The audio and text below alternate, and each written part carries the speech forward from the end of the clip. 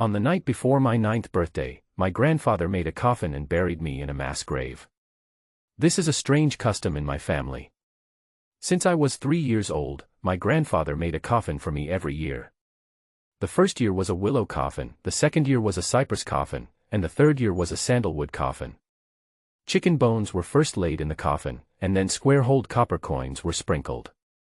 After I lay in it, I was covered with a yellow sutra, which was filled with prayers for the afterlife and purple-black characters advising people to abandon evil and do good. It was written by my grandfather with his own blood. Finally, the coffin was sealed and buried 3 feet deep in the ground. In the first year, I was buried underground for 2 hours. When my grandfather dug me out, my face was blue and purple. After I recovered, my grandfather said to me, "If you are buried alive in the future, you must find a way to survive." Then he taught me how to hold my breath so that I could live longer in the coffin. This year is the 7th year, and the coffin used is very rough and without any decoration. This time, I was buried in the ground for 3 days before my grandfather dug me out. In the past, my grandfather would cook a big table of food and we would celebrate our birthday together. But this time, my grandfather took me on a day-long car ride to visit the famous Chow family. It turned out that when my grandfather picked me up, he found a large blue birthmark on my back that looked like the Hades Palace. He said that I was destined to be the Hades, a noble and evil person that ordinary people could not bear. My grandfather named me Lin Shou and took great pains to raise me until I was 9 years old, but he was powerless after that.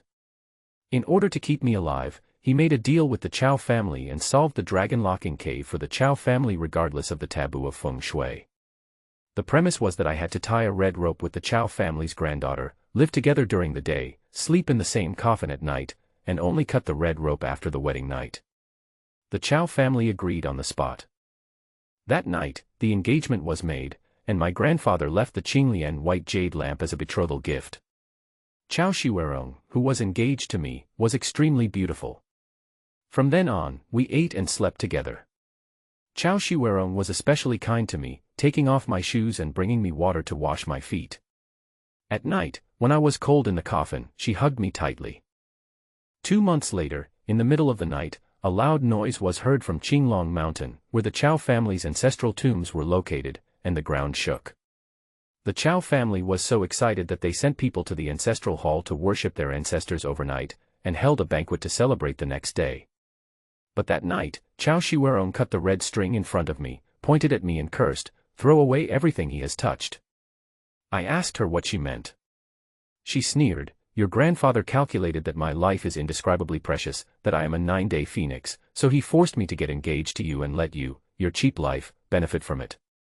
If it weren't for my parents, would I let you defile me? I feel sick just thinking about it." I didn't expect her to be so scary. "Then I'll leave." Seeing that there were so many of them, I deliberately cursed angrily and turned away. "If he dares to run, break his legs." Chow Shiwerong gave an order, and a group of people with sticks surrounded me and blocked me at the door. I couldn't get out, so I stepped back and sneered, "You used your hands to wash my stinky feet, so you're going to chop them off. You're looking for death." Chow Shiwerong was furious and grabbed the stick and hit me. I grabbed her, smashed a glass bottle and put it on her neck and shouted, "Get out of here." I held her hostage and walked out. When I was almost at the door, Chow Shiwerong suddenly pulled out a dagger from her sleeve and stabbed me. I was caught off guard and pushed her away. She screamed and the dagger cut a small cut on her left cheek. She turned pale with fear. I took the opportunity to rush out and avoid being blocked. I was about to climb over the wall and escape, but suddenly a figure flashed and I ran straight into it. I flew back like I was hit by a truck and rolled on the ground. A middle-aged man with a sallow face came over, stepped on my left leg and broke my hands and feet. "How dare you hurt my face? How dare you?" Chow Shiwerong covered her face with one hand and held a dagger with the other hand, stabbing my palm frantically, shouting, "Where are the tendons? How did you cut the tendons? Miss, this is enough, your minor injury can be cured," the sallow-faced man advised. "Shut up, I'm going to cut his tendons." Chow Shiwerong screamed. "Yes, then I'll do it," the sallow-faced man said. "Teach me how to cut, and I'll do it," Chow Shiwerong said viciously. The sallow-faced man was silent for a moment, grabbed my left hand, pointed at my wrist and said, "Cut here." Chow Shi-Werong stabbed fiercely, but she was not skilled, and my wrists and ankles were cut into a bloody mess, and blood splashed on her skirt. I knew the consequences of having my tendons cut, but I promised my grandfather that I would live. I gritted my teeth, said nothing, and twisted my body to crawl out. At this time, a group of people ran in. "What's going on? Ronger, what are you doing?" Chow's father was horrified. He scratched my face. "I want to kill him." Chow Shi-Werong shouted resentfully. "Although his grandfather is dead, this kid is still useful." Chow's father frowned. My chest felt like it was hit by a huge hammer, my ears were buzzing, and I almost fainted when I heard the Chow family say it themselves. "I don't care, I want him to die, I want him to die." Chow Shi-Werong screamed. Chow's father was helpless, waved his hand and ordered, "Drag him away and kill him, be careful with your hands and feet." "No, that's too easy for him." Chow Shi-Werong refused. "Doesn't he like sleeping in a coffin?" "Then let him sleep enough.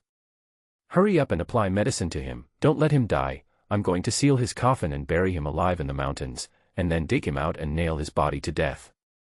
I woke up again, and it was pitch black in front of me. The air was stuffy and smelled of earth. I knew I was in the coffin and was buried. I applied medicine to the wounds on my body to stop the bleeding, but my hands and feet were weak.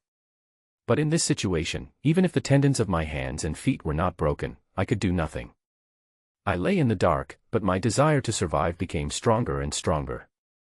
Grandpa said that there would be a day when we would meet again. I don't believe that Grandpa is dead, and I can't die either. Others would have panicked if they were buried alive, but I'm used to it. I repeatedly recalled the events of the Chow family, found a glimmer of hope, and began to hold my breath. There is no sun or moon in the coffin. I don't know how long it was before I was awakened by a rap sound, followed by a few more raps. I realized it was the sound of the coffin nails being pulled out. "You said the young lady asked us to bury the person, but suddenly asked us to dig the person out. What is this for?" There was a faint voice outside. "Why do you care so much? Can we guess what the young lady is thinking?" Another voice said. "That's true, but our young lady is really scary." The previous person's voice trembled. "Are you going to die? What nonsense are you talking about?" Another person hurriedly stopped me. Okay, I won't say any more." The two continued to work, nailing the coffin out and pushing the lid together. "It's damn heavy." One person complained. "Do you think the child inside will be alive?" The other person trembled. "What nonsense are you talking about? It's been buried for 7 days. You don't think the person is still alive?" The other person cursed. "No, I'm not afraid that the person is alive, I'm afraid that he will be alive. I heard that this cemetery is very weird, and tonight is the 15th day of the 7th month." "Shut up, it's bad luck." With a loud bang, the coffin lid was pushed open. Chow Shi-Werong had sworn that I would never be reborn. She would not let me stay buried forever and would definitely dig me out. This was my chance to survive. I was right. If it weren't for my childhood experience, I would not have been able to survive 7 days in the coffin. It seemed like it was destined. "This child's body looks a bit strange, how come there isn't even a corpse spot?" someone exclaimed when I was carried up. "What corpse spots? Just carry him on your back and get going. Why do you have to carry me? Look at your incompetence, can't you take turns carrying him?" The two of them carried me down the mountain, cursing. Not long after we walked, there was a rumble of thunder. "What the hell is this weather? Why is it suddenly going to rain?" One of them cursed. "Brother How, didn't I just say that this Fentiling Ridge is very weird? It is said that every July 15th, there will be thunder on this mountain, without exception. Why are you talking so much nonsense? The lady asked us to use 99 nails to nail this child to the mulberry tree, and we must finish it before tonight. Time is very tight, hurry up." Brother How urged repeatedly. "My brother. Can you please not say these things in front of the child? What if he gets excited and resurrects?" Resurrecting a corpse bullshit, Brother How turned around and cursed. I slowly rolled my eyes and grinned at Brother How. There was a rumble in the sky and lightning flashed. Scam! Brother How yelled and turned and ran. I opened my mouth and bit the ear of the man carrying me, and he threw me down with a scream. The two of us rolled and crawled down the mountain. I lay on the ground for a while, and then I saw some grass nearby. I went over to eat it, chewing the bitter grass juice and swallowing it. I didn't eat any more until I could crawl deeper into the mountain. They were only frightened temporarily. If they reacted, they would definitely come back. The mountain road was rugged, and it was difficult to walk, let alone crawl. If I wasn't careful, I would have rolled down and almost fell off the cliff. My hands and feet were weak, so I even used my teeth to bite the roots of the tree to gain leverage and climb up. Thunder rolled in the sky from time to time. I was already extremely weak, and if it rained heavily, I would be dead. I didn't know how long I climbed in the dark, my physical strength was exhausted, and my mind was confused. I have to live as long as the southern mountains, I muttered, biting my tongue hard to wake myself up. After climbing for a while, a flash of lightning flashed across the sky, and in the light, a small temple appeared in front of me. I was surprised and happy, like a drowning person grabbing a life-saving straw. I struggled to climb forward, but I was really exhausted. The small temple seemed close at hand, but it was far away in the horizon. Suddenly, I vaguely saw someone standing in front of the small temple, looking at me. I opened my mouth to shout, but the thunder drowned me out. When I crawled to the temple gate, I saw clearly in the light of the temple that it was an old woman with gray hair and black clothes. She saw me, but turned around and went into the temple with a blank expression. I struggled to crawl to the temple gate, but I couldn't get over the threshold. When I tried to push, I felt dizzy and my neck tightened. I didn't know when the old woman appeared and carried me into the temple. She put me on the mat and turned to go out. I looked up and saw a statue of a female deity standing in front of me. It was sculpted to be lifelike and graceful. Even the red mole at the corner of her left eyebrow was carved in detail. There were 3 incense sticks on the incense burner, and smoke was curling up. I was staring at it in a trance when I heard the sound of footsteps. The old woman came in with a bowl of steaming rice porridge and placed it in front of me. I was hungry and thirsty, so I didn't care about the heat and drank it up in big mouthfuls. After finishing a bowl of porridge, I breathed a sigh of relief and said gratefully, "Thank you, Grandma, for saving my life." The old woman didn't say anything, but grabbed a handful of incense ash and wrote on the ground, "You can crawl into the temple, which means you are destined to be with us." I was stunned, thinking that this old lady was mute. Then I thought, she was standing at the temple gate and watching me before. If I hadn't crawled here, even if I died there, she might not care. "Why did those people bury you alive?" The mute old lady wrote on the ground again. I was shocked. "Grandma, did you see it?" The mute old lady nodded and wrote, "I saw someone bury the coffin in the mountains, and dug it out after 7 days, and you were not dead." I was extremely surprised. I didn't expect that she saw everything. After hesitating for a while, I told her about the Chow family's experience, skipping the matter of the fate of the king of hell. "Your hands and feet are really useless," the mute old woman wrote on the ground. I felt sad. At this time, thunder rolled over my head and lightning flashed in the sky. The mute old woman looked outside and wrote, "The thunder will be very strong tonight, and the temple may not be able to withstand it." I was stunned and noticed that the walls and ceiling of the temple were covered with yellow paper talismans, which looked weird. "We need someone to go there to attract the thunder and share some of the pressure. Are you willing to go?" The mute old woman pointed to an empty space in front of the temple. "To attract the thunder?" I was shocked. "Isn't this going to die? If you are willing to go and can survive, I can help you reconnect your tendons in your hands and feet." The mute old woman wrote again. "Can it be reconnected?" I couldn't believe it. The mute old woman nodded expressionlessly and wrote, "It's up to you." I looked outside. The sky was covered with dark clouds, lightning flashed, and my heart was pounding. "Grandma, can you give me 36 copper coins?" I took a deep breath and asked. The mute grandma got up and went out. A moment later, she came in with a black cloth bag. When she opened it, it was a bag of ancient copper coins. "Please, Grandma, take me out." The mute grandma picked me up, walked outside the temple, put me in the open space right in front of the temple gate, and turned back to the temple. I tried to move my hands, but they were so weak that I couldn't even hold the coins, so I had to pick one up with my mouth and put it on the ground. I wanted to set up the Suoyang formation, using 36 coins to form a big circle around me. Coins have passed through thousands of hands, and the yang energy is strong. This Suoyang formation can restrain the yin energy and imprison evil spirits. It is also called the thunder pool, which means that evil spirits cannot cross the thunder pool. When my grandfather taught me, he asked me to grab a handful of coins with one hand and throw them casually to make them stand up and form a circle. I practiced it to perfection, but unfortunately I can't use it now. I struggled to hold the coins upright one by one with my mouth. Thunder rumbled overhead. With a loud bang, a flash of lightning struck a pine tree not far away.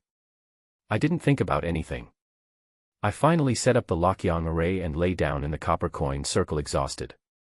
A few bean-sized raindrops fell and hit my nose, and then it rained heavily. Boom, boom, boom. There was a burst of explosions above my head, and countless thunders fell around the small temple, dazzling and dazzling. I don't know if the thunder pool is useful at all. Even if it is, the heavy rain is pouring, and I am soaked. Even if I am affected by the thunder, I will be turned into ashes by the thunder and fire. In a flash, I remembered what Hao Gu and the others said, saying that fentiling is evil, and there will be thunder every July 15th. But now it seems that it is not fentiling that is evil, but this Nyang temple.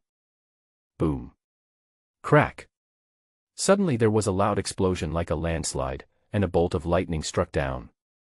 The 36 copper coins standing around me suddenly spun around, and then exploded into powder with a bang. I felt numb all over and fell into darkness. When I woke up again, I found myself lying on a mat in the temple. The thunderstorm outside had stopped and the sky was bright. I moved a little, and my whole body was tingling. The wounds on my wrists and ankles were covered with black ointment, which gave off a pungent smell. The mute old woman came in from outside, grabbed my hands and feet, took a look, and wrote on the ground with a handful of incense ash, "You have been in a coma for 3 days and 3 nights. I cut open the wound and reconnected your tendons and veins." I was shocked. "I didn't expect you to be in a coma for so long." I asked nervously, "Then are you reconnected?" The mute old woman brought out a bowl of porridge and asked me to drink it first. While I was drinking the porridge, I saw her carrying a clay pot that was more than 1 person tall in it. "Live in it for 3 days."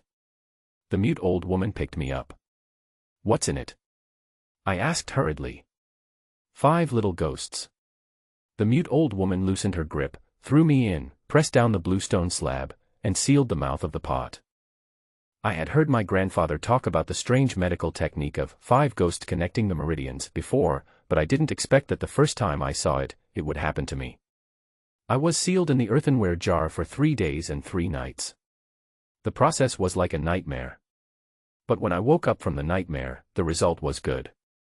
My tendons and veins that were destroyed by Chao Shiwerong were miraculously connected perfectly. You are born to be the king of hell. Even if you are cured, you won't live long.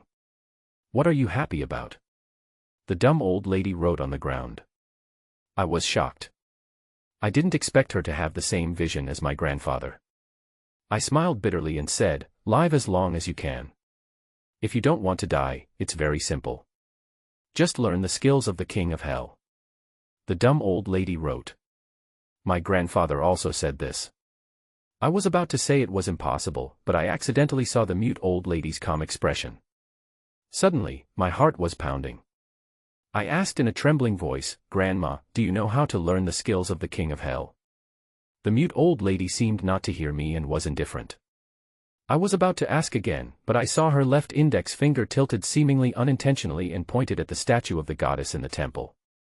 I was inspired and immediately knelt down in front of the statue of the goddess and kowtowed. After knocking my head for hundreds of times, the dumb woman patted my shoulder and wrote on the ground, "The goddess agreed to accept you as her disciple." I was stunned. I thought the dumb woman wanted to accept me as her disciple and asked me to kneel down to the goddess as a test of my sincerity. Who knew, she said, the goddess accepted me as her disciple.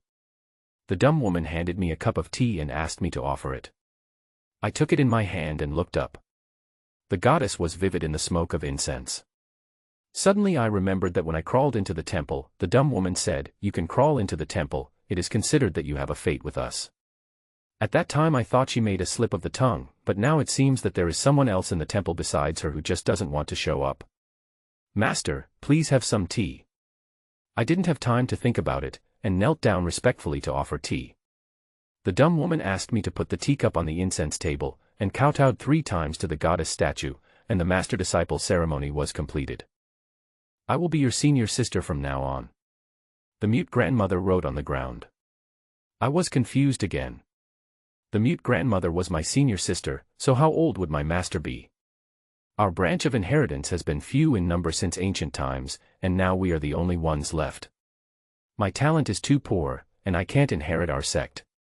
From now on, I will rely on you.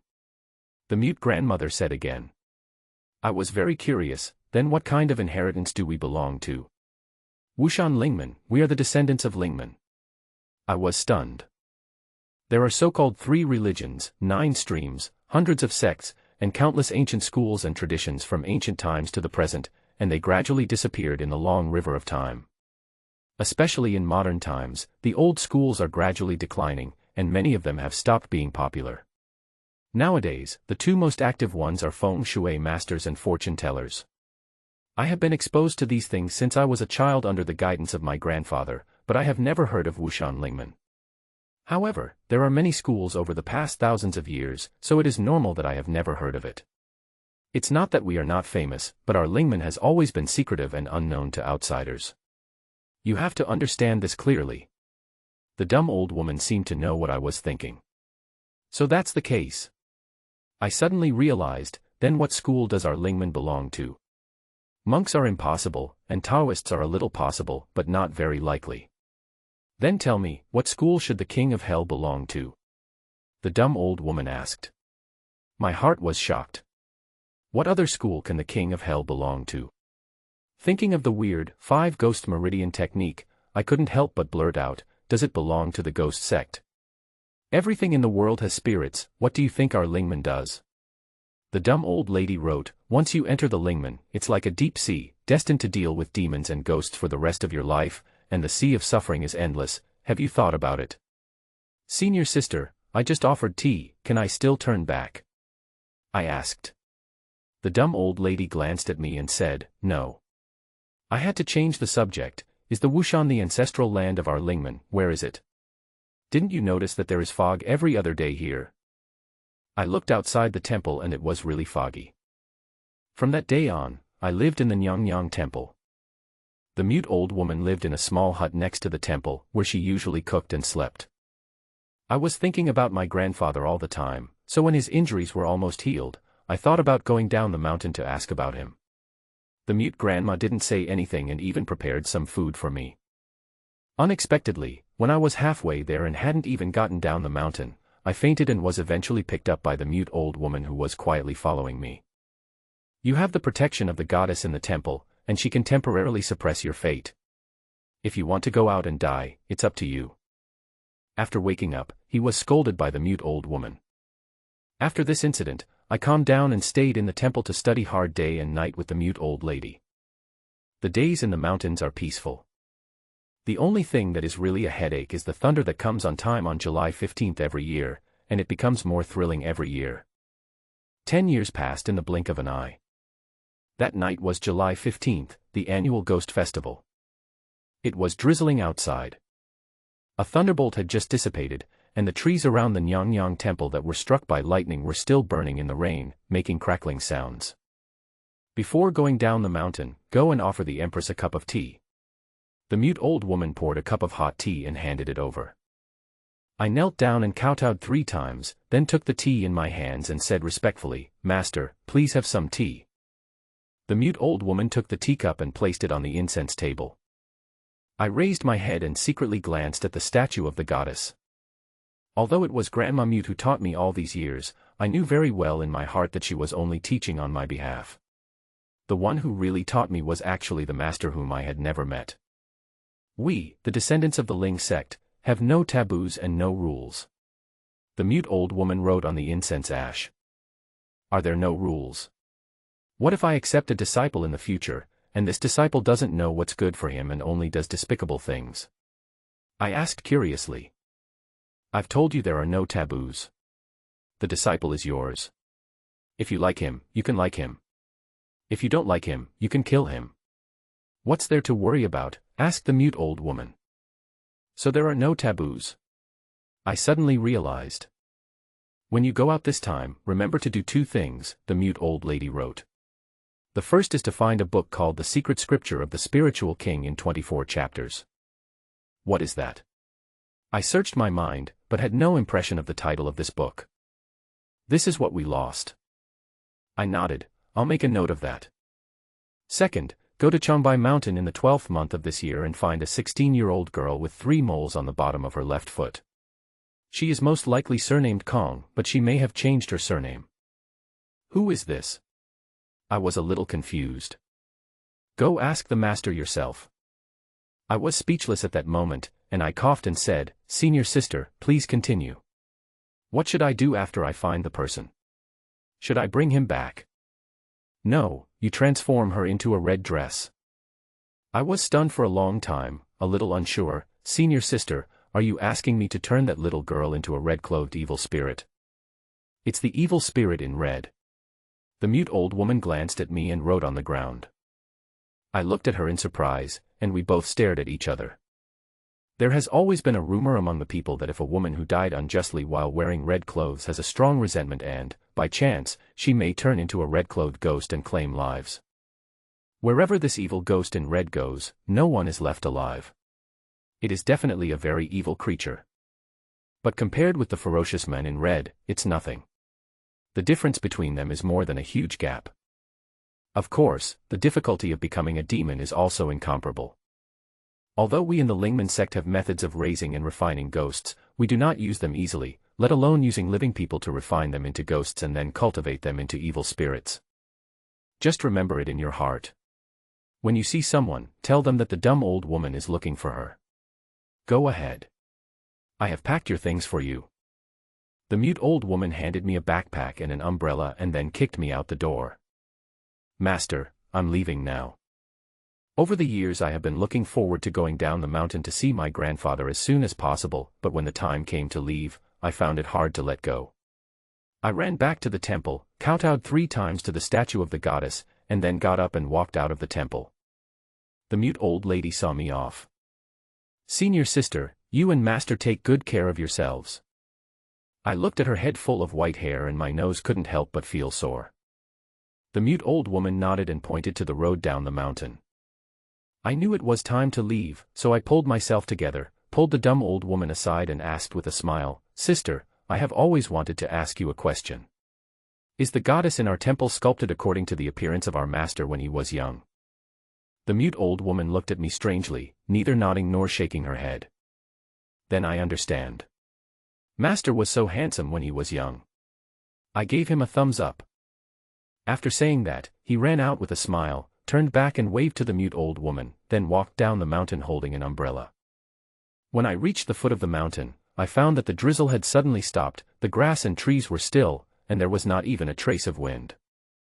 Looking up, I saw the sky was covered with dark clouds, as black as ink. A flash of lightning flashed silently through the clouds, like a dancing golden snake. My heart suddenly shook, I threw my umbrella and bag to the ground, turned around and ran towards the mountain as fast as I could. Boom. Snap. Thunderbolts suddenly fell from the sky, and purple lightning cut through the night sky, seeming to split the entire Fentoling Ridge in half. By the time I arrived, the thunder had dissipated and the Nyang temple no longer existed. Only charred ruins remained, and half of the Nyang statue was still burning in the fire, crackling. Then it started to rain heavily. Master. Senior sister. I rushed over and searched everywhere, but found nothing. I didn't expect that 10 years later, I would once again experience the same fear I felt when I heard at Chow's house that something had happened to my grandfather. The cold rain soaked me all over and also made my mind clearer. It'll be okay. After calming down, I started to think normally. It's just that the Nyang temple was struck by lightning. It doesn't mean anything. Besides, with the abilities of Master and Senior Sister, I don't believe that they are gone just like that. I sat in the heavy rain all night. It was not until the wind stopped, the rain ceased, and the sky in the east began to brighten that he stood up and walked down the mountain. I picked up my umbrella and backpack and left Fentoling, where I had lived for 10 years. After leaving Fentoling, I went back to my hometown first, still holding a glimmer of hope in my heart. Maybe my grandfather had already returned.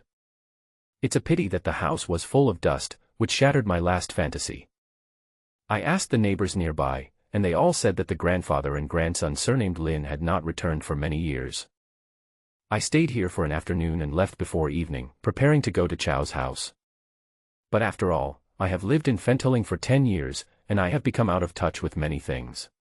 Moreover, with today's prices, the money that the mute old lady gave me was quickly spent, and the remaining money was barely enough to cover travel expenses. I thought about it and remembered that my grandfather used to be a top boss in the circle, and I learned feng shui from my grandfather since I was a child, so I traveled around the world as a feng shui master. Afterwards, I helped Mr. He, a boss in Zhengzhou who made his fortune in hardware trade, to solve a life-threatening issue. This allowed me to make a lot of money, so I no longer had to worry about money and could focus on dealing with the Chow family. And it was a coincidence that the He family incident also allowed me to gain something, which was a South Sea magic pearl. This thing looks like a golden bead of wealth, but it is actually a kind of evil magic from Southeast Asia that harms people. After this magic pearl is brought home, the fortunes of Boss He and his family will be slowly plundered and eroded, and eventually not only will all their money be lost, but their family may even be destroyed. After finishing my business and leaving Zhengzhou, I went straight to Meicheng, and arrived at the foot of Qinglong Mountain, northwest of Meicheng, that afternoon. This is Qinglong Mountain. Look at the direction of this mountain range. Does it look like a lying green dragon? The driver, Master Zhang, asked with a smile, pointing ahead. I looked at the mountain range, was silent for a moment, and then smiled and said, shall we go up and take a look? Okay. Master Zhang parked the car and followed me up the mountain. I've been here several times. Every time I come back, I go to the Caoxian temple on the mountain to worship. I heard it's very effective. Caoxian temple. I was a little confused. Yes, we can see it when we go up. Master Zhang said with a smile. This is my first time to Qinglong Mountain, but my heart is far from as calm as I appear on the outside. Because this is the location of the Chow family's ancestral tomb and the root of everything. I once heard my grandfather mention the dragon locking cave. If I'm not mistaken, the ancestors of the Chow family must have found this dragon locking cave in Qinglong Mountain with the guidance of an expert and moved their ancestral tomb into it. From then on, the Chow family prospered and even produced a high-ranking official. But how can your family get all the good things in this world? As time went by, something must have gone wrong with this dragon locking cave, leading to the extinction of the Chow family. So the Chow family found my grandfather, the top feng shui master in the circle, and wanted my grandfather to help them change their fate.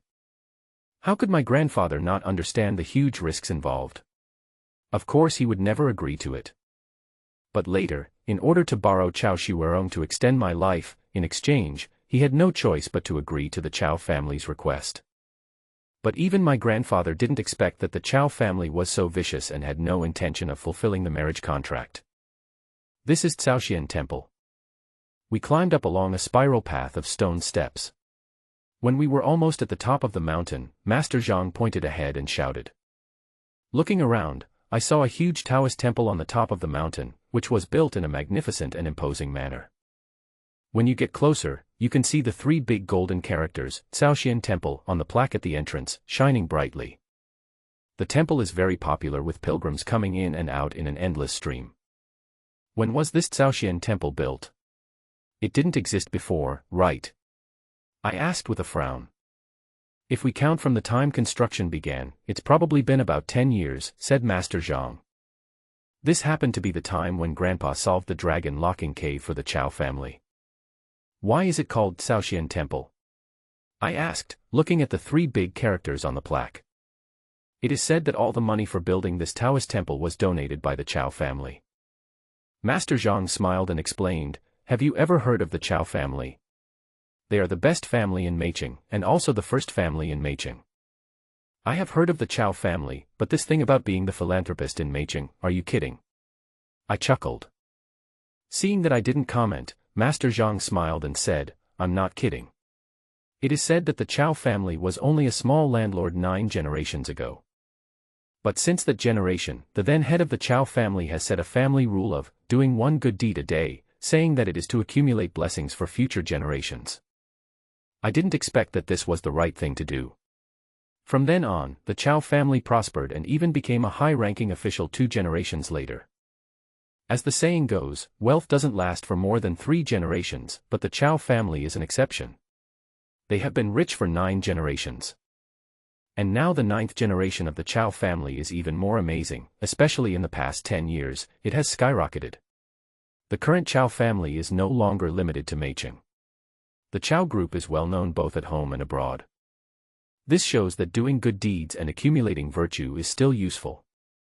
The reason why the Chow family is so prosperous is that they have done a lot of good deeds, which has brought blessings to their descendants.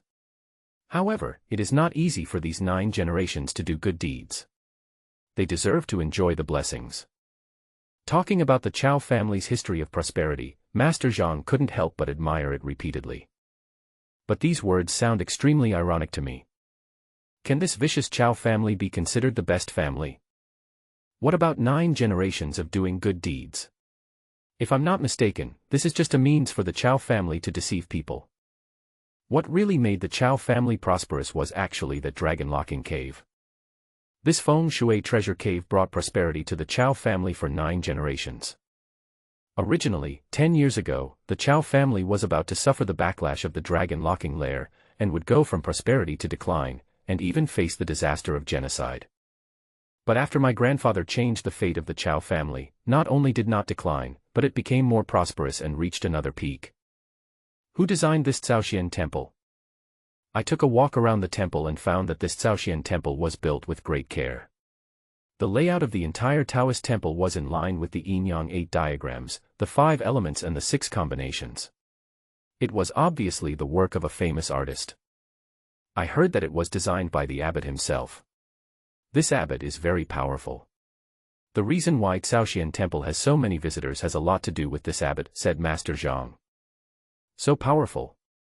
Who is this temple master? I asked with interest. I'm not sure about that. Master Zhang shook his head and smiled. The abbot of this temple lives in seclusion and is very mysterious. Although I have been here several times, I have never seen him once. Then let's find an opportunity next time. I smiled and changed the subject. I heard that the Chow family's ancestral tomb is also on Qinglong Mountain.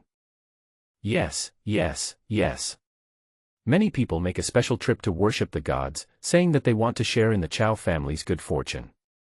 Master Zhang said with a smile. Really? Then let's go and try some. I said with a smile. Okay.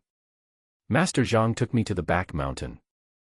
After walking for more than half an hour, we saw an extremely majestic tomb lying in the valley ahead.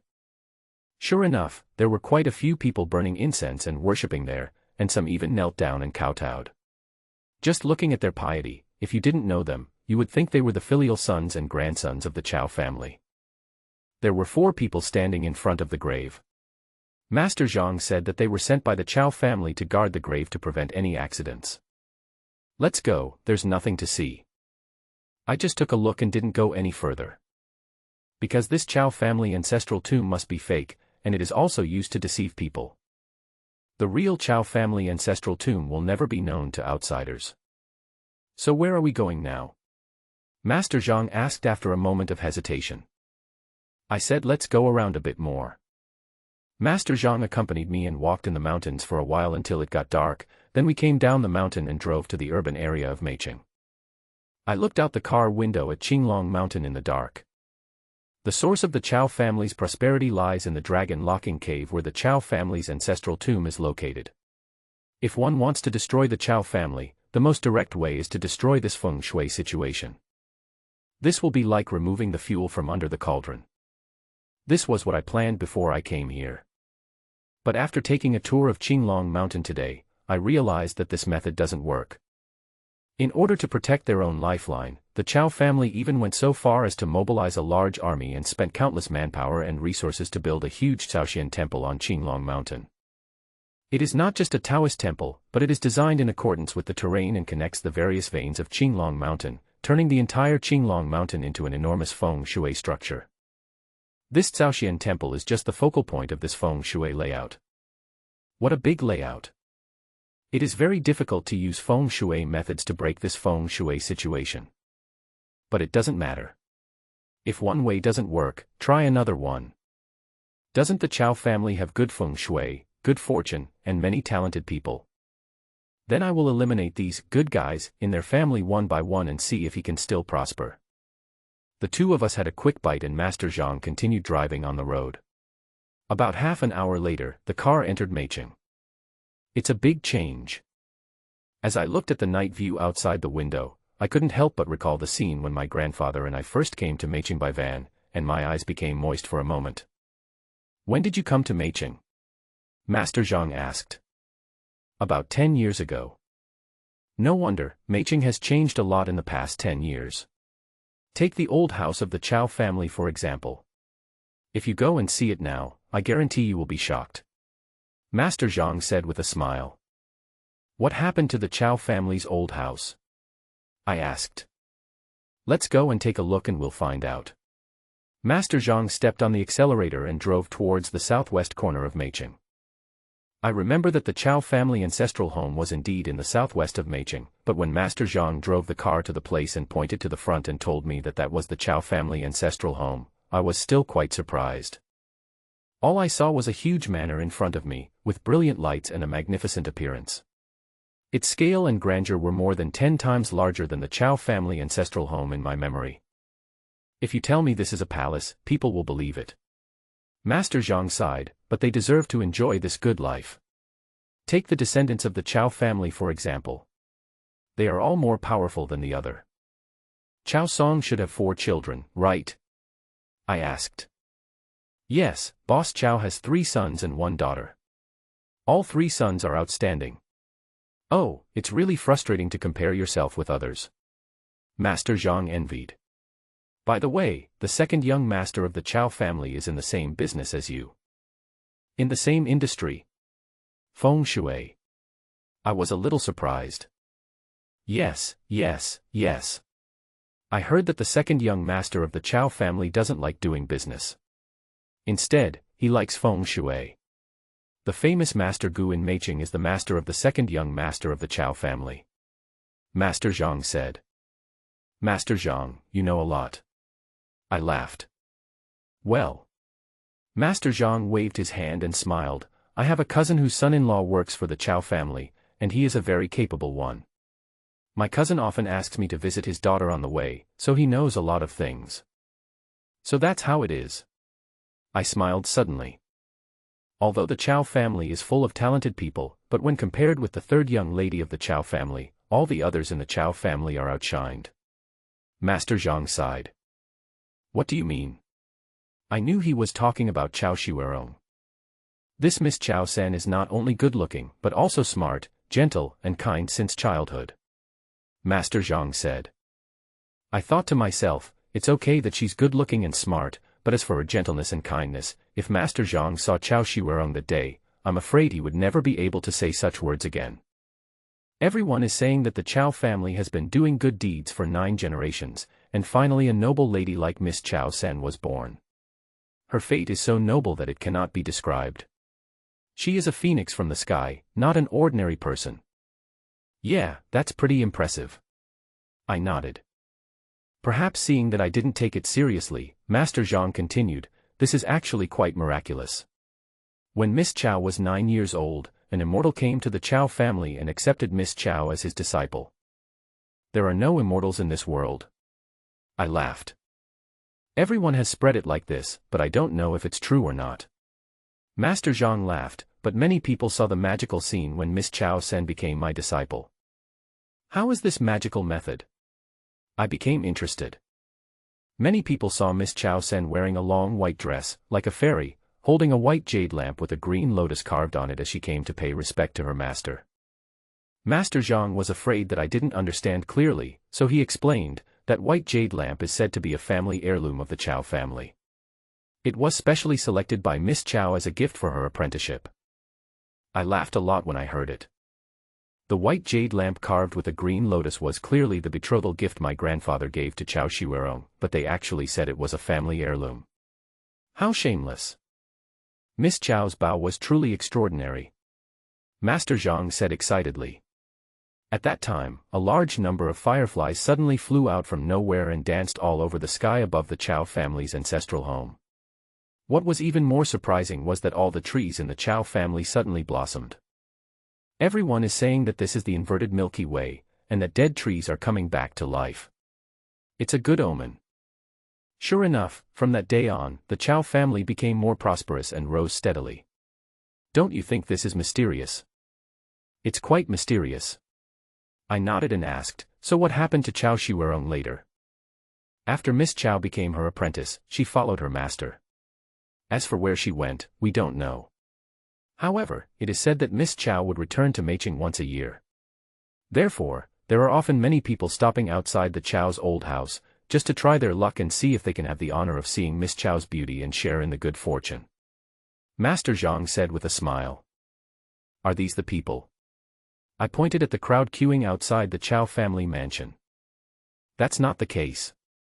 These people are here to collect the Chao family's fortune. Master Zhang took a look and said with a smile. Fujin. That's the rule set by the Chao family. Anyone who is truly in trouble can go to the Chao family to receive a sum of money, called the Chao family Fujin. There are 18 places available every day, Master Zhang explained. As we were talking, we suddenly heard a commotion coming from the Chao family mansion. I saw a man rushing out of the crowd, kneeling down at the gate and kowtowed. What's going on? Master Zhang glanced at him in surprise. Suddenly he cried out, it seems to be my cousin. You are here. I will go and have a look. As he said that, he hurriedly opened the door, got out of the car, and ran over. I saw that the person who was kowtowing was an old man in plain clothes. Master Zhang ran over and tried to pull him up, but he refused. Amid the discussions of the onlookers, a middle-aged man walked out of the Chao family mansion, hurriedly ran over and pulled the old man up. When I saw the man's face clearly, I was a little dazed for a moment. Isn't this the brother Hao who dug me out from Fentoling back then?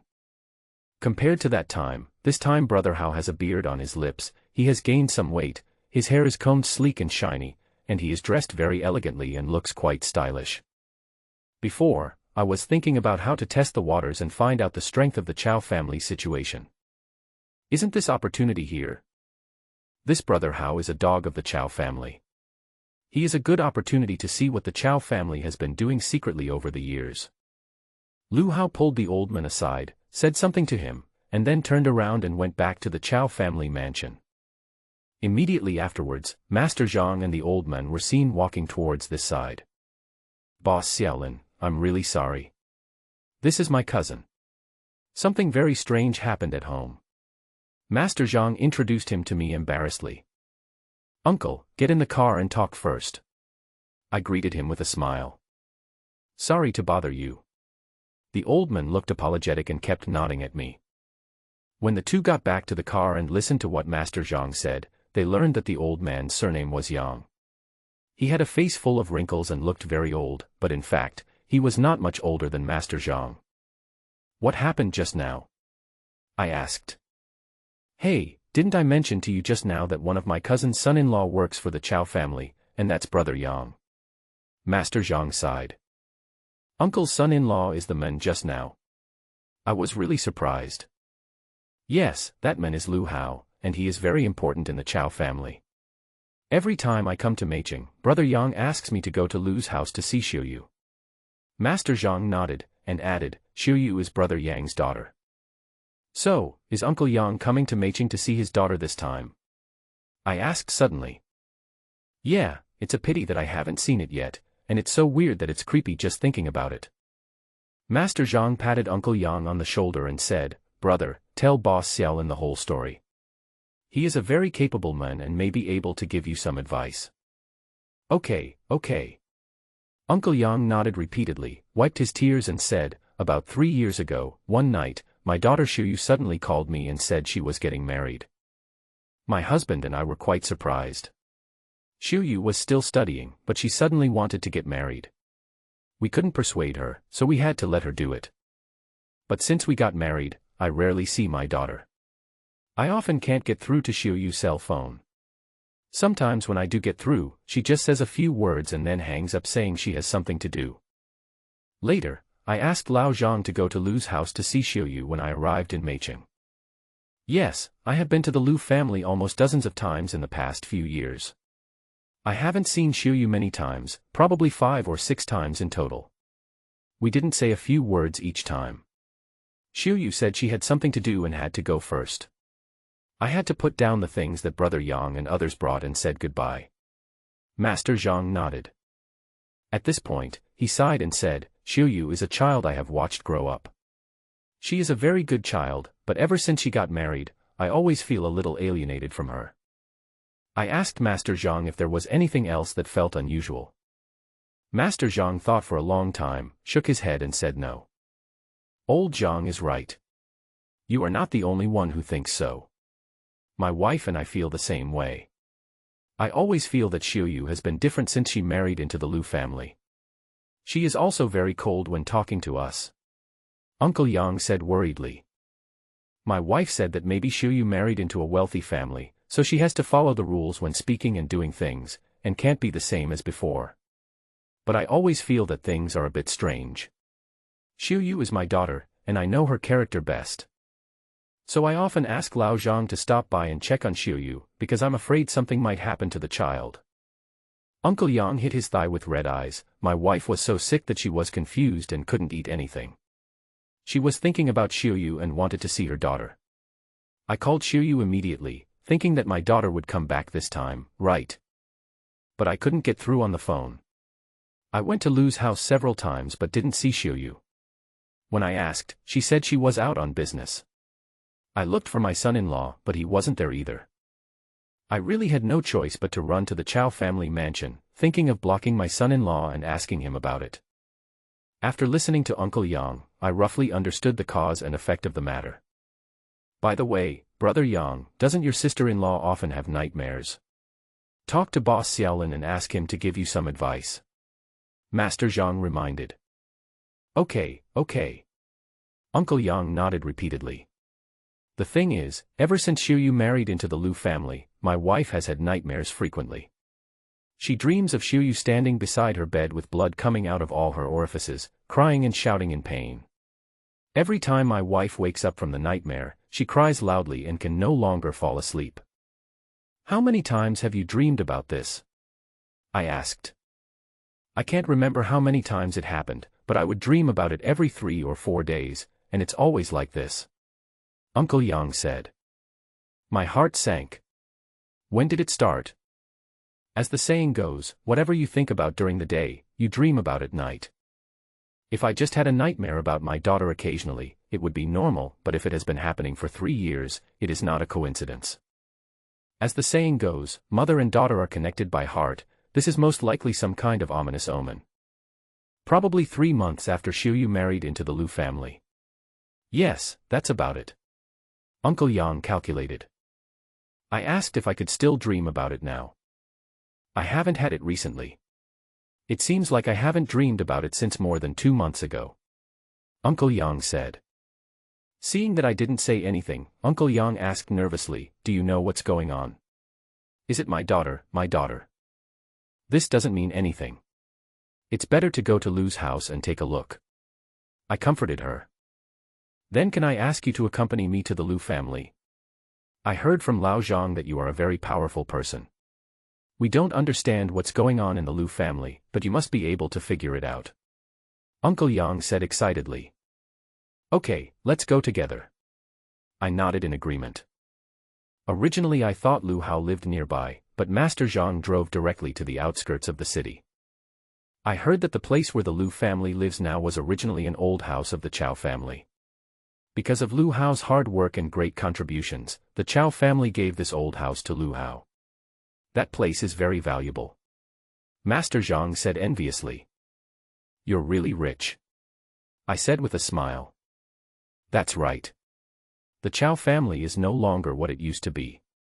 For us, this old house is worth more than we can earn in a lifetime, but for the Chow family, it's just a drop in the bucket. Master Zhang sighed. I saw Uncle Yang sitting there in a daze, so I asked with a smile, Uncle, what does Xiu Yu like to do? Xiu Yu, she used to like to do a lot of things, but after her brother went missing, alas, there was only one thing she liked to do, and that was to ask around for news about her brother. Uncle Yang sighed deeply. But when he talked about his daughter, he opened up and chatted with us all the way. The car drove for about half an hour. It's right in front. Master Zhang stopped the car. I saw a huge house in front of me, with white walls and black tiles. It was a very old-fashioned style and it was probably quite old. We got off the car and walked up. There were 2 stone lions standing at the gate of the house, with their fangs bared and claws bared, looking very powerful. The door was open, and there were 2 benches at the entrance, on which sat 4 broad-shouldered and strong-waisted men with fierce faces, who looked like they were not to be trifled with. But what is strange is that although it is autumn now, the temperature is not low, but these 4 people are wearing thick clothes and wrapped up tightly. Who are these 4 people? Master Zhang exclaimed in surprise. Never seen it before. I asked him. Master Zhang shook his head. No, there was at most an old man guarding the door. I know him. Who are you looking for? As we were talking, the 4 men saw us coming and one of them shouted at us. The voice was very loud and the tone was very unfriendly, which scared Uncle Yang. He trembled and said, I am looking for my daughter. This is my daughter's home. What do you mean you're looking for your daughter? We don't allow visitors today. The man waved his hand and told us to leave quickly. Master Zhang hurried forward and said, Brother, is this Mr. Lu Hao's home? Of course. The man rolled his eyes. That's it. Master Zhang smiled and pointed at Uncle Yang. This is Mr. Lu Hao's father-in-law. Father-in-law. The man glared at him. Are you kidding me? How can you be talking nonsense? You brothers are new here, so it's normal that you don't know each other. How about you go in and ask? Master Zhang has contact with many people and is much better at talking than Uncle Yang. The man looked at Uncle Yang again and said coldly, even if it's my father-in-law, no one can come in today. What happened? Master Zhang asked after a moment of surprise. Come on, why are you talking so much nonsense? The man waved his hand impatiently and pushed Master Zhang and Uncle Yang out. Uncle Yang begged, I'm here to see my daughter, why don't you go inside and tell them, we'll wait outside. You don't understand what people say, right? The man's face darkened. The 3 men sitting on the bench also stood up suddenly and looked over with eager eyes. Master Zhang and Uncle Yang were so frightened that they took a few steps back, staggered, and almost fell down. I supported them from behind and said sternly, don't talk to these 4 ghosts, spit at the door. Ah. Master Zhang and Uncle Yang were both stunned. However, Master Zhang did not dare to ask more questions. He quickly spat 3 times towards the direction of the door. When Uncle Yang saw it, he also hurriedly followed suit and spit. What are you doing? The man was furious. Just pretend you didn't hear anything. I said to Master Zhang and the other 2, these 4 are short-lived ghosts who are about to die. You 2 have weak yang energy, so don't talk to them, and don't get close to them.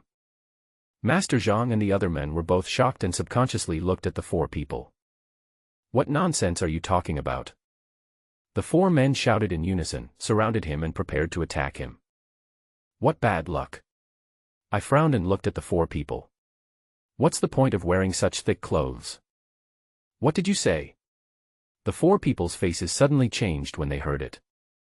You're wearing this cotton-padded jacket, but you're still shivering, right? I said casually. How do you know? What is going on? The leading man asked in surprise. I sighed. I've already told you guys are short-lived ghosts who are about to die.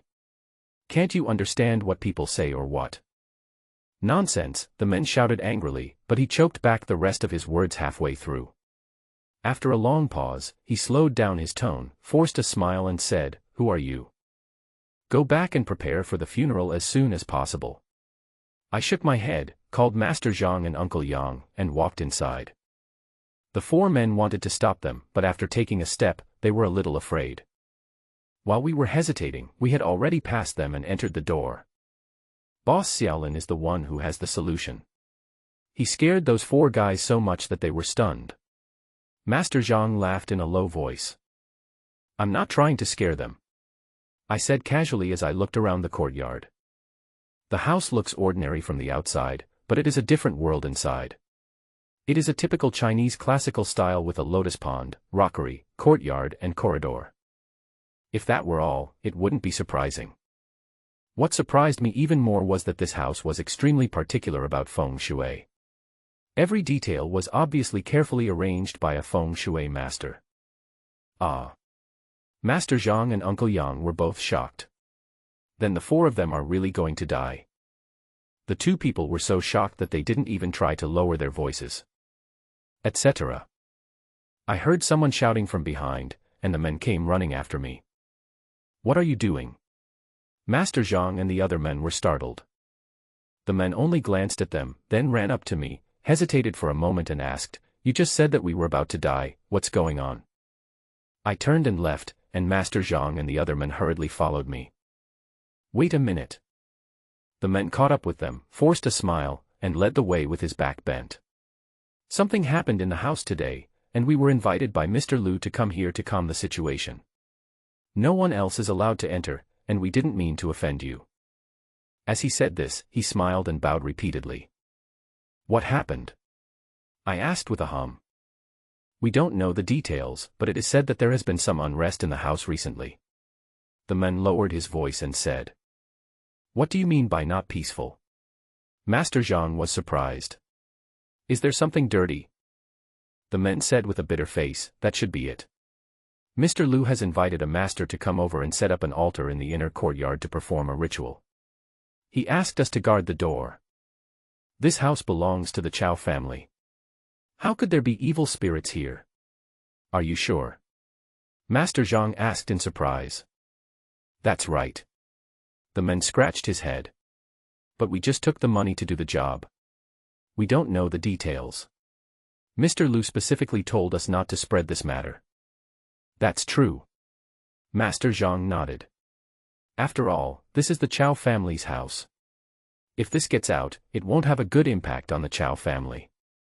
I laughed and asked, why can't the Chow family cause evil? That's right. After all, there are all kinds of birds in a big forest. Master Zhang agreed.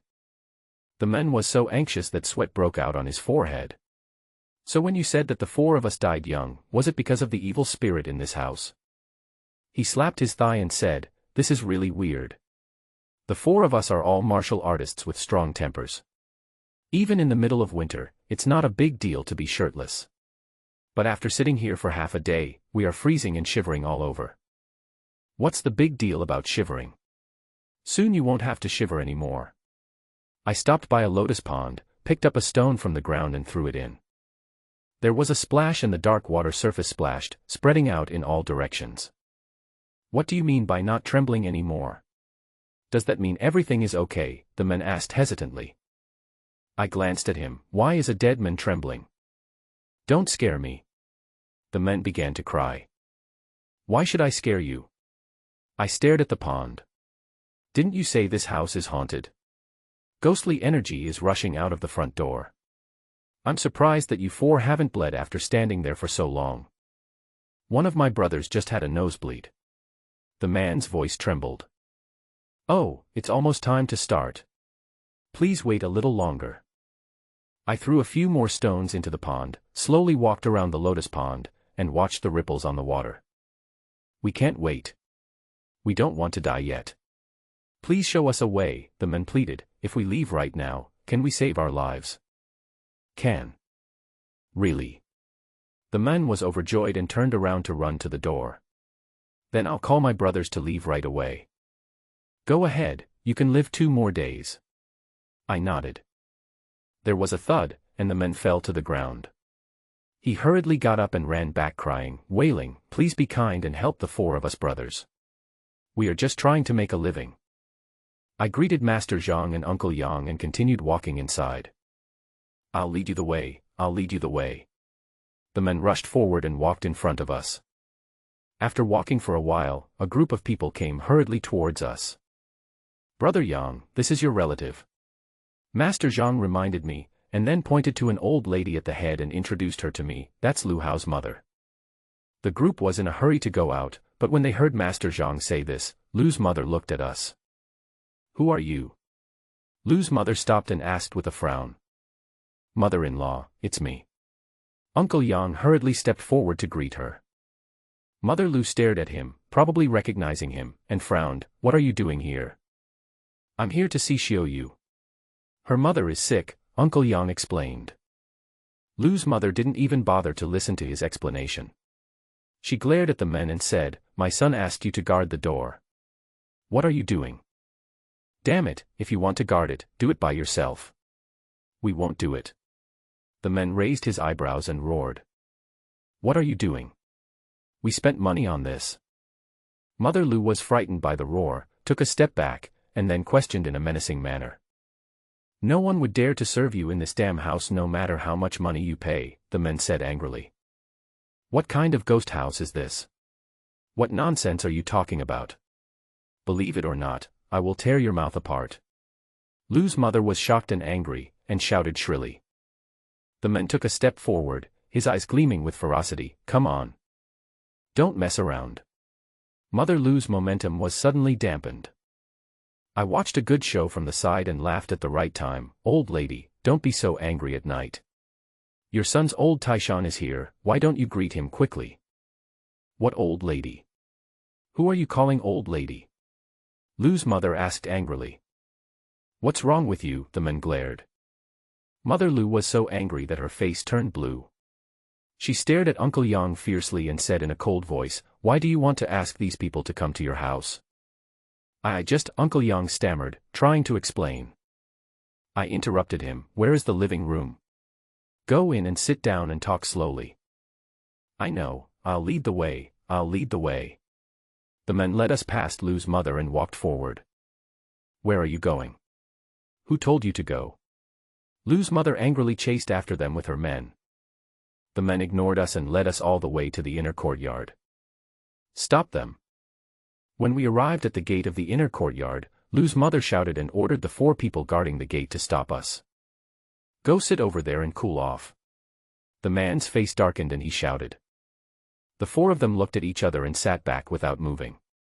It was obvious that they knew each other. "You are rebelling against the heaven," Lu's mother yelled angrily.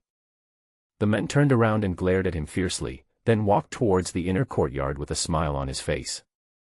As soon as I entered the door, a whirlwind suddenly arose in the yard, blowing up the fallen leaves on the ground and making them spin in the air. The men shuddered all over, and Master Zhang and Uncle Yang couldn't help shivering as well.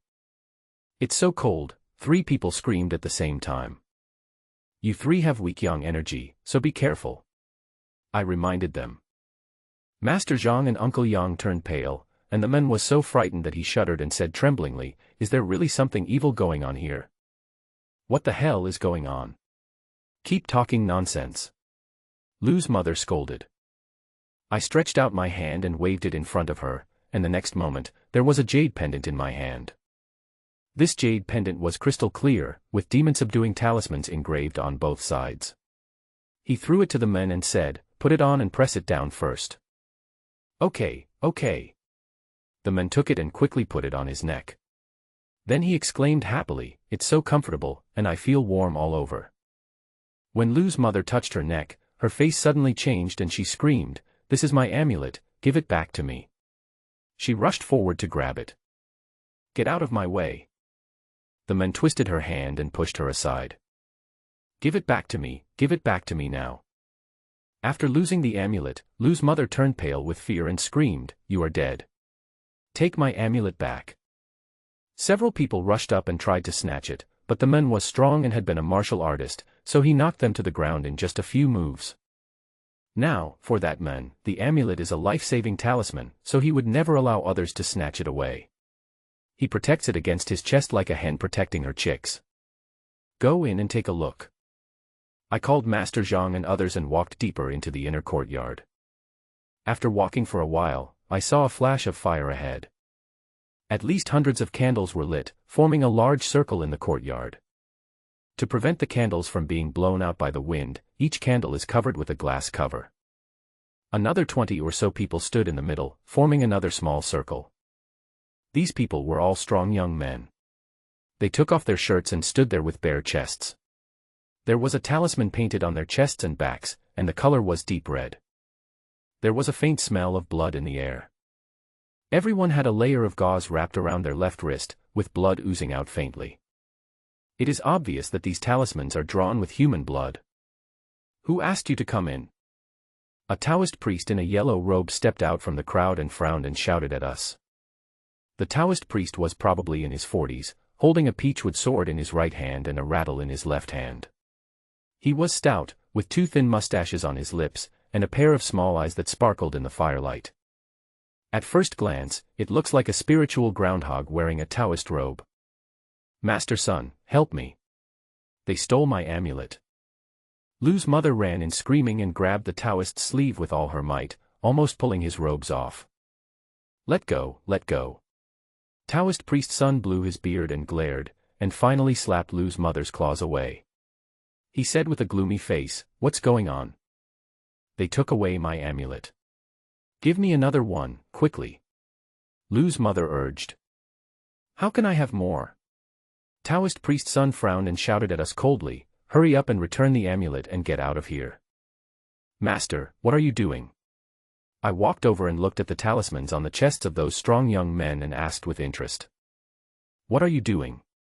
Taoist priest Sun raised his eyebrows and said angrily, get these people out of here. Two young men in Taoist robes rushed out from the side and shouted, did you hear that? My master wants you to get out. As he was about to step forward to attack, but before he got close, the men rushed over and grabbed both of them by the neck with both hands. Asshole! Taoist priest Sun shouted and shook the bell in his hand, which made a few strange clanging sounds. The men let out a cry of ouch, and staggered as if he was drunk. His hands loosened and the two young Taoists fell to the ground. The two men cursed angrily and kicked the men in the chest at the same time. However, the man was thick-skinned and was kicked back a step, but he was fine. He shook his head and said, why do I suddenly feel dizzy? Taoist priest Sun rang the bell several times, and the men suddenly couldn't even stand steadily. He cried out, I feel dizzy. He almost fell down, but was caught by Master Zhang and Uncle Yang. Don't ring your broken bell so late at night, I said calmly. Taoist priest Sun snorted coldly, turned around, and shook the bell at me a few times. Seeing that I didn't react, a cold light flashed in his eyes, and he shook it vigorously for dozens of times. Suddenly there was a bang and the bell exploded. Taoist priest Sun and his two disciples were caught off guard and their faces were covered with blood. Especially Taoist priest Sun, his hand holding the bell was covered in blood and even half of his sleeve was blown off. I told you to stop shaking. I clicked my tongue. You. Taoist priest Sun covered his left hand and stared at me in shock and anger. The two apprentices quickly came over with towels to bandage his wounds. One of the apprentices said, Master, this bell must have been out of use for a long time. Something must have gone wrong. Taoist priest Sun coughed and cursed, it's all your fault. This is a magical weapon to suppress evil. I told you to take good care of it, but you must have been lazy.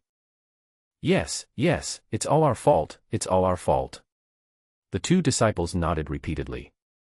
If there's a next time, get out of here. Taoist Sun cursed again, then turned his gaze away from me and turned to Lu's mother. I'm about to start a ritual, why don't you clear these irrelevant people out? Okay. Mother Lu turned around, glanced at us, and forced a smile, saying, Father-in-law, there's something going on at home, why don't you go back first? When it's over, I'll ask Howard to pick you up. It's okay, I'll wait here, said Uncle Yang. Mother Lu's face darkened. Father-in-law, I'm not saying anything bad about you, but why are you so blind? If you're here at a time like this, aren't you causing trouble for your daughter and son-in-law? Are you going too far?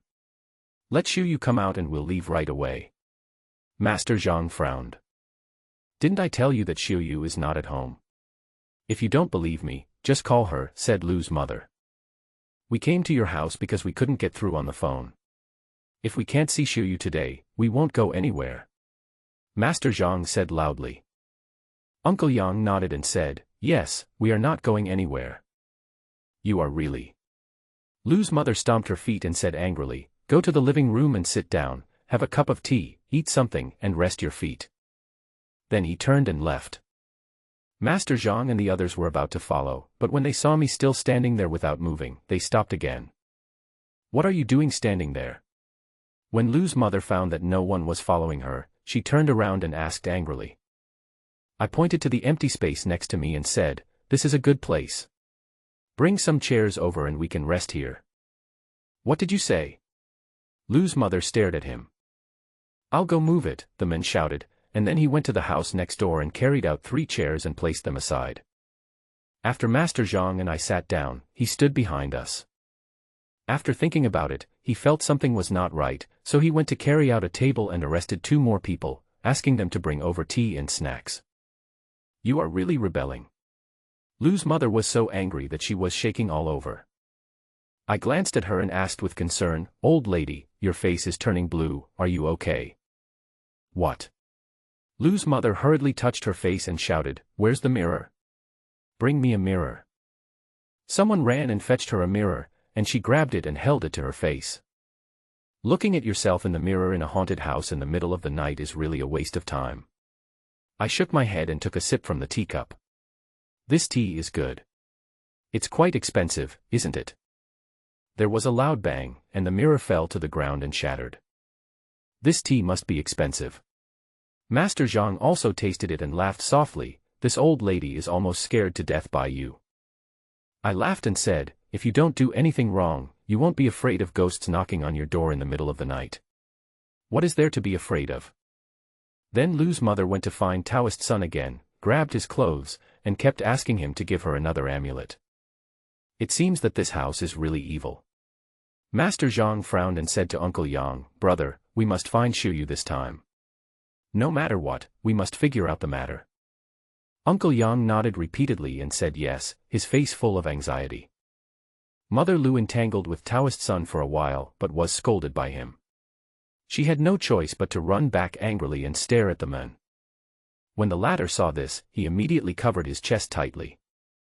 Father-in-law, ask him to return the amulet to me first. Mother Lu forced a smile at Uncle Yang. Uncle Yang looked at me, and when he saw that I didn't say anything, he lowered his head and pretended not to hear. Lu's mother glared and was about to explode when she suddenly heard a bang. She was so frightened that she choked back the words that were about to come out of her mouth. We ignored her and looked towards the opposite side. The 2 young Taoists had already bandaged their master, and they carried out a big drum and placed it in the southeast corner.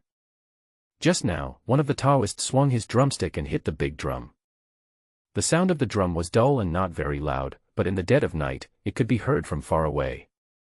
At this time, the incense table had been set up in the big circle formed by the 18 strong young men. Taoist priest Sun was wearing a yellow robe. He lit 3 incense sticks and inserted them into the incense burner. He drew out the peachwood sword with his right hand, picked up a talisman with his left hand, and waved it in the air. His expression was solemn and quite stylish. Master is going to perform a ritual. Everyone be quiet, another disciple of Taoist Sun shouted. Lu's mother quickly ordered the other members of the Lu family not to make any noise, and to put their hands together and stand still. I saw Taoist Sun waving a peachwood sword, walking around the incense table, muttering something. One of his apprentices began to play the drum. Is it popular to play drums during rituals in Meicheng? I asked curiously. I don't think I've heard of this. This is the first time I've seen it too. Master Zhang said after a moment of pause. Another young Taoist priest standing by shouted, I told you to be quiet. Who's talking there? He glared at me fiercely. I took a sip of tea and ate a handful of peanuts. Master Zhang acted as if nothing had happened. He took the teapot and refilled tea for me and Uncle Yang. If anyone speaks again, don't blame me for being rude, the young Taoist priest warned coldly. There were only a few swish sounds, and the peachwood sword of Taoist priest Sun chopped in the air with quite a lot of force. With a whoosh, a talisman was flickered into the air by him, and with a flash of fire, the talisman ignited without wind. Oh! Lu's mother and others couldn't help but let out a low cry when they saw this. Seeing the young Taoist glaring at him, he quickly held his breath and dared not move. Everyone come forward one by one and drink a bowl of wine. Taoist priest's son held the peachwood sword in reverse and shouted solemnly. The 18 strong young men obeyed the order, walked to the southwest corner one by one, picked up the wine bowls on the ground, and drank the wine in the bowls one by one. How much do these people give? I asked the men behind me. It's about the same as ours, about 20,000 a night. The men quickly bent down, came over and explained with a smile. 20,000. I was very surprised. This is the amount of money you get for selling a life. You should get more than that even if you sell your kidney, right? Ah. Sell your life. The man was shocked and asked stutteringly. His loud shout attracted the attention of those strong young men. Who asked you to come here to cause trouble? Taoist priest's son scolded with a dark face. I drank some tea and then peeled some peanuts. I'm talking to you. Taoist son was furious. What are you arguing about? I glanced at him. You're paying 20,000 yuan for a life, which is already cheap enough. Why don't you keep a low profile? 20,000 to buy a life? That's nonsense to confuse people. Taoist son cursed. I saw everyone looking at me and asked with a smile, are these 18 bastards all virgins? Master Zhang gave me a strange look. What do you want to say? Taoist son said with a serious face. You will have to disperse them to different places in the house later, with each person guarding a location, right? I said while eating peanuts. Taoist son's face changed, he looked at me deeply, and said in a cold voice, I invited these 18 heroes to protect the house. In order to break the yin qi, of course I have to use the bodies and blood of boys whose yang qi has not leaked. What's the problem with that? This is a good idea. The Taoist priest is really awesome. I gave him a thumbs up. Taoist priest's son snorted, I am a real talent, and I don't need your flattery. Why are you in such a hurry? I'm not flattering you. Before he could finish, I interrupted him and said, to put it bluntly, you are just directing the resentment that was originally in the house to those 18 heroes. This is a very powerful calculation. Taoist priest's son's face turned purple. What nonsense are you talking about? What nonsense are you talking about? Well, I'd better not say it to avoid offending people. After I said that, I turned back and continued to peel peanuts. You, Taoist priest's son gritted his teeth, are talking nonsense. The 18 heroes looked at him in unison. Master son, what is going on? Someone couldn't help but ask. Are you stupid? It's obvious that this kid is here to cause trouble. Haven't you heard of my master's name? One of Taoist son's disciples shouted. Is this Mr. Sun very famous? I asked Master Zhang. Master Zhang shook his head, obviously not very clear. What the hell? I've never heard of it, the men standing behind us shouted. This attracted everyone's attention. Little guy, what are you still standing there for? If you don't want to be reincarnated soon, get over here.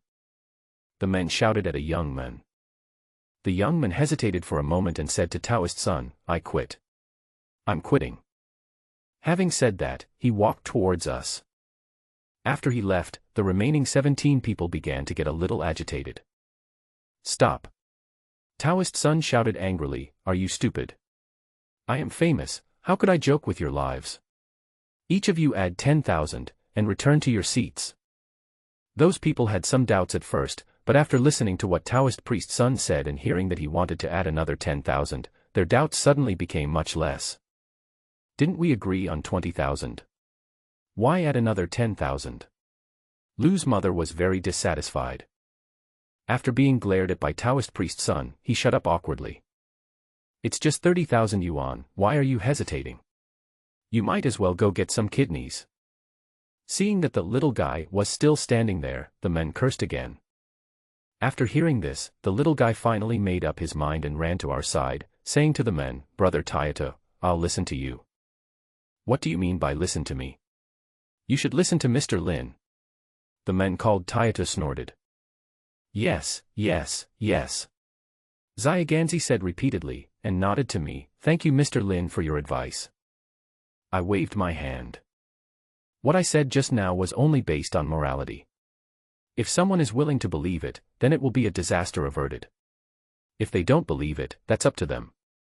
You keep making trouble for me. Who sent you here? What are you doing here? Taoist priest Sun rushed up to me with a gloomy face and questioned me harshly. Are you okay? I looked at him in surprise. If you are still playing dumb, then you can't blame me. Taoist priest Sun's eyes turned cold and he raised his left hand which was hidden in his sleeve. At this moment, a man rushed in and asked loudly, what's going on? Hasn't the house suppression ceremony started yet? How you're finally back. Look, your father-in-law has messed up everything. When Lu's mother saw the person coming, she immediately ran over and complained bitterly. I took a look and found that it was Lu Hao who came back. Father-in-law.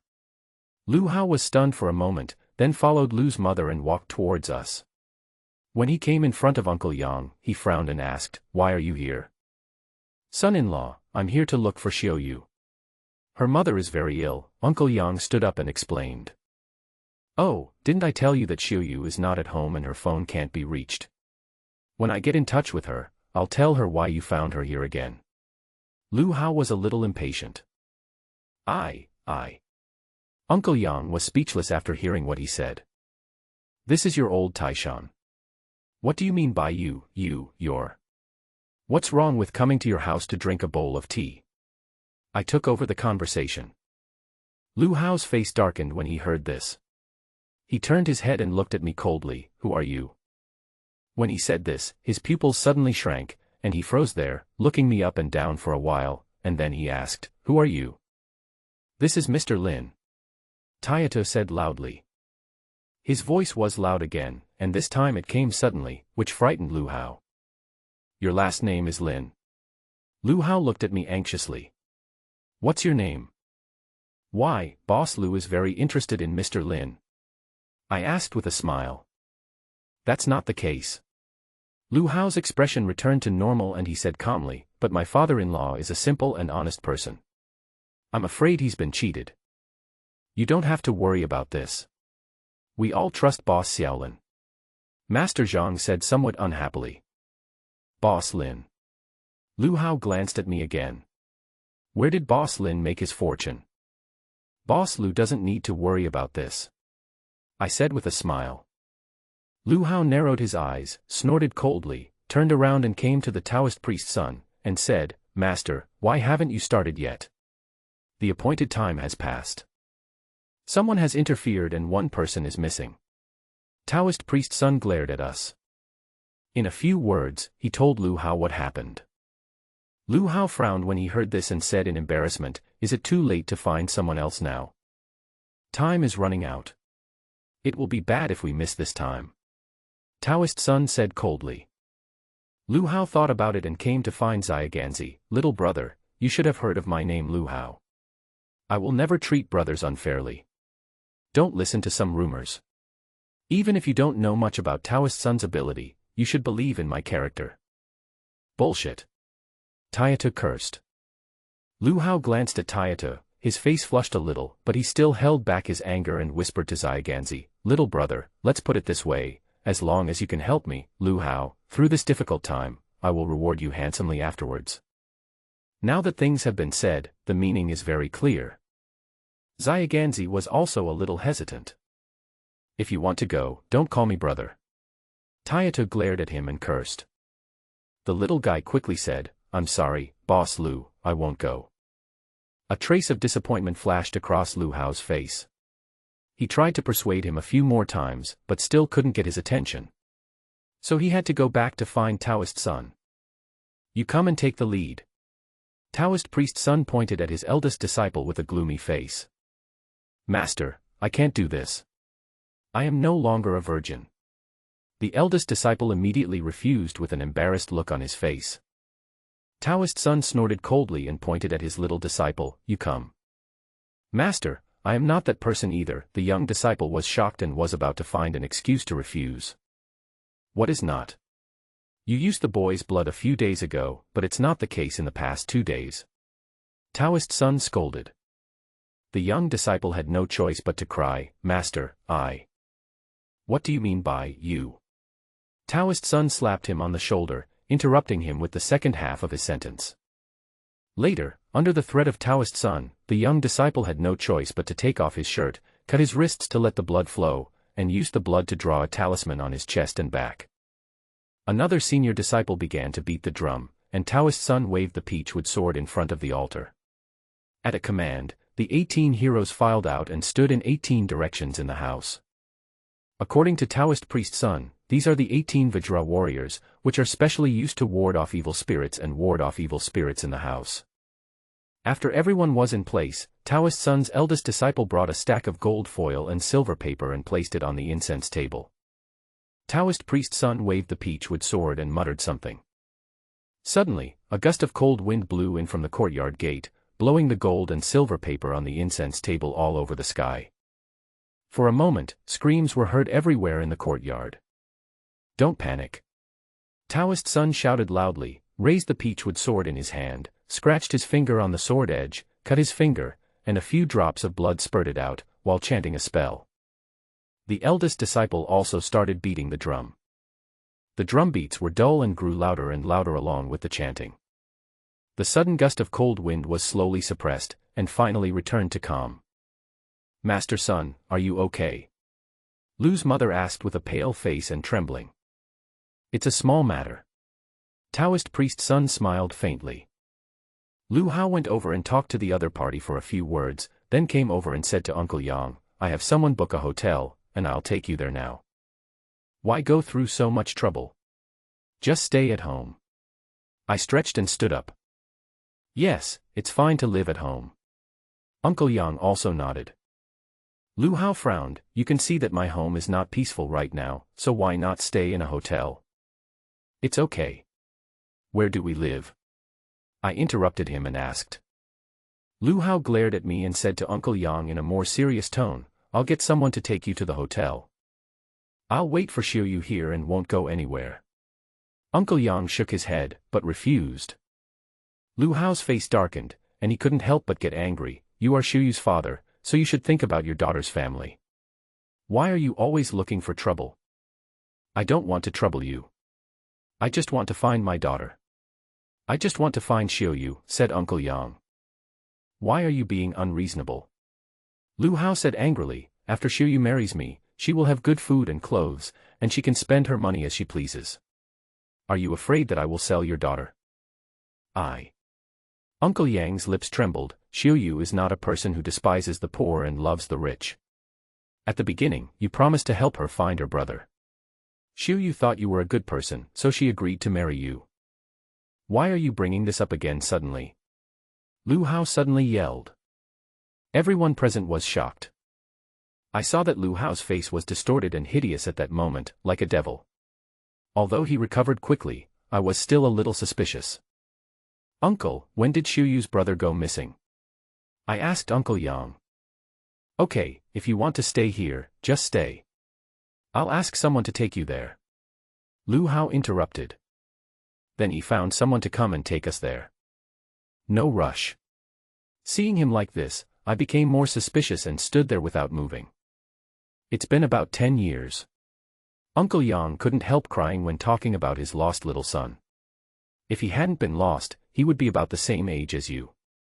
10 years. I was stunned. Yes, back then, Xiuyu took her brother out to play, but she didn't look at him for a second, and he got lost.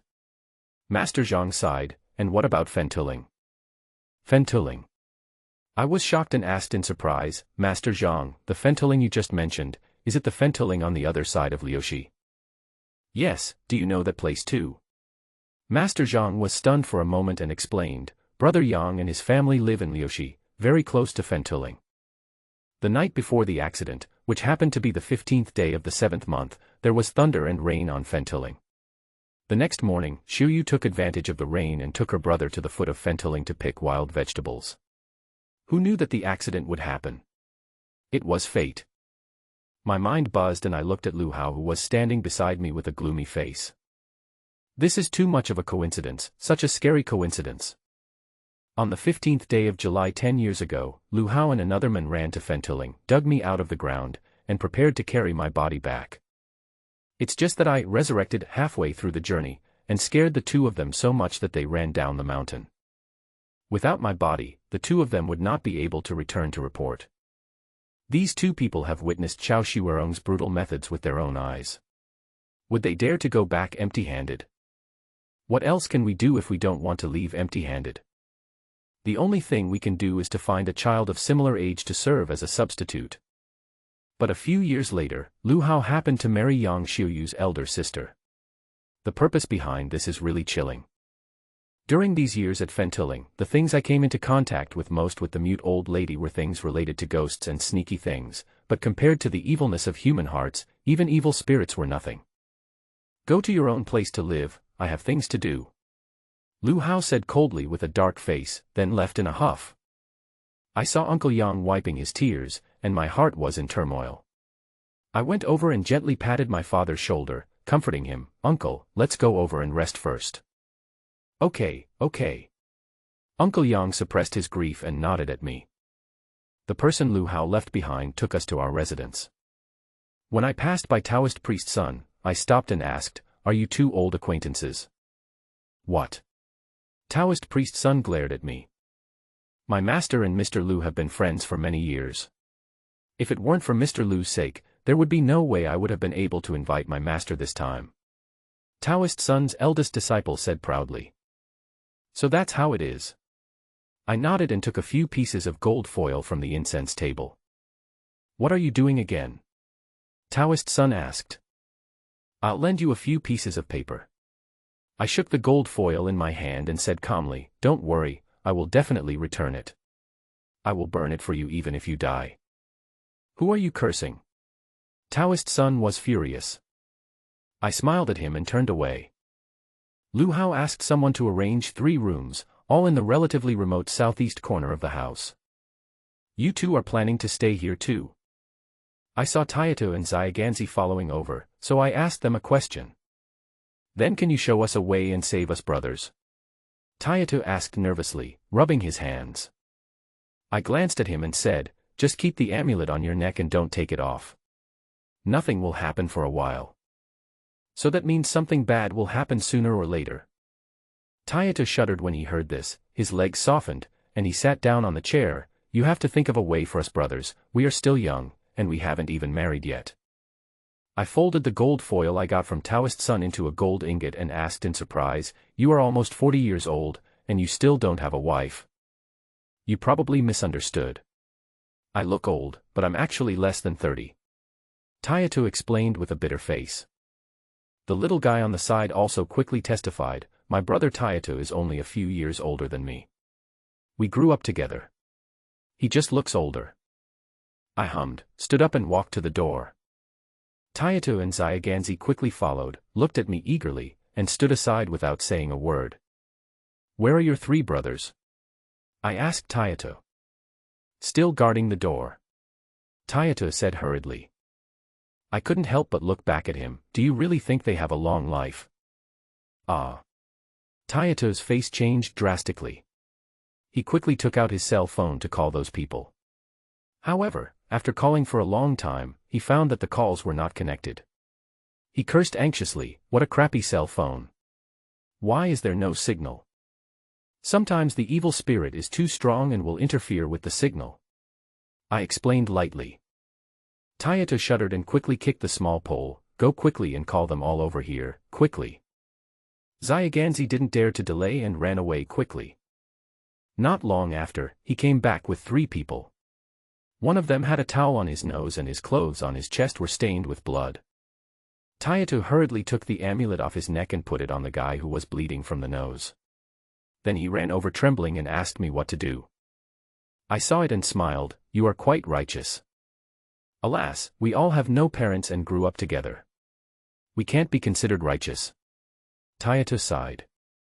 I took out 7 specially refined copper coins and gave them 5.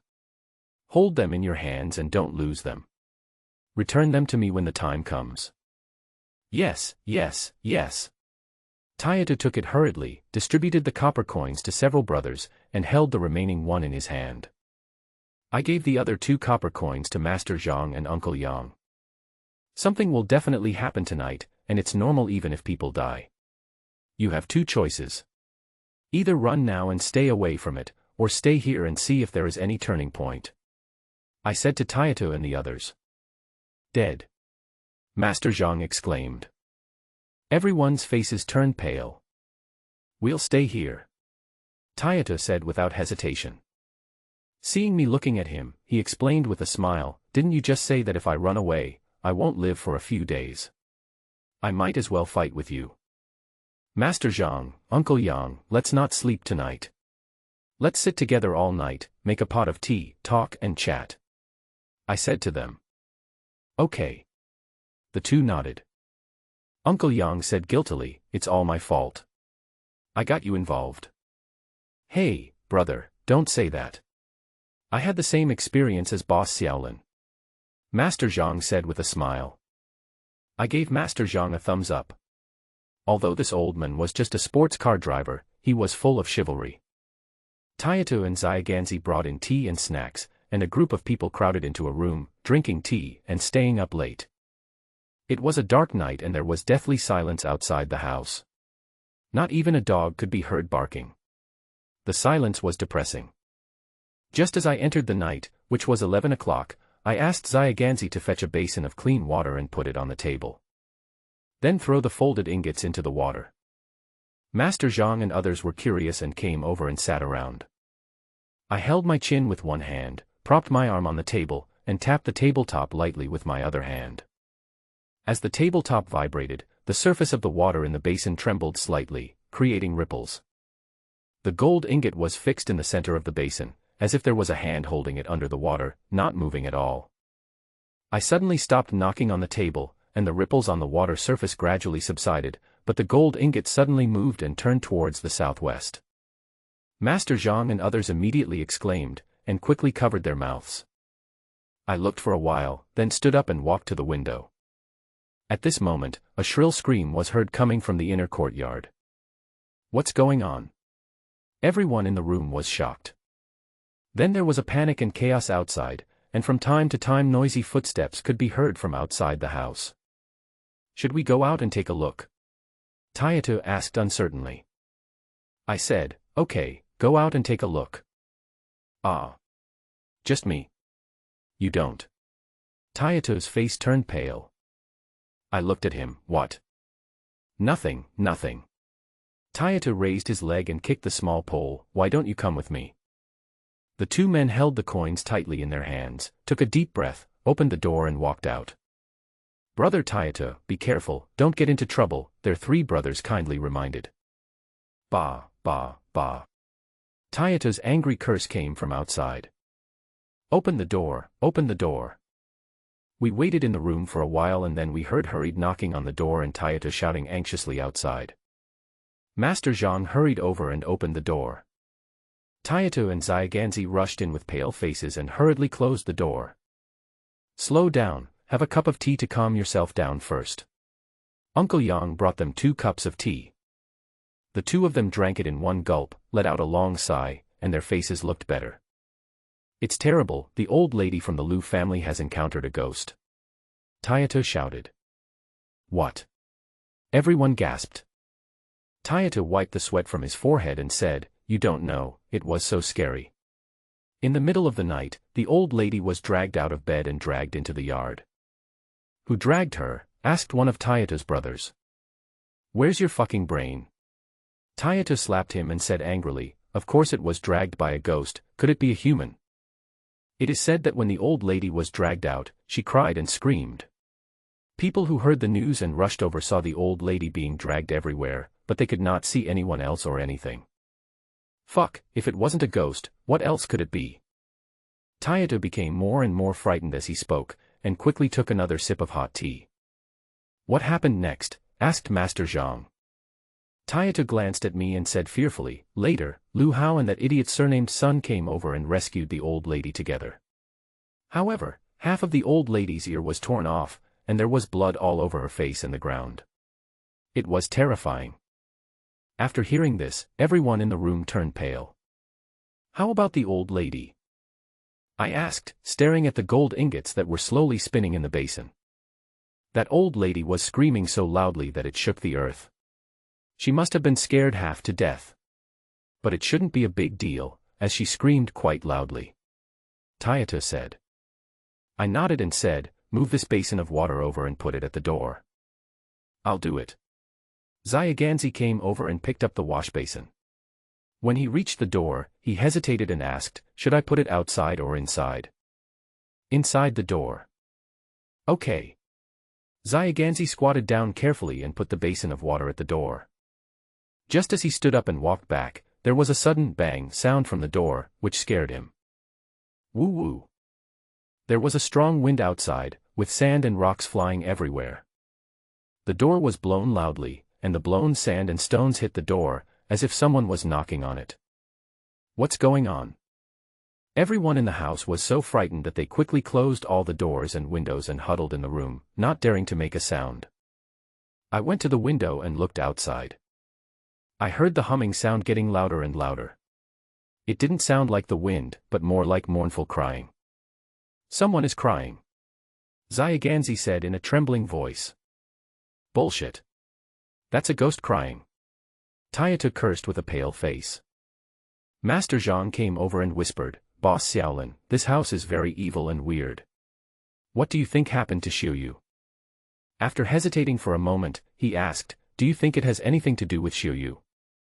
Do you suspect that Xiuyu has gotten into trouble?" I looked at him with some surprise. I have to say that although Master Zhang looks honest, he is actually very meticulous. The Lu family mother and son have been hiding things from us and have been refusing to let us see Xiuyu. Now this house is haunted. I'm afraid. Master Zhang frowned. "If this is the case, how can Brother Yang bear it?" "Master Zhang, you go and look after Uncle Yang. You guys just stay in the room and don't go anywhere. I'll go out and take a look later," I said after thinking for a moment. "You are going to?" Master Zhang widened his eyes. "It's hard to say now, let's wait and see," I said. "Okay, I understand." Master Zhang nodded and turned to the others and said, "Boss Xiaolin is going to go out for a while, let's all stay here and don't move around." "Ah, you want to go out?" Tayata was surprised, his eyes rolled and he said, "Then I'll go with you and help you." I laughed and said, "Let's go." "Okay." Tayata happily moved the basin away and prepared to open the door. Unexpectedly, as soon as the basin was moved away, the door of the room slammed open with a bang, as if it was knocked open by an invisible force. Tayata was so frightened that he almost dropped the basin. Then a gust of cold wind blew in their faces, making it impossible for everyone to open their eyes. "Ironhead, come with me, everyone else, close the door and put the basin back in place." I gave Tayata some instructions, patted him on the shoulder, and took him out. Master Zhang and Zyagansy rushed over and closed the door again. "Oh my God." Tayata patted his chest, still feeling scared. Just as he finished speaking, another gust of cold wind blew and drowned out the rest of his voice.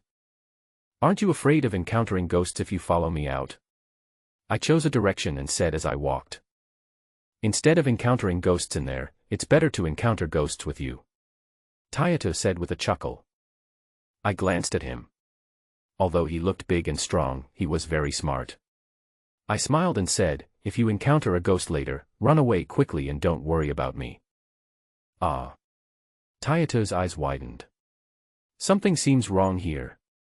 Even if we meet a ghost, I will live and die with you." "Okay, then don't run away later." I nodded. "Will we encounter a ghost?"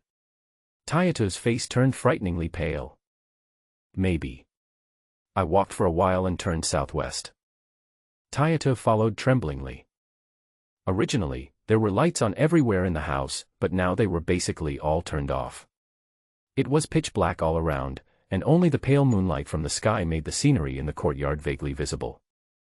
After walking for a while, he pulled my sleeve, pointed at a rockery and whispered, "There seems to be a King Kong there." We saw a shirtless man standing on the southeast side of the rockery, with his back to us. There was a dark red talisman on his back, and it was one of the 18 Vajra. Obviously this person is responsible for guarding this position. At this time, the wind was howling in the house, and the man stood there with his head down, his hair blown all over the place by the wind. It seems to be the little apprentice of that dog Taoist priest. Tayato exclaimed. I looked like it too, so I said, let's go take a look. Two people walked forward, and Tayato shouted at the top of his voice, little bullnose, how are you? After shouting a few times, the Taoist priest didn't respond and just stood there motionless. What's wrong with you being deaf? Tayato cursed, ran over and patted the Taoist on the shoulder. As a result, the Taoist's body tilted and he fell to the ground suddenly. Oh my God! Tayato was so scared that he almost jumped up.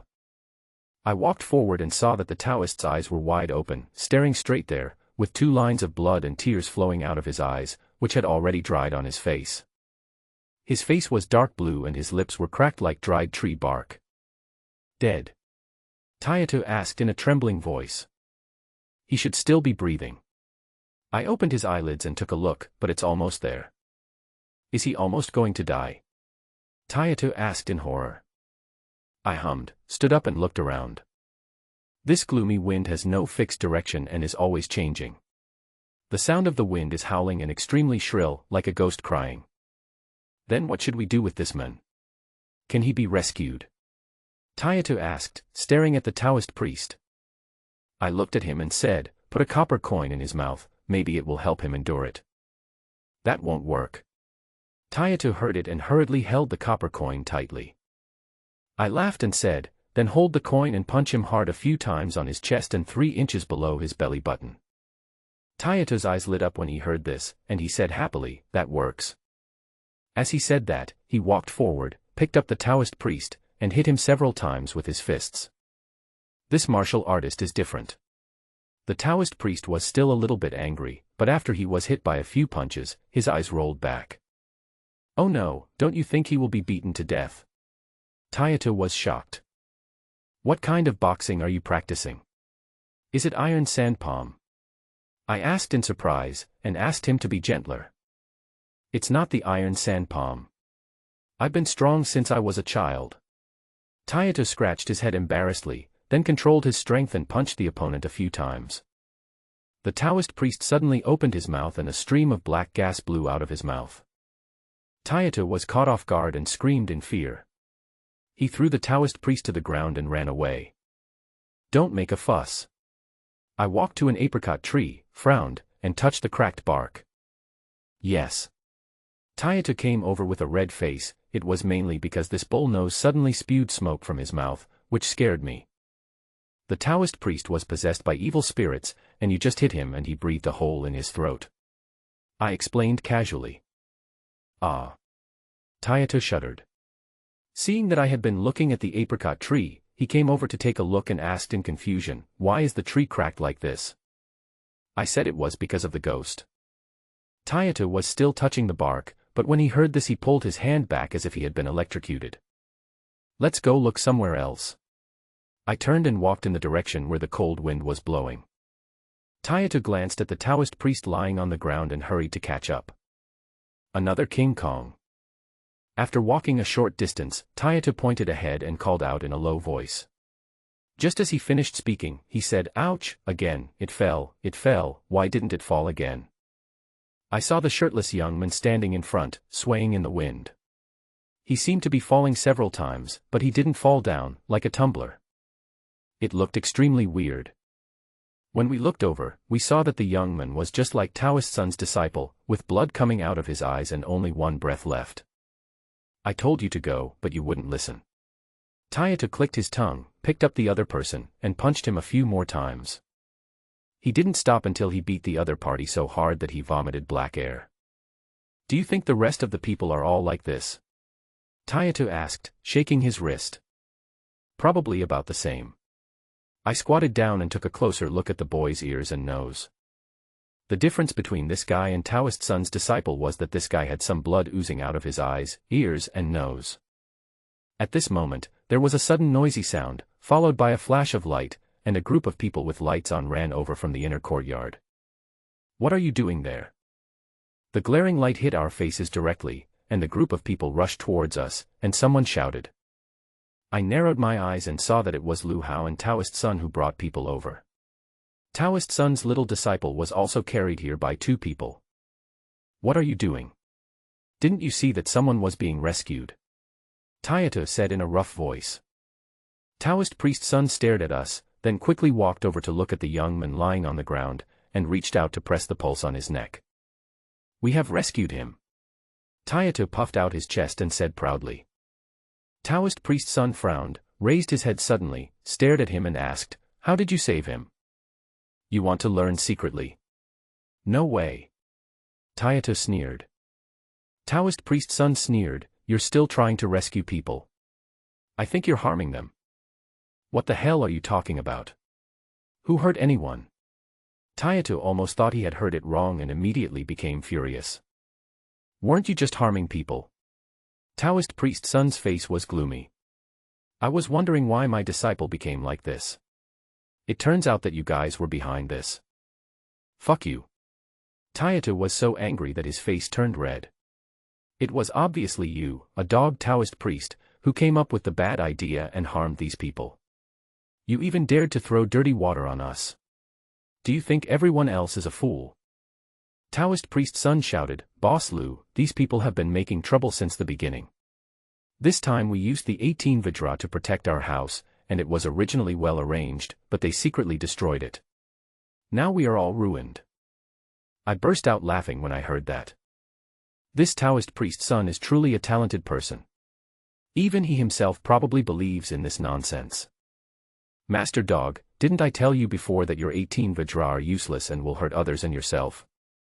I asked with a chuckle. What a bastard Taoist priest. Taoist priest Sun was furious. It's obviously you who did the bad things behind my back, and you dare to blame me. I am well versed in Taoism, and the 18 Vajra I have deployed are more than enough to protect the house. How could there be a problem? Suppress your mother. Taito cursed, you have no ability other than harming others. Taoist priest Sun was so angry that his face turned blue. He shouted, Boss Lu, hurry up and arrest these 2 bastards. I saw that Lu Hao's face was twitched after being yelled at by Taoist Sun, so I waved my hand and ordered, control these 2 people first. A group of people immediately rushed towards us. Taito cursed his mother and rushed forward to fight with the gang. Although the other side had more people and more power, Taito had thick skin and strong flesh, and he knocked them down in a short time. I watched coldly and saw that Taoist Sun had a gloomy face and stared at Taito for a while, then moved to Taito's right side. A cold light flashed in his eyes and he raised his left hand which was hidden in his sleeve. Master Dog, what are you doing? I walked a few steps towards him and asked with a faint smile. Looking for death. Taoist Sun's expression turned grim and he turned his sleeves towards me. I suddenly approached him, and the moment he raised his hand, I slapped him. Taoist priest Sun was hit hard on the face and immediately staggered as if he was drunk. There was also a bright red handprint on that chubby white face. You want to die? Taoist Sun was confused for a while, and finally came to his senses. He gritted his teeth and shouted angrily, and was about to raise his hand again. But before he could lift himself up, he was hit hard on the face again. After swaying for a while, he fell face down on the ground with a thud. Master! Master! The eldest disciple screamed, rushed to Taoist Sun, and shouted. I waved my hand and sent him away, it's none of your business, go wherever you want. Don't come over here, don't even think about touching my master, the eldest disciple said angrily. I nodded, whatever you say, and walked forward. The eldest disciple's face changed drastically. He jumped up and hid aside to look for Lu Hao. I walked over to where Taoist Sun was and squatted down, saying, Dog Taoist, wake up. You. Taoist priest Sun opened his eyes, showing a trace of fear, shame and anger, and gritted his teeth and said, Who are you? As they were talking, Lu Hao came over with his eldest disciple and said, Let's talk it over. It was Lu who was rude before. I didn't know you had a distinguished guest. I ignored Lu Hao's chatter and looked at Taoist Sun who asked casually, By the way, it wasn't your idea to let Yu marry into the Lu family, was it? How is that possible? Before Taoist Sun could say anything, Lu Hao rushed to speak, reacting violently. Seeing me looking up at him, Lu Hao coughed, forced out a smile and said, "Xiao Yu and I met by chance, and then we fell in love with each other, and that's why we got married." How could it be related to Taoist Sun? Really? I frowned. Then why do I feel that it is related? Maybe this is a wrong idea. Lu Hao laughed. I looked him up and down and said, "Boss Lu, your forehead is dark and your face is full of bad luck. This is a bad omen. Did you do something bad?" This.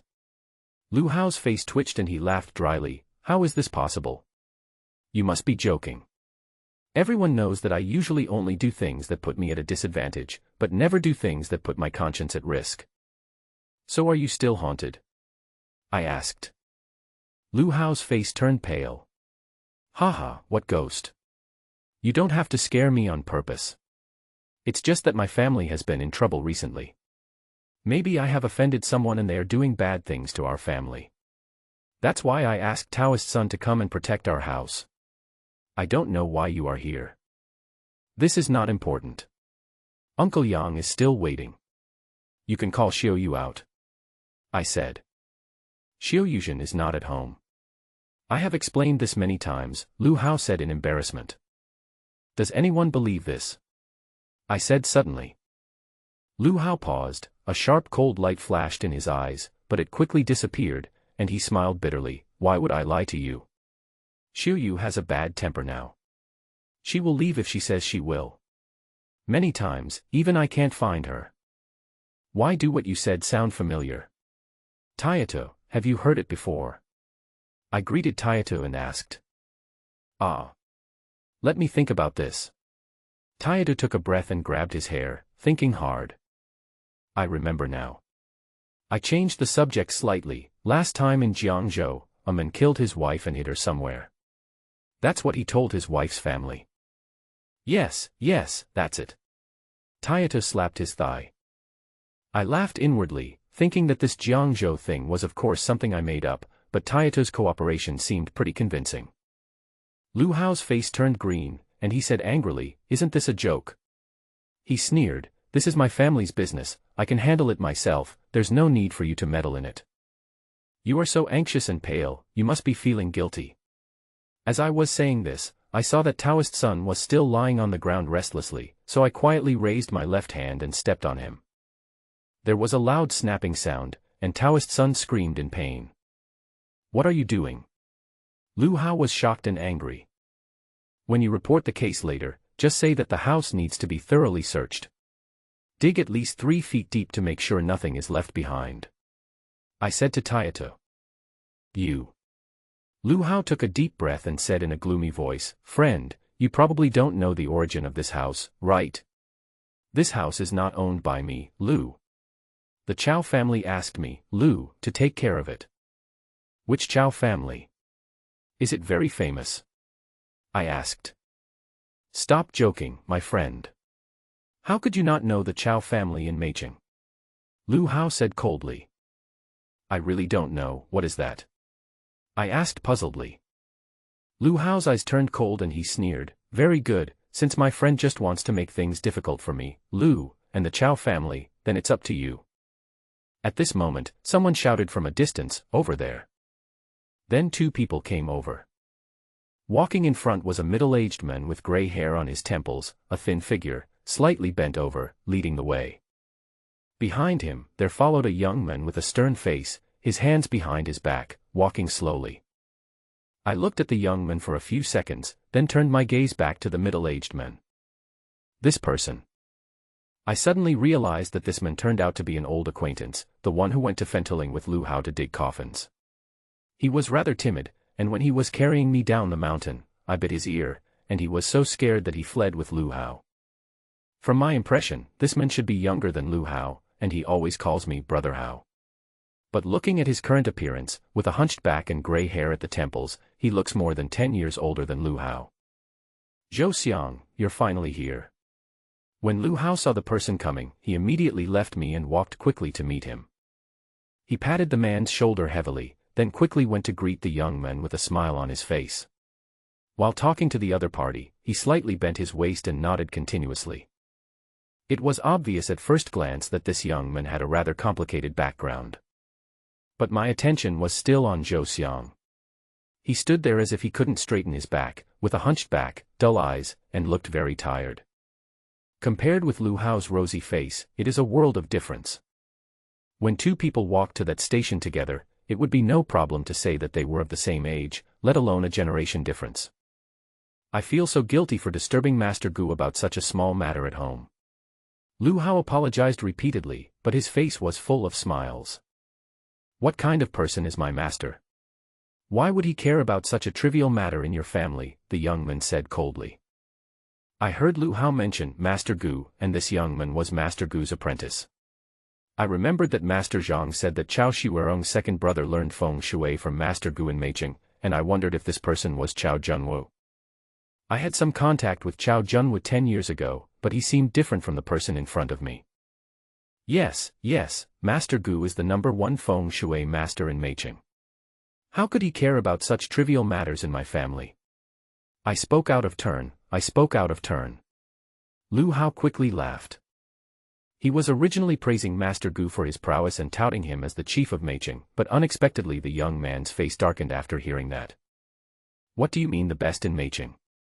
That's because my master is being low-key. Lu Hao was stunned for a moment, slapped himself on the mouth, and cursed with a smile. Damn it, I said the wrong thing again.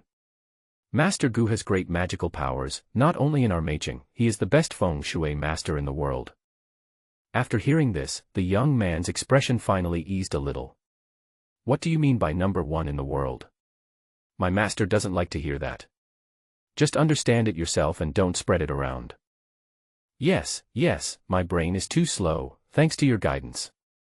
Lu Hao smiled apologetically and nodded repeatedly. The young man glanced at him and said lazily, You asked someone to come and ask my master to help you. Isn't that overestimating your own abilities? In the whole of Meiqing, how many people can ask my master to help you? Yes, I was confused. Lu Hao said repeatedly. The young man taught him a lesson. You should know the importance of things in the future and stop making such a fuss. This time it was senior brother Chao who found out about it, so he asked me to come and help you deal with it. So it was the second young master who invited Mr. Wei here. Lu Hao suddenly realized, oh, I'm really sorry to bother you and the second young master. Only after hearing this did I roughly understand it. It turned out that this person was not Chao Junwu, but Chao Junwu's junior fellow apprentice. What's going on? The man surnamed Wei looked at me and asked. Lu Hao had a gloomy face and explained the matter in a few words. I checked when I came in just now. There is indeed an evil spirit in your house. But are you kidding me by finding these random cats and dogs to ward off evil spirits? The man surnamed Wei said in a lecture. I saw that Lu Hao was scolded like a grandson, but he still had a smile on his face and kept saying yes, as if he was very afraid of the man named Wei. Although your family lives in this house now, it still belongs to the Chao family in the final analysis. If the evil spirit thing gets out, wouldn't it bring discredit to my senior brother Chao's family? The man surnamed Wei said again. You're right. I was too busy with work and neglected it. Lu Hao didn't dare to refute. The man surnamed Wei gave Lu Hao a lecture, and finally he was satisfied. He walked over and took a look at Taoist Sun lying on the ground, then turned his gaze to me. Did you beat this man? I'd say that's about the same. The man surnamed Wei looked at him coldly and said, I, Wei Dongting, am not an unreasonable person. I don't care if you beat people in other places, but this is my senior brother Chao's house. If you beat people here, you are offending my senior brother Chao. Just give yourself 2 slaps. This is already a lenient sentence. Sorry, I don't have this hobby. I smiled faintly. What did you say? Wei Dongting had a lazy look on his face, but when he heard this, he suddenly looked at me with a cold light flashing in his eyes. You didn't hear it clearly. Do you want me to say it again? I asked puzzled. Wei Dongting narrowed his eyes, but did not get angry immediately. Instead, he stared at me and looked me up and down for a while. Are you a feng shui master too? This man's surname is Lin. He was invited by my father-in-law. It seems that he is in the same line of work as you. Lu Hao leaned over and explained to him in a low voice. Wei Dongting stared at me, sneered, and asked, "Who is your master? Are you checking the household registration?" I asked him. Wei Dongting's face darkened. "You are playing tricks. Since we are in the same industry, I can let it go, but this place is not for you. Get out of here." "Don't worry, I'm not competing with you for food. Why are you in such a hurry to chase me away?" I said this, called Taito and prepared to go somewhere else. "Don't be ungrateful." Wei Dongting stopped us with a gloomy face. "I've told you before, I'm not trying to steal your food. If you don't believe me, ask other people." I looked at Taito. Taito nodded vigorously. "Yes, we too didn't steal your food." "Are you playing a double game?" Wei Dongting snorted coldly. "If you have nothing to do, just stay here. If I find out that you are doing something else, don't blame me for being rude." "He's right, let's stand further away." I patted Taito's shoulder, and the two of us walked into the crowd and stood there as spectators. It just so happened that the group of onlookers had just been beaten by Taito, and they all had bruises on their faces. When they saw us squeezing in, they were so scared that they hid aside. Wei Dongting glanced at us coldly and turned to Lu Hao. "Let's get started. I have to go back to sleep after we're done." "Yes, yes, yes." Lu Hao nodded repeatedly. "What do I need to prepare?" "It's just a house guard, what else do you need to prepare?" Wei Dongting said disapprovingly. "There is a lot of yin energy in your house, it's obvious that there is an evil spirit at work, just find it out." "Yes, yes, yes." Lu Hao said happily. "There was an evil spirit at work. My mother was dragged out of the room by something, dragged around everywhere, and her ears were torn apart." "Is this true?" Wei Dongting frowned. "Yes, it happened not long ago. My mother is still lying in bed. Fortunately, Taoist Sun arrived in time. Although Taoist Sun is not as capable as you, he still has some ability in this area." Lu Hao explained carefully.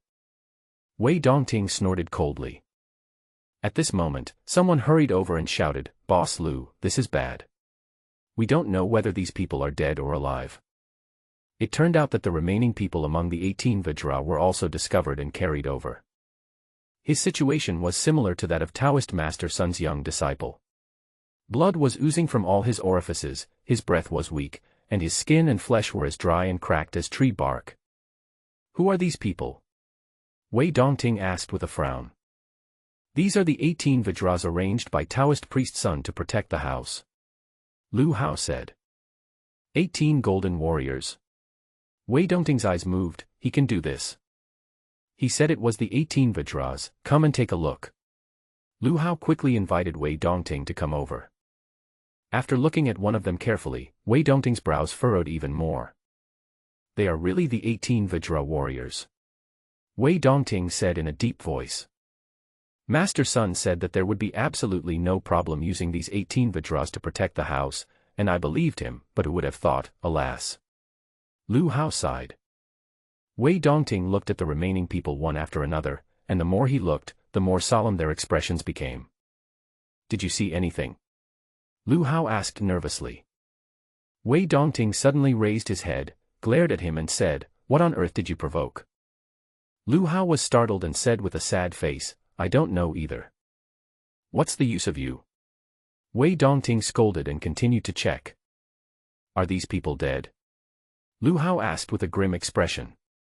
Wei Dongting said coldly, "Under normal circumstances, the 18 Vajra can indeed be used to protect the house, but if the ghost energy in this place is too strong, the 18 Vajra will come to die." "Ah." Lu Hao was shocked. I had been watching his expression, and when I saw him say, "Ah," and his eyes rolled around, I knew that Lu Hao was not honest. He must have known about this problem a long time ago, but compared to the peace of the house, he was willing to sacrifice these 18 people. How bad and stupid. Wei Dongting cursed. "Can these people be saved?" Lu Hao asked anxiously. "If something really happens, how can I face their families? These people are filled with ghost energy, how can we save them?"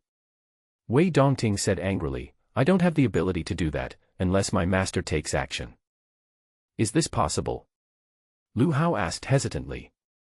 But as soon as he said this, he was interrupted by Wei Dongting. Don't even think about it, my master is in seclusion recently, it's impossible for him to clean up your mess.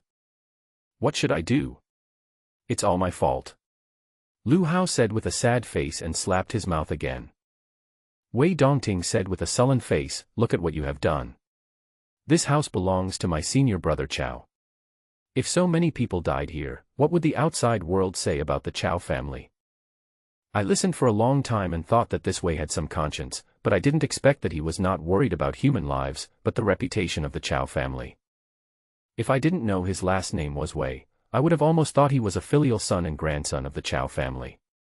What should I do? Please think of a solution for me.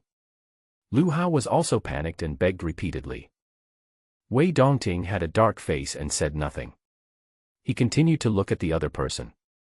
After a few glances, he suddenly exclaimed, what's wrong with this person? What?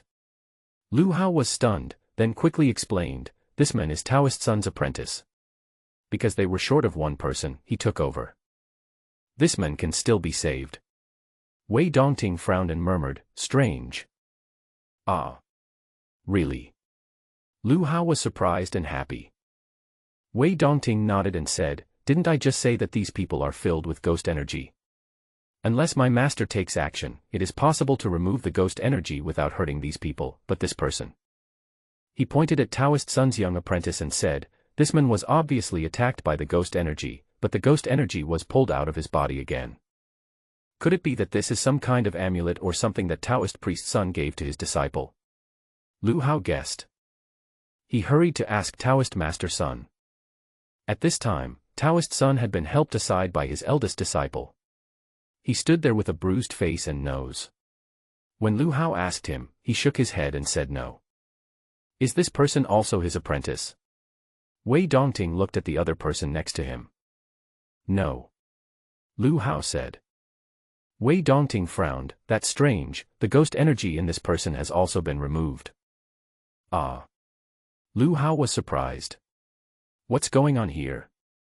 Wei Dongting quickly checked the others again and asked, what's so special about these two people? This doesn't seem to be a big deal, right? Lu Hao said uncertainly.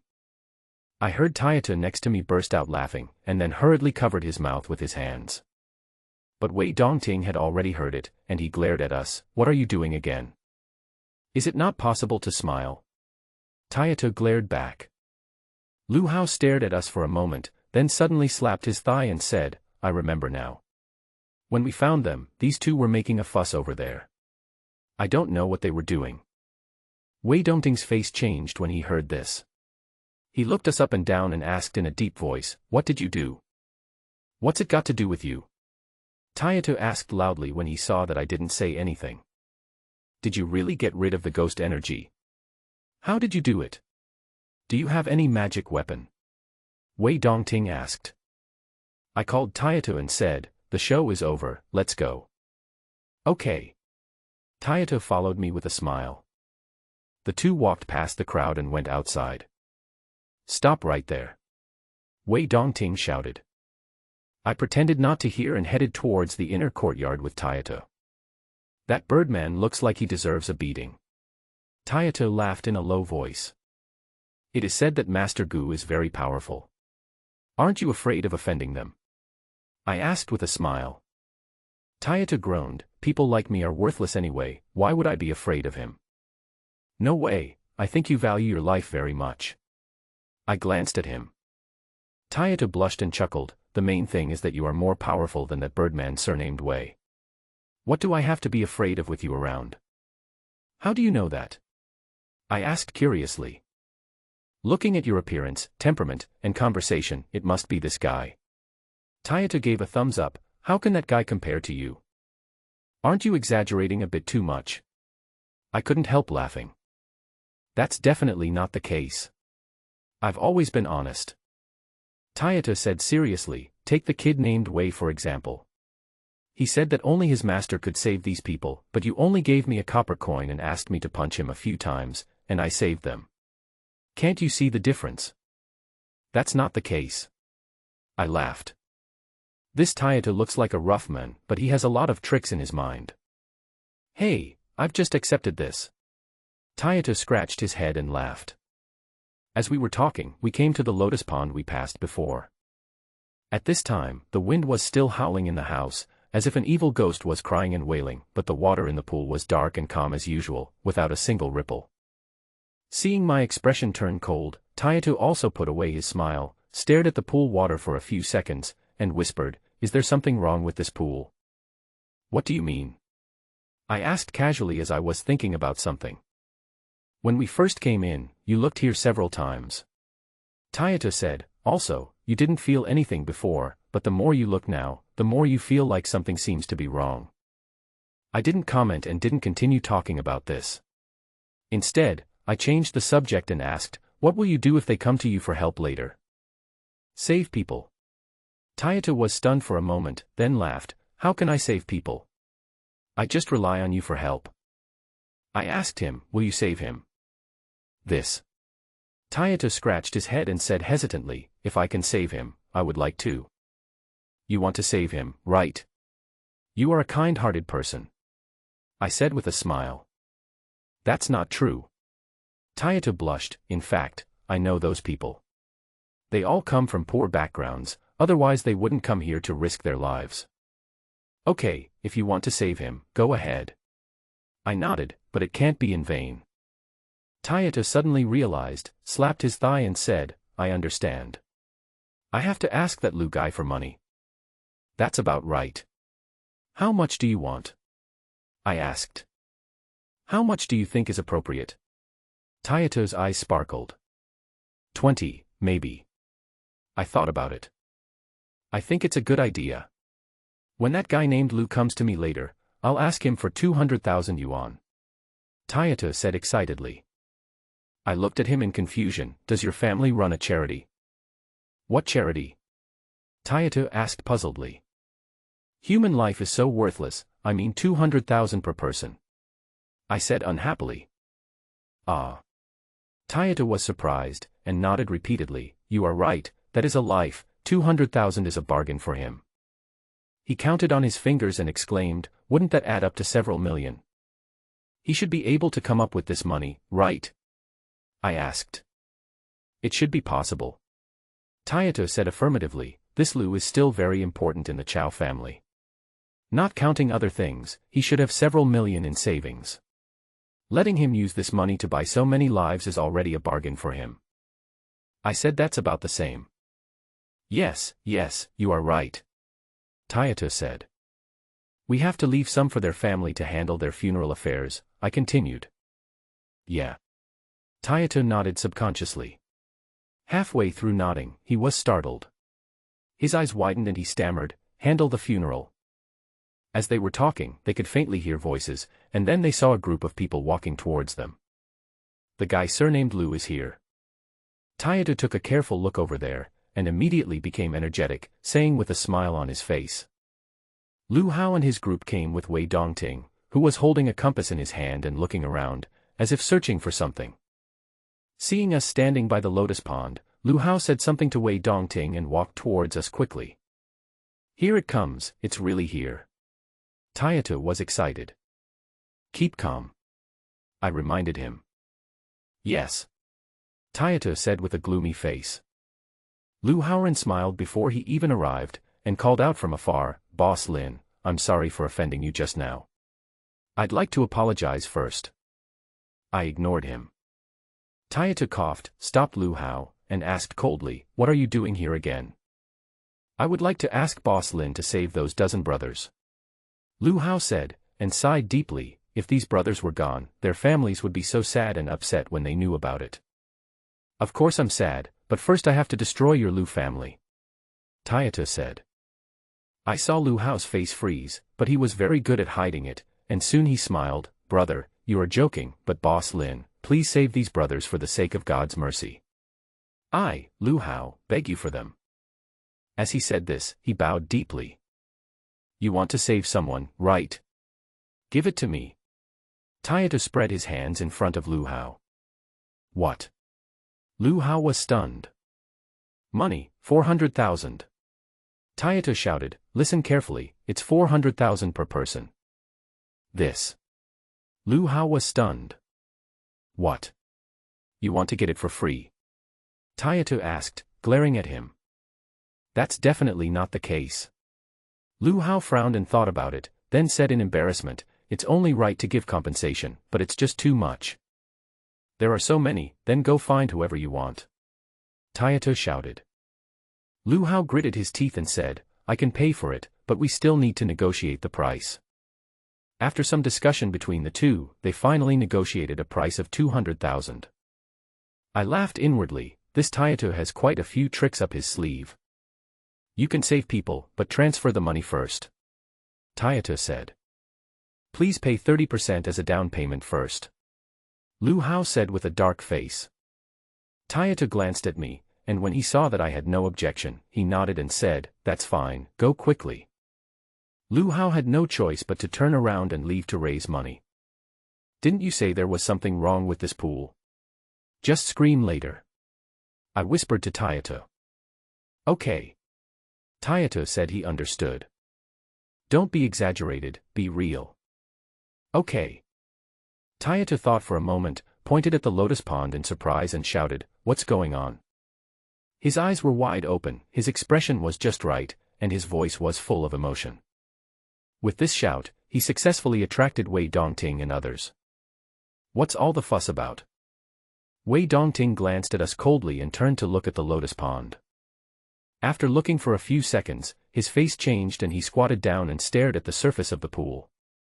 Lu Hao was originally going to go back to raise money, but when he saw this, he ran back and asked anxiously, what's going on? Others gathered around as well. I looked at the crowd and saw Zhou Xiang standing there hunched over with a numb expression. Even when everyone gathered around the lotus pond, his eyelids only moved. It seems that he doesn't care about anything around him, like a walking corpse. Come two people, go down and take a look. Wei Dongting shouted loudly. Lu Hao immediately assigned two people, took off their shirts, and jumped into the pool bare-chested.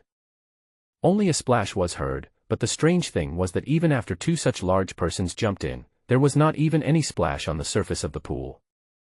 The dark pool water was like thick black ink, swallowing up the two people in an instant. After that, the surface of the pool returned to calm, without a single ripple.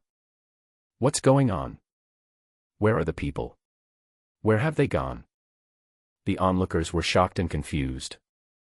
Someone else shouted into the lotus pond, but received no response.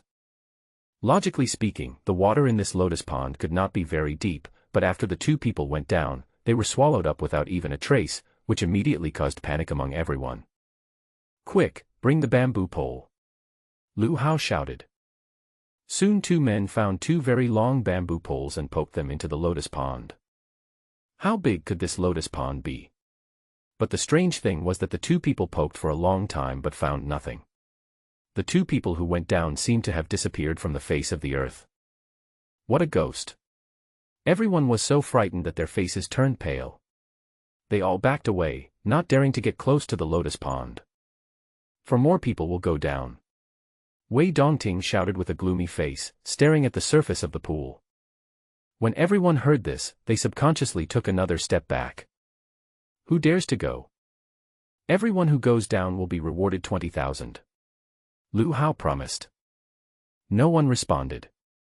Although 20,000 is not a small amount, it is not worth a life. 50,000 each. Lu Hao gritted his teeth and increased the reward. Seeing that no one was going, Wei Dongting's face became more and more ugly. He had no choice but to raise the price again, 100,000. It's just a jump in the pond. If you miss this opportunity, you will never see this store again. He's so damn rich, are we going to be short of money? Tayato cursed.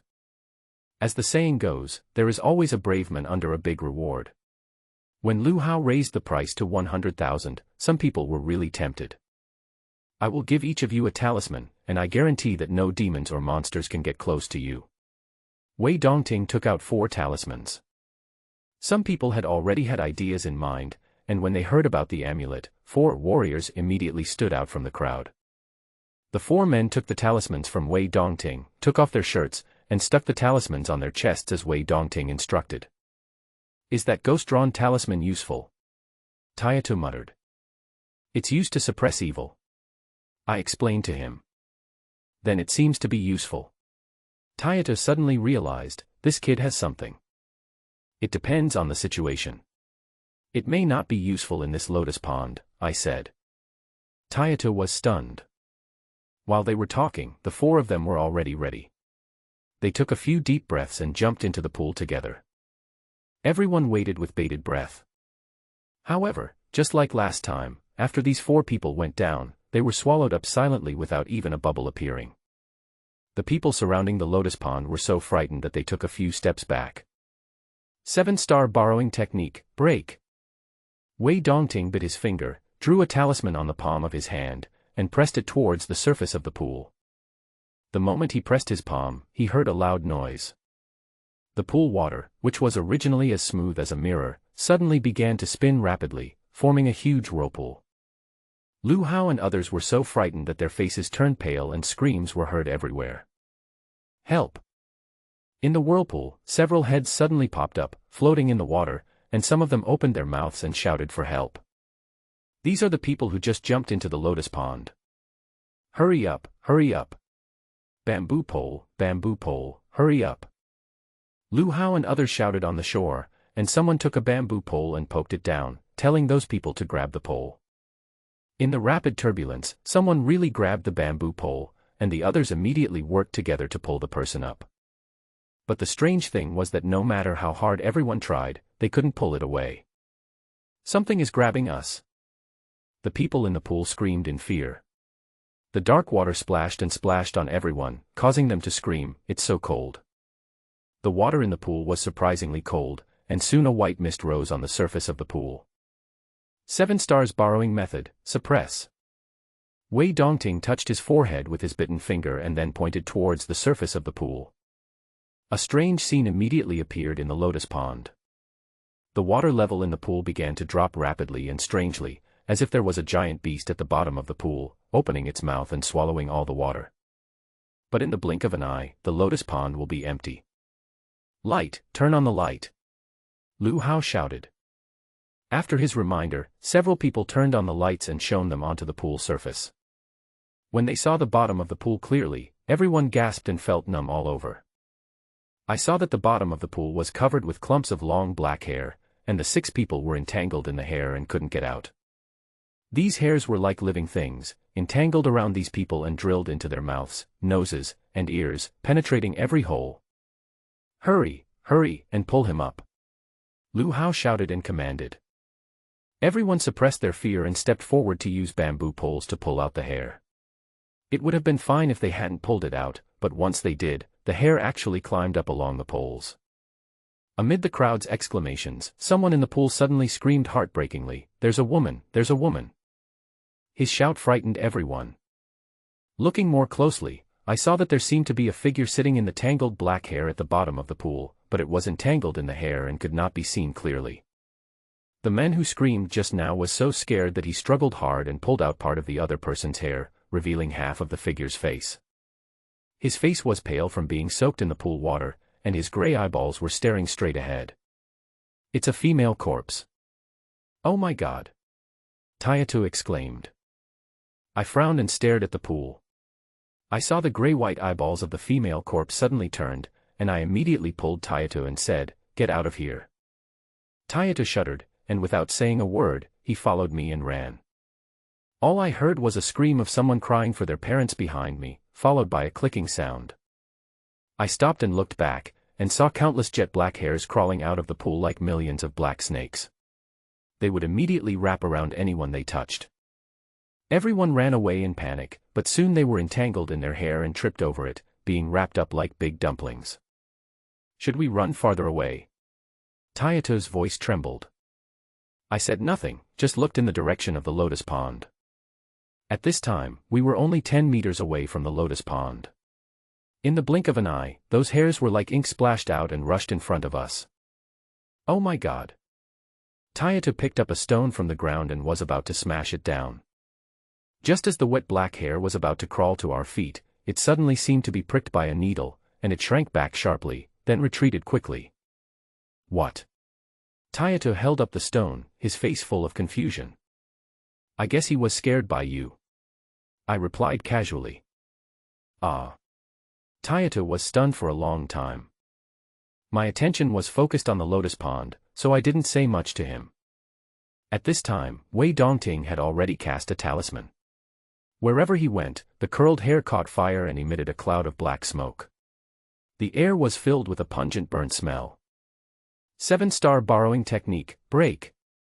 Wei Dongting held the talisman in his left hand and walked step by step to the lotus pond. He showed his right hand with the talisman painted on it and pressed it into the lotus pond again. Suddenly there was a strong wind. The female corpse sitting at the bottom of the pool suddenly stood up slowly, making a creaking sound as if her joints were rubbing against each other. The long black hair gushed out like ink and rushed towards Wei Dongting. The latter stood still, and suddenly stepped down with his left foot. There was a loud bang, and as he stomped his foot, the long hair that was curled up suddenly broke into pieces and exploded into powder. After seeing the tricks Wei Dongting used, I knew that Master Gu, who was the best in Meiching, was not just a famous master for nothing and was definitely not an ordinary feng shui master. 7-star borrowing method, fixed. Wei Dongting shouted loudly, jumped up, and leaped into the lotus pond. The talisman whooshed around him and suddenly spun around. Although it was just a thin piece of talisman paper, it seemed to be as heavy as 1,000 pounds, pressing down on the female corpse's head. Wei Dongting was in midair. He flipped his palm and slapped the female corpse on the head. I saw a cold light flashing as his palms turned over. I thought there must be something like an evil suppressing nail in his palms, which instantly hit the top of the female corpse's head. As the evil suppressing nail fell, coupled with the suppression of the talisman, the female corpse, which was originally stretching its bones and slowly standing up, was suddenly suppressed and sat back down. In an instant, the chilly wind stopped, and the hair that had been crawling out in all directions from the bottom of the pool began to emit bursts of black smoke, accompanied by a strong burnt smell, and burned to ashes. What are you afraid of? It's just a small scene. Wei Dongting returned to the shore, put his hands behind his back, frowned and scolded. At this time, the area beside the lotus pond was in a mess, with ghosts crying and wolves howling everywhere. After hearing Wei Dongting's scolding, everyone finally reacted. Lu Hao shouted, "Don't run around. What are you running for? Mr. Wei has already subdued the evil spirit." His shout calmed everyone down and the situation was finally under control. "What kind of people are these?" Wei Dongting said with a sullen face, "Pick them out." Lu Hao quickly called people to retrieve the body. At this time, water was gurgling out of the lotus pond, and the water level, which had originally dropped, was slowly rising again. Those who were called over by Lu Hao were trembling with fear when they saw the female corpse tangled in hair in the pool. It was not until Lu Hao promised a large reward that they mustered up the courage, took the iron hooks attached to the bamboo poles, hooked the female corpse and dragged it up. "Let's go and take a look." I took Tayata back to the lotus pond. When we arrived, the female corpse had already been fished out. It was wet and covered with sticky hair in clumps, as black as ink, and very creepy. There was a talisman stuck on the top of the female corpse's head, and an iron nail pierced through the talisman and penetrated into the female corpse's skull. "Is it this female corpse that is causing trouble?"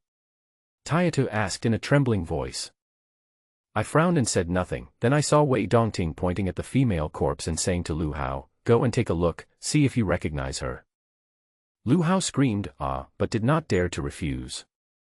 Finally, he took a shorter bamboo pole, and from a distance, lifted the hair off the female corpse's face.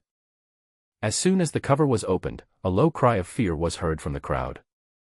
The female corpse had a pale face, wide open eyes, and her gray eyeballs were staring at everyone. "What is happening?" Lu Hao screamed suddenly and stepped back in disbelief. "Why are you panicking? Who is it?" Wei Dongting scolded. "It's Xiuyu, it's Xiuyu." Lu Hao shouted in a trembling voice. My heart was shocked. "Then is that Uncle Yang's daughter?" Tayata was shocked. "Xiuyu, how could it be Xiuyu?" Lu Hao knelt on the ground and cried loudly. I glanced at the crowd. Everyone was in a panic. Zhou Xiang was standing in a dark corner with his eyes wide open and a look of shock on his face. But soon, the shocked expression returned to numbness. "That's not right." I frowned. "What did you say?" Taito asked. I said it was nothing. Go call Uncle Yang and the others over. Okay. Taito nodded, sighed, turned around and ran away. After a while, he came back with a group of people. Where is Xiuyu? Where is Xiuyu? Uncle Yang stumbled over and saw the female corpse beside the lotus pond. He staggered and almost fainted. He was grabbed by Master Zhang and Taito. I stepped forward and patted Uncle Yang on the back, whispering, Uncle, don't be anxious, take a closer look and see if this is Xiuyu. When Uncle Yang heard what I said, he immediately seemed to have grasped a life-saving straw, and tremblingly said, I'll take another look, I'll take another good look, it's impossible, it can't be my daughter. A few of us accompanied him. What are you doing? Do you think this is a joke? Wei Dongting scolded coldly. Taito was furious and cursed, what the hell are you doing? Didn't you hear that this could be Xiuyu? This is Xiuyu's father. Look, but don't move. Wei Dongting had a dark face, but surprisingly he didn't get angry. We took Uncle Yang closer and took a closer look at the female corpse. It's Xiuyu, she's my daughter. Uncle Yang screamed and burst into tears. Taito and Master Zhang hurriedly supported him. I looked back and saw Lu Hao kneeling on the ground, crying and gasping for breath. He said to Taito, you take care of Uncle Yang. After saying that, he went over to Lu Hao. Boss Lu, wait a minute before crying. I squatted down and patted his shoulder. Lu Hao was startled, and suddenly raised his head. Seeing that it was me, he wiped his tears and cried, Xiuyu, how could such a thing happen to my Xiuyu? Why are you crying? I see you are very happy. Come and take a rest. I said with a smile. What do you mean? Xiuyu, how could I be happy? Lu Hao said angrily, wiping his tears and wailing. That's enough. It's so tiring to keep crying and shouting. I shook my head. Stop joking, or don't blame me, Lu Hao said angrily. What? Are you going to chop me up? I stared at him. Or are you going to throw me into the lotus pond and kill me? What nonsense are you talking about? Lu Hao scolded. I laughed, look, you feel guilty and angry, it's not a big deal, give me 5 million and I'll keep it a secret for you, how about that? You are blackmailing me. Lu Hao was furious. If you don't cherish the opportunity one gave you, don't blame me for being angry. I frowned. What do you want? This house belongs to the Chow family, and Mr. Wei is there. Do you think you can do whatever you want? Lu Hao said, gritting his teeth. I heard that the Chow family is the most philanthropic family in Meicheng. I said with a smile, then I guess if the Chow family knew that you killed your wife and dumped her body in someone else's lotus pond, they would want to kill you first, right? Don't slander me. When did I? Lu Hao was furious. I interrupted him and said, do I need to tell you when the body was dumped? Don't you know it yourself? Why are you insisting on something that can be spent? You can't bring it with you when you die, don't you?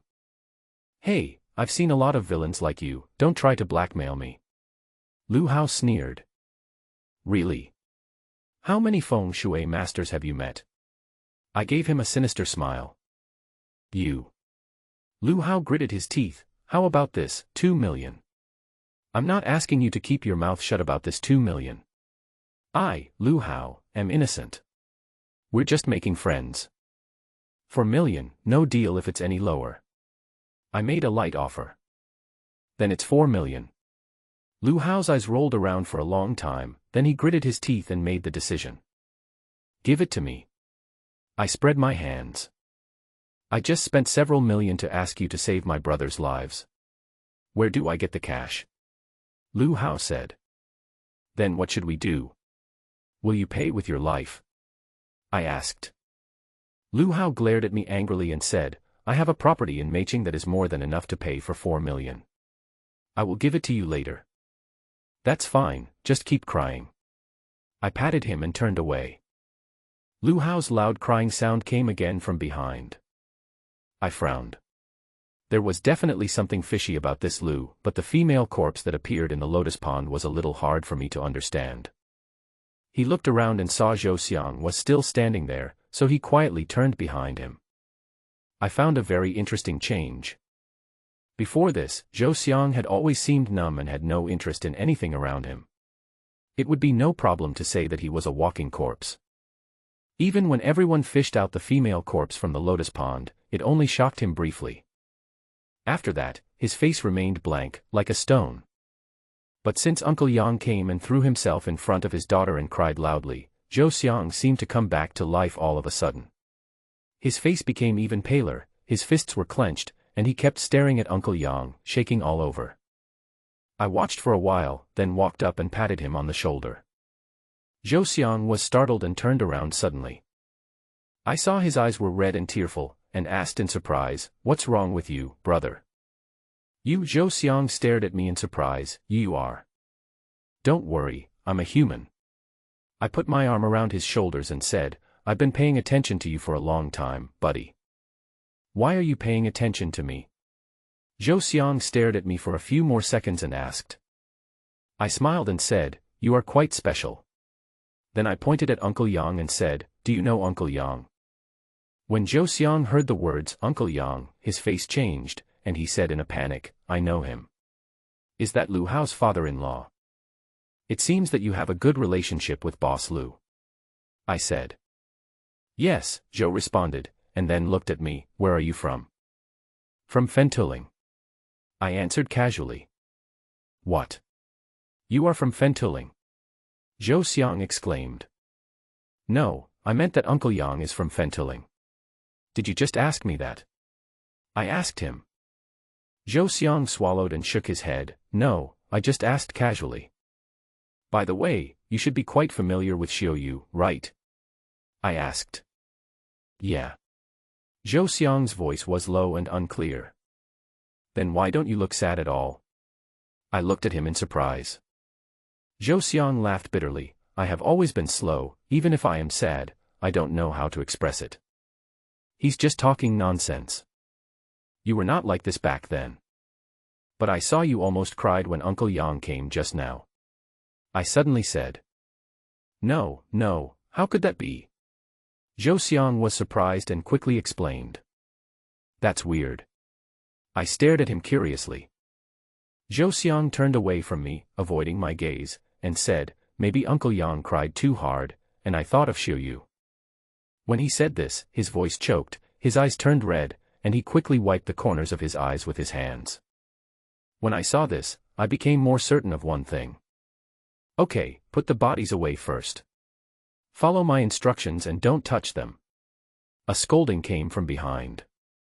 Looking back, he saw Wei Dongting stepping forward and driving away Uncle Yang and others. He then instructed people to do as he ordered, covering Yang Shuyu's body with a white cloth and then lifting it up with a door panel. "Go buy a coffin right now." Wei Dongting called Lu Hao, who was crying loudly, over again. "Where can I find it now?" Lu Hao said in embarrassment, wiping his tears. "If you want peace at home, just go now. Why are you talking so much nonsense?" Wei Dongting glared at him. Yes.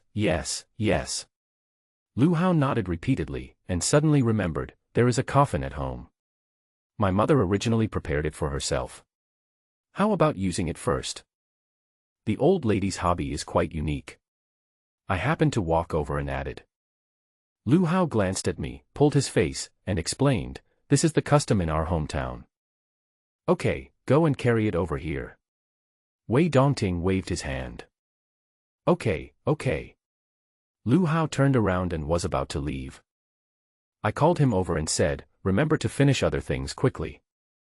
Lu Hao's body stiffened, he snorted, and walked away quickly. "Help the uncle go back and rest first." I saw Uncle Yang was about to faint from crying, so I went over to explain to Tayato and the others. Okay. Tayato, Xiaoganzi, and others quickly helped Uncle Yang back to the room. "What do you think is going on?" Master Zhang came to me and asked in a low voice, his face full of anger, could it be that the mother and son of the Lu family killed Xiaoyu? No wonder we want to see Xiaoyu. This Lu guy keeps making excuses. Master Zhang was so excited that he pounded his fist hard on his palm. "It's all my fault that I didn't see some clues before, otherwise Xiaoyu might have." "This is not your fault, and it's hard to say. Let's go back first." I patted Master Zhang on the shoulder and comforted him. Oh! Master Zhang sighed. When we were halfway there, Master Zhang asked me in a low voice, should we report the crime? Let's wait a moment, I said after thinking about it. Okay, I'll listen to you. Master Zhang nodded. We returned to the room, and Uncle Yang was helped by Tayata, Xiaoganzi, and others to lie down on the bed. But after Uncle Yang recovered, he couldn't help but burst into tears. Damn it. Tayata couldn't help but pounded the table hard. I poured a bowl of hot water and handed it to Uncle Yang. Uncle, I have something important for you to do later. You have to cheer up. What? Uncle Yang asked woodenly.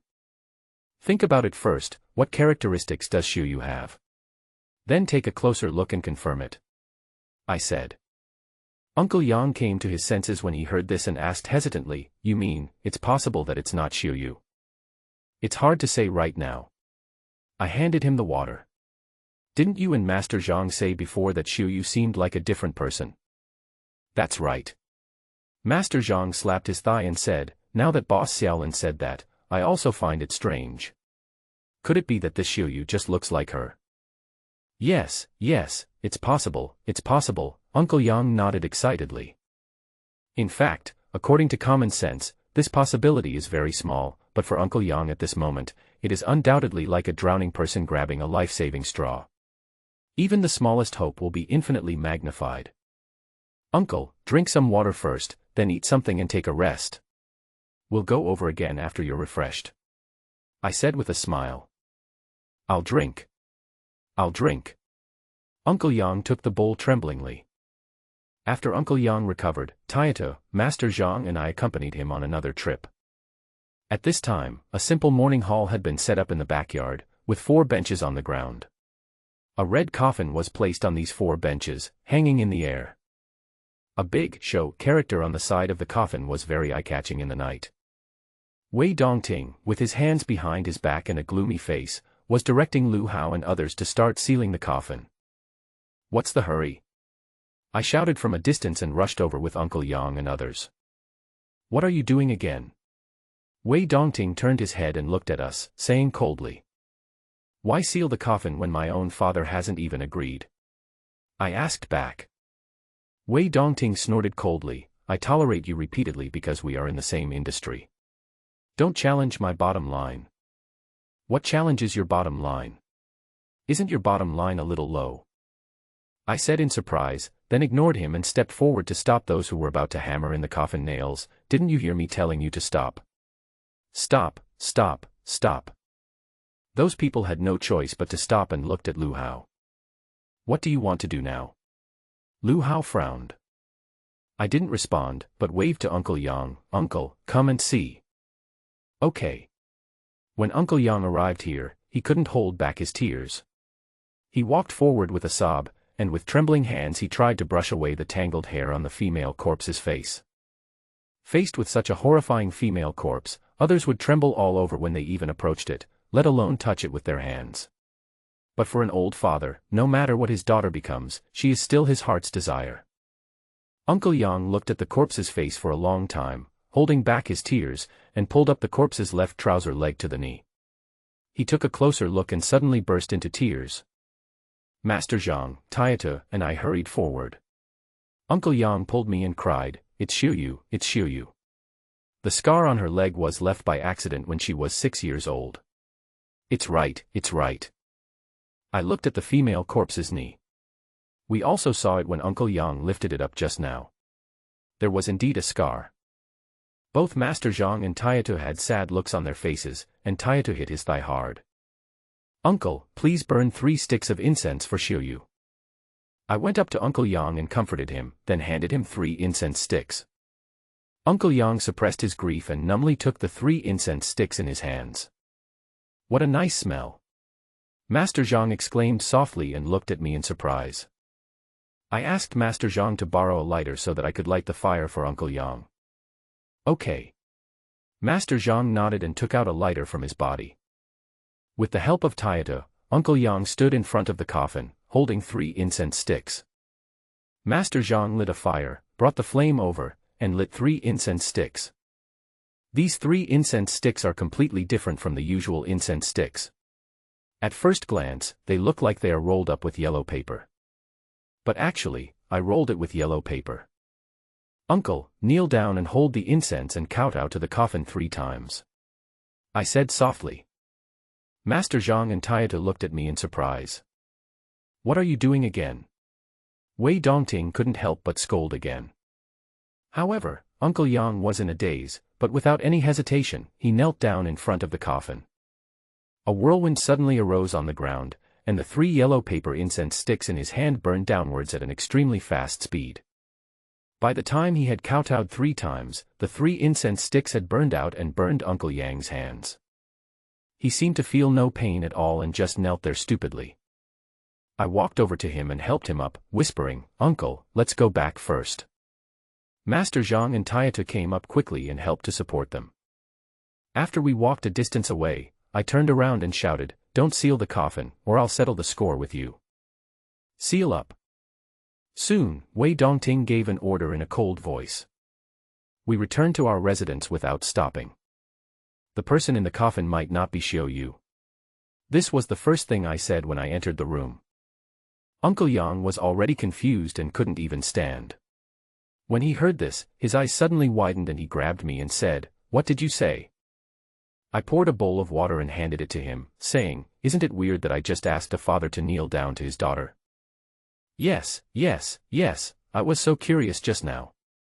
Taito nodded vigorously. Master Zhang's eyes flickered, and he asked, "Is there something special about doing this?" "There's something special about the 3 incense sticks just now. If it was a father kneeling down to his daughter, the 3 incense sticks would have broken," I explained. "The incense just now was not extinguished and was completely burned out. Does that mean the woman in the coffin is not Xiao Yu?" Master Zhang reacted the fastest and said excitedly, "Not bad." I nodded. The 3 yellow paper incense sticks just now may seem ordinary, but they are actually a kind of secret technique of our Lingmen. Connect to Yin Bridge. The so-called Jian bridge uses yellow paper rolled incense as a medium to connect yin and yang. If there was an ordinary female corpse in the coffin, this would not work, but it happened that the female corpse in the coffin was filled with deep yin energy and resentment, which just met the conditions for connecting to the yin bridge. I deliberately asked Uncle Yang to kneel in front of the coffin holding 3 yellow paper incense sticks, just to see if there was any father-daughter relationship between the female corpse in the coffin and Uncle Yang. If the yin bridge failed, then the yellow paper incense in Uncle Yang's hand would not have changed. However, a whirlwind just now arose out of nowhere, and the yellow paper incense burned out at an extremely fast speed, which means that the Yin bridge was successful, but Uncle Yang and the other party were not in a father-daughter relationship. This method cannot be said to be 100% accurate, but it has a very high accuracy rate. Brother, think about it carefully. Did you notice anything unusual just now? Master Zhang patted Uncle Yang and said, "These days, not only can faces be faked, but scars can also be faked." "Yes, this is really possible," Taito shouted. Uncle Yang was surprised and delighted when he heard this, and said in a trembling voice, "Let me think about it. I think about it. I am right. I just looked at my daughter, the girl's toes in the coffin. It seems that something is wrong. I washed my daughter's feet when she was little. I am sure I recognize it." "Brother, are you sure?" Master Zhang asked excitedly. "When I saw the scar before, it all matched. I thought it must be my Xiao Yu, so I didn't think about it carefully.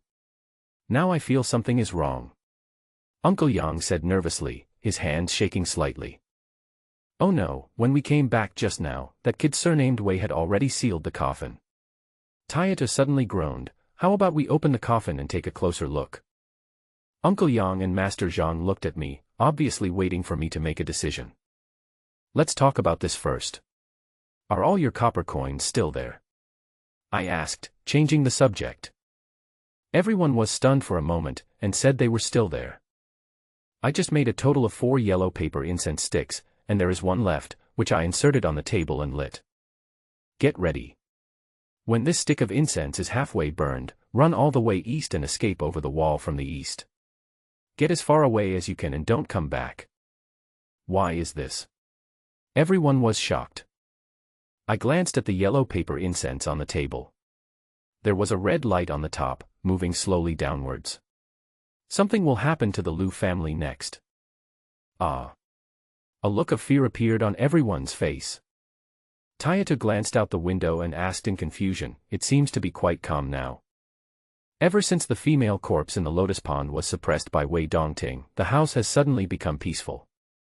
The howling wind has long since subsided, and there is silence all around. Boss Xiaolin, do you mean that you want us to go first and you want to stay? Master Zhang asked. I nodded, I have something else to do here. What's the matter? Tayato asked subconsciously, how about I stay and accompany you? Okay. I agreed readily. Before the incense burns to the middle, go find Lu Hao and rescue the unconscious person. Then let Lu Hao give what he deserves. Yeah, I almost forgot about this. Tayato slapped his head, oh my goodness, I have to go quickly. After rescuing people, ask if there is anyone willing to take charge of sending those unconscious out.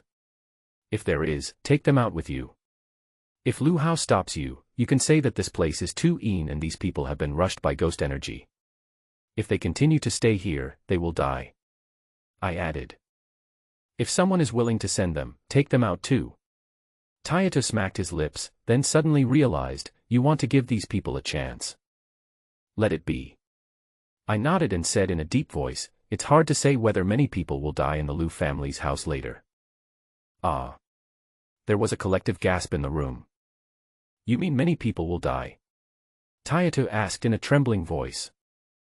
I said, yeah, why else would I ask you to leave quickly? Tayato opened his mouth and was about to speak, but I patted him on the shoulder and said, you're great for staying with me.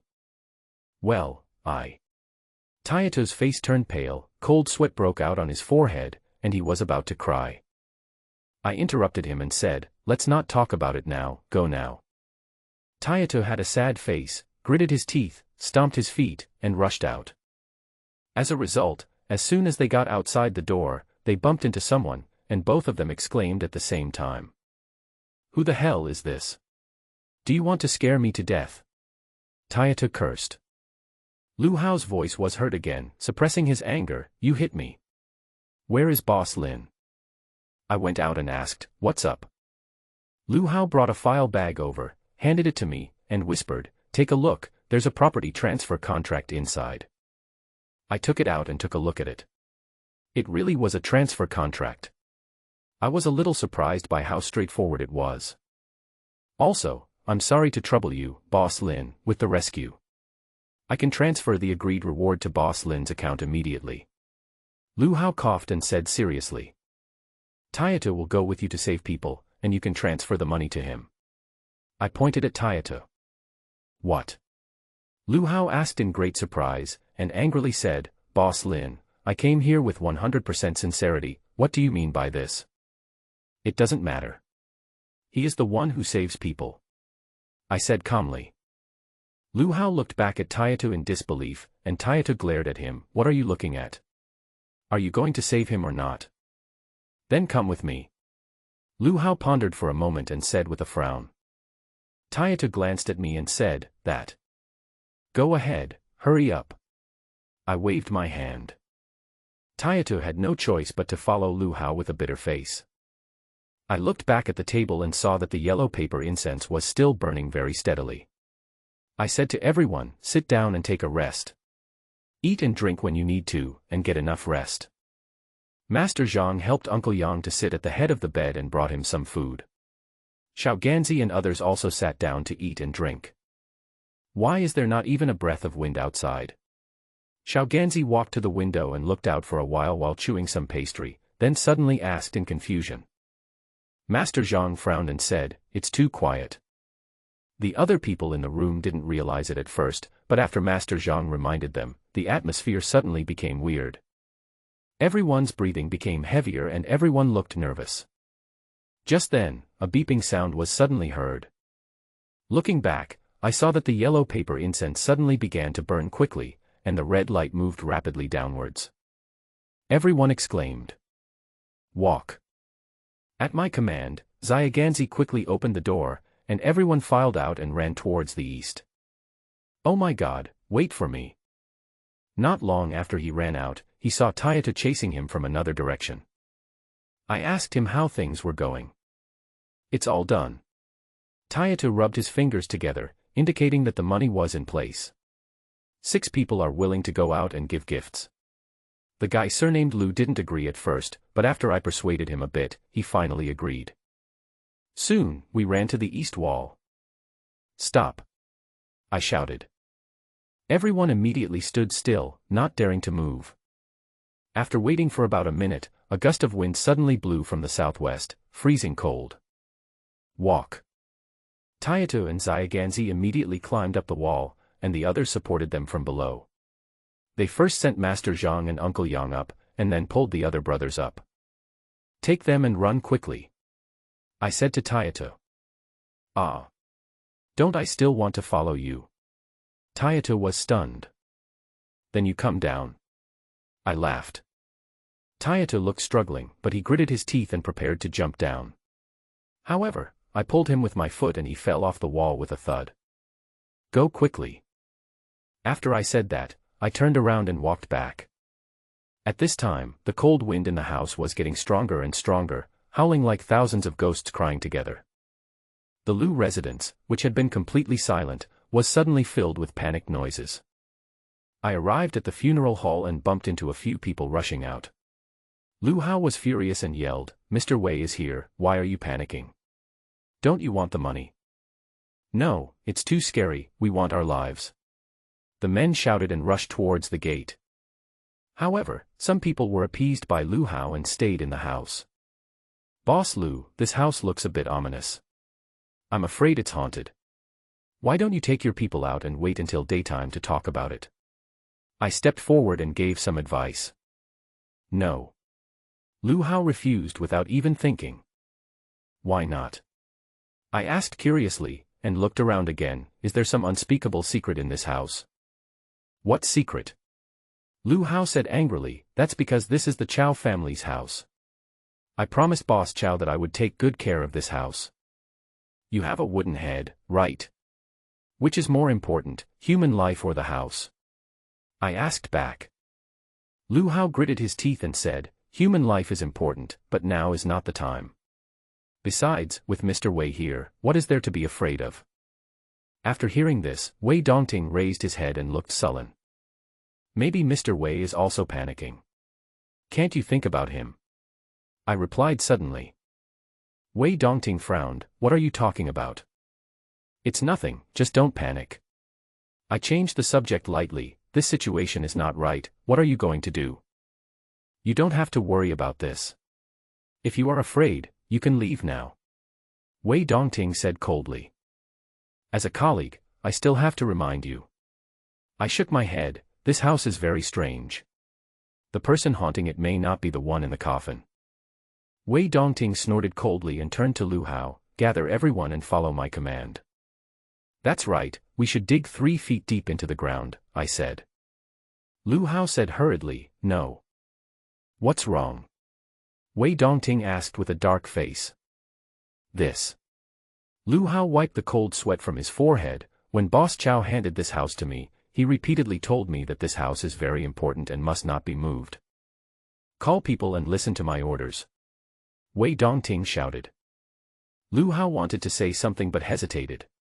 However, he did not dare to go against Wei Dongting's wishes and went to call the person over. There was a sudden commotion around the morning hall, and people in the house gathered here. There were 3 incense sticks in the incense burner in front of the coffin. I took a puff of smoke as I passed by, took advantage of the chaos to walk behind Zhou Xiang and patted him on the shoulder. Zhou Xiang was startled, and the moment he turned around, I blew a puff of smoke at him. The white smoke entered his mouth and nose like a living thing. Zhou Xiang shuddered all over, his eyes rolled back and he stood there in a daze. "Go wherever you want," I said in a low voice in his ear. Zhou Xiang slowly turned his body and began to move towards the southwest. His steps were stiff, his expression was numb, and his eyes rolled up, as if he was sleepwalking. Fortunately, it was a time of chaos and darkness, so no one noticed him, otherwise he would have been frightened to death. This is called soul-guiding incense. When the incense smoke enters the body, it will make people feel like they are half asleep and enter a state similar to sleepwalking. Zhou Xiang walked in front and I followed closely behind him. The wind howled in the house, making people shudder, but it had no effect on Zhou Xiang at this moment. He walked slowly with a strange pace, crossed a corridor, and stopped in front of a room door. The light came through the crack in the door, and I could only hear a cry of ouch, ouch from inside. As soon as I heard the voice, I knew it was that old lady Lu. I knocked on the door and then stepped aside. "Who?" someone in the room asked. Then a man opened the door and came out. At first glance, he saw Zhou Xiang standing at the door with his eyes rolled back. He was so scared that he screamed and ran away in a hurry. I hid in the darkness and saw Zhou Xiang slowly walk into the room. I then heard old lady Lu scream, even louder than the previous one. When I walked to the door, I saw the old lady with gauze wrapped around her ears, all kinds of amulets hanging around her neck, and her body covered with yellow paper talismans. She was huddled on the bed, screaming in fear. However, Zhou Xiang moved towards her step by step. I was a little surprised. I didn't expect that the first person Zhou Xiang came to find when he was in the soul-calling state would be this old lady. The old lady was so scared that she rolled around on the bed, shouting, Howard, come and save your mother." I looked around the room and noticed something unusual. The four walls of this room, including the ceiling, were painted with huge talismans. A statue of Bodhisattva was enshrined on the counter on the left, and 3 incense sticks were lit in front of the Bodhisattva, with smoke rising up. Judging from the furnishings in the room, this should be Lu Hao's room. The reason why the old lady was arranged here after she was injured was probably because they believed that this room was blessed by talismans and protected by bodhisattvas, and would be safer. However, Zhou Xiang was only poisoned by the soul-calling incense and was not a ghost. Therefore, all the evil-suppressing items in the room were of no use to him. Bang! A sudden sound attracted my attention. Upon closer inspection, the old lady was actually slapped in the face by Zhou Xiang. Generally speaking, all actions of people who have been poisoned by the soul-guiding incense are subconscious. The reason why Zhou Xiang slapped old lady Lu means that he had wanted to do so for a long time, but had been holding back. Amid the old lady's screams, Zhou Xiang slowly raised his hand and slapped her again, making her cry for her parents. I was a little curious. This old lady was indeed very disliked, but how had she offended Zhou Xiang to make him hate her to such an extent? I watched coldly from the sidelines until the old lady was beaten unconscious, then I stepped forward and patted Zhou Xiang. Zhou Xiang paused, turned around, walked to the head of the bed, and groped around slowly. Suddenly, there was a click, as if some mechanism was triggered, and then I saw a secret door open on the wall where the Bodhisattva statue was placed. Zhou Xiang got up and walked in through the secret door. I followed him and went through another door. Then there was a staircase leading down. I kept walking down for about 10 meters and came to an extremely dark basement. There were a few very old-fashioned oil lamps hanging on the left wall, which were obviously used for lighting. However, the darkness had no effect on me, and Zhou Xiang didn't use his eyes when he was in the soul-calling state, so I didn't move. After walking a little further, 2 rooms appeared in front of us. The doors of these 2 rooms, one red and one white, look very strange. Zhou Xiang walked all the way to the red door and stopped there. I walked forward and found that both doors were made of iron doors, and the door panels were extremely heavy and thick, painted red and white.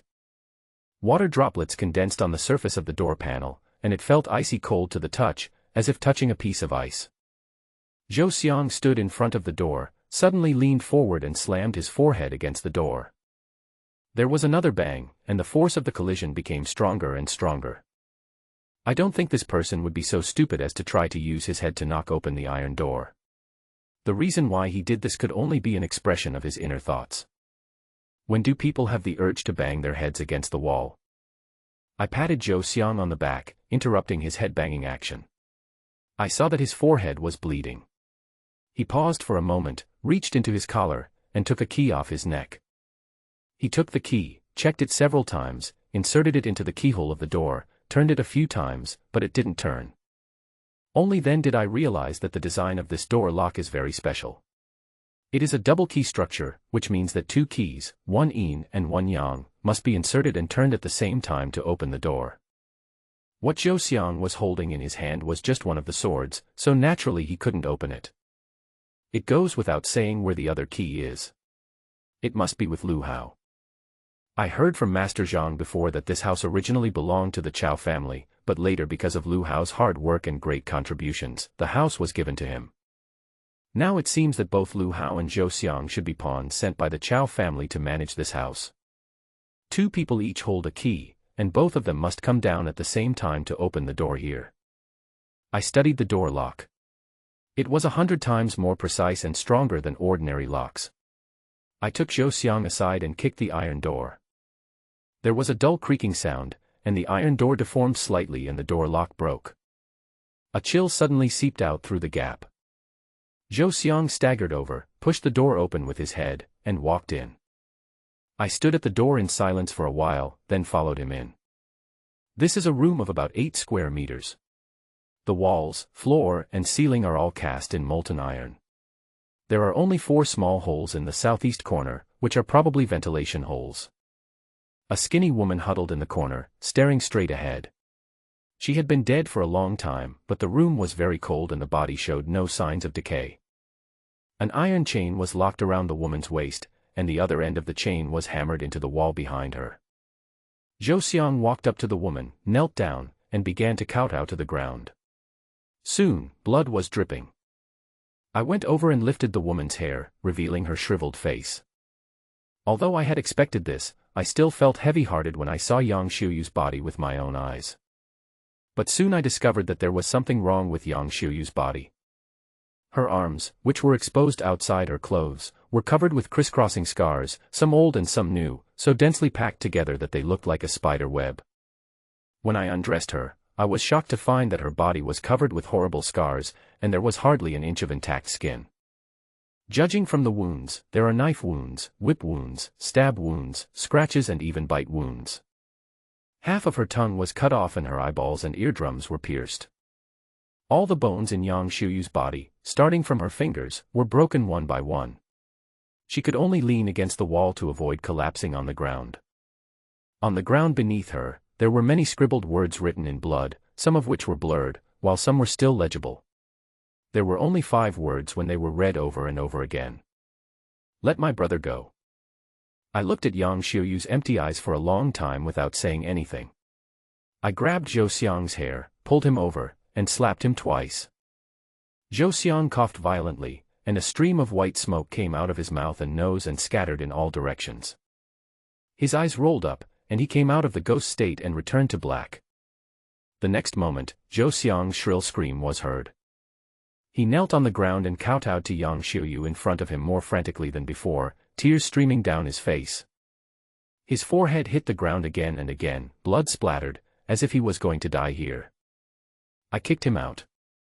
Zhou Xiang rolled on the ground for a few times, then lay on the ground crying and banging his head against the ground. "There's no need to die right now." I grabbed his neck and lifted him up.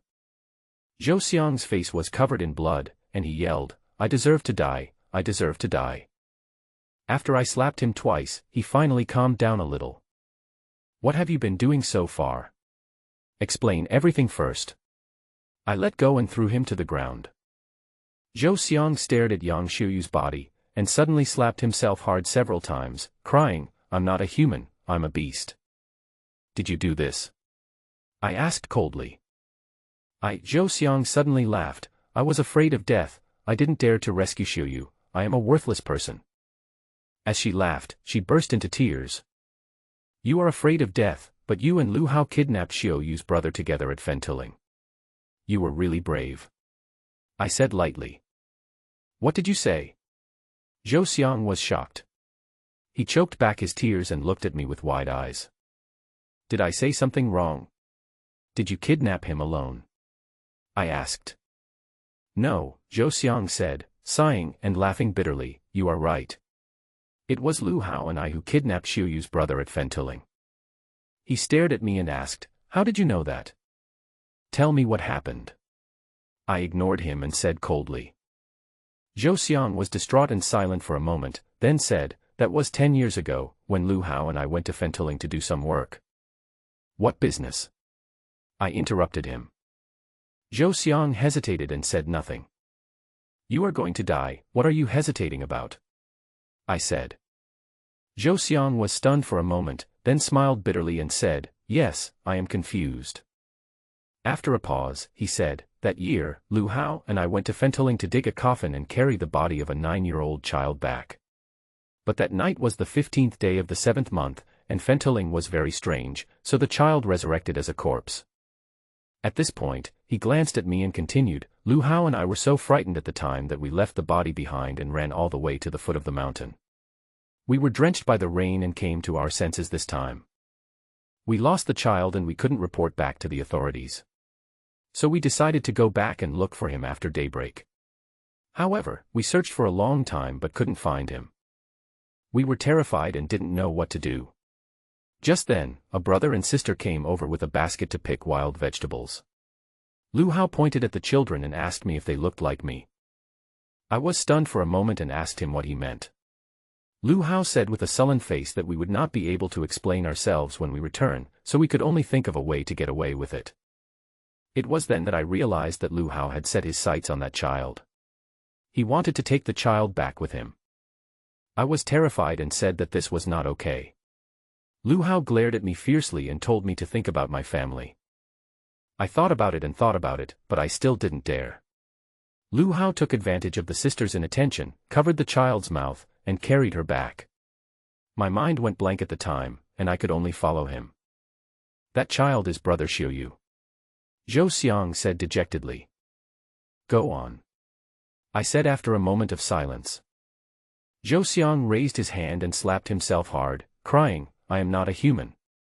After Lu Hao kidnapped the person, I wanted to persuade him to stop, but he kicked me, so I didn't dare to stop him. Plus, Xiuyu came looking for us at that time, so we hurriedly took the child and fled to the mountains. But halfway through, the child almost broke free from us. Lu Hao got so angry that he picked up a stone and smashed it on the kid's face. He even asked me to join in. I didn't dare to do anything. I just watched Lu Hao smash the kid again and again. Ha ha ha. When Zhou Xiang said this, he suddenly laughed neurotically and slapped himself madly. Did the Chao family ask you to go to Fentoling? I asked suddenly. Zhou Xiang shuddered when he heard this, stopped laughing, lowered his head, and didn't dare to meet my gaze. Don't ask about this, anyway, Xiuyu's brother was killed by Lu Hao and me. Is Chao Shiwerong really that scary? I asked calmly. Zhou Xiang suddenly raised his head and looked at me in horror. How did you know? How did you know? Why did Chao Shiwerong ask you to dig the coffin? I continued to ask. We. Zhou Xiang stared at me, his voice trembling. He slapped himself again, sighed, and said, the child buried in Fenta Ridge had offended the third miss and accidentally scratched the third miss's face. The third miss ordered that the child be sealed in a coffin and buried alive in Fenta Ridge. But 7 days later, Miss 3 asked me and Lu Hao to dig out the child's body and carry it back. At this point, Zhou Xiang's hands were shaking, and he gritted his teeth and said, we need to nail the child to a mulberry tree with 99 nails for 3 days, and then bury him in this house. I glanced at the next room. Is that it? Yes. Zhou Xiang nodded. Perhaps because he had said the most important thing, his emotions calmed down a lot. He continued, at that time, Lu Hao deliberately smashed Xiuyu's face with a stone. The 2 children were of similar size, so we got away with it. But when we nailed the child to the mulberry tree, the child suddenly opened his eyes. It turned out that the child was not dead yet and was staring at us. We were shocked. Lu Hao grabbed a nail and stabbed it into the child's left eye in panic. After he finished stabbing, he saw me standing aside, so he grabbed another nail and put it in my hand, asking me to stab the other eye. I was so scared that I refused to do anything. But the nail pierced the child's eye and he finally stopped moving. Lu Hao let me go and took me with him to nail the child to the mulberry tree. Miss Sanson came once during this period. At that time, Brother Xiuyu's face was covered in blood, but Miss Sanson didn't take a close look, so she was able to get away with it. After 3 days of hanging, Miss 3 asked us to move the person to the opposite side. Zhou Xiang pointed to the next door. Miss San said that she wants to make sure that kid surnamed Lin never gets reincarnated. How big is the hatred? Where does this kid named Lin come from? I asked expressionlessly. Zhou Xiang stared at me again. I don't know much either. I only know that this child surnamed Lin has a grandfather who seems to be a feng shui master. It was he who arranged the marriage between the child surnamed Lin and the third young lady. What happened next? When I heard him mention my grandfather, my heart was shocked, but I remained calm on the surface.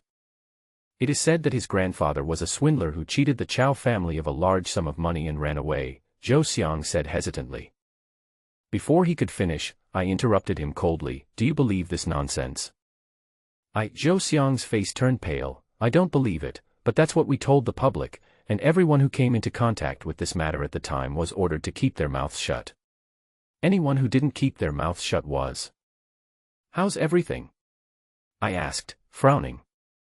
I don't know what happened exactly, but I never saw those people again, including their families. Zhou Xiang's voice trembled slightly and his expression was terrified. You mean, anyone who disobeys the orders will be killed by the Chow family? I said in disbelief. Zhou Xiang laughed bitterly. That's the truth, otherwise Lu Hao and I wouldn't be so scared. I frowned as I heard this. When my grandfather brought me to the Chow family, the impression they gave me was that of an ordinary wealthy family. But now I am increasingly finding that this Chow family is not as simple as it seems. It's like an abyss, unfathomable. So what do you think happened to the child's grandfather? I asked. I really don't know about that, Zhou Xiang shook his head. The Chow family has issued a gag order on that matter, and they don't even allow us to mention it. How could they possibly let us know the inside story? If we really knew, I'm afraid. He didn't say what he was afraid of, but his meaning was very clear. He was afraid that not even a bone would be left. I knew it was basically impossible to get him to tell me about Grandpa, so I gave up. What about Xiuyu? When Zhou Xiang heard the word Xiuyu, he stood there in a daze. After a long time, he suddenly laughed miserably. After Lu Hao and I did this, we thought everything was fine, but Boss Chow suddenly found us and asked us to take charge of guarding the house. We were both shocked and subconsciously wanted to refuse, but we didn't dare to. In the end, we had no choice but to agree. In the end, Lu Hao moved in with his family, and I lived alone next door. From the outside world's perspective, this house was given to Lu Hao by the Chow family as a reward. In fact, we are both just pawns responsible for guarding this house. Boss Chow has repeatedly told us that this house must not be touched, otherwise we will bear the consequences ourselves. Why can't I move? I became a little suspicious. Before, when Lu Hao heard that they had to dig 3 feet deep into the ground, he was also extremely nervous. It must be because of the child. There is a child buried under this house, so the Chow family is naturally a little worried. Zhou Xiang said. I have no comment. After moving into this house, Lu Hao started to be suspicious all the time and was often awakened by nightmares at night. I usually don't dare to come here because I feel that this place is gloomy and spooky. Later, Lu Hao found one of his cousins. At this point, Zhou Xiang stopped and explained, Lu Hao's cousin is the Taoist priest Sunday. I was a little surprised and let Zhou Xiang continue. Lu Hao's cousin had learned some skills from a Taoist priest before. He came to take a look at the house and was shocked. He said that the house was full of ghosts and that if he continued to live there, he would die. He told Lu Hao to move out immediately. Lu Hao and I were both terrified at the time, but the Chow family asked us to guard the house, so how could we just move out? Lu Hao begged Taoist Sun to come up with a solution and promised him a large sum of money. Then Taoist priest Sun agreed to think of a solution for us. He said that we must find the source of the evil spirit before we can solve it. He wanted to start a big fight and turn the whole house upside down. Of course this is not possible, Lu Hao and I quickly stopped them. Taoist Sun asked us in confusion, what is the problem with this house, why can't we turn it over? We didn't know what to say, so Taoist Sun got angry and was about to leave. Lu Hao quickly held him back. He had no choice but to grit his teeth and tell Taoist Sun the truth. The Taoist priest Sun was shocked when he heard this and wanted to leave on the spot. The two of us held him back and begged him, and we also promised him a lot of benefits. Only then did we manage to keep him in place. Then Taoist priest Sun gave us an idea. He said that this child was abducted and sealed underground by us for no apparent reason. He must be filled with resentment. If this continues, it will sooner or later lead to a disaster.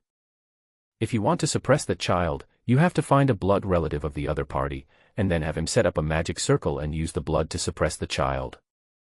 When the three of us discussed it, we thought of the child's sister, Xiuyu. After hearing this, Taoist priest Sun said that this person would be a good candidate. Lu Hao asked me to go and find out more about Xiuyu. I began to observe Xiuyu secretly, and during this process, I found that Xiuyu was a very kind girl. She had always felt guilty for her brother's disappearance, and had been looking for her brother's whereabouts, rain or shine. Faced with this girl, I felt guilty and regretful. Unconsciously, I was actually slowly attracted to her. I burst out laughing when I heard that. Zhou Xiang is really something. On one hand, he killed his younger brother, and on the other hand, he was thinking about someone else's sister. After I came back, I told them about Xiuyu's situation, and Taoist priest Sun decided to let Lu Hao marry Xiuyu. I was shocked when I heard that and asked why he did that. Taoist Sun said that only by marrying Xiuyu back home could he let her stay in the house for a long time, and that would calm the child's resentment. I was extremely anxious and strongly opposed it. Lu Hao asked me curiously why I was so excited. I had already told Xiuyu, but I didn't dare to say it. I could only say that we had killed Xiuyu's brother and now we were bringing her sister into the fire pit. It was really inhumane. Lu Hao glared at me fiercely and said that we were no longer human beings. Who do you think you are? I was speechless after being scolded by him. Lu Hao and Taoist Sun discussed it and made a plan at that time. Lu Hao set up a trap, pretending to run into Xiuyu by chance, and then pretending to help Xiuyu find her brother. After a few moves, Xiuyu agreed to marry Lu Hao. On the wedding night, Xiuyu even toasted me with a glass of wine, hee. Zhou Xiang couldn't help but burst into laughter and was so scared that he coughed violently. I looked at him coldly, not knowing whether this man was pathetic or hateful. Master Sun asked Lu Hao to marry Xiuyu so that she could stay at home and protect the family. But Xiuyu is a person who can't sit still. She runs out to look for her brother all day long. No matter how Lu Hao persuades her, she won't. The two even had a big fight because of this. Lu Hao was furious, so he asked me, Taoist Sun, for help. Taoist Sun pondered for a moment and came up with a solution. When I heard what he said, I was so angry that I punched him on the spot, causing his nose to bleed. Master Sun was furious. By the time he realized what was happening, I was no match for him. He knocked me to the ground in just a few moves. It was only Lu Hao who came over and persuaded him to stop. This guy surnamed Sun actually came up with an extremely vicious idea. He said that since Xiuyu always likes to run away, why not just lock her up and put an end to it all? Lu Hao thought about it and said there was a problem. If Xiuyu was locked up, what if her family came to visit? The Sun guy has another idea. He said he has a half-sister who can marry Lu Hao instead of Xiuyu. As for her appearance, he can ask Lu Hao to pay for her to have plastic surgery. Lu Hao thought about it for a long time and actually agreed. The man surnamed Sun brought his sister over that same day.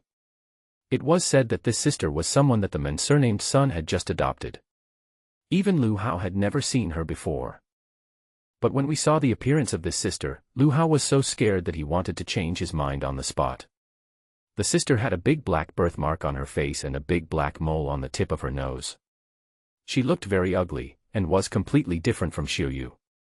But this sister's figure is indeed not much different from Xiuyu. The man surnamed Sun pulled Lu Hao and said, although my sister is not very good looking, with your current character, what qualifications do you have to be picky? Lu Hao hesitated for a long time, but actually agreed. He then spent a large sum of money to make the sister surnamed Sun look like Xiuyu, even replicating some of the scars on her body. After hearing this, things finally began to become clear. No wonder Uncle Yang said that since Xiuyu married into the Lu family, she became very cold towards her family after a few months. It turned out that she had become a different person. With a substitute, Xiuyu was detained by Lu Hao. At first, she was locked in a storage room. Later, Lu Hao was worried that it was not safe, so the man surnamed Sun came up with another bad idea. He asked Lu Hao to lock Xiuyu up next to her brother, and painted the 2 doors red and white. The men surnamed Sun said that the red and white were to ward off evil spirits. This room is almost like a dungeon. Lu Hao and I each hold a key. Every time Lu Hao asks me to deliver food to Xiuyu, I want to go but I don't dare to. I really. Zhou Xiang clenched his fists and his whole body was shaking. It's already like this, why are you still being so hypocritical? I said coldly, did you torture Xiuyu into this state? No. Zhou Xiang said hurriedly, his voice urgent and sharp, how could I do this to Xiuyu? Is that Lu Hao? I asked. Unexpectedly, Zhou Xiang just kept shaking his head. I asked Lu Hao, and he denied it, saying it wasn't him. But it's strange, every time I come here, I find new wounds on Xiuyu's body. Lu Hao and I both hold the same key, so he couldn't have gotten here without me. If it's not you two, then could it be some big-headed ghost? I snorted. I also thought it was Lu Hao at the time, and almost had a fight with him, but Lu Hao cursed and swore, saying that he really didn't know. I went to ask Xiuyu again, but Xiuyu shrank into the corner, looking dazed, and said nothing. Zhou Xiang cried in a trembling voice. Later, the man surnamed Sun said that this might be Xiuyu's brother's doing. Because he had so much resentment that he couldn't vent, he tortured his sister like this. I asked them to release Xiuyu immediately, but Lu Hao and the man surnamed Sun flatly refused. They said that if they locked Xiuyu up here, they would only torture her. If they let her out, everyone in the house would suffer. I admit that I was timid and irresponsible. After Lu Hao and the man surnamed Sun said that, I didn't have the courage to object. I could only watch Xiuyu suffer. And the longer Xiuyu was locked up, the more miserable she was tortured, and I was even more afraid to let her out. In the end, Xiuyu had become so thin that she looked like a nobody. I had the urge to help Xiuyu out several times, but I was still a coward after all. I am not a human being. Zhou Xiang slapped himself hard again. I sneered, did a dog eat your brain or something? What? Zhou Xiang was stunned. You said Xiuyu was tortured by her brother. Who can believe such nonsense? What did you say? You mean, Xiuyu wasn't? Zhou Xiang was shocked. I looked around. How do you know there's only one passage leading here? Passage? Zhou Xiang muttered, his eyes suddenly widened, you mean there is a secret passage and someone came in from there? I ignored him and came to Xiuyu, looked at her silently for a moment, and said softly, look at her for a while. Without closing her eyes, he stood up, picked up Zhou Xiang, left the room, came to the white door, and kicked it open, breaking the door lock. When I opened the door, an even colder breath hit me in the face. I threw Zhou Xiang in and then went in. The layout of this cell is similar to the one next door. It is also made of molten iron, but there are no vents. There are strange spells painted on the walls on all 4 sides. On the ceiling and the ground, there are carvings of ferocious and evil ghosts. A child hung his head, with a long black nail piercing his chest and nailed to the wall. The air was icy cold, and a layer of white frost formed on the child's body. Ice prison. I looked at everything in the iron prison and my heart was shocked. Legend has it that there are 5 hells in Taoism, headed by the ice hell, which is the general term for the 8 cold hells. It was first mentioned in the Sutra of the Past Vows of Ksitigarbha Bodhisattva. This iron prison was obviously arranged according to the legendary 8 cold hells. Back then, Chao Shiwerong swore that I would never be reborn, but I didn't expect that she actually wanted to send me to the 8 cold hells. At such a young age, her heart was so vicious, it was really eye-opening. Although this is not the real 8 cold hells, those who are suppressed here will indeed never be reborn, and will suffer hellish torture and torment day and night. No wonder this child is so resentful. However, seeing the layout of this iron prison, it further confirmed my previous guess that the Chao family is far more unfathomable than what appears on the surface. How could an ordinary family build an iron cage like this? But there was one thing that surprised me. This iron prison, which was designed to imitate the layout of the 8 cold hells, had a very strong suppressive effect. Even if Xiuyu's brother had a lot of resentment, he could do nothing about it when he was trapped in this iron prison. It stands to reason that it would be difficult to break through this blockade and affect the houses above. But in fact, the Liu family's house has been haunted by evil spirits for several years, and it has even become more and more serious in recent days. If I'm not mistaken, the Yang Xiuyu who died in the lotus pond was Taoist Sun's sister. She was dragged into the lotus pond and drowned by the resentment of her brother Xiuyu, including the old lady Lu's ears, which were torn by this resentment. This is really weird. I glanced at Zhou Xiang and saw that he had been lying on the ground, trembling, and didn't dare to look up since he was thrown into the room. Suddenly, all his hair stood up strangely, and then he was lifted up by the neck as if by an invisible force. Zhou Xiang was suspended in the air, his face full of fear. He wanted to shout, but no sound came out. With a whoosh, he was thrown out, hit the iron wall, and bounced back and fell to the ground. Before he could recover, he was dragged up by another force and crashed into the iron wall at a rapid speed. This time his head was facing forward, and if it hit hard, his head would definitely explode. I stepped on the ground with a thud. The invisible force was cut off in an instant, and Zhou Xiang suddenly stopped before hitting the wall. I asked Zhou Xiang, "What's your name?" "Yang Tianbao." Zhou Xiang's trembling voice came faintly. As soon as he finished speaking, a burst of resentment suddenly erupted from the child. The temperature in the iron prison, which was already freezing cold, suddenly dropped sharply, and streaks of frost formed on the dark iron walls. I walked forward and was about to pull out the corpse-suppressing nails from his body, but suddenly I realized something was wrong, so I immediately pinched his chin and lifted his face up. This sight gave me a surprise. Yang Tianbao had an extremely strange makeup on his face, with black makeup on the left side of his face and white makeup on the right side, forming a strange and eerie ghost face. Yin-yang makeup. A thought suddenly flashed through my mind. When I was in the Nyang temple before, the mute old lady would also tell me about some of the magic techniques of other sects, and she specifically mentioned one magical technique. That's yin and yang makeup. Since ancient times, there has been a business of making up the dead. Modernly, it is called a mortician. In ancient times, it was called a different name. It was called a leather worker or a corpse seamstress. The truly amazing leather worker has many incredible skills, one of which is called yin-yang makeup. Its magical power is said to be able to transform yin and yang, and reverse life and death. Judging from the appearance of Yang Tianbao's makeup, he may very well be the black and white Rakshasa in the yin-yang makeup. I have always wondered, Yang Tianbao was suppressed in this ice prison, how could his resentment penetrate the seal of the town? But when you see this yin-yang makeup, everything can be explained. Yang Tianbao was suppressed in the ice prison, never to be able to turn over, but Lu Hao, who had done something wrong, became suspicious and, after following Taoist Sun's advice, married Xiuyu, hoping to use her to suppress Yang Tianbao.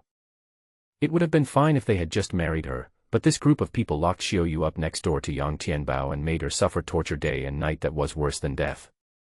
How could Yang Tianbao, who lived next door, not be filled with resentment? But even so, it was not enough for Yang Tianbao to break through the seal of the ice prison, until someone painted a set of black and white Rakshasa makeup on him.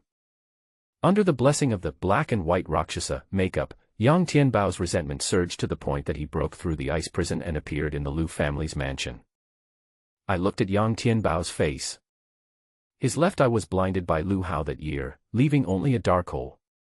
The left side of this Rakshasa face was pitch black, the right side was snow white, and the remaining right eye had a gray-white eyeball that moved slightly.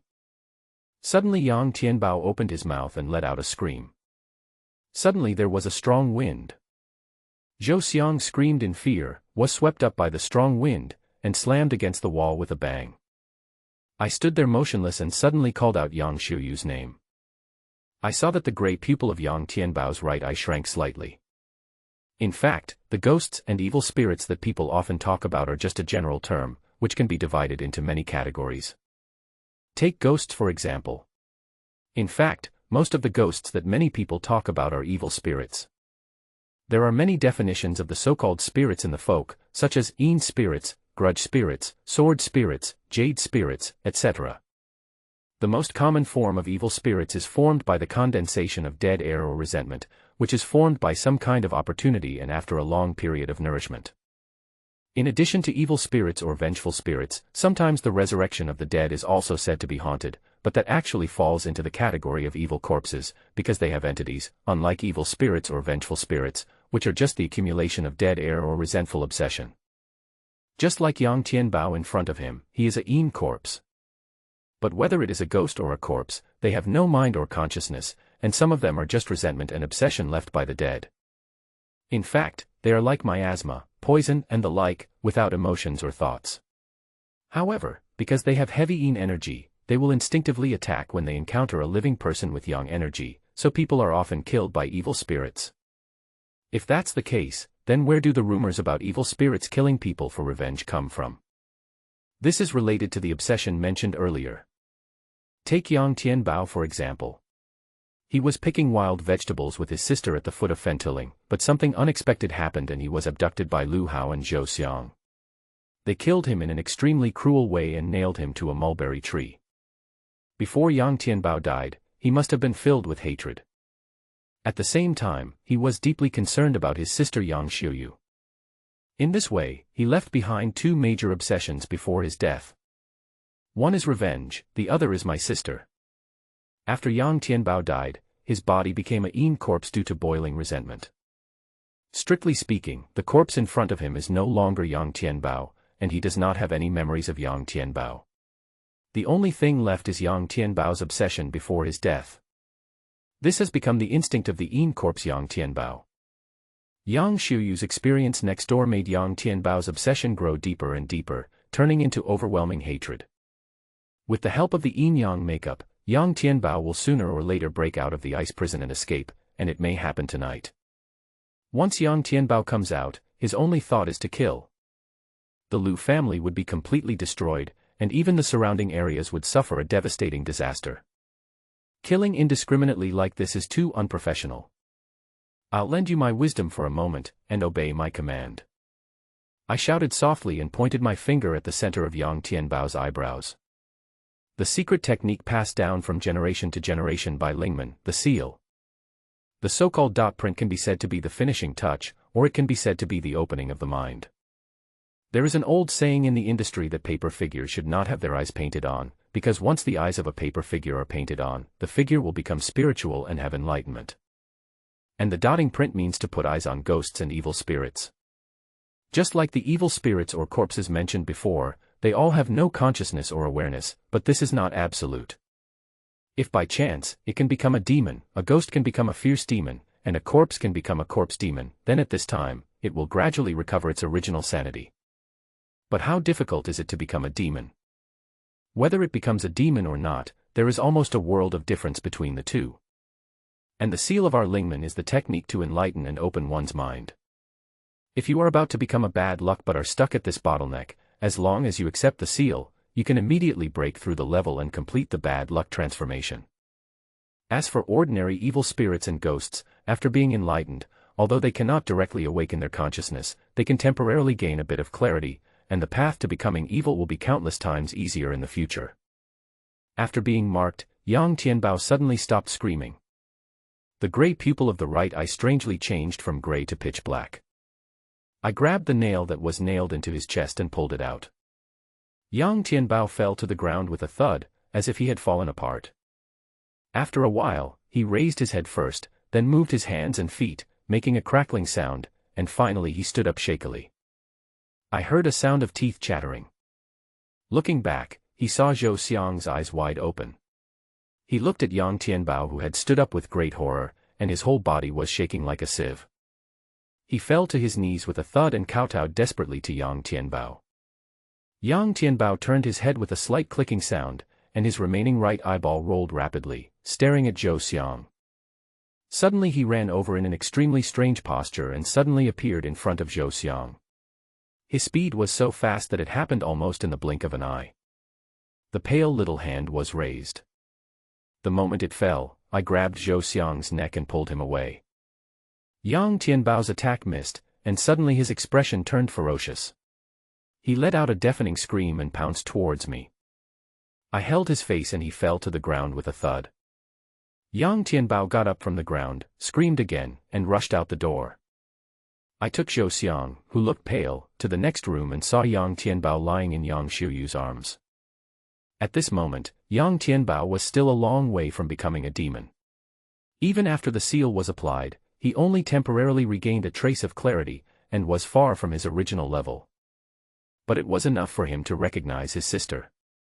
Suddenly, Yang Tianbao let out a very resentful scream, whooshed past us, and disappeared at the door in the blink of an eye. I grabbed Zhou Xiang and followed him. Not long after we walked away, we heard a heart-wrenching scream. I saw two figures coming down through the secret passage and they bumped into Yang Tianbao. The people who came were none other than Lu Hao and Taoist Sun. The scream just now that made people suspect that it scared out of their wits came from Lu Hao. As for the man surnamed Sun, after all, he was still somewhat capable, and his reaction was much stronger than that of Lu Hao. He shouted loudly and slashed towards Yang Tianbao with a swipe of his mahogany sword. Only a click was heard. The peachwood sword was suddenly broken into two pieces. In the blink of an eye, Yang Tianbao was riding on Daochang Sun's neck. I could even see the horrified expression on the man named Sunday. He opened his mouth and before he could scream, his head was held by a pair of small hands and twisted 180 degrees. That terrifying scene not only frightened Zhou Xiang to the point of collapsing to the ground, but Lu Hao beside Taoist Sun was so frightened that he made a hee-hee sound in his throat, turned his head and ran forward desperately.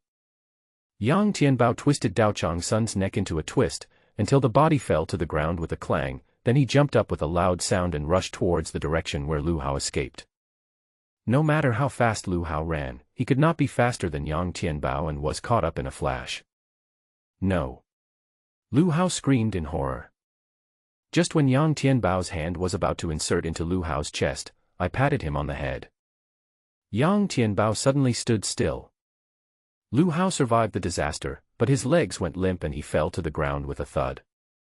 Before he could recover, I took a step forward and stepped on Lu Hao's palm. I heard a cracking sound and another scream. "Brother, what are you doing?" Lu Hao asked tremblingly, covering his palms as he struggled to get up from the ground. "What do you think?" I smiled at him. Lu Hao didn't say anything and ran out. However, before he took a few steps, I grabbed him by the neck, pulled him back and threw him in front of Yang Xiuyu. Ah! Seeing Yang Xiuyu's miserable death, Lu Hao screamed and crawled out. I kicked him back. "The Chao family asked you to guard the door here, how can you just run away like this?" Lu Hao was shaking like a sieve, his face pale. "What on earth do you want to do? Do you still want money? I'll give you as much as you want." "So how much do you plan to compensate Uncle Yang?" I asked. "Okay, whatever amount you say, just tell me a number and I'll compensate him whatever it is," Lu Hao said hurriedly. "At this time, you are not still thinking about surviving?" I looked at him in surprise. "You," Lu Hao shouted in horror, "everything can be discussed. I can't do anything about Xiuyu's matter. Things have come to this. I can compensate you. How about this, why don't you use this thing to poke a hole in your own eyes for fun?" I threw the corpse-suppressing nail in front of him with a clang. When Lu Hao saw this, he immediately rolled back. Yang Tianbao, this has nothing to do with me. I was forced to do this." "Were you forced to do it? Then should I force it too?"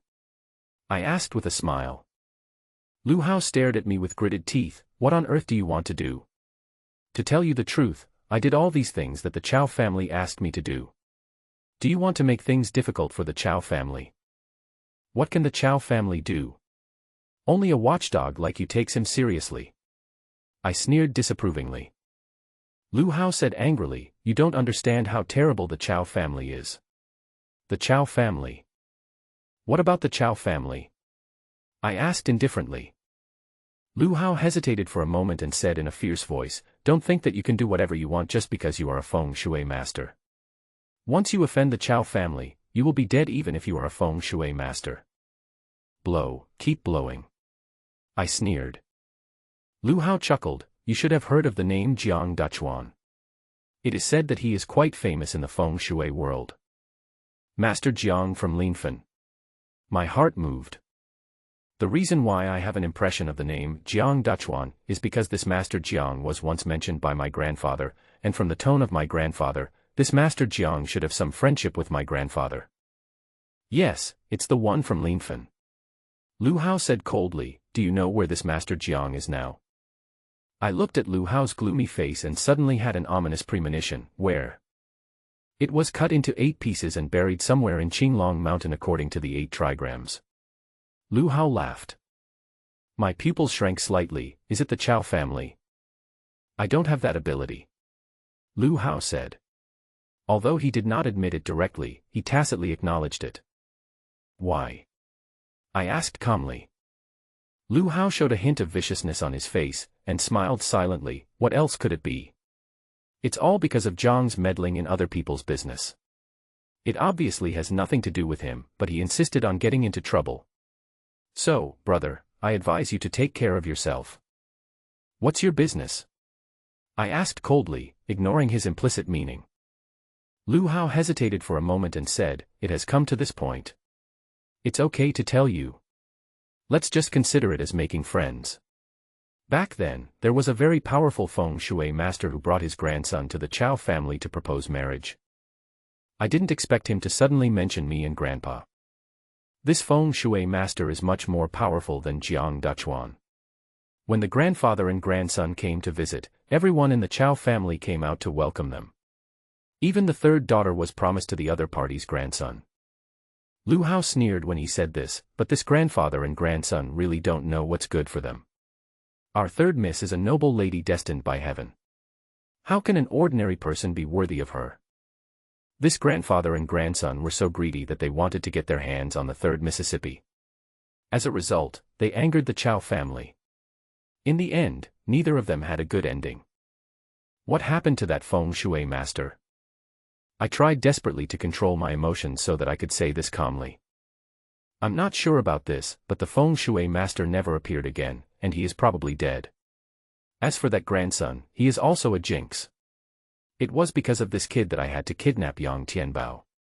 So it's not my fault, it's all the fault of the grandfather and grandson, Lu Hao shouted.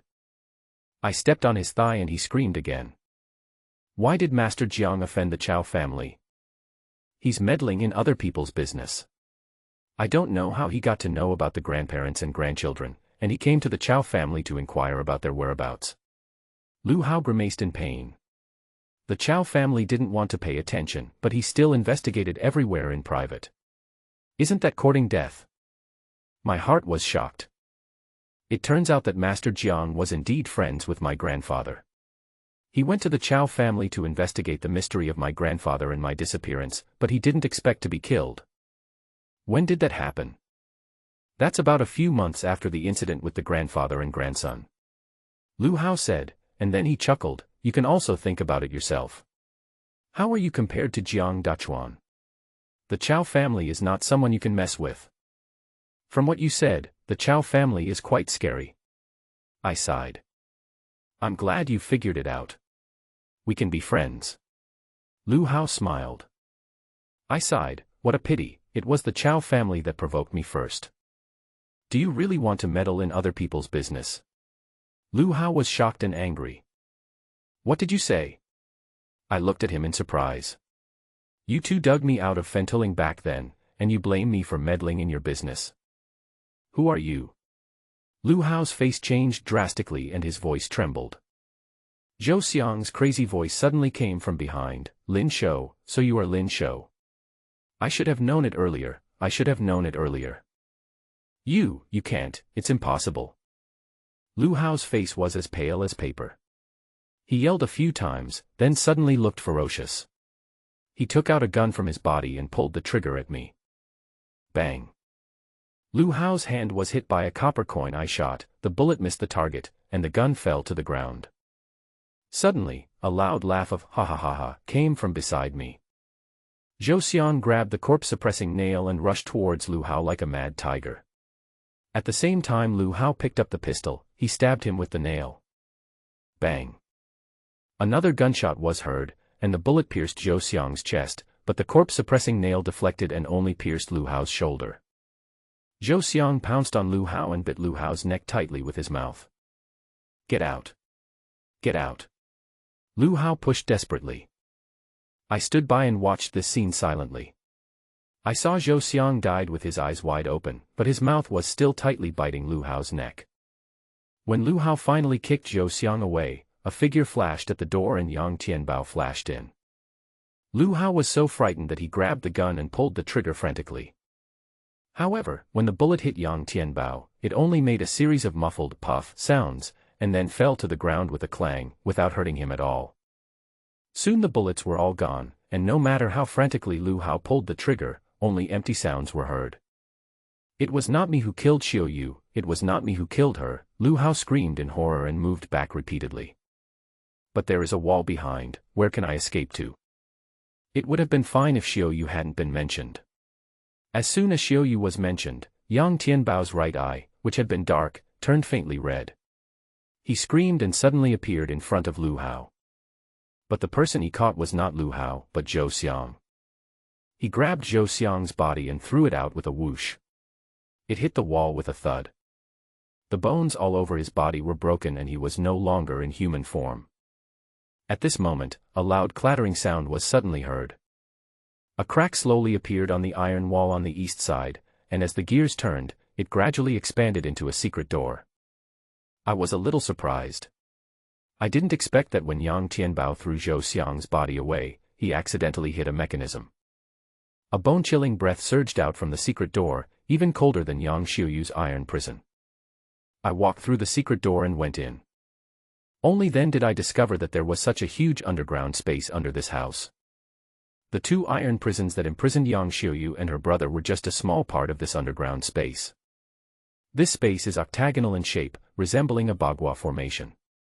Two iron prisons are located right in the center of the Bagua formation, one red and one white, like the two poles of yin and yang.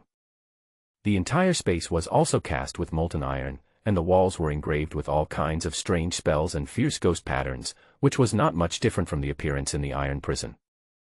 The only difference is that there is a huge eye painted on its top. The eyeball seemed to be carved from some kind of jade.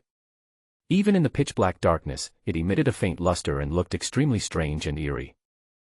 Red River. I looked back and saw Yang Tianbao riding on Lu Hao's neck. Lu Hao's face was full of fear, but his eyes were staring straight at the strange eye on top of him, and he said something muffled. My heart moved, but it was too late to stop it. Yang Tianbao just put his small hands on Lu Hao's head, and the latter's head shattered instantly like paper. Seeing this, I had no choice but to give up and turned back to look around. This iron prison is octagonal in shape, meaning it has 8 directions. In each direction, there is a row of clay jars more than half a person's height placed against the wall. There are 9 in each row, for a total of 72 on the 8 sides. I walked to the southeast, reached out and touched one of the clay jars, and felt it was icy cold, like a needle pricking my bone. This is not ordinary cold, but is caused by extremely heavy yin energy. The mouth of the earthenware jar is sealed with wax, not ordinary wax, but corpse wax. Then 8 red lines were wrapped around the cylinder body, and then 2 yin-gathering talismans were used to suppress it. My heart felt heavy as I watched, so I waved my hand and broke the wax seal into pieces.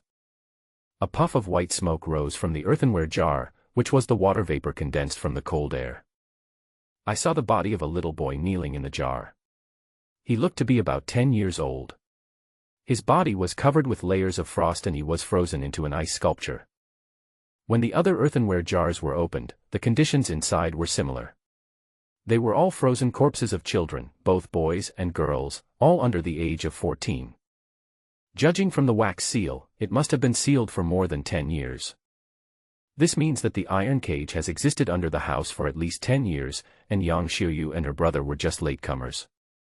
This iron prison is the real 8 cold hells. It turns out that Lu Hao and Zhou Xiang were sent here by the Chao family as watchdogs, and what they were really supposed to guard was this. It's just like what Lu Hao said, the Chao family is simply unfathomable. I walked around in the iron prison and looked up at the strange eye on the top. This time when I looked at it, I suddenly found that there seemed to be something on it. I used my gecko skill to swim up the wall, and found a bloody handprint at the corner of the eye. There was a faint strange smell coming from the handprint. It was not blood, but some special pigment. I suddenly thought of the black and white Rakshasa on Yang Tianbao's face. Perhaps this was the pastel used to paint the yin-yang makeup. This handprint has clear lines and a slender shape. Judging from the size, it should be a woman's hand. Not far from the palm print, someone drew a round smiling face with one eye closed and a long red tongue sticking out. It's like a little girl sticking out her tongue and making a face. Obviously, this palm print was not made accidentally, but like this smiley face, it was left by someone on purpose. This person is most likely the one who did the yin-yang makeup for Yang Tianbao. Looking more closely at the palm print, there is a special mark on the middle finger, which should be something like a ring being worn. I took off my coat, covered the handprint and the smiling face, silently chanted the spell, and slowly stroked it with my palm. When the coat was taken out again, one could see a handprint and a smiley face, lightly printed on it. I jumped down from the top and landed on the ground. After that, he looked around carefully and didn't find anything unusual, but he found a secret door. I guess the owner of this yin-yang makeup came in through this secret door. Lu Hao and Zhou Xiang both denied torturing Xiao Yu. Now it seems that what they said was true. The mysterious men who tortured Yang Xiao Yu to death should have also entered Xiao Yu's place from here. At the beginning, I also wondered whether this mysterious man and the owner of the yin-yang makeup might be the same person. But when I think about it carefully, I feel that it is unlikely. Or maybe the owner of the yin-yang makeup just accidentally broke in here, saw the miserable plight of Yang Xiao Yu and her brother, and then casually painted a yin-yang makeup on Yang Tianbao. Bang! Just as I was lost in thought, Lu Hao's severely deformed body flew over and fell on a clay jar, smashing it to pieces. The pupil of Yang Tianbao's right eye shrank, and the originally dark eyeball gradually returned to grayish-white. He screamed and rushed into the secret door. When the eyeball changes color, it means that the effect of the stamp has expired and the glimmer of light has disappeared completely. At this moment, Yang Tianbao was an unconscious killing machine. No matter who they are, anyone he meets will be his target of revenge. I immediately followed him out and finally came out from a cabinet in a study. This must be another secret passage into the dungeon. 7-star suppression method, sneaky appearance. At this moment, a sharp curse suddenly rang out. I left the room quietly, and saw Wei Dongting appearing out of nowhere, intercepting Yang Tianbao, who was full of ghostly aura. With a wave of his right hand, 3 yellow paper talismans flew into the air and fell on Yang Tianbao's head. However, at this time, the devil Yang Tianbao was full of resentment, and he was blessed by the black and white Rakshasa. Even the corpse-suppressing talismans could not suppress him. They only slowed down his movements a little, and the 3 corpse-suppressing talismans exploded into powder. I hid on the side and watched for a while. Wei Dongting was gradually defeated and rolled on the ground in a panic under the attack of Yang Tianbao. He was not careful and was slapped on the left rib by Yang Tianbao's little hand. He groaned, his ribs broke, and he spurted out a large mouthful of blood. The blood he spurted out was quick and urgent, like a blood arrow. This was a tactic to win in danger, to suppress the evil spirit with a mouthful of yang blood. But the blood did not hit the target, and Yang Tianbao appeared behind Wei Dongting strangely. Although this Wei guy is quite annoying, he won't die here. I was about to make a move to stop it, when suddenly a loud voice shouted, 7-star borrowing method, suppress. The sound was majestic, rolling in like thunder. Although they both use the 7-star suppression technique, the difference between Wei Dongting and it is simply worlds apart. As soon as the curse was uttered, the air around it seemed to freeze. Yang Tianbao was also fixed in place. The next moment, 2 figures were seen turning in from the gate of the courtyard. Leading the way was a tall and thin old man with black hair and beard, a dignified appearance and sharp eyes, followed closely by a young man. Master, Senior Brother Chow. Wei Dongting was surprised and happy. Yang Tianbao suddenly let out a scream, broke through the suppression, and continued to pounce towards Wei Dongting. Evildoer. The old man snorted coldly, raised his hand, 5 fingers pointing to the sky, and then slapped Yang Tianbao from a distance. There was only a clicking sound. Yang Tianbao felt like he was hit by a huge rock. His whole body suddenly became half a head shorter and he was bent over. The blue bricks under his feet were also crushed into pieces. His bones were creaking and he looked like he was about to be broken. I waved my left hand, and a human-shaped paper cut appeared between my fingers. Cut out of white paper, palm size. I sacrificed it silently, and with a flash of white shadow, the paperman floated in front of the old man. The old man's pupils shrank and he quickly raised his hand to grab the paper figure. Bang! The paperman flashed a flash of fire and exploded in the air, with a howling wind and flying sand and rocks.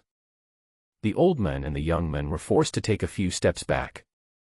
Taking advantage of this opportunity, I grabbed Yang Tianbao by the collar, quickly flashed, and took him into the darkness. All I heard was a loud voice rolling in. "Who is here?" "I am Gu Zhihua, why don't you come out and see me?" I said, "Oh," and thought to myself, this is Master Gu, the best master in Meicheng. He is indeed something. Then he went in the opposite direction without looking back. On the way, he found a large black suitcase, put Yang Tianbao in it, and then he climbed over the wall and slipped out with the suitcase. It was the middle of the night and I had been walking for a while but didn't see a car. Instead, I received a call from Master Zhang. "Boss Xiaolin, are you okay?" Master Zhang asked anxiously. "I'm fine, how are you?" I said with a smile. "We are all fine. We have found a place to hide. We were just worried about you, so I called to ask." Master Zhang was relieved when he heard me say that everything was fine. I told them that I had already come out and asked them not to worry about it. That's good, that's good. Where are you, Boss Xiaolin?" "I'll drive over to pick you up," Master Zhang said hurriedly. I looked around and saw that it was indeed difficult to get a taxi, so I said okay and gave Master Zhang a general location. Okay, wait for me where you are, I'll be there soon," Master Zhang said repeatedly. I stopped and found a place on the side of the road to wait. Yang Tianbao was intimidated by me and stayed quietly in the suitcase, but the suitcase was very cold, as if there was a block of ice inside. After waiting for about 20 minutes, I saw Master Zhang's car. Before the car stopped, a mighty figure rushed out of the car. "Oh my God, I finally see you!" Tayato yelled and ran towards me. When he saw that I was dragging a suitcase, he wanted to help me carry it. "The things inside are a bit scary, are you sure you want to take it?" I asked.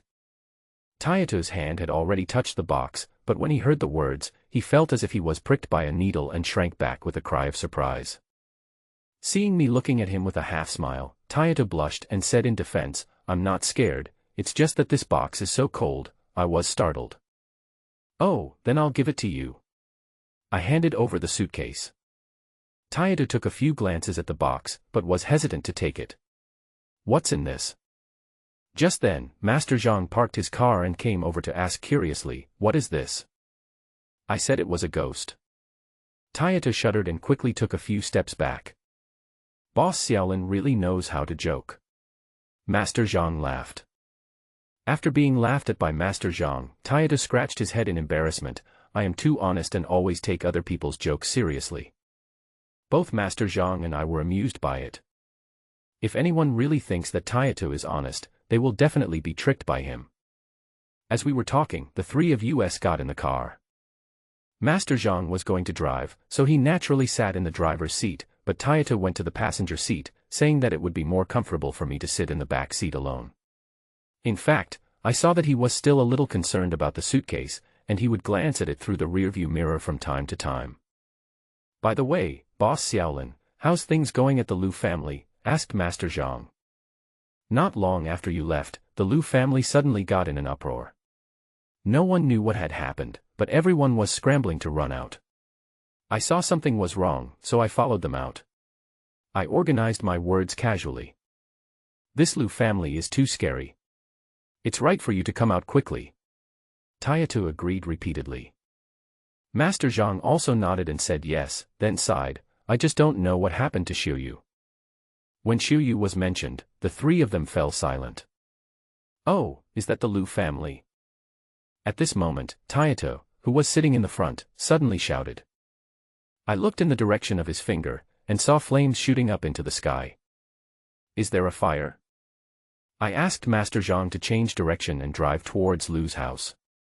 When we got nearby, we saw that the Liu family house was indeed on fire, with black smoke billowing. Although many nearby residents rushed to put out the fire, the wind took advantage of the fire and engulfed the entire Liu family residence in a blink of an eye. "What's going on?" Why did the fire start? Master Zhang and Taito were both shocked. As I looked at the flames rising into the sky, several thoughts flashed through my mind. This fire was definitely not an accident, but someone wanted to cover up the secret in the Lu family mansion. Are they the three masters and apprentices Gu Zhihua? Or is it someone else? Isn't this Wei Dongting? Master Zhang suddenly pointed at the crowd. I took a look and saw a man covered in dirt and a bucket of water was poured over him. Yes, it's the guy with the surname Wei. How did this bastard become like this? Taito exclaimed in surprise. While we were talking, Wei Dongting wiped the water off his face and turned around to rush into the fire. The people who were fighting the fire nearby were all startled and shouted, "It's dangerous, why are you going in there?" Wei Dongting acted as if he didn't hear anything and just dived in. Not long after, he rushed out of the fire again, holding a clay jar in his arms, with sparks on his hair and clothes. When others saw this, they quickly poured basins of water at him to put out the flames. Why would this bastard rush in without caring about his life just to grab this thing? Taito was puzzled. He scratched his head and said with certainty, "This jar must be filled with gold, silver and treasures." But I recognized the style of that clay jar. It was one of the 72 clay jars in the cold prison. I didn't expect Wei Dongting to rush back so recklessly, trying to snatch a jar. "How are you? Are you okay?" Seeing Wei Dongting's miserable appearance, everyone came forward to show concern. Wei Dongting, however, had a cold face and told everyone not to get close to him. He found a piece of cloth to cover the clay jar, then walked away with the jar in his arms. "Now I'm sure there is a treasure in this tank. Look how fast this bastard runs." Taito slapped his thigh and said regretfully. I said, "Why don't you go in and grab one too?" "Forget it. I still want to save my life." Taito took a look at the fire and shook his head like a rattle. Then he became a little confused. "Is there another tank in there?" "Of course there are plenty." I replied casually and asked Master Zhang to drive back. Master Zhang agreed, started the car, and said with a smile, "Boss Xiaolin is right. There are also wine jars and vegetable jars in it. If you like, just take them." Forget it.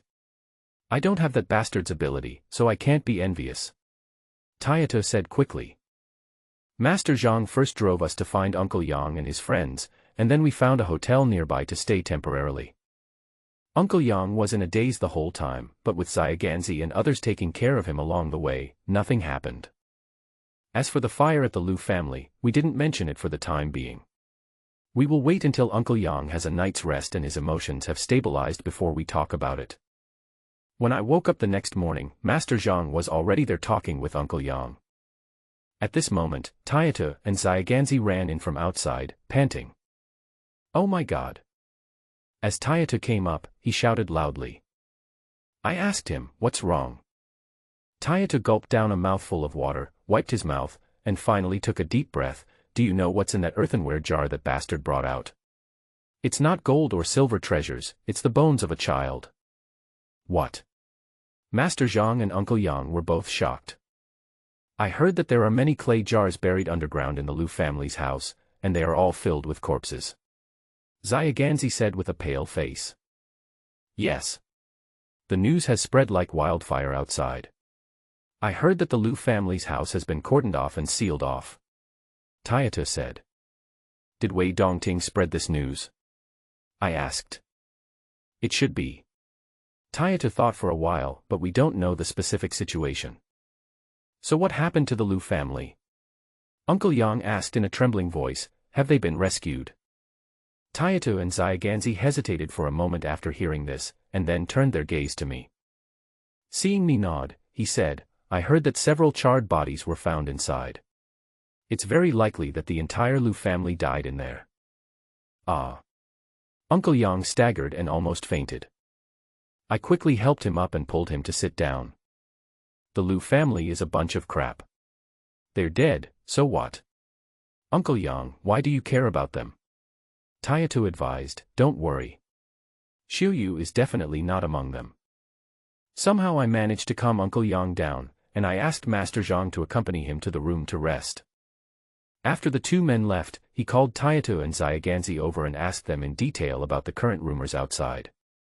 But rumors are just rumors after all, and there are many things that are not detailed enough, and some are even obviously wrong. How about I take my brothers to ask around? Tayato volunteered again when he saw that I was interested. I said that's fine. By noon, Tayato had heard a lot of news, but the news became more and more outrageous and did not have much reference value. It doesn't matter if dog Lu Hao died, but his owner has been dragged into trouble. Tayato said sarcastically with a smile. Are you talking about the Chow family? I asked him. Yes. The Chow family is well known in our Meicheng, and they are the most virtuous family. Tayato gave a thumbs up. Now that Lu Hao's family has such a horrific thing, the Chow family will definitely be affected. That's right. Zyganzi also interrupted, and many people know that the house where Lu Hao lives was originally owned by the Chow family, so some people spread the rumor that the child's bones under the house are related to the Chow family. I asked with a smile, who spread this? It's a good spread. Ah. Tayato and Zyganzi were surprised. Do you also think it has something to do with the Chow family? It's hard to tell if you know a person's face but not his heart. I said indifferently. You're right. The two nodded repeatedly. Zyganzi frowned and said, but I heard that the Chow family has just come out to express their views, saying that they are extremely shocked by the matter of the Lu family's house, and they will find out the truth. You mean it has nothing to do with them? I laughed. Yes, that's what I mean. Zyganzi nodded. After hesitating for a moment, he added, but the Chow family has a very good reputation in our Meicheng. They have done a lot of good deeds. Most people must trust the Chow family. Well, let's not worry about him for now. Whether he is truly kind or falsely kind has nothing to do with us, I said. Yes, it has nothing to do with us, let's talk about business. Tayato said with a smile. He leaned his head closer and whispered excitedly, the money that Lu Hao sent is still in my account. I'll transfer it to you. Soon, he transferred all the 3.6 million yuan without leaving a single cent. This is the reward for saving your life. Why did you transfer all the money to me? I asked him. Oh, stop joking. It was you who saved the lives of us brothers. How could I save people? It was all thanks to you. Tayato laughed. You really don't want a cent? I asked again with a smile. Well, Tayato rubbed his hands, looking conflicted, if you really want to give it to me, how about we just take a few thousand yuan as errand fee? I laughed and said, forget about the errand fee. Come and help me move in a few days. I have something to tell you. We will definitely come when you move. Tayato and Zyganzi agreed. After a few people left, I dragged my suitcase out of the hotel. Although the tragedy of the Yang family has nothing to do with me directly, it was ultimately caused by me. In addition, I am a disciple of the Ling sect, so it can be considered a kind of fate that I can raise a treasure corpse. Baozi, follow me from now on and behave yourself.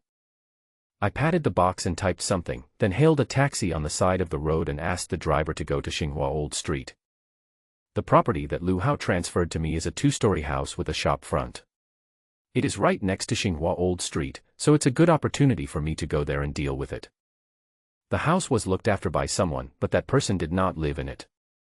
I took the transfer contract signed by Lu Hao and the other party just glanced at it and cooperated to hand over the property. The process was unexpectedly smooth. Look at how impatient that person is, as if that is not a valuable house but a hot potato. Is that all? I was a little surprised. Okay, what's wrong with that? The men smiled and asked, but why did you buy this scary building? I was slightly startled. Haunted building. Yes, 7 people from 2 families died in this house. Don't you think it's cruel? I thought you were a film crew coming to shoot a horror movie. The man was very surprised. What's going on? I don't care whether the building is dangerous or not. I am just curious as to whether a disciple of Lingman would be afraid of this. I won't go into details, because it's unlucky. Anyway, the 2 families who lived here were all hanged in the living room. It was scary. After that person finished speaking, he left in a hurry. I looked around and it was just as he said, most of the shops nearby were closed, with only a few shops farther away open. Although the Xinghua Old Street is relatively old, it is still quite lively. There are all kinds of shops lining the street. Only this area is deserted, in sharp contrast to other places. I had originally been planning to sell this house, but now that I know it's a haunted building, and considering the unique environment, I changed my mind and decided to settle down here.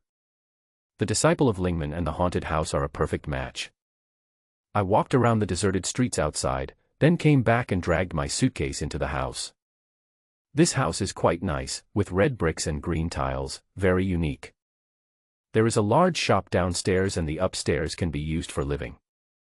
Probably because no one has lived here for a long time, there was a gloomy and musty smell as soon as I entered, and the temperature was much lower than outside. I walked around downstairs and went up to the second floor along the wooden stairs. In addition to a small living room upstairs, there is a bedroom and a study. There are some sundries scattered on the floor, which is covered with dust. In addition, the thick curtains are drawn and the light is dim. It looks a bit weird. I was just thinking about how to clean up the mess when my cell phone rang. I saw it was Master Zhang calling and asking me where I was. I said that I had just found a shop on Xinghua Old Street and was planning to open a feng shui shop. When Master Zhang heard this, he said they would be there right away. I had been cleaning upstairs for more than half an hour when I heard some noise downstairs, so I went to the second floor balcony to look down. When I looked up, I saw Master Zhang, Tayata, and others standing downstairs, looking at me in horror. Wait a moment. I smiled and turned to go downstairs. Is this the house you bought? Tayata stuttered, pointing at the house. I am right. This is a haunted house, you can't live in it. Tayata said hurriedly. What's there to be afraid of in a haunted building? Come in. I greeted everyone with a smile. Uncle Yang followed me inside without hesitation. I guess the old man had never heard of this haunted building. Yeah, what's there to be afraid of with Boss Xiaolin around? Seeing this, Master Zhang also laughed and followed in. Tayata, Xiaoganzi, and a few others lingered outside for a while, then walked in tremblingly. A gust of wind came from somewhere and blew the door shut with a bang. Suddenly, several people were frightened and screamed like ghosts and wolves. This house is quite big, let's clean it up together.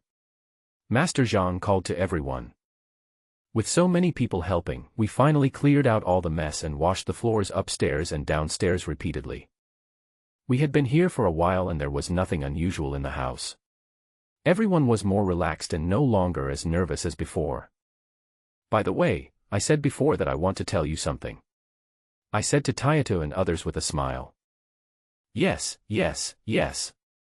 Tayata and Xiaoganzi had just sat down, but when they heard the words, they stood up immediately, looking as if they were all ears. I smiled and said, I plan to use this place to open a feng shui shop. In addition, I also want to open a restaurant. Restaurant. Master Zhang, Tayata, and others were stunned. It is indeed a bit strange that a feng shui master like me suddenly wants to open a restaurant, but I naturally have my own plans and I don't need to explain them. Of course, I definitely don't have the time to run a restaurant myself, so I would like to ask Master Zhang to come and take charge of the management. As for Tayata, Xiaoganzi, and others, they can also help in the restaurant, and I will give them a share according to the proportion. Master Zhang was afraid at first that he wouldn't be able to do a good job, but after I persuaded him, he readily agreed. As for Tayata and others, they were overjoyed and nodded like chicks pecking at rice. So the matter was settled. As for the specific preparation of the restaurant, it was handed over to Master Zhang and his team. In addition, I also left a portion of shares to Uncle Yang and his wife. Once the arrangements here are made, Master Zhang can take them over, so that the two old men will have someone to rely on in their old age. Once everything was settled, everyone was happy. Why does this house feel a little bit stuffy? Tayata was happy, but he looked around with some confusion. How about opening a few more windows? It's okay, it's just the result of having too much yin energy. I replied casually. Tayata's face changed immediately and he shuddered. The copper coins I gave you are still on you, what are you afraid of? I cursed with a smile. Yes, yes, I'm wearing it next to my body. Tayato reached his hand into his collar and pulled out a red rope with a copper coin strung on it. Did you forget to return the copper coins? Remember. Tayato took off the copper coin reluctantly. Others also took out copper coins from their bodies. Okay, you guys keep it, I said with a smile. Great. Everyone was overjoyed, especially Tayato, who quickly hung the copper coin back around his neck. Next, I went to order a batch of furniture and daily necessities, and it was getting late. After finishing the work, I invited everyone to have dinner at a restaurant nearby. Yes, why don't we open this restaurant here? While eating, Master Zhang suddenly slapped his thigh. The others were stunned for a moment, and then they all cheered, yes, that's good. Let's go to the street and see if there is a suitable place, Tayato said excitedly, a little impatient. Xiaoganzi looked hesitant. I'm quite familiar with this street.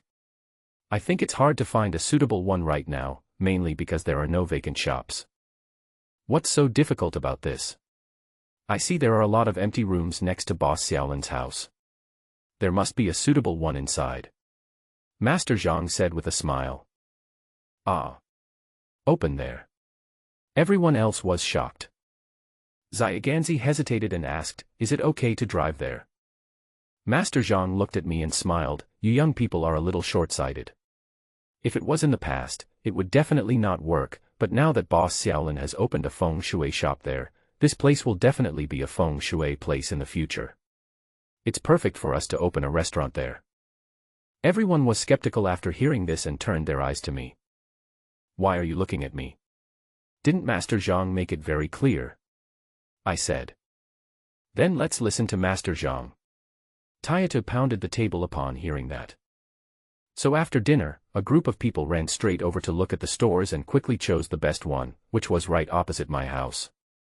It also has two two-story buildings, but the area is much larger than my house. The upper and lower floors can be connected, so you can use the downstairs as a restaurant and live upstairs. Very suitable. Master Zhang struck while the iron was hot and contacted the owner of the house on the spot. We originally planned to rent it, but then the owner tried hard to sell the house and offered a very low price, so after everyone discussed it, we decided to just buy it. Boss Xiaolin, we still have a lot of money on hand. I'm thinking about buying a few more houses nearby. When this place becomes prosperous, we can make a lot of money, Master Zhang suggested.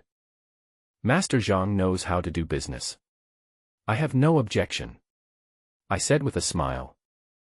Naturally, the others had no objection, so they bought several adjacent houses at a low price and connected them together. After we finished the work, some of the furniture arrived.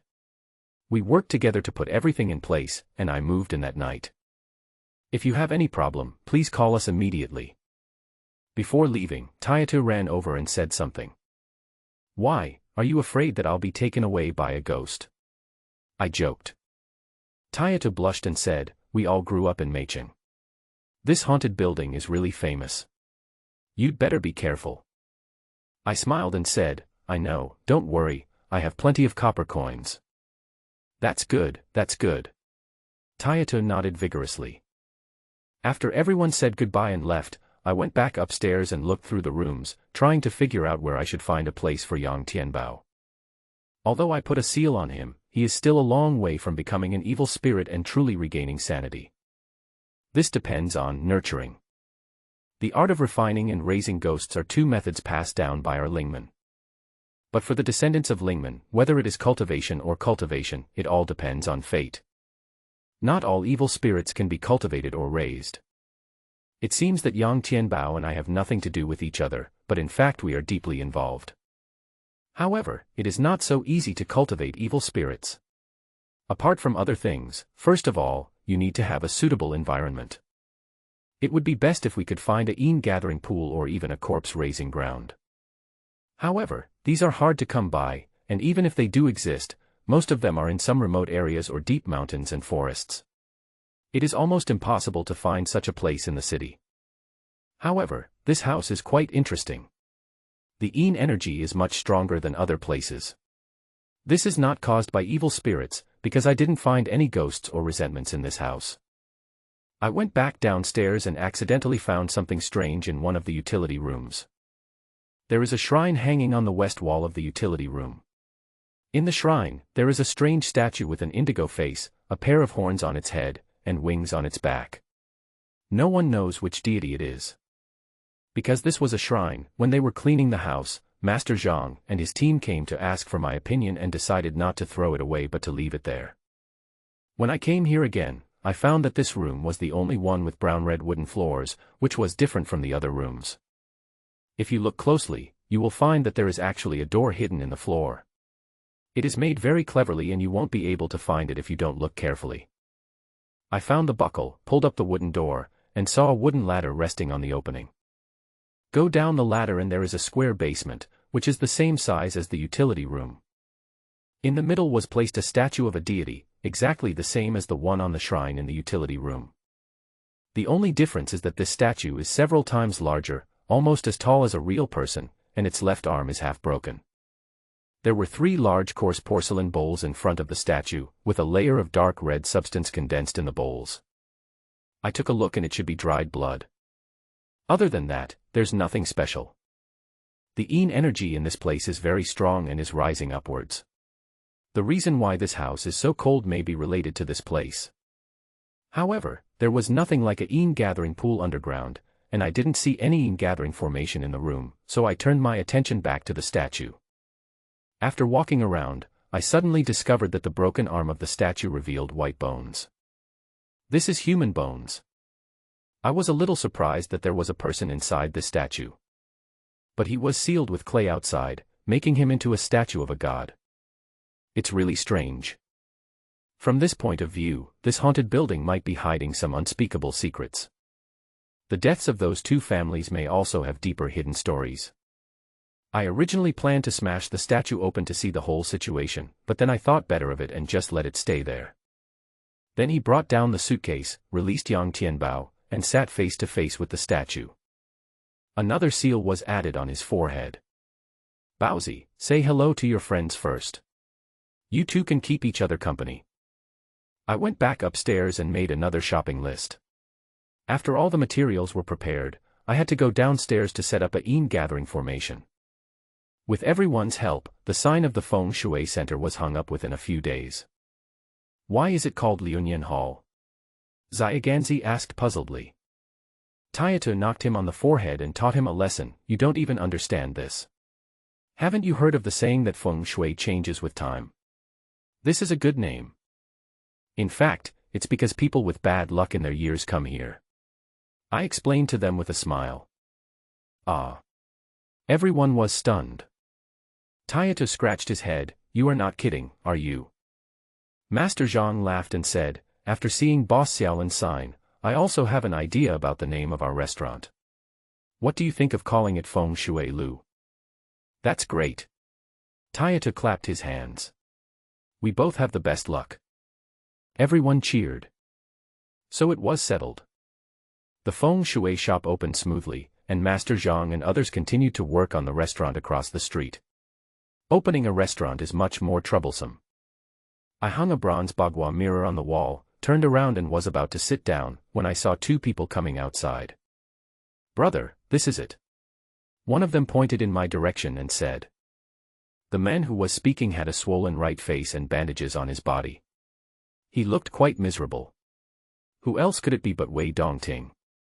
The man following behind him was well-dressed and had a calm demeanor. He was none other than Chao Junwu, who had appeared with Gu Zhihua that night. When I was at the Chao family, I had quite a lot of contact with Chao Junwu. However, after so many years, both of us have changed a lot. Even if we were standing face to face, I might not be able to recognize him. Lai Yuniantang. Chao Junwu glanced at the sign at the door. This house was originally under Lu Hao's name, but somehow it became owned by that guy. Wei Dongting said. Which kid? I walked to the door and asked. Wei Dongting turned around and saw me, his face darkened immediately, and he snorted coldly, what does this have to do with you? Then he turned to Chao Junwu and said, brother, this is the guy. I almost laughed out loud. Chao Junwu looked at me and asked, are you the boss here? Come in and talk. I let the two of them in. Sit wherever you want. Chow Junwoo put his hands behind his back, walked around the room, turned around and asked, "What's your name?" "Lin Shou." I sat down on the sofa and replied with a smile. "Lin Shou." Chow Junwoo was stunned for a moment, then looked at me several times. Shou means longevity. I said, "Live as long as the southern mountains." "What's the difference?" Wei Dongting asked angrily. "What's it got to do with you?" I asked back. Wei Dongting was choked to death. Chow Junwoo stopped him with his eyes, and his gaze stayed on me for a long time, and said lightly, "It's a good name." "Are you all right? What's the matter with you two?" I asked. "How did this house come into your hands?" asked Chow Junwoo. I smiled and said, "It's a personal privacy, I can't comment." "What personal privacy? Do you know who owns this house?" Wei Dongting was furious. "Yours?" I asked him. "Of course." Wei Dongting paused. "This house originally belonged to the Chow family, and was later handed over to Lu Hao. My senior brother's name is Chow Junwoo. Who do you think it belongs to?" I took out a bunch of property certificates and placed them on the table. "Whose are they?" Wei Dongting's face turned red. Chow Junwoo patted him on the back, signaling him not to speak, then glanced at me and said, "This is a haunted building, don't you know?" I just realized I was cheated. "Are you going to compensate me?" I asked. Chow Junwoo smiled and said, "I don't care how you got the house from Lu Hao, but I want to know what you did at Lu's house that night." "Nothing. I didn't think about it." "Didn't do anything." "You did a lot," Wei Dongting said coldly.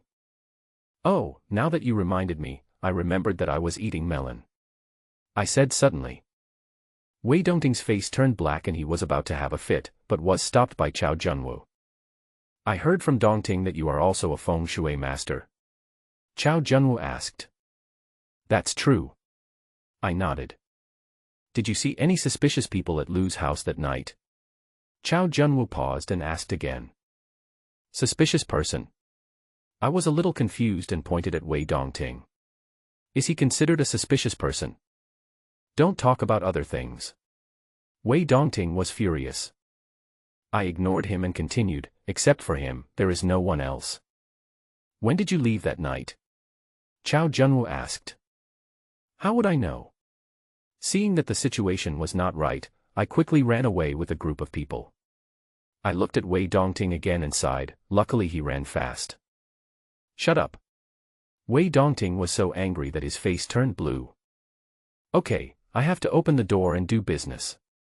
I don't have time to listen to your nonsense." I stood up and prepared to see the guests off. Chow Junwoo didn't say anything. When he reached the door, he suddenly stopped, turned around and said, "There is a party at my house tonight. Those who come are friends in the same industry. You can come if you are free." "Senior brother, you invited him." Wei Dongting was surprised. "Let me think about it."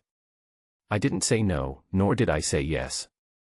Chow Junwoo nodded and said, "Okay, if you want to come, give Dongting a call and I'll ask him to pick you up." "What? Senior brother, did I hear it right?"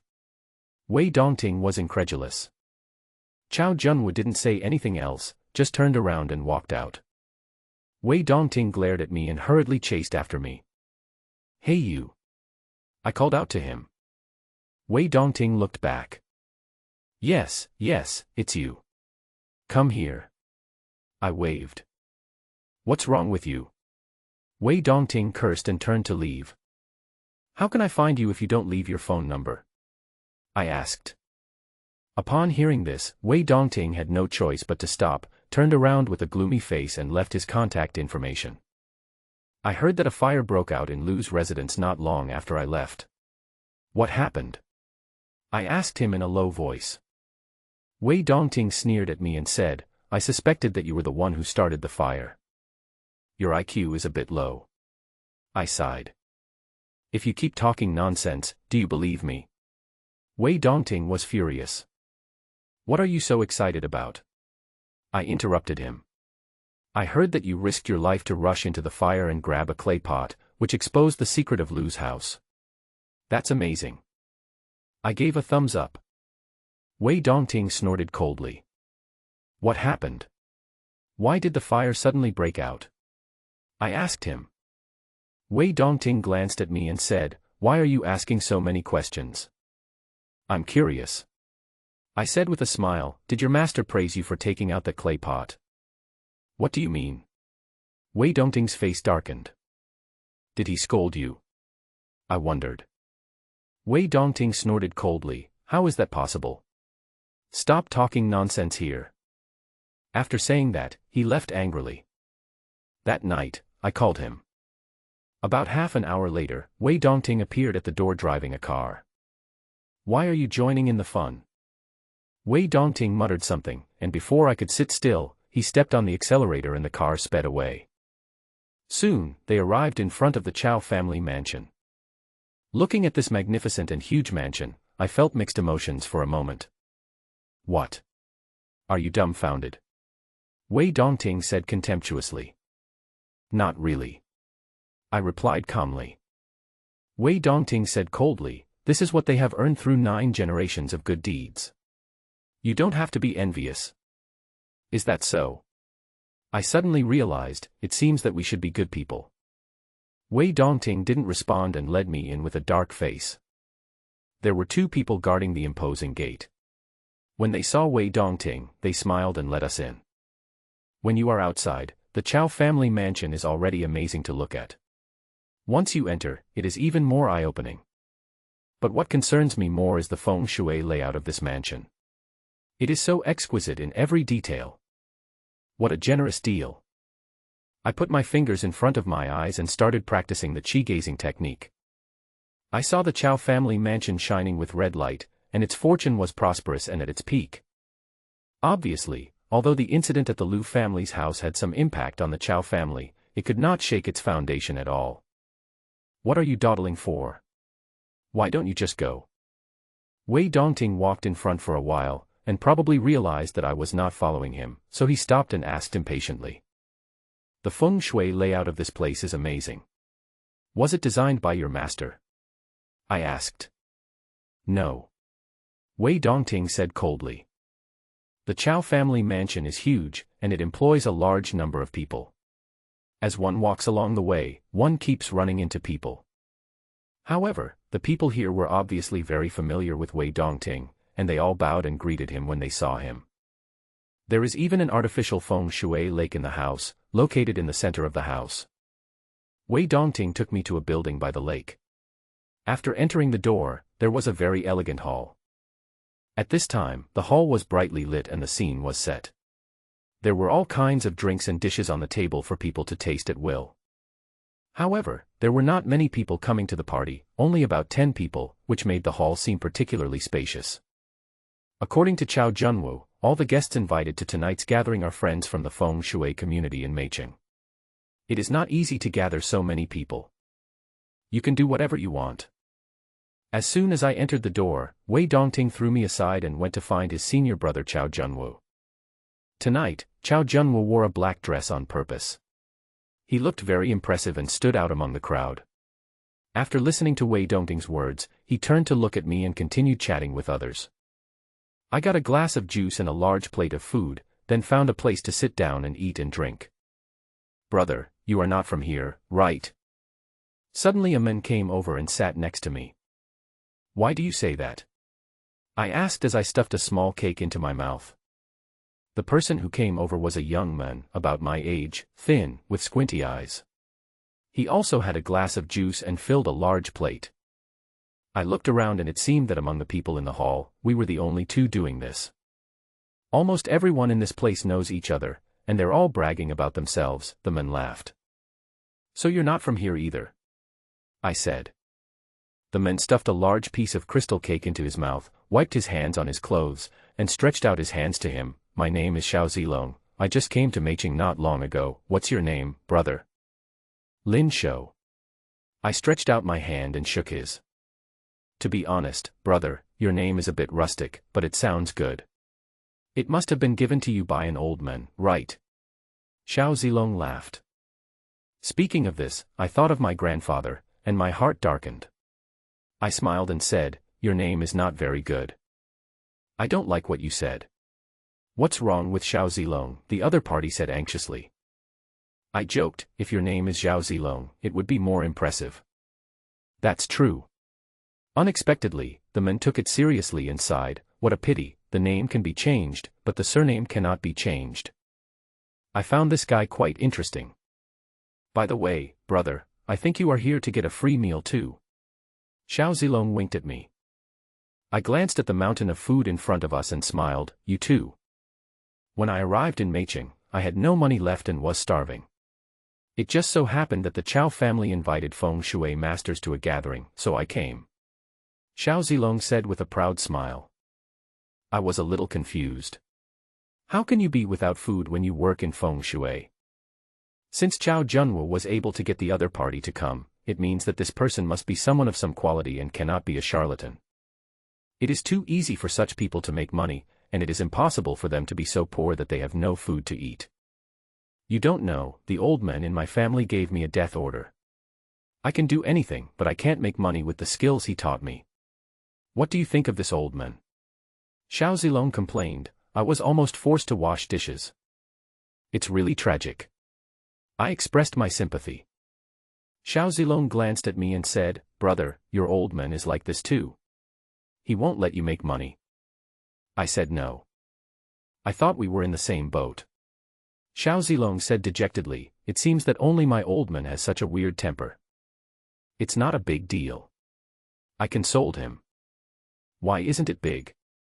Of course it is. I can't stand it without eating. Xiao Zilong said, and quickly stuffed another piece of cake into his mouth. The problem of eating can always be solved. I thought about it. What do you mean?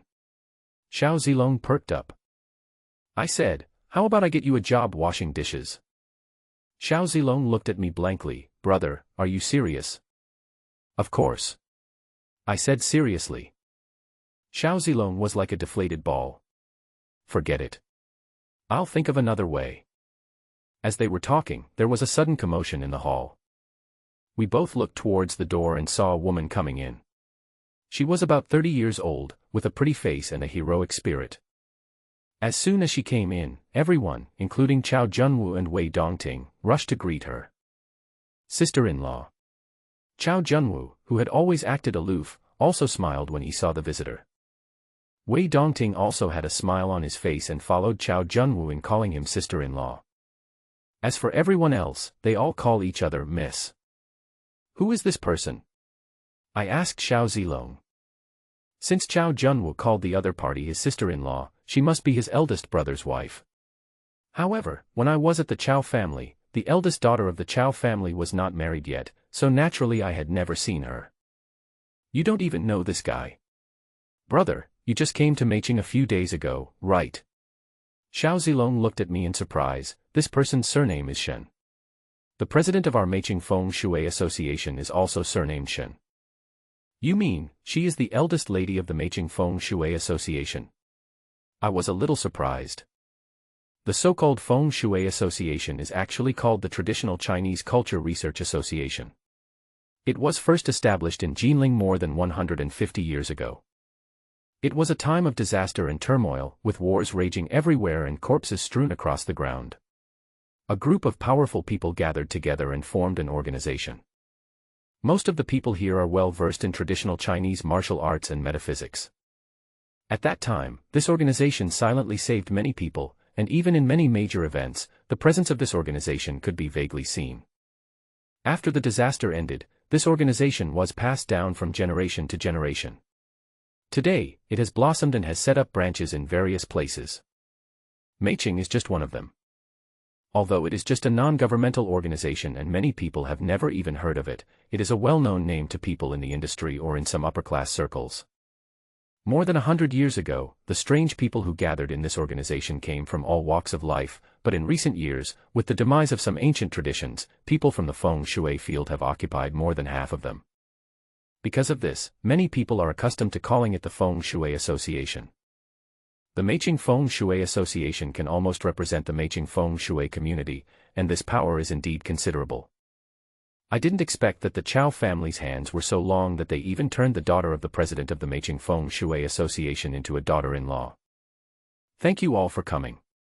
I'd like to offer a toast to you all. At this time, Miss Shen had already entered the hall surrounded by the crowd, poured a glass of wine, and drank it all in one gulp. Miss, you are so polite. Everyone drank up the wine in their glasses. Xiao Zilong and I looked at each other and took a big sip of the juice in the cup. My father doesn't allow me to drink. Xiao Zilong said dejectedly. You are really pitiful. I expressed sympathy. Xiao Zilong sighed, what about you? My grandfather won't let me drink it. Xiao Zilong was stunned for a moment, is there any difference between the two? No. So you still sympathize with me? What else? Forget it, let's not talk about this anymore. Xiao Zilong waved his hands helplessly and stuffed another large piece of cake into his mouth. I looked towards the center of the hall and saw that Miss Shen finished her drink, chatted with everyone for a while, then smiled and said that she had a lot of things to do and was ready to leave. Don't look at her. This young lady doesn't have time to talk nonsense with us. She is just here to go through the motions and support her brother-in-law. Xiao Zilong said lazily. I heard that the head of the Chow family is a businessman. He's not from our industry, right? I asked casually. Probably not. Xiao Zilong said while eating, but this guy is amazing. He is not from our circle, but he managed to marry the daughter of the Feng Shui Association. He is amazing. As they were talking, Miss Shen toasted everyone with another glass of wine and left with a smile. Chao Junwu, Wei Dongting, and others sent her out and then turned back. I guess it's time to get down to business. Xiao Zilong muttered. What are you talking about? I asked with interest. Chao Junwu gathered so many Feng Shui experts here. It couldn't be that they just wanted to eat, drink and brag, right? Just listen, they're probably coming. Xiao Zilong raised his chin. Sure enough, as soon as he finished speaking, Chao Junwu had walked to the center of the hall and said loudly, Junwu is here, thank you all for coming. You are all the best in the Feng Shui world of Meicheng. I invited you all here today not only for a gathering but also for a big event. As soon as I heard it, I knew the main point of the play was about to begin. What's the big deal? Let's talk about it together. Everyone said. Chao Junwu nodded slightly and continued, everyone should have heard something about Shimen Village. As soon as these words were spoken, a buzz of discussion suddenly broke out in the hall. What's going on in Shimen Village? I asked Xiao Zilong. You don't know. Xiao Zilong tried hard to swallow the big mouthful of food in his mouth. Oh, I don't know either. You continue eating. I said and turned to listen to other people's discussions. After listening to this, I did understand something. The Shimen village they mentioned should be located near Qinglong Mountain. The village is not big, with only dozens of households. It is said that about half a month ago, a horrific incident occurred in Shimen village. At that time, there was a teenage girl in the village. She got up early because she had to rush to school. It was still dark, probably around 3 in the morning. The little girl was thinking of digging some sweet potatoes from the vegetable garden to bring to school, but just as she walked over, she found a dark shadow squatting in the vegetable garden, and she smelled a strange stench like dead fish. Before she could react, the dark shadow suddenly raised its head. The little girl was so scared that she ran away screaming, alarming the people in the village. When everyone rushed over, they found that the black shadow had disappeared long ago, and only a corpse was left in the vegetable field.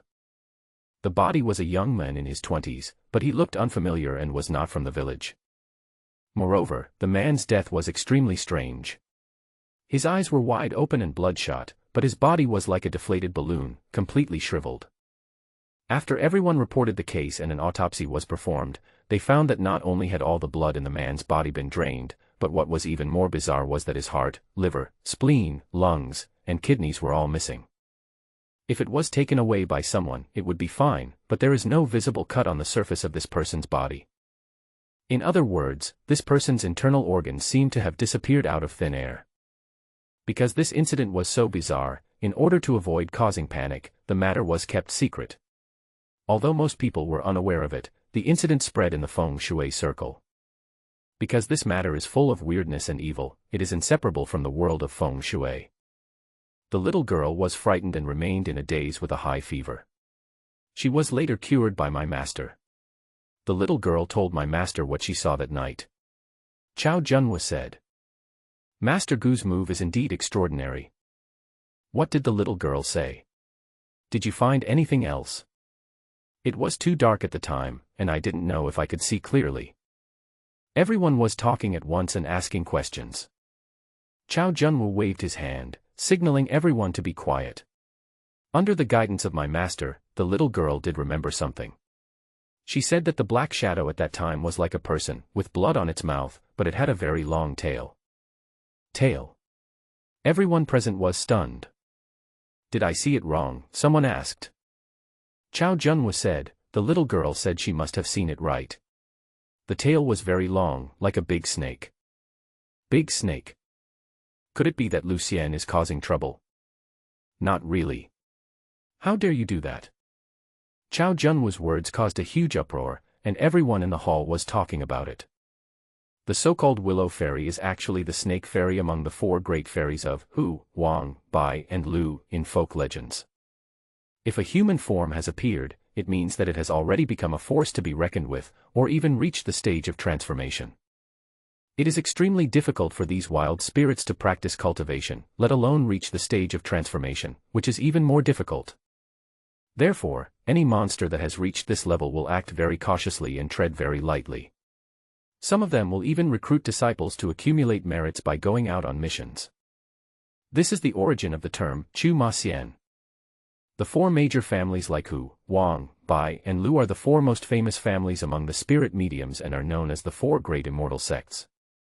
If he is really the immortal of the Lu family, how dare he do such a thing? Aren't you afraid that this will bring about a catastrophic disaster and make all your years of practice go to waste? It's no wonder that everyone is questioning it. My master also thinks that it is unlikely that it was Lucien. Chao Junhua said loudly, but this matter is of great importance to our feng shui world, we must not stand idly by. That's right. We are the feng shui masters of Meicheng. We have to take care of this matter. Many people responded immediately. I asked Xiao Zilong in surprise, is there no action from the Feng Shui Association on this matter? Yes, of course. Xiao Zilong said, it's because the Feng Shui Association has made a move that someone is a little impatient. As he said this, he raised his chin towards Chao Junhua. What does that mean? I was a little confused. Xiao Zilong came closer and lowered his voice and said, for women, why else? Woman. I was confused. Xiao Zilong chuckled and said, the eldest brother married his sister, and the younger brother also wants to marry his sister. When I thought about it, I probably understood. Miss Shen's sister is called Shen Qingyao. Xiao Zilong said with a smile, in terms of appearance, this one is much more beautiful than her sister, and she has outstanding talents since she was a child, especially in feng shui. That's even more true. Genius girl. Of course many people will miss such a girl who is both talented and beautiful and has a good family background. But, this girl has such good conditions and naturally has extremely high standards. She is not that easy to seduce. Xiao Zilong said, glancing at Chao Junhua who was talking eloquently, including the person in front of me, he is the licking dog of Miss Shen. Aren't you afraid that someone will be angry when you say this? I felt funny for a while. Xiao Zilong asked nervously, you're not going to snitch, are you? That won't happen. That's it. Xiao Zilong breathed a sigh of relief and patted me on the shoulder. When I look at you, brother, you are different from other people. Then he came over and laughed softly, the reason why someone invited us here to do this is to show off in front of Miss Shen. I changed my mind slightly and said, the Feng Shui Association is also investigating this matter, and is Miss Shen taking the lead? Smart. Xiao Zilong gave me a thumbs up. Didn't you say you don't know anything about Shaiman Village? I asked him. Xiao Zilong disagreed, I don't know much about things in Shaiman Village, but I came early just now and listened to a lot of gossip. I burst into laughter and looked at Chao Junhua again. Sure enough, I heard him talking about gathering everyone to investigate the matter of Shaiman Village. In fact, my master is also very concerned about this matter, but he has important matters to attend to and cannot be away, so I, the disciple, have no choice but to do the work for him. Chao Junhua said. Master Gu is the pillar of our feng shui community in Meicheng. There's no need for him to do this kind of thing personally. We can do it ourselves. Everyone laughed. Thank you all for your help. Chao Junhua bowed to everyone. Originally, if we were just going to investigate, the two of us brothers would be enough, but we're afraid that thing would have run into Qinglong Mountain. If we enter Qinglong Mountain, it will be troublesome. Everyone frowned when they heard this. Qinglong Mountain is not small. If that thing runs in, it would be like looking for a needle in a haystack. That's why I have to rely on you all to work together to find this and that thing as soon as possible to ensure peace in our Meicheng area. Chao Junhua's words were very beautiful. It also received unanimous praise from everyone. They all said that the Chao family had a kind heart and was a good family. It really lived up to its reputation. Then Honghe village is actually quite weird. Amidst the commotion, a deep voice suddenly said. I looked back and saw that the person speaking was a man in his 50s, skinny, with a string of white beads hanging around his neck. Each bead is about the size of a finger and looks like a bone bead, but I don't know what kind of bone it is made of. The reason why I care so much about this person is not because of anything else, but because he mentioned Red River Village. These days, I have been wondering what the Red River that Lu Hao mentioned before his death meant.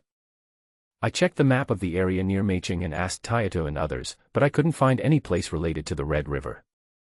We even looked for names with similar pronunciations, such as Honghe and Honghe, but didn't find any that matched the name.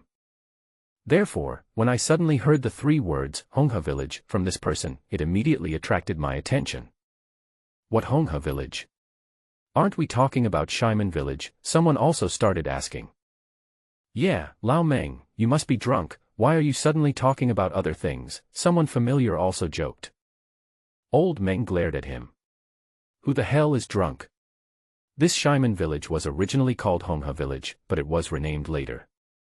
There is a river there. When I was a kid, I swam there. There is such a thing. Everyone was stunned. Someone else asked, is that because the river is called Red River, this village is also called Red River Village? You're right. Old Meng nodded. I heard from the older generation that in the past, during the war, many corpses were thrown into the river, dyeing the water red, so it became the Red River. But I don't know what happened later. Maybe because the name was not auspicious, they changed the name and the village became Shimen Village. Senior Meng, what do you mean by strange thing? Chao Junhua asked. What senior? You're too polite. Lao Meng waved his hand and said with a smile, I grew up near Honghe Village when I was a child, so I know a little bit about it. That village is very strange. For 5 years, no children were born in the village. There are not many people in that village. Is it just that no one has given birth to a child during this period? Someone asked. Old Meng shook his head. There were quite a few people in the village at that time, with more than 100 households. And everyone liked to have children. There were quite a few pregnant women, but none of them were able to give birth. What does it mean that it wasn't born? Someone asked. They died for various reasons. It is said that 2 of them were stillborn. Old Meng sighed. Everyone found this a bit strange. Is there any pollution in Shimen Village? Speculated a tall and thin young man. How is this possible? Lao Meng directly rejected this possibility. Then Shimen Village is at the foot of Qinglong Mountain, and it is very closed. There are no factories nearby. Where does the pollution come from? Besides, it was only during these 5 years that I couldn't have children, and then everything became normal again. After hearing what Lao Meng said, there was another round of discussion in the hall. When did that happen? The tall and thin young man asked somewhat unwillingly. I was only a teenager at the time. It should have been several decades ago, said Lao Meng. Has this happened before? I asked suddenly. This immediately caused everyone to look in our direction. Old Meng also looked at me and said, I'm not sure about this, but I remember that there have always been some strange legends about Shimen Village. Anyway, the elders in my family always warned us not to go to that village. Maybe it's because this village is close to Qinglong Mountain and is relatively closed, so there are some strange rumors. This is normal, someone said. For a moment, everyone was talking at once, saying all kinds of things. Chao Junwu listened for a while, clapped his hands and said, "Everyone, please be quiet for a moment. Whether it is Honghe village or Shimen village, there is definitely a problem. As a member of the Feng Shui community in Meiqing, we can't just sit back and do nothing." "Well said, we have to take care of this matter," everyone responded. Chao Junwu said happily, "Okay, but this also depends on your personal wishes. If you want to act with us, please raise your glass." As soon as the words fell, everyone raised their glasses with laughter. There were only Xiao Zilong and I left, and we were still sitting there eating and drinking. The hall suddenly fell silent, and all eyes were focused on us. "Are we a little conspicuous?" Xiao Zilong whispered. "It's mainly because you're too conspicuous." I coughed and asked, "Why are you staring at us? What's wrong?" "Aren't you two going to participate?" asked old Meng. "Of course I will. Why not? I'm not here to eat for free." I raised my glass. Xiao Zilong, who was busy eating, choked and raised his cup. "Of course I am not either." Seeing the two of us express our opinions, the atmosphere in the hall suddenly eased up again. "Thank you all for your support," Chao Junwu said with a smile. "Then everyone, enjoy yourselves and eat and drink to your heart's content. Stay here tonight, and we will set off for Shimen village tomorrow morning." Everyone cheered. The party lasted until late, and it was almost midnight when it dispersed. The Chao family mansion is comparable to a huge manor, with naturally countless houses. Chao Junwu specially arranged a villa for our group to live in. "This rich man is really different," Xiao Zilong exclaimed in amazement. Not only him, but all of us in our group were shocked by the luxury of the Chao family mansion. This mansion looks quite grand from the outside, but once you get inside, you will find that it is even more extraordinary. Xiao Zilong chose a room next to mine and said he wanted to be my neighbor. I didn't care. After entering the house, I just took a casual look and prepared to go out. "Brother, where are you going?" Xiao Zilong saw him in the room and ran out to ask. "I can't sleep, so I'm going for a walk," I said casually. "Okay, then I'll accompany you so you don't get bored," Xiao Zilong said. "Really? Don't be polite, let's go." Xiao Zilong closed the door and followed me out without saying a word. I had no choice but to follow him, and the two of us left the yard and wandered around the house aimlessly. Although it was already late at night, the entire Chao family mansion was still brightly lit, and people could be seen coming and going on the road from time to time, including Chao family servants, bodyguards and the like. The Chao family is really a local tyrant. Xiao Zilong sighed. "Don't talk nonsense, or people will overhear you," I reminded him. Xiao Zilong smiled disapprovingly and said, "It's the middle of the night and it's just the two of us, who would listen?" "That's not necessarily true. There are people watching me here." "Why am I staring at you, brother? Are you overthinking it?" Xiao Zilong said happily. As soon as he finished speaking, a person suddenly appeared beside him. "What are you doing hiding here?" Xiao Zilong was startled. The man who came in was wearing a bandage. It was Wei Dongting. He looked gloomy and glared at Xiao Zilong. "Who is hiding here?" "I just came from over there." "Really?" Xiao Zilong looked suspicious. Wei Dongting snorted and said, "Why are you two still not asleep so late? What are you doing hanging around here?" "Then what are you wandering around for?" I asked him. "I came out before going to bed to see if there is anything that has not been taken care of in the house," Wei Dongting said with a straight face. I said, "Us too." "What do you mean, you too?" Wei Dongting was so angry that he laughed. I said, "See if there's anything wrong with the house." "Yes." Xiao Zilong nodded. Wei Dongting was so angry that his veins jumped out of his chest. "Go back quickly." Before he could finish his sentence, I interrupted him and said, "Don't talk about anything else. Tell me the truth, did someone ask you to keep an eye on me?" Wei Dongting paused. "What nonsense are you talking about?" Xiao Zilong was shocked. Wow, there really is someone watching us. Are you suffering from paranoia? Who has time to stare at you? Wei Dongting glared at him angrily. I smiled and patted his shoulder. Okay, just keep staring. It's no big deal. As a result, he accidentally hit his wound, causing Wei Dongting to scream in pain. I'm sorry. I apologized quickly. Your injury is quite serious. Anyway, we have nothing to do, so why don't we talk about the Liu family's affairs? I'm really curious about what happened at that time. Come on, tell me. The Liu family? The one that dug up a lot of children's bones and was burned down. Xiao Zilong became excited when he heard it. I heard that this matter is also related to the Chao family. I'm also very curious. Brother, sit down and tell us. You're sick. Wei Dongting cursed and turned away. Looking at Wei Dongting's furious back as he walked away, Xiao Zilong said with a click of his tongue, this guy is indeed a little sick. I took out the South Sea magic pearl and threw it into a nearby well. Oh, this is a feng shui well. What did you throw in there just now, brother? Xiao Zilong asked curiously. Stone.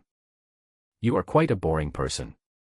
Xiao Zilong leaned over the edge of the well, took a look, and threw a stone into it. With a plop sound. The next morning, Chao Junwu arranged a bus to take us to Shaimen village. When we got off the bus, the villagers thought we were a tour group. This is a great place. Xiao Zilong exclaimed as he looked around.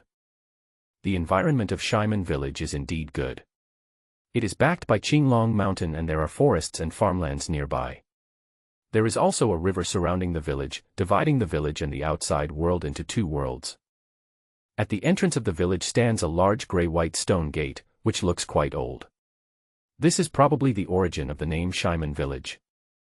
I remembered that Red River Lu Hao mentioned before he died, and I ran to the river to take a look. But there was nothing unusual to see. Of course, this Red River may also refer to Honghe village. When Lu Hao said the word Red River, his eyes were fixed on the strange eye. Perhaps Lu Hao had been here before and seen that strange eye here. Everyone can walk around and see if they can find any clues. Wei Dongting was heard shouting. Soon, everyone started to act separately. Wei Dongting accompanied Chao Junwu to find the village chief. I heard from them that after we finish this matter, the Chao family will definitely prepare a generous thank you gift for us. Xiao Zilong said with a frown. That's good. Why are you looking so sad? I was thinking about something and responded casually. But my husband doesn't allow me to make money with my skills. Should I accept this gift or not? Xiao Zilong was very troubled. I looked at him and said, then why don't you just stop using your skills? Yes. Xiao Zilong's eyes lit up, I'll just join in the fun, is that okay? Can.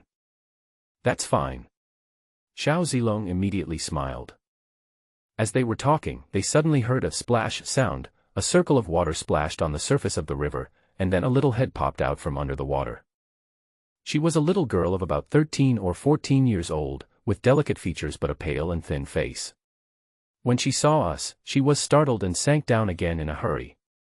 Bubbles were bubbling on the surface of the river. After a long while, it finally floated up again. Don't be afraid, little sister, we are not bad people. Xiao Zilong said with a smile. The little girl stared at us timidly for a while, then swam to the side and threw the two fish onto the shore, where they jumped and fluttered on the ground. Then she climbed up, picked up the fish and left. Don't run. Xiao Zilong shouted. As a result, the more he shouted, the faster the little girl ran. Don't be fooled by her thin and weak appearance. Once she starts running, she will disappear in a flash. Let's go and take a look. We followed. Finally, the person was found in a somewhat dilapidated yard. The little girl was wringing the water out of her hair. When he saw us following him, he was startled and turned around to escape into the house, but Xiao Zilong grabbed him by the door first. Little sister, how much do you sell this fish for? I asked. The little girl was stunned for a moment, stared at us for a few times, and asked timidly, are you here to buy fish? I laughed and said, yeah, what else? Oh. The little girl ran into the house and came out with a bucket containing 2 fish she had just caught. She asked me, "How about $10? How about this, can you help us cook the fish and make fish soup noodles? I'll give you 200 yuan, how about that?" I asked with a smile. "Really?" The little girl's eyes lit up. "Of course." I took out 200 yuan and handed it to her first. "Okay." The girl took the money, found a hairband and tied her wet hair casually, then picked up the fish and moved it over, and began to kill the fish and scrape the scales skillfully. "You're really something." Xiao Zilong winked at me and asked with a smile, "Little sister, what's your name?" The little girl hesitated for a moment and said, "My name is Xiao Haitong."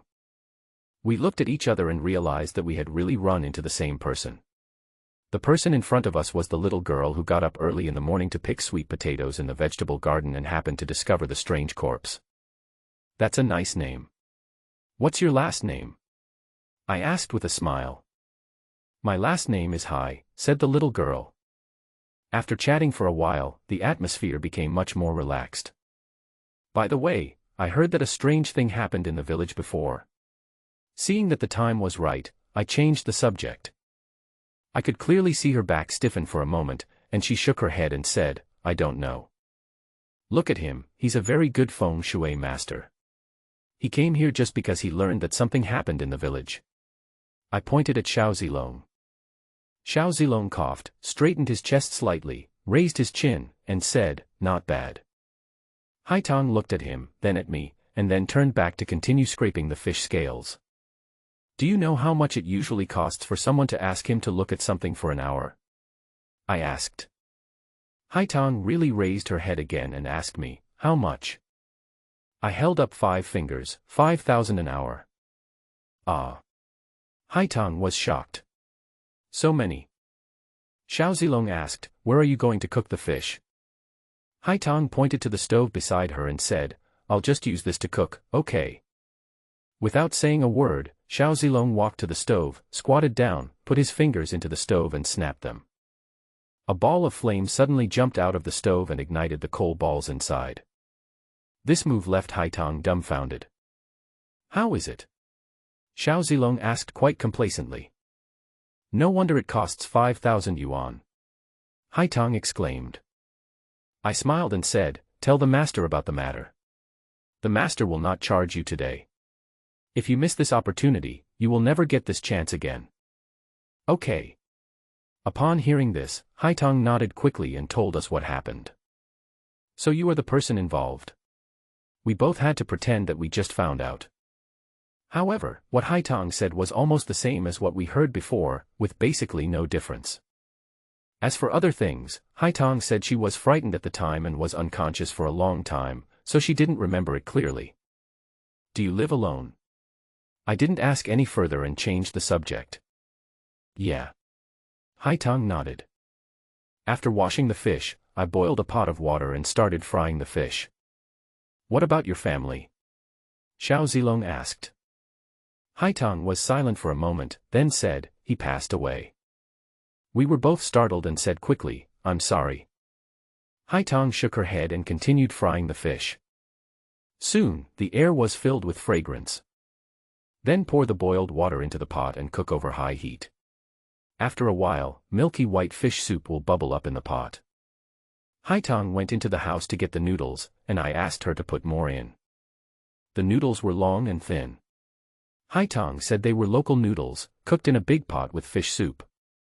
Haitong set up a small table in the yard, found 2 stools for us, served us 2 large bowls of fish soup noodles, sprinkled some green onions on them. "Come and eat with us." I greeted him with a smile. Haitong shook her head. "There's still a big pot left. We can't finish it all. Let's eat it together quickly and don't waste it," Xiao Zilong said. Haitong said, "I'll pack it up for you guys to take back." "How can we eat this clumping dough? It tastes better when it's fresh." "Stop talking nonsense, or we will throw it away." Xiao Zilong frowned. When Haitong heard this, she hurriedly took the bowl and chopsticks to get a bowl of food, then squatted beside it and ate with the bowl in her arms. "Come and eat together, why are you squatting there?" Xiao Zilong called. Haitang shook her head and refused. We didn't force it. In fact, we had already had breakfast when we came here, and we ate a lot. Although this big bowl of fish noodle soup was very fragrant, it was really hard for me to finish.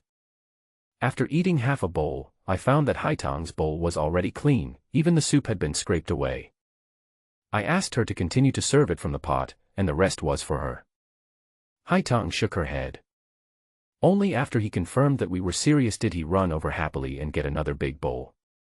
This was the first time we saw the little girl smile. Little sister, do you have any other relatives? Xiao Zilong asked. Haitang held the bowl and shook her head. No more. Then when were your parents? Xiao Zilong frowned. When I was 7 years old. Haitang said with her head lowered. We were both stunned. You live alone at such a young age? Haitang nodded. Isn't it that the uncles and aunts next door have helped you a lot? This is the good thing about the village, the warm-hearted people. Xiao Zilong said with a smile. Haitang didn't say anything, just held the bowl and ate noodles silently. What? Did I say something wrong? Xiao Zilong was stunned. I was also a little surprised. Is there no one taking care of you? Haitang shook her head, her eyes reddened. I've had bad luck since I was a child. People close to me never had a good ending. My parents fell into the river and drowned because of me. What bad luck? Do you believe this nonsense? Don't listen to these people's nonsense. I think you are a good kid and you must have good luck. Xiao Zilong said unhappily. I took a closer look at Haitang's face and asked softly, Little sister, can you tell me what happened to your parents? Haitang hesitated for a moment, looked at us with a pair of timid eyes, and still told us the story. It turned out that when she was 7 years old, late one night, she suddenly woke up from her dream and found herself sleeping in the closet. And the cabinet door was closed tightly. She shouted, Dad, Mom, but no one responded. Haitang kicked the door hard and finally opened it. After searching the room, she didn't see her parents. The bed was empty. She ran out and looked around but didn't see anyone, so she had to ask other people in the village for help. Haitang has been unpopular in the village since she was a child. Many people call her the unlucky star behind her back, thinking that she will bring bad luck and that anything bad will happen to anyone who gets close to her. However, when people heard that Haitang's parents were missing, many of them came out to help. They searched the entire village inside and out, but still didn't find anyone until the next morning. It was not until noon of that day that someone went to wash vegetables in the nearby Red River, and suddenly 2 dark shadows floated up from the river. The man was terrified at that time. Because the pair of bodies that floated up were Haitang's parents. The couple held hands and floated on the water side by side. This strange scene frightened the entire village into silence. For the little girl Haitang, this scene has become an indelible shadow. Haitang's parents died in strange circumstances, and there were many different opinions in the village. Some said that the couple jumped into the river because they were depressed, while others said that they were killed by Haitang. In short, after this incident, the villagers became even more taboo about Haitang. Even her neighbors were so scared that they moved away from Haitang's home. No wonder when we came here, we found that all the houses nearby were empty, with only Haitang's family living there. Others don't even dare to get close for fear of getting into trouble, so it is even more unlikely that anyone will come to take care of Haitang. Therefore, the little girl, who was only 7 years old at the time, lived on her own. Fortunately, her parents left some money, and the family had fields and vegetable gardens. When the little girl was hungry, she would pick some vegetables, dig some sweet potatoes, or go to the river to catch some fish and shrimp. Since her parents died in the river, Haitang developed an excellent swimming skill and can even hold her breath for a long time at the bottom of the river. What were you doing when you were 7 years old? Xiao Zilong couldn't help but ask me. I said playing in the mud. Me too. Xiao Zilong nodded. I'll eat over there. Haitang held the bowl and moved to the side, squatting far away from us. I felt amused and sad at the same time, so I waved at her and said, Come here, we are both very lucky, and we are the ones who bring bad luck to others. Yes. Xiao Zilong said, Why don't you come over and try and see who beats who? The little girl still shook her head after hearing this. We couldn't force her, so we just let her do what she wanted. Eat noodles, they're almost clumping up," I said. Seeing this, Xiao Zilong also picked up his bowl and slurped the noodle soup like me. However, no matter how much we ate, we could not finish as much as Haitang. There was still half a bowl left, and the little girl started to serve a third bowl. She looked at us sheepishly, and when she saw that we really didn't want any, she happily bought up the rest. This appetite really surprised both of us. Even if we didn't have breakfast, the two of us together couldn't eat as much as this girl. "Little sister, do you know your birth date? Let this master brother take a look at it for you," I asked with a smile. Haitang blinked her eyes, looked at me, then looked at Xiao Zilong, and told him her birth date. "Well, let me calculate it." Xiao Zilong frowned slightly, began to pinch his fingers, and then quickly whispered to me, "I don't know how to do this." "You don't know how to do this?" I was a little surprised. "This thing gives me a headache. I haven't learned it from my old man." Xiao Zilong asked, "Have you learned it?" I said it's okay. "Then you do it." Xiao Zilong raised his head and coughed, then said to me in a pretentious manner, "I've already calculated it. To be on the safe side, you should do it too." I laughed inwardly. "But I had already calculated it when I got your birth date and time just now. This little girl looks like she is only 13 or 14 years old, but in fact she is already 15. It is probably because she is pale and thin, and has poor development, that she looks so young. As for her fate, it is indeed very special, but it cannot be said that she is doomed to fail, nor will it bring bad luck to others. But according to Haitang, this should be true and it is probably not groundless. This means that there may be some other reason. Moreover, the death of her parents was indeed too strange and bizarre, and there might be some unknown hidden secrets. I've looked at your horoscope, and it's indeed a bit bad." Seeing Haitang looking at me nervously, I frowned and shook my head. As soon as I finished speaking, I saw the little girl's face turn pale. "What are you doing?" Xiao Zilong glared at me. "Judging from your horoscope, you are a glutton. You know Taotie, it's a monster in the legend that can swallow everything. It's extremely greedy. Are you like that too?" I ignored him and went on. "I'm very greedy. I always feel hungry and can't eat enough." Haitang lowered her head in shame. "That's right, you are a glutton by nature. If someone marries you in the future, they will probably have to spend a lot of money on food." I joked. "That's fine. I'm not getting married," Haitang said coyly, her pale face regaining some color. "What else?" "No, the only bad thing about your life is your gluttony, everything else is good," I said. Haitang widened her eyes in shock, "Is that it? Am I not a jinx?" "Who told you that?" I asked her. "That's what other people in the village said, and it's true. Anyone who meets me will be unlucky," Haitang said hesitantly. "Do they know fortune-telling?" I asked again. Haitang shook her head. "That's it. How could they understand more than us, Master Xiao, am I right?" I asked Xiao Zilong. "Yes, this is your fate as a Taotie. Taotie is a monster. Your fate is the same as ours, and you are also very tough. So some bad guys who want to harm you are often defeated by you," Xiao Zilong vowed. "Ah." Haitang was surprised. "Those unlucky people all have bad intentions and want to harm me?" "Not bad." I nodded. "What about my parents?" Haitang asked with red eyes. I was silent for a moment, then asked, "Do you think your parents would jump into the river?" "No, definitely not." Haitang shook her head vigorously. "That's it.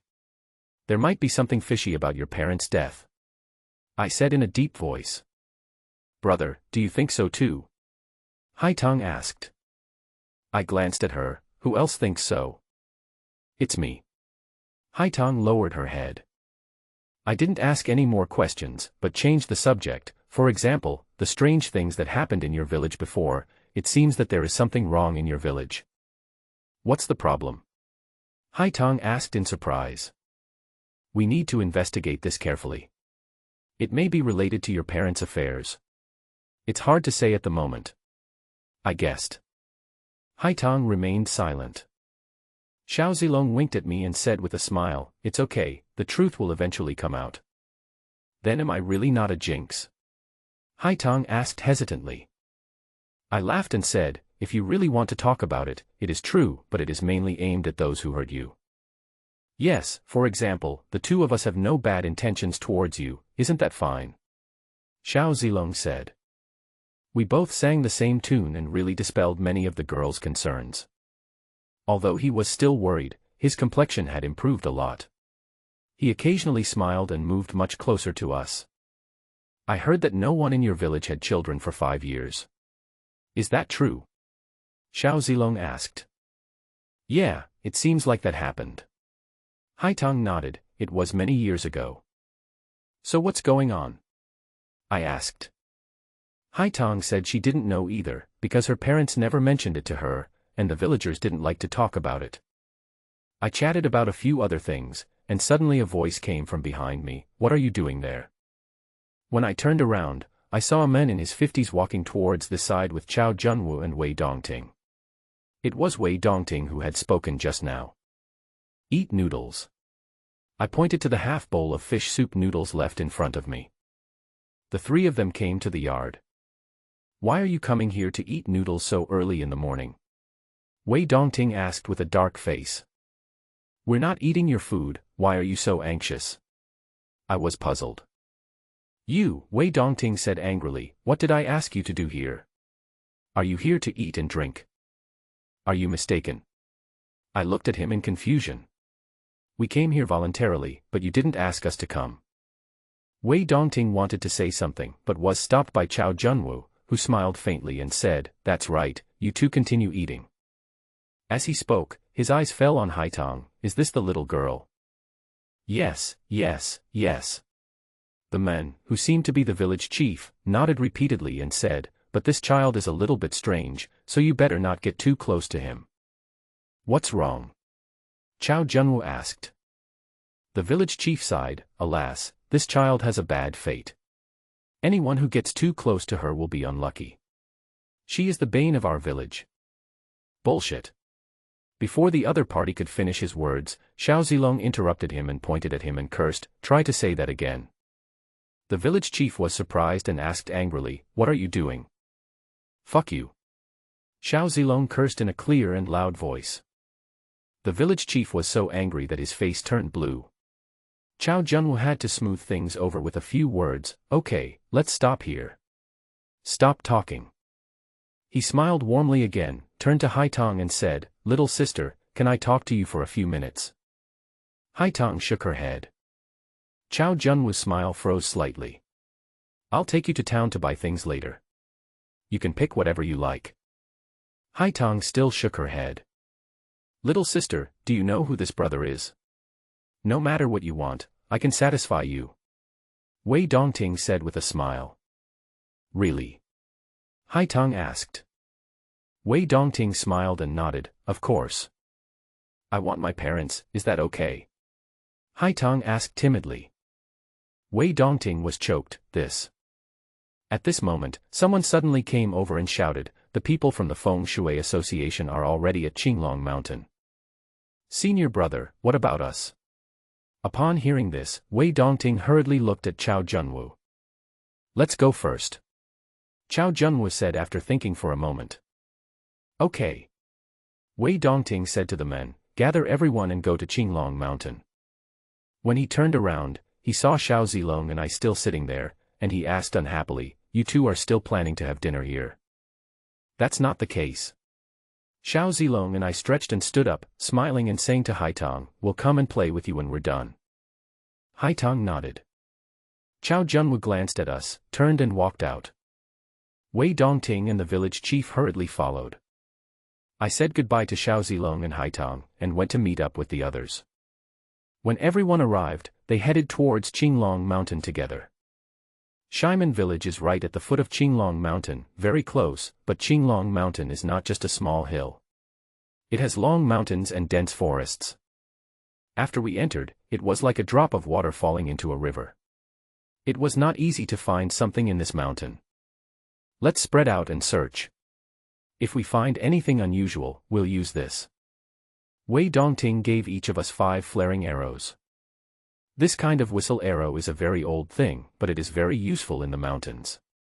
There is no need to worry about lack of signal, and other people can quickly find the location after it is released. Quite convenient. After collecting the flares, everyone divided into groups of 2 or 3 and started to act separately. I teamed up with Xiao Zilong and waited until everyone else had left before we set off leisurely. You said Haitong was a glutton. Is that true? Xiao Zilong asked. You believe this? I looked at him. I knew you were making it up. I've never heard of a gluttonous life. Xiao Zilong acted as if he knew it a long time ago. I looked around and said, there aren't many gluttons, but other than this, everything else is real. Xiao Zilong stared at me and didn't say anything for a long time. What? I asked. Nothing. Xiao Zilong walked forward quickly, and after walking for a while, he turned back and asked, are you saying that the little girl really has a rebound aura? What rebound halo? I was a little confused. Isn't that what you said? If someone has bad intentions and wants to harm her, they will be in trouble. Isn't this the rebound halo?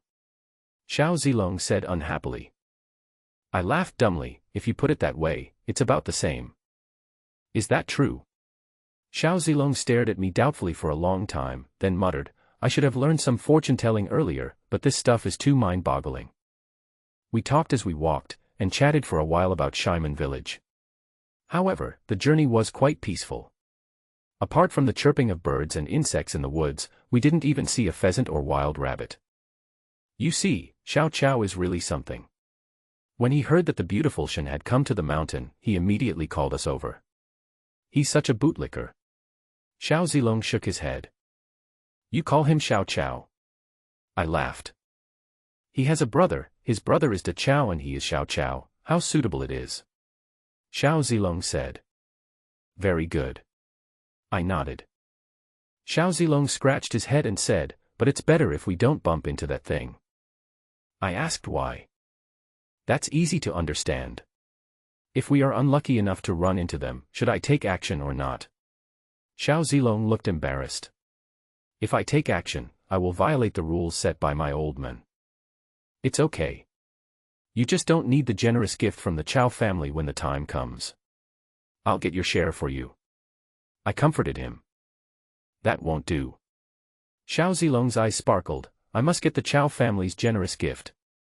Perhaps Xiao Zilong's prayers worked, because until dark, we still got nothing. We didn't hear any flares being launched into the sky, which means that the others were doing the same as us, and our efforts were in vain. Xiao Chao is just messing around. Maybe the thing didn't even get into Qinglong Mountain. Xiao Zilong complained. Isn't that just what you want? I said. That's right. Xiao Zilong laughed. It would be best if everyone is safe and sound, and then go back and take the generous gift. Just as he said this, there was a sharp whistling sound from not far away, followed by a pop sound in the air. Arrow sound. We were both startled and quickly identified the direction and rushed towards the place where the signal arrow was launched. The place happened to be not far from us, and we quickly arrived nearby. All I could smell was a scent of blood drifting over with the wind. We immediately chased after them, and after a while, we saw 2 people lying in front of us, with the ground and the surrounding grass covered in blood.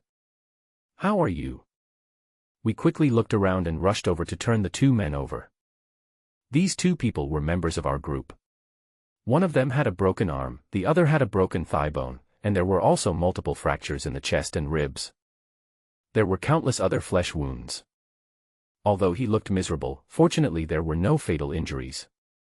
Xiao Zilong and I quickly treated their injuries.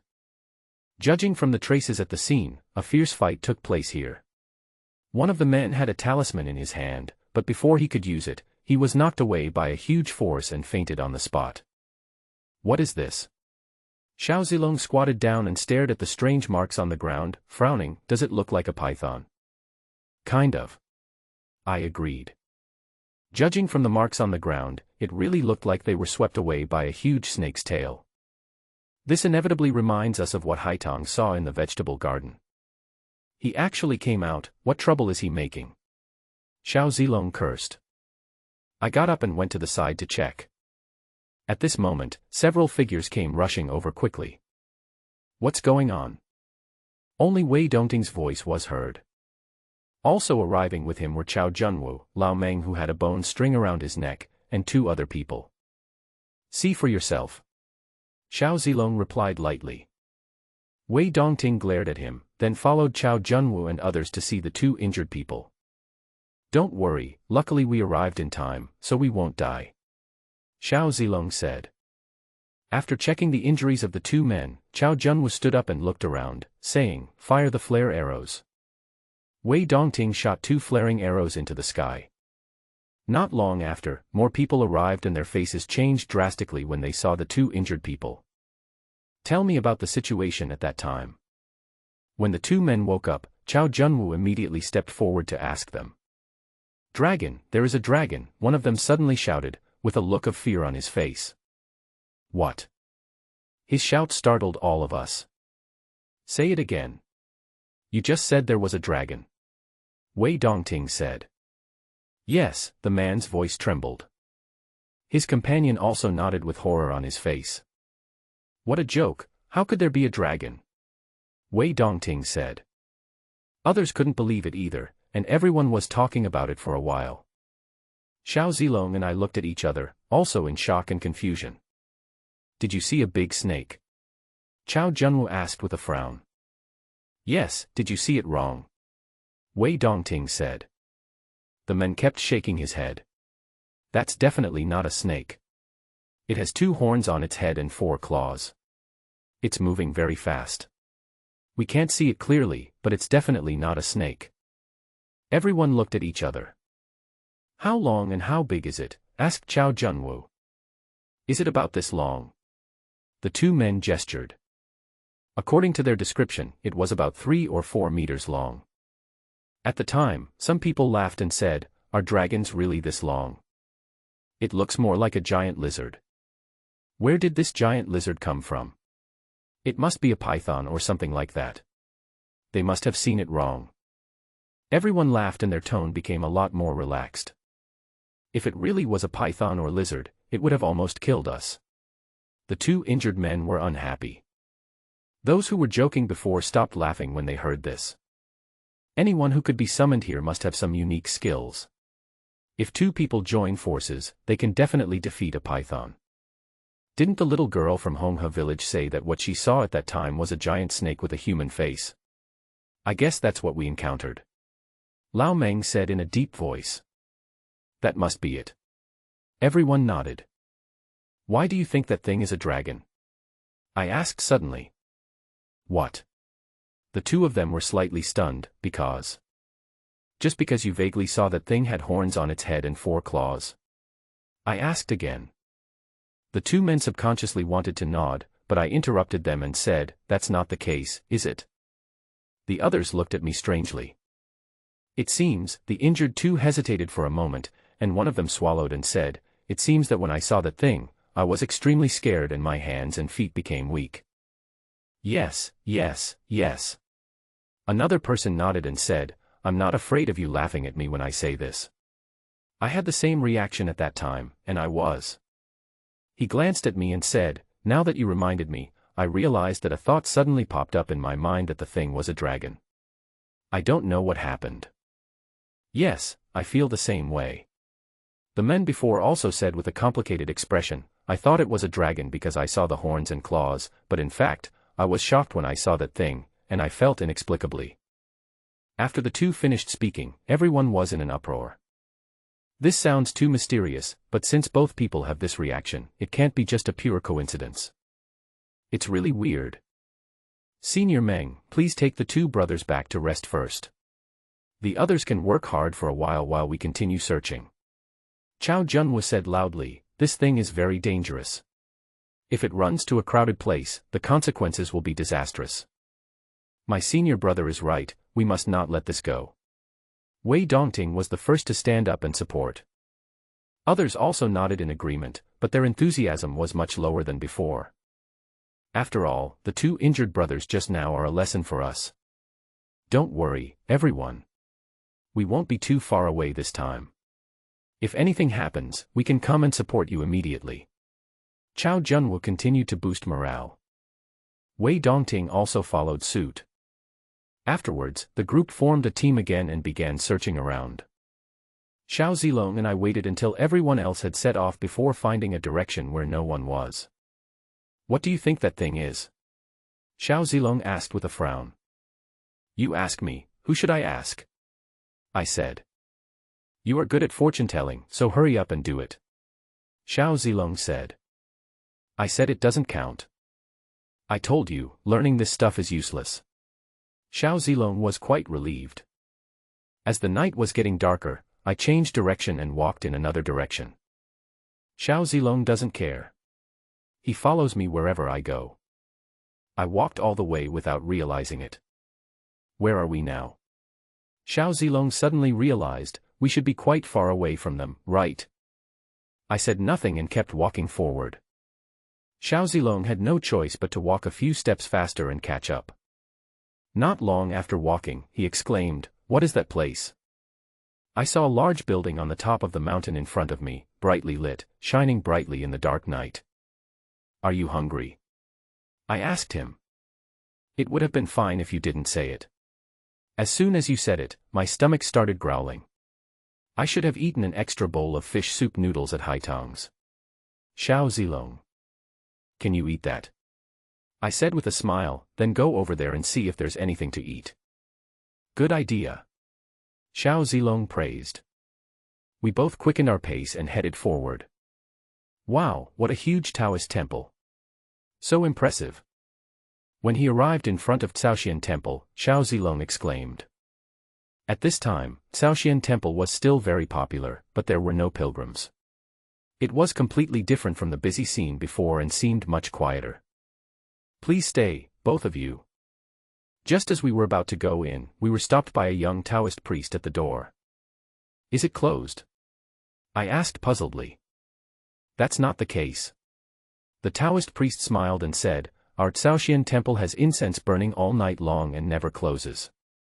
But Qinglong Mountain has been unstable recently, so the temple has issued a notice asking everyone not to come and burn incense. It suddenly dawned on me. No wonder there are so few pilgrims here. That's why. Not peaceful. Oh, is there a tiger or is there a ghost in the mountain? I asked in surprise. The Taoist priest smiled and said, That's not the case. There is just a wanted criminal in the mountains recently, and we are hunting him down. Once we catch him, we can recover. Is that so? I nodded, then said with a sad face, What should we do? We dare not go down the mountain now. It would be terrible if we ran into a wanted criminal. Yes, yes, yes. Xiao Zilong nodded repeatedly in cooperation, his expression full of fear. This is indeed it, the Taoist priest pondered. How about this, can we stay in the Taoist temple for one night and go down the mountain at daybreak? I suggested. The Taoist frowned slightly, I'm afraid it's not easy to do. Are you having trouble? I scratched my head. How about this, we just stay here at the gate for the night? What are you saying? Xiao Zilong glared at me. It's such a big Taoist temple, so magnificent, and so compassionate. How can they let us squat in front of the gate overnight? Oh, my bad, my bad. I quickly admitted my mistake. The Taoist coughed and said, Then come in with me, I'll arrange a place for you to stay. How can I let you stay out all night? See, I was right, wasn't I? Xiao Zilong patted my shoulder. Yes, yes, you are right. I nodded repeatedly. The Taoist priest hesitated for a while and then took us into the Taoist temple. Master Zhang and I had been here once before, and it wasn't a big deal. But Xiao Zilong was amazed all the way here, and kept saying, So grand, all the time. You two should stay here for the night. The Taoist priest took us to a wing room, which was simply furnished but very tidy. Thank you very much. I smiled and touched my stomach again, we haven't eaten all day, we are very hungry. Seeing that I was staring at him, the Taoist priest said, Then I'll take you two to have some vegetarian food. That's great. We both followed with a smile. After passing through several courtyard gates, we arrived at a dining room. It was empty inside, with not many people there, but the aroma of food wafted out from the kitchen. The Taoist priest led us to the kitchen, where we saw a lot of food prepared, steaming hot, with many varieties and many styles. The lights in our Taoist temple are on all night long, and usually many brothers and sisters come to have meals here. The Taoist priest also made a special explanation. I said, I understand. I followed Xiao Zilong to get the food, then returned to the dining room and sat down to eat. The Taoist priest said he still had to guard the door and then went back. I'll go see if there's anything else delicious. Xiao Zilong finished a plate of food in no time and ran into the kitchen.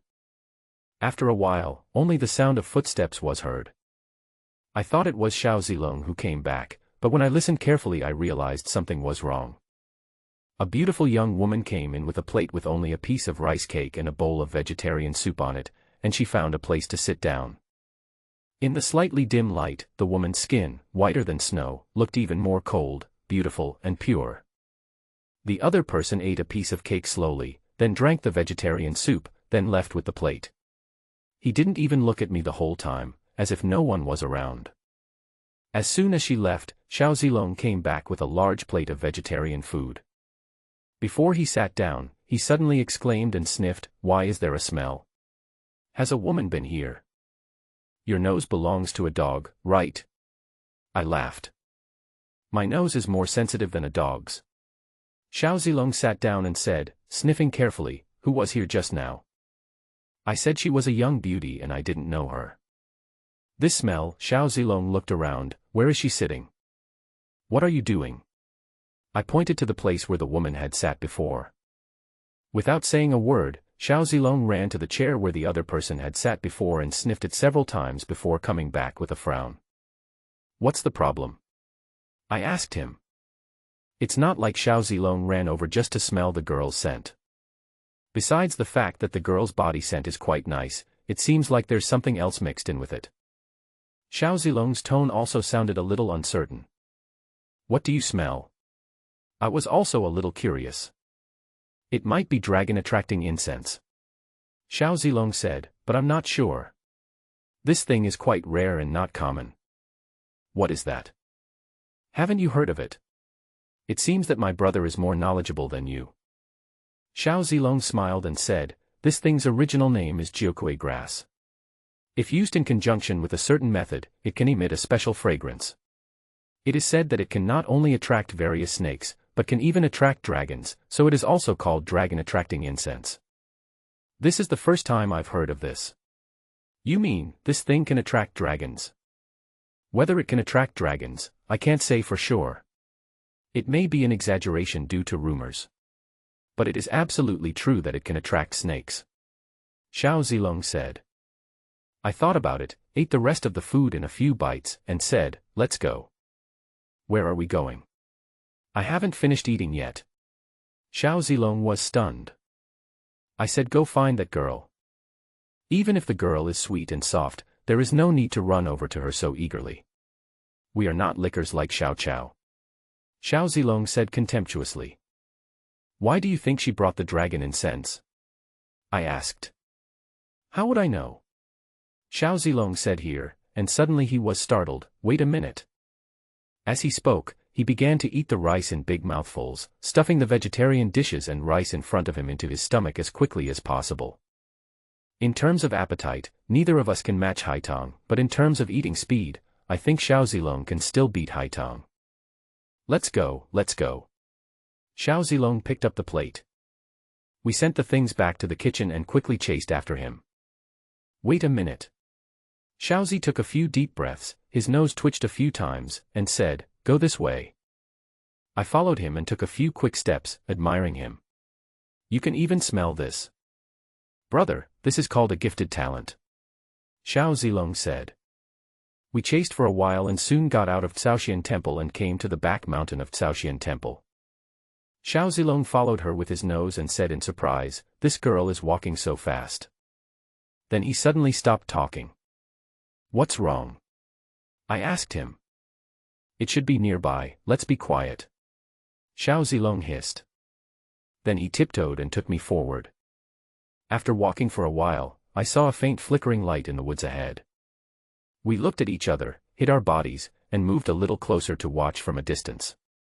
I saw that in the forest, the weeds had been cut and a square open space had been cleared. There was a candle lit at each of the four corners of the open space. At this time, the wind in the mountains was strong, and the flames of the four candles were swaying in the wind, but they never went out. In the center of the open space, there was a figure standing with his back to us, but judging by his slender figure and clothes, he should be the one I had seen in the dining room before. Xiao Zilong sniffed and asked in a low voice, "That girl?" I nodded and saw that there were 9 large bowls placed around the girl. I didn't know what was in the bowls, and I couldn't see from my side. "It is indeed the dragon-attracting incense." Xiao Zilong said affirmatively, "You guessed it right, this girl is here to attract that thing." Then he pointed forward and said, "Look, those 4 candles are called 4-cornered candles. And the reason why the grass on that piece of land was cut and cleaned up is because there is a magic circle set up underneath. In those 9 bowls, there are 9 kinds of medicinal soups made from different herbs, which are used in conjunction with the dragon incense." I took another closer look, a little confused. Is that dragon-inducing incense on that girl? Of course. Xiao Zilong laughed softly. "In fact, that girl is the real dragon-attracting incense." Unexpected, right? What? I hadn't expected that. In fact, the one who can attract dragon incense is a woman who has taken jiukui grass, and this woman must still be a virgin. Xiao Zilong said. This is really a bit beyond my expectation. Guess why this dragon-attracting incense can attract dragons? Xiao Zilong asked. I saw that he was smiling strangely, and then I looked at the woman in the forest. Could it be? By the way, snakes are naturally lustful, and dragons are similar to snakes. This dragon-attracting incense has a powerful stimulating effect in this regard. Xiao Zilong said. As soon as he finished speaking, he heard rustling sounds from all directions. Here I am. Xiao Zilong said with a smile. I saw countless snakes emerging from the grass. They were colorful, strange, and of all kinds. They looked extremely restless and could not wait to rush towards the forest. We both squatted there, motionless. The snakes ignored us and swam past us. However, when they approached the open space in the forest, the group of snakes suddenly stopped, as if there was something extremely terrifying in front of them that blocked them out. She sprinkled snake medicine and set up a snake-repelling formation. This girl knows a lot. Xiao Zilong said. This is easy to understand. The woman in the forest took the 9 sunflower grass and used herself as bait, obviously to attract the thing in Qinglong Mountain. As for these snakes, they naturally had to be kept outside. As time went by, more and more snakes gathered on the periphery, tumbling and rolling around. It looked a bit scary and spectacular. The snakes were stimulated by the dragon incense and swam towards the woman desperately, but were blocked by the snake medicine and the snake-repelling formation. They immediately went crazy and began to bite each other. For a while, there was blood and gore everywhere, and the ground was covered with snake corpses. We both squatted there and didn't dare to breathe, for fear of attracting the snakes to ourselves. Of course, simply not getting angry is definitely useless. When the snakes swarmed over, we had already concealed our aura. To the snakes, we were just like 2 stones. Xiao Zilong's method of hiding his breath should be the Taoist way. The snakes in the forest were killing like crazy, and the air was filled with a strong smell of blood, but the woman in the forest was calm and stood there without moving. Later, it even attracted several large pythons, which rolled over and crushed the other small snakes, and the surrounding grass and trees were swept into pieces by their tails. If someone accidentally ran here at this moment and saw this scene, he would probably be scared to death. There was a whoosh sound, and a giant green python suddenly jumped up from the ground, trying to pass through the snake-driving formation and pounce on the woman in the formation. Just then, the woman moved. The giant python was in midair, and suddenly blood splattered everywhere, and it rolled to the ground with a loud bang. Xiao Zilong said, "Oh, and you used a hairpin?" I said yes. The woman just now plucked out a silver hairpin that she used to tie her hair on her head at an extremely fast speed, waved her hand and shot it out, hitting the giant python's vital point with incredible accuracy. The giant python died on the spot. That's great. Not dragging your feet at all. Xiao Zilong clicked his tongue. "Stop clicking your tongue, you've attracted the snakes here," I reminded him. When Xiao Zilong saw this, he immediately shut up. We both held our breath, and another large wave of snakes rolled over. If this goes on, I wonder if all the snakes in Qinglong Mountain will be attracted by this girl and cause trouble here. But these snakes are not the highlight. The girl is waiting, and so are we. Xiao Zilong looked up at the half-moon hanging in the sky, probably trying to estimate the time. At this moment, a strange rustling sound suddenly came from the grass in the distance. It came very quickly and was close in the blink of an eye. "Here we come." We were both refreshed. That thing came from the southeast, which is not the same direction as us. The woman in the forest obviously noticed it and tilted her head slightly in that direction, but still did not move. Suddenly, the snakes became panic-stricken, as if they had encountered something extremely terrifying, and fled in all directions. In a blink of an eye, only snake corpses were left on the ground. It seemed that even the wind stopped suddenly, and there was silence all around. We looked at each other and remained silent. After a moment of dead silence, suddenly a strong wind blew, and sand and rocks flew in the forest. The flames of the four-cornered candles in the battle were blown wildly, and finally, with a whoosh, they were all extinguished. Only the clear and desolate moonlight poured down, illuminating the forest with a white glow. In the strong wind, a black shadow suddenly jumped out from the grass and rushed into the forest. At this moment, the four-cornered candle that had been extinguished suddenly burst into flames again, bursting into a dazzling light. Ground net. Following a low shout from the woman, a cloud of white smoke suddenly rose from the formation. The smoke swirled and formed into a web, which looked like a net and instantly entangled the black shadow. The woman also moved at this time. She flashed and approached the left side of the black shadow. There was a cold light flashing in her hand, and it seemed that she was holding an iron spike several inches long, and she suppressed it without hesitation. However, in the blink of an eye, there was a hiss sound, as if cloth was torn into pieces, and the smoke net that was originally wrapped around the black shadow was shaken apart in an instant. A tail swept out. The woman quickly dodged to the side, narrowly avoiding it, and suddenly jumped up, her body spinning like a top, holding the iron spike in reverse, and stabbed it towards the black shadow on the head. The thrust was quick and accurate, but although it hit the target, the spike did not penetrate. The woman seemed to be surprised as well and immediately changed her shape. Fortunately, she reacted quickly and escaped the disaster. 9 seals. The woman took 3 quick steps back, suddenly threw the iron spike away, and quickly formed seals with her hands in front of her chest. Then he grabbed the falling iron spike with his right hand and waved with his left hand. The 9 large bowls all exploded with a bang. Then several bright lights suddenly appeared. It was then that I noticed that there were 9 mirrors placed underneath the 9 large bowls.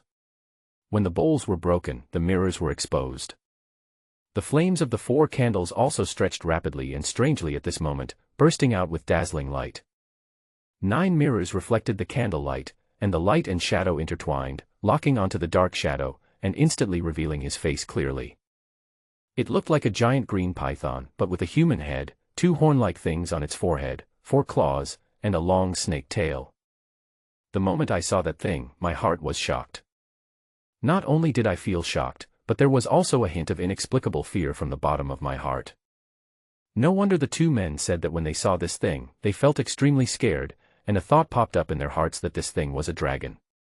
To be honest, the thing in front of me looks extremely strange, but it is a bit far-fetched to say that it has anything to do with a dragon.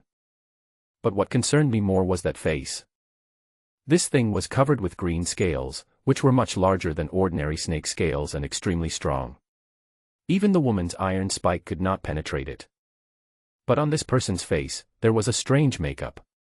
The base was snow white, but between the eyebrows and eyes there were strands of crimson fine lines, like strands of red silk threads.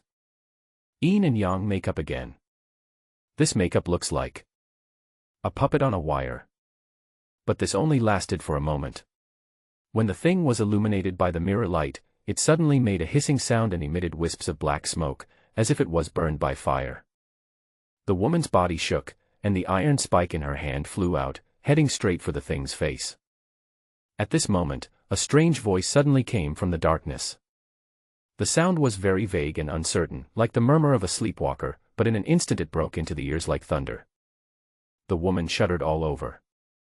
The 9 mirrors also exploded into pieces at this moment. The thing immediately broke free, avoided the iron spike, and swept over with its tail.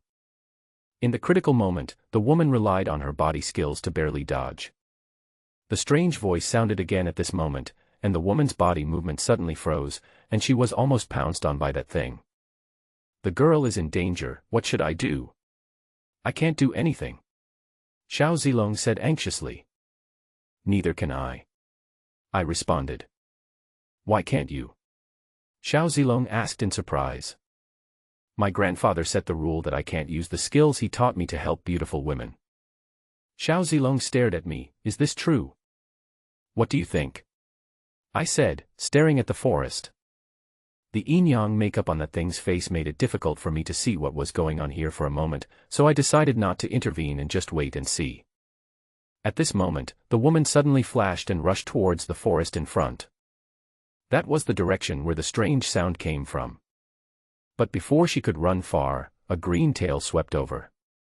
The woman could only dodge to the side, but at this critical moment, the strange voice sounded again. And this time it came quickly and sharply, just like 2 awls piercing into the ear canals. We were just affected by the impact and felt a little uncomfortable in our ears. The girl was affected by this and finally failed to avoid it. She was swept away with a bang and fell into the pile of snake corpses. The thing followed and pounced forward. Under the influence of the dragon-attracting incense, one can imagine what happened to that girl.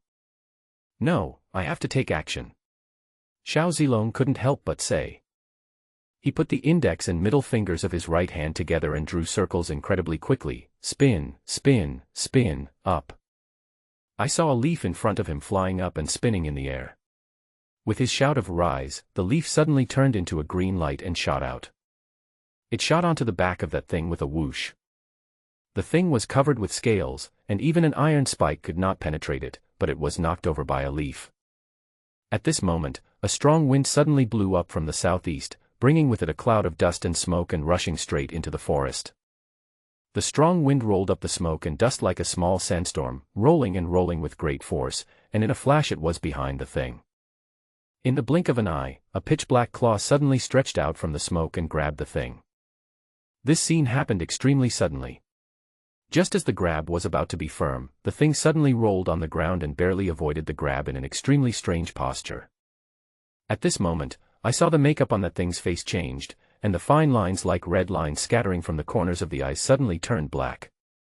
The thing dodged the grab and immediately rolled into the grass, fleeing into the distance at an extremely fast speed. A strange gust of wind, carrying sand and dust, followed after them.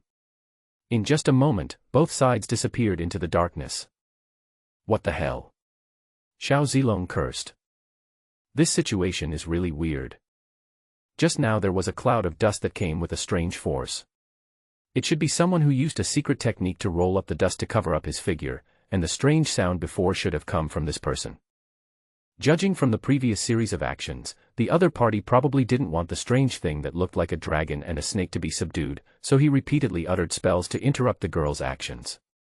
Afterwards, he took advantage of the wind and sand and tried to catch the strange thing and take it away.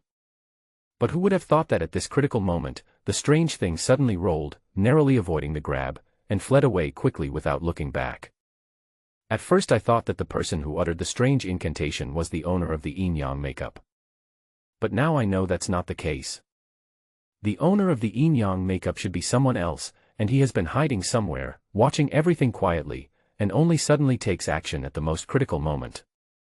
I've heard from Grandma Mute before that each look of yin-yang makeup has its own uses. For example, the black and white Rakshasa can nourish and enhance ghost energy and resentment, while this hanging puppet, as the name suggests, can be controlled like a puppet. The makeup just now suddenly changed, and the thin line at the corner of the eye turned from red to black, which means that at that moment, the owner of the yin-yang makeup secretly controlled it and sent the strange thing away. I guess that girl never thought that after taking 9 sunflower grass, using herself as bait, and painstakingly setting up various formations, she wanted to take down that monster in one fell swoop, but who would have thought that there were so many people hiding in the dark watching the show. Let's go see how the girl is doing. Xiao Zilong patted me on the shoulder, interrupting my thoughts. I said forget it. But just as I finished speaking, Xiao Zilong stood up and walked over quickly. Seeing this, I had no choice but to follow. When we walked over, the girl just crawled out from the pile of snakes. His head, face and clothes were all stained with blood and various snake meat residues. He looked horrible and as miserable as could be. Even if she was originally a beauty, this tragic scene was unbearable to look at. Girl, are you okay? Xiao Zilong walked forward and asked with concern. The girl looked at us, her face turning red and white. She suddenly covered her face with her hands and quickly ran away, disappearing in the blink of an eye. Shouldn't we come here? Xiao Zilong asked after a long pause. What do you think? I asked angrily. Why didn't you call me? Xiao Zilong complained. You can't run so fast without being stopped. I turned and left.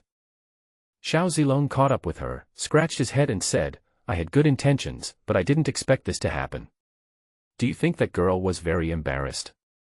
It's probably more embarrassing than if we saw her taking a shower, I said. That shouldn't be the case, right? Xiao Zilong said. I said why don't you try it next time? No, that won't work. If my old man finds out about this, he'll break my legs. Xiao Zilong shook his head repeatedly. I stopped under an old pine tree and walked up to touch the rough bark. What are you looking at? Xiao Zilong followed up in confusion and looked around. Is that the mysterious man hiding here? I said probably. What exactly happened just now? I found the water here is very deep. Xiao Zilong touched his chin and thought. If you still have the mind to think about this, your generous gift will be gone, I reminded him. Xiao Zilong immediately hung his head and said dejectedly, Don't say anything, my heart is bleeding. It's okay. Even though the generous gift is gone, at least you saved a beautiful woman. She will thank you. Damn, it would be fine if you didn't say this. It makes me feel even worse now. Xiao Zilong said, We saw that girl's embarrassing look, why should we thank her? It's good enough that we didn't become enemies. That's not necessary. I laughed, all right, you just saved the beauty, not for the Chow family. It's not against your old man's rules to accept the Chow family's generous gift. Xiao Zilong was stunned for a moment, then he slapped his thigh, Yeah, I was thinking about something else, ha ha ha. Let's go, someone might be here soon. I said and turned to leave. Yes, it stinks. Xiao Zilong was in a good mood and followed quickly. We walked for a while, and Xiao Zilong came to his senses and asked, Why are you back to Caoxian Temple again? Go back to sleep, don't you want to sleep? I asked him. I'm not sleepy, it doesn't matter whether I sleep or not. Xiao Zilong said, By the way, is that girl you mentioned just now Shen Qingyao? I'd say 9 times out of 10. That's probably the case. Xiao Zilong said with a click of his tongue, What do you think would happen if that girl ran into Xiao Chao while running? I said, That's probably the end of it. Ha ha ha. Xiao Zilong was overjoyed. What a pity, what a pity. As we were talking, we had already arrived at Caoxian Temple. This time we didn't go through the main gate, but directly climbed over the wall to go in. We live over there, where are you going? After walking for a while, Xiao Zilong called me. I said, Didn't you say you weren't sleepy? Why don't you walk around a bit more? Okay then. Xiao Zilong had no objection. We wandered around for a while and then headed towards the depths of the Taoist temple. Please stay here, this is where the abbot is in seclusion, no one is allowed in. When we arrived at a courtyard gate, we were stopped by 2 Taoist priests. Are we considered idlers? Xiao Zilong asked. Okay. A Taoist rolled his eyes and said. Oh. Xiao Zilong nodded, but stood on tiptoe to look inside. Please go back, both of you. The 2 Taoists said with sullen faces. I patted Xiao Zilong on the shoulder and turned away. Isn't it just a place for retreat? Why is it made so mysterious? Is there a ghost? Xiao Zilong complained. Why don't we sneak in and take a look? I suggested. Xiao Zilong stopped and turned to look at me in surprise. Are you serious? Are you going? Xiao Zilong hesitated for 2 seconds and said, "Just go, why not?" We took advantage of the night and quickly sneaked in. "Wait a minute, have you already made up your mind to come in here and take a look?" Xiao Zilong asked suddenly. I said yes. Xiao Zilong said, "Oh," and said nothing more. "This place looks inconspicuous from the outside, with just a small door, but once you come in, you'll find that it's a large courtyard with many houses. In addition to the 2 gatekeepers outside, there were many Taoists on duty everywhere, and we avoided them one by one in advance. Isn't this a place for retreat and cultivation? Why is it made like a treasure house, with so many people guarding it?" Xiao Zilong muttered. As we were talking, we passed several guards and arrived in front of a 2-story building. This building looks ordinary. There is a willow tree planted in front of the door, which seems to be quite old. The door was closed and locked. "What's wrong with this house?" Xiao Zilong came over and asked. From the perspective of the feng shui layout of this yard, the location of this house is very special. I looked up at the eaves. "You guys have so many things to learn about feng shui, but I hate this the most." Xiao Zilong looked around. Suddenly, we heard footsteps not far away, and we quickly found a place to hide. Not long after, 2 Taoists were seen coming down the corridor and stopping in front of the small building. One of them was holding a large basket, and the other took out the key and unlocked the door. We looked at each other, and after the 2 men went in, we followed them in quietly. There was no light in the house, but there was a faint glow of fire coming up the stairs to the 2nd floor. Suddenly, I heard a dong dong dong sound, and someone turned around and walked down the stairs. We looked around and saw a large cabinet nearby. We quickly opened it and hid inside, then quietly closed the cabinet door. A Taoist priest came down from the 2nd floor with a lighted candle in his hand. Perhaps he heard some noise, and walked over suspiciously. Just as he stretched out his hand to open the cabinet door, his hand had already touched the door handle, but he stopped again. His face was quite conflicted, and he seemed very reluctant to open the cabinet door. Just at this moment, a gust of wind blew in from outside, causing the cabinet to sway. The Taoist priest heaved a sigh of relief and said, "So it was the wind." He wiped the cold sweat from his forehead, went over to close the door, and went back upstairs. Xiao Zilong and I were inside, and through the gap in the cabinet door, we could see the Taoist's expression clearly, and we were both a little confused. What is this person afraid of? When we came out of the closet, we turned around and looked inside. Although the room was pitch black, Xiao Zilong had obviously trained his night vision, so the darkness was not an obstacle for either of us. Although the cabinet was empty, there was a very strange picture painted on the wall. The paint on the picture was dark red, somewhat similar to the color of the cabinet. We didn't notice it at first when we hurriedly hid in. This picture depicts an extremely horrifying scene. A group of hideous evil spirits crowded together. 9 of them were holding a stick in their hands. At the other end of the stick was a head. There are pigs, cows, and sheep. There are even 3 human heads at the end, namely an old man, a young woman and a child. It looked so weird that it made people shudder. No wonder the Taoist priest hesitated for a long time and didn't dare to open the door. We looked at each other and saw a hint of doubt in each other's eyes. At this time, there was a noise coming from upstairs, which seemed to be the sound of dishes colliding, followed by the low voices of 2 people chanting. In the dead of night, these 2 people ran into this strange little building to chant scriptures. This is really hard to guess. Xiao Zilong signaled with his eyes, asking if he wanted to go upstairs to take a look. I shook my head. The house is too small. If we go up there, we will definitely alert the other party, which will be difficult to deal with.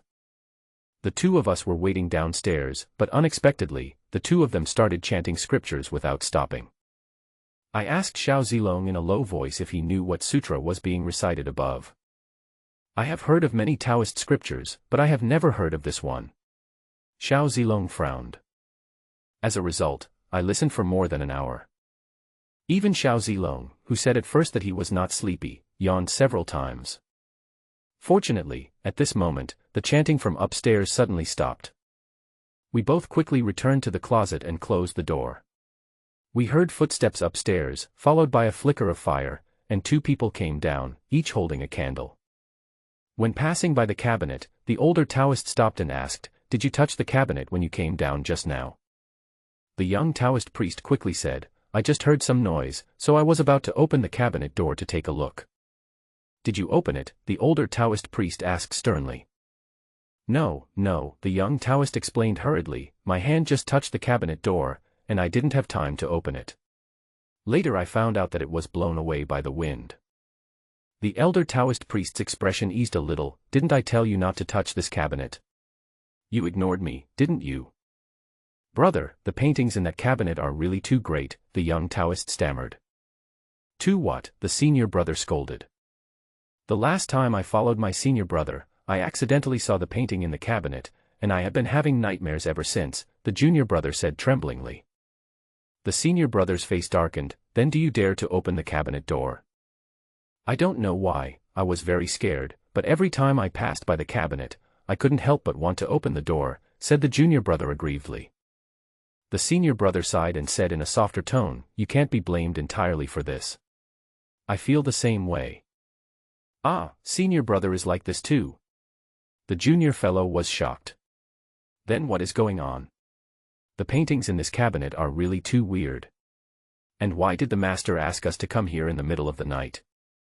We just do whatever the master tells us to do. Why are there so many questions?" The senior brother glared at him. "We must listen to the master, but this is too weird," the junior brother said. "Every time I come here, I am always scared." The senior brother said in a deep voice, "Have you forgotten what master said? Why did we build Shaoxian Temple here? Isn't it because of the evil spirit in Qinglong Mountain? In order to avoid disasters and harm to the people around us, we built our Shaoxian Temple to suppress Qinglong Mountain. So it's not surprising that there are some strange things in the temple." "Yes." The junior brother nodded and said, "Brother is right. I was thinking in the wrong way. Okay, let's go." The senior brother nodded. Then the 2 of them came outside, blew out the candles in their hands, and locked the door again. Listening to the footsteps fading away, we opened the closet door and came out. "It's so mysterious, let's go up and take a look." Xiao Zilong was a little impatient and led the way up the stairs. I followed. When I got upstairs, I saw another very strange scene. The upstairs was also empty, with nothing on display except for various spells and scriptures painted on the 4 walls with cinnabar, which was as red as blood, and the writing was densely packed. In addition, there are 2 bronze mirrors hanging on the east and west walls. On the floor of the room, there were 3 large coarse porcelain bowls lined up in a row, and 2 slightly smaller copper bowls lined up side by side behind them. Then there were smaller wooden bowls. These 6 bowls form an inverted triangle. Each bowl contained a freshly chopped rooster head, which was covered in blood. But strangely, there was no bloody smell. Instead, there was another smell, like something rotten. On the east and west sides of the 6 bowls, there is a cushion. Apparently, the 2 Taoists before were kneeling here and chanting scriptures. What the hell is this? Xiao Zilong frowned and looked at the talismans and scriptures on the wall. I asked him if he saw anything. I've never seen the scripture before, and this talisman is a mess. Xiao Zilong said. I looked around the room, went to the futon on the east side and sat down. Seeing this, Xiao Zilong also sat down on the west side. We looked at each other, and Xiao Zilong said, "How about we try reciting a scripture?" I said yes. The 2 of them read the scriptures on the opposite wall. Sitting on this cushion, one is facing the bronze mirror on the opposite wall. The atmosphere is a bit weird, but I can't tell what it is. Xiao Zilong recited for a while, then stopped, turned his body and looked around. I got up and walked downstairs.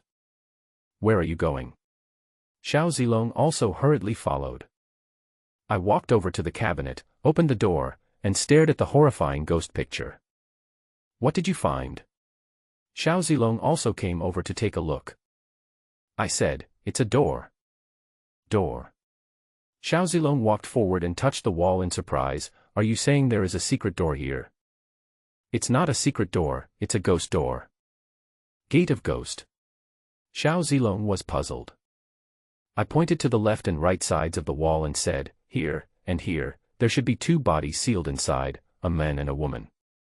Is this true? Xiao Zilong's narrow eyes widened into copper bells. You mean, there is a corpse built into the wall? How did you know? Could it be that you have practiced some powerful eye technique that can see through the wall? That's impossible. I said unhappily, as long as it's a ghost gate, there must be a man and a woman guarding the gate. They're called door gods. Do you need to see them? How come I have never heard of this thing? Xiao Zilong was skeptical. Then how do you know it is a ghost door? I looked up at the upper floor. Did you see the layout up there? It's called the Rebirth Pavilion. There's a ghost gate underneath the Rebirth Pavilion. Have you ever heard of that? Xiao Zilong was stunned for a moment and said, what kind of unorthodox stuff are you talking about? I have never heard of it before. There are so many unconventional things out there, it's normal that you haven't heard of them. I said, taking a few steps back and looking around the room. Xiao Zilong came over and asked, what are you looking for? Mr. Wangsheng, there must be a corpse refining kiln behind the ghost gate. This is common sense. I explained. Even I haven't heard of it. This is common sense. Xiao Zilong rolled his eyes and said, then you said that the corpse refining kiln is behind the ghost gate, so why don't we just open this door? As he said this, he ran into the cupboard and leaned over the wall to study it. Don't look at it. This ghost gate is just the entrance to the corpse refining kiln. It is not for people to enter and exit. The real entrance must be hidden somewhere else. I called him out. Why didn't you say so earlier? Xiao Zilong began to search around the room again. I walked to the right side of the cabinet and knocked on the wall with my hand. Is there a problem here? Xiao Zilong perked up. I said no. Then what are you knocking on? Xiao Zilong turned around and prepared to look somewhere else. I called him back, don't look for it anymore, it's a waste of time, let's do it more directly. Xiao Zilong stared at me for several seconds and said, are you planning to tear down this wall and go in directly? I'd say that's about the same. You're making too much noise, aren't you? That's not good. Xiao Zilong said, rolling up his sleeves, let me do it. I stepped aside. He felt the wall for a while, then bent down slightly, put his palm against the wall, paused for a moment, and suddenly pushed forward, get up. Then he quickly pulled his hand back and unexpectedly sucked a green brick out of his palm. What do you think? I've been practicing this trick of replacing one thing with another since I was a child. Xiao Zilong weighed the blue brick in his hand and said proudly. Good, I think you can also work as a bricklayer besides washing dishes. I praised. Oh, why didn't I think of this? Xiao Zilong said, and pulled out bricks from the wall one after another. There was complete silence during this period, without any sound. Soon, he had dug a hole big enough for one person to enter. Let's go. I walked in first. Xiao Zilong came in later and took a breath of cold air and said, did they dig a big hole in the mountain? This two-story building is backed against the mountain wall. Digging from here means digging into the mountain.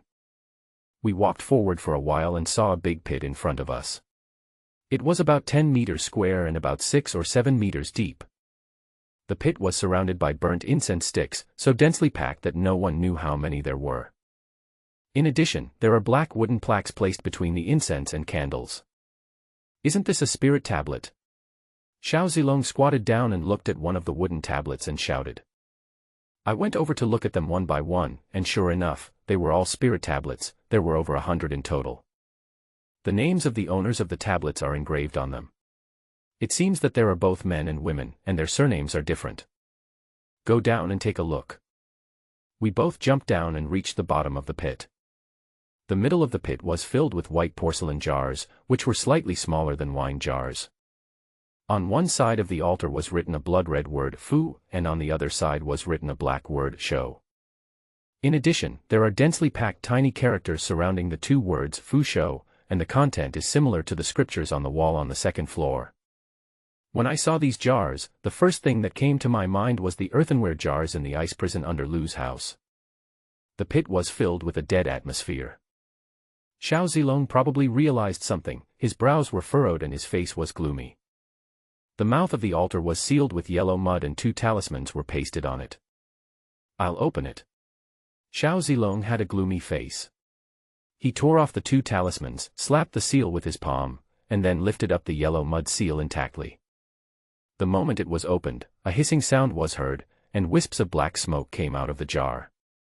What bad luck! There is a restriction here and we have been discovered. Xiao Zilong cursed. Don't worry about him. I asked Xiao Zilong to open a few more. Xiao Zilong was not vague and immediately opened 3 more. After the black smoke dissipated, I saw that the jar was filled with a transparent liquid that gave off a smell similar to sandalwood. What is that? Xiao Zilong came over and looked down with his eyes wide open. Suddenly, a black shadow floated up from the bottom of the altar, revealing a pale little face. Xiao Zilong got too close and was also frightened. What was soaking in the jar was actually a newborn baby. I don't know how long I have been soaking in there. Exclamation point. Xiao Zilong ran to other jars to look. The result was similar. All of them were newborn babies. I'm sorry. I took out my phone and took a few photos, then said, let's go. After we both ran out, Xiao Zilong flew with his hands, put the pulled-out bricks back in place in an instant, then opened the door and slipped out. As soon as I left, I heard a noisy voice and chaotic footsteps approaching this side quickly. We avoided it in advance and went around it, then slowed down and walked leisurely towards our accommodation. Is that the corpse refining kiln? Xiao Zilong's face looked bad. Before, this guy always squinted his eyes and smiled, and it was rare to see him serious like this. I hummed. What on earth does this Chao Xianguan want to do? It's a pity that he dares to call it a Taoist temple. A cold light flashed in Xiao Zilong's narrowed eyes. It's hard to say now. I shook my head. The current situation is indeed a fog that makes it difficult to understand. The Caoxian temple was fully funded by the Chao family. Even the name of the temple contains the word Chao. It is absolutely impossible to say that it has no connection with the Chao family. The Caoxian temple was built on the Qinglong mountain, with a huge feng shui formation as the center of the formation. During the period of suppression, it was naturally dominated by the Chao family. The corpse refining kiln in Caoxian temple actually has many similarities with the ice prison under Lu Hao's home, which is the old house of the Chao family. It's just that time was tight just now, so I didn't have time to search further to see if the strange giant eye was also inside. Next is Shimen village, which is the Red River mentioned by Lu Hao. All of this seems to be inextricably linked. At the beginning, both Lu Hao and Zhou Xiang were deeply afraid of the Chao family, and they kept saying that the Chao family was far more terrifying than they had imagined. Now it seems that the Chao family is indeed very hidden, far beyond the scope of ordinary families. Maybe what happened to my grandfather wasn't as simple as I thought. Let's go back to my room and have some sleep first. There were so many things going on that it was hard to figure them out for the moment, so I decided not to think about them for the time being. Okay, let's go back and have a good sleep. Xiao Zilong stretched lazily. As we were talking, we both walked into the yard, and just then someone came out and we bumped into him head-on. The person was wearing a long skirt and had long wet hair draped over her shoulders. There was a smell of shampoo in the air, and it was obvious that she had just come out of the shower. Even without makeup, her features are picturesque and her skin is as smooth as a baby's. Although she looked a little different from the one she had in the woods before, she could still be recognized at a glance. She was the girl who looked like Shen Qingyao. We met each other suddenly, and both sides were stunned. The girl's face turned red and white, and she stood there at a loss as to what to do. I felt like she might have been so embarrassed that she wanted to dig a hole in the basement right there. What should we do? After the atmosphere was tense for a long time, Xiao Zilong was the first to speak, and asked me in a low voice. I looked at him and thought he was just talking about something irrelevant. So I said, how about just pretend you didn't see it? The girl's face suddenly turned red. We were about to go over when we heard footsteps behind us and someone shouted in surprise, "Brother, look who that is." As soon as I heard the voice, I knew it was Wei Dongting coming. Since he is here, Chao Junwu must have arrived too. Looking back, I saw Chao Junwu leading the way, walking in with Wei Dongting and others. Why are you two here too? Wei Dongting finally saw us and asked with a frown. Chao Junwu ignored us and walked up to the girl. His stern face suddenly showed a smile. Yao Yao, I didn't expect to meet you here. What are you looking at? I'm asking you a question. Wei Dongting raised his voice. It's not convenient to say this, I said with some embarrassment. You're just being pretentious. What's the inconvenience? Just tell me. Wei Dongting sneered. As soon as the voice fell, Shen Qingyao said angrily, What are you doing making a fuss here? As soon as she said this, Wei Dongting immediately wilted. Chao Junwu said with a smile, Yao Yao, how about we? But before he could finish his words, Shen Qingyao interrupted him coldly, I'm going to sleep, go back to where you came from. He ignored Chao Junwu's stiff smile and turned away. Who's there? Suddenly, someone shouted loudly in the distance, and then a group of Taoists rushed over and surrounded the yard. Shen Qingyao was surprised and stopped. What happened? It's us. Wei Dongting frowned and asked. Judging from his tone, he is obviously quite familiar with the Taoist priests here.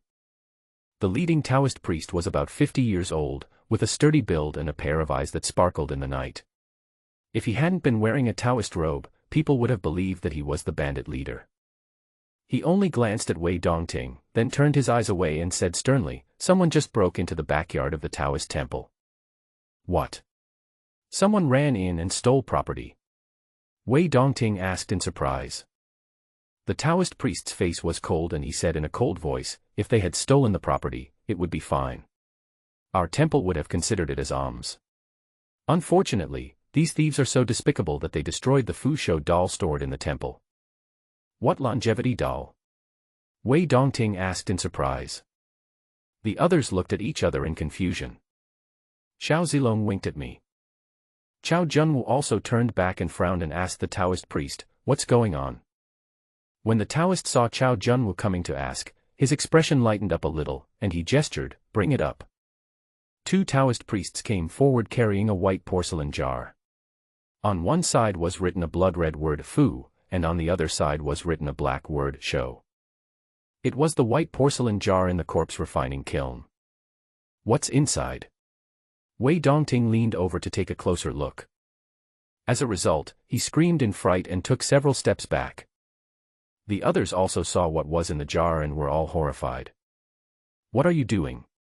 Chao Junwu's face darkened. I have been observing the expressions of everyone, especially Chao Junwu, but I couldn't tell at the moment whether he really didn't know about this or was just hiding it well. The contents of this jar are all babies who died young. Their parents, in their grief, entrusted them to the Taoist temple so that they could enjoy the incense and accumulate blessings for their next life. They are called babies of good fortune and longevity. This is also an act of charity on the part of our Taoist temple, said the Taoist priest proudly. Xiao Zilong and I looked at each other and thought that this guy was quite amazing. He could come up with such a long and coherent reason. The other party must have discovered that someone had entered the corpse refining kiln, so they just took the initiative to expose it and created something like the longevity doll. So that's how it is. Everyone was relieved. What's hateful is that a thief broke into the blessed land tonight, thinking that there were some treasures in the jar, so he actually broke the jar and disturbed the souls of these children, said the Taoist angrily. While everyone was discussing, the Taoist suddenly changed the subject and pointed at me and Xiao Zilong and asked, Where were you two before? As soon as the words came out, all the eyes present were focused on us. There was silence in the field. Wei Dongting frowned and said, You too. Before he could finish his words, I pointed at Shen Qingyao and said, The three of us have always been together. Yes, the three of us are always together. Xiao Zilong glanced at me and laughed happily. As soon as we said this, the surroundings suddenly became quiet, and it felt like even the air suddenly froze. What nonsense are you talking about? Wei Dongting asked angrily, Who are you saying you are with? Is your hearing not working well? I asked puzzledly. Wei Dongting laughed in anger, Are you two sleepwalking or are you delusional? Will Sister Qingyao be with you too? Why don't you ask? I looked at Shen Qingyao deeply and smiled. Shen Qingyao's face turned red, then pale, and after a long while, she uttered, Yes. Did you hear that? Xiao Zilong laughed. Wei Dongting's face turned green at that time and his eyes widened in disbelief. Yao Yao, do you have something to do with them? Chao Junwu asked with a smile. But the smile was so forced that it looked like it was forced. It has nothing to do with you, Shen Qingyao said coldly.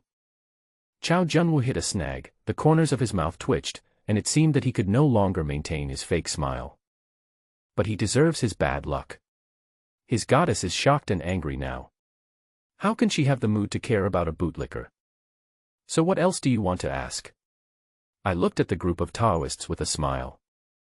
The tall Taoist priest who was in the lead stared at us intently but could not say anything for a moment. You guys are coming to question us, don't you think you suspect us? Xiao Zilong pointed at me, then at Shen Qingyao, and Xiaoyao, did you steal your longevity doll? When I saw him pointing at Shen Qingyao and calling her Xiaoyao, I almost laughed out loud, but at least I managed to keep a straight face. However, Chao Junwu and Wei Dongting could no longer hold back, especially Chao Junwu. His face was so gloomy that it looked like it was about to rain. Do you have anything else to ask? Shen Qingyao's tone was cold as ice, most likely because she was irritated by Xiao Zilong. This. The Taoist hesitated. After all, Shen Qingyao is the second daughter of the Meiqing Feng Shui Association. If you insist on saying that she sneaked into Caoxian Temple and destroyed the longevity doll, I guess no one in Caoxian Temple would dare to say that. Not to mention that no one would believe it, even if things go wrong, it would cause a conflict between Caoxian Temple and Meiqing Feng Shui Association. How could these people afford that? If not, don't bother me here. Shen Qingyao said coldly, turned around and left. Yao Yao, Chao Junwu quickly chased after her. Shen Qingyao walked a few steps, then suddenly stopped, turned back and pointed at us, come with me.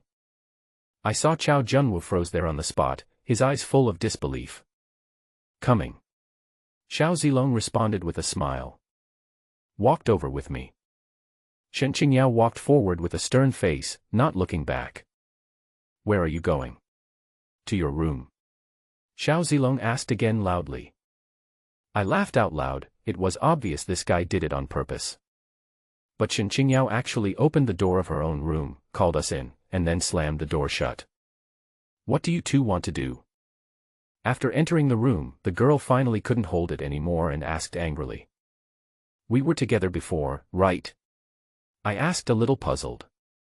Shen Qingyao's pretty face turned red and white. She opened her mouth but no word came out for a long time. Yes, it's the truth. There's nothing to be embarrassed about admitting it. Xiao Zilong said. Shen Qingyao gritted her teeth, stared at us and said, you are the ones who sneaked into the backyard and damaged the longevity doll. Do you think we would do such a boring thing? I asked back. That's right. Do you think my brother and I are such people? Instead of doing such crap, we might as well go back to the house and have a good sleep. Xiao Zilong yawned. Shen Qingyao sneered, you two are sneaky, so who knows? I said nothing, just looked at her and smiled. What are you laughing at? Shen Qingyao's face suddenly turned red and she said angrily. It seems like we're not the only ones acting sneakily. I said with a smile. Shen Qingyao said angrily, I was doing serious work, how is it the same as you guys? You took the 9 sunflower grass and used yourself as bait to lure the thing into the trap, right? Xiao Zilong said with a smile, what a coincidence, we just have the same goal, but you are too careless, how dangerous it is, luckily we are here, otherwise, TSK. Yu Shen Qingyao was so angry that her face turned red. Okay, we are in the same boat now, let's sit down and talk. I was the first to find a chair and sit down. Xiao Zilong also took a seat. Who is on the same boat with you? Shen Qingyao asked angrily. I put away my smile and said solemnly, we too came from Shimen village. As members of the Feng Shui community in Meiqing, of course we want to contribute to the peace of Meiqing, so we tracked all the way to Qinglong Mountain. Although we have never met before, we have been through life and death together before.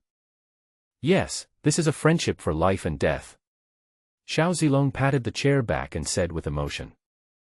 Shen Qingyao stared at us for a long time, snorted coldly and said, that sounds nice. But despite being cold, his tone was much softer. We are all family, sit down and talk, don't stand. I greeted them with a smile. Shen Qingyao glared at both of us, her expression changing several times, and she said in a cold voice, "There are only 2 chairs that you guys are sitting on, where do you want me to sit? How about I give you mine?" I said with a smile, and was about to stand up. Shen Qingyao ignored her and went over to sit on the edge of the bed. "You two came here with Chao Junwu, right? Why do you come here on your own? It's fine as long as the meaning is similar." I didn't deny it. Shen Qingyao was silent for a moment, then asked, "In the woods, when did you two come?" I said it was when she started attracting snakes. Shen Qingyao glanced at me and asked, "Were you attracted here by the snake tide?" I was about to say yes, but Xiao Zilong took over and said, "That's not the case. You forgot that you went to the dining room. We followed you because we smelled your fragrance. You guys." The blush on Shen Qingyao's face, which had originally faded away, suddenly reappeared. He glared at us with shame and anger. "Don't get me wrong, we just smelled the dragon-attracting incense, but we didn't do it on purpose." Xiao Zilong probably realized that something was wrong, coughed, turned to me and said, "Right. My nose is blocked and I can't smell anything." I denied it first. Shen Qingyao's face flushed red, and she gritted her teeth and said, "This matter ends here. You are not allowed to mention it to anyone. Do you understand?" We both said, "Oh." "Then, how about we talk about cooperation?" I suggested. "What cooperation?" Shen Qingyao frowned. "It would be difficult for you to deal with that thing by yourself, right?" I said.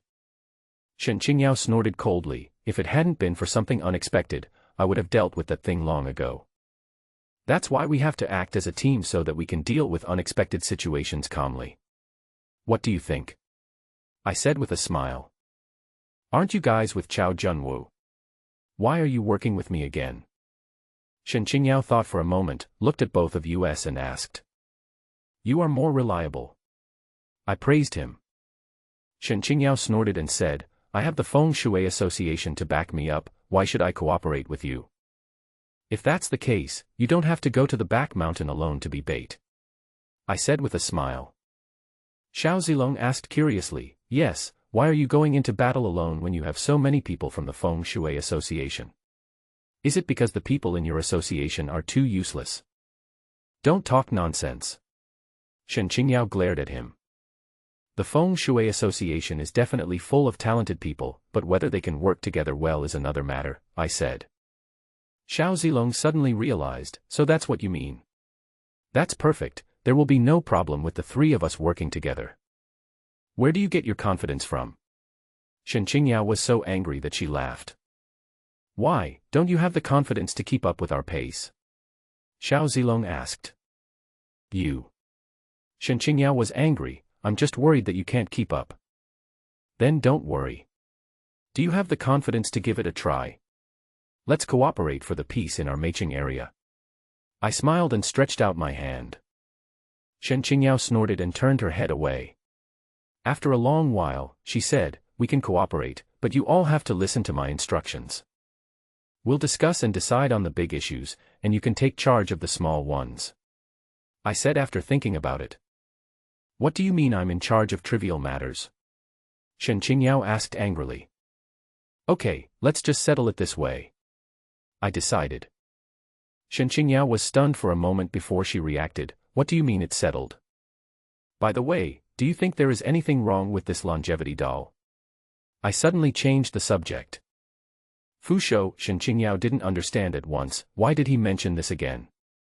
"There's obviously something wrong with that longevity doll. Can't you see that?" Xiao Zilong said.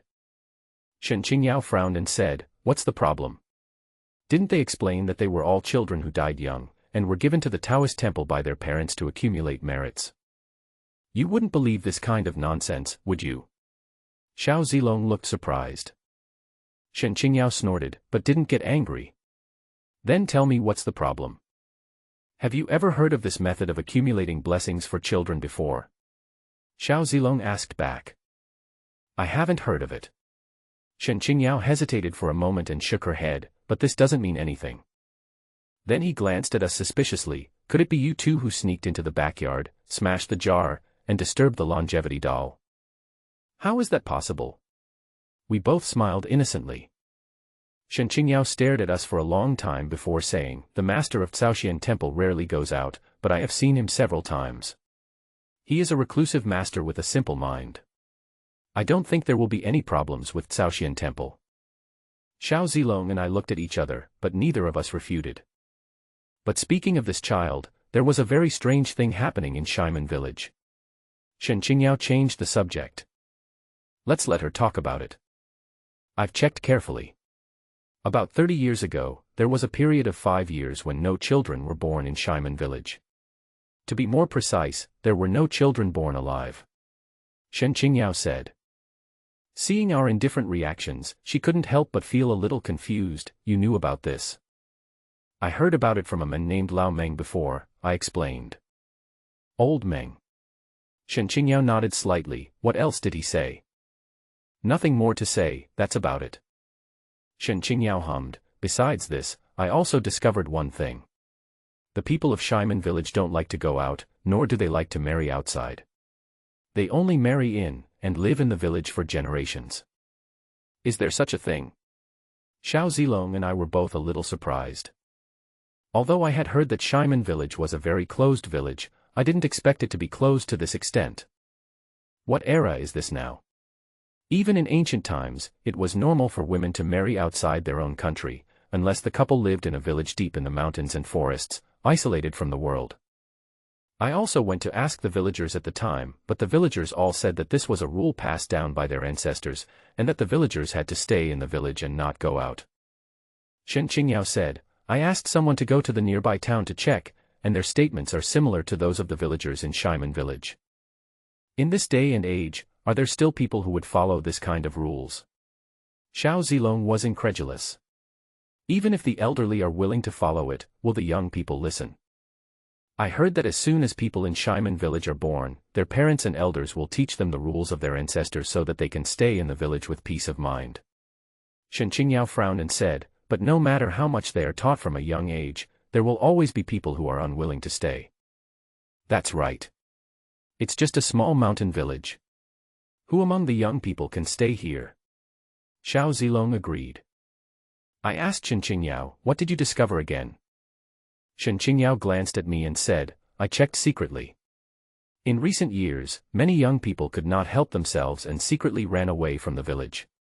Some went to work and study outside, and some went to get married outside, but none of them had a good ending." "What do you mean?" Xiao Zilong and I were both startled. "They are all dead." Shen Qingyao's voice was a little low, and the ways they died were different.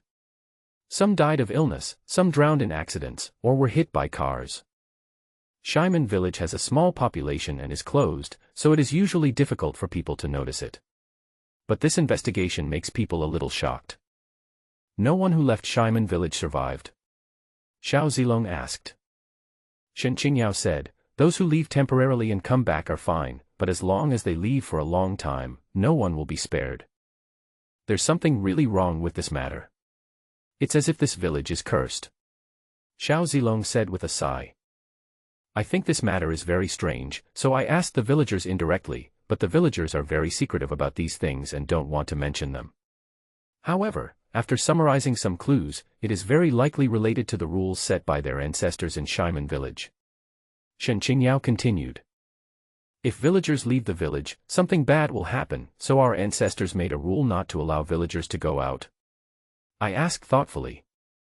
"That's about it." Shen Qingyao said, "But the villagers didn't say that. I just guessed that. Could it be that this village is really cursed?"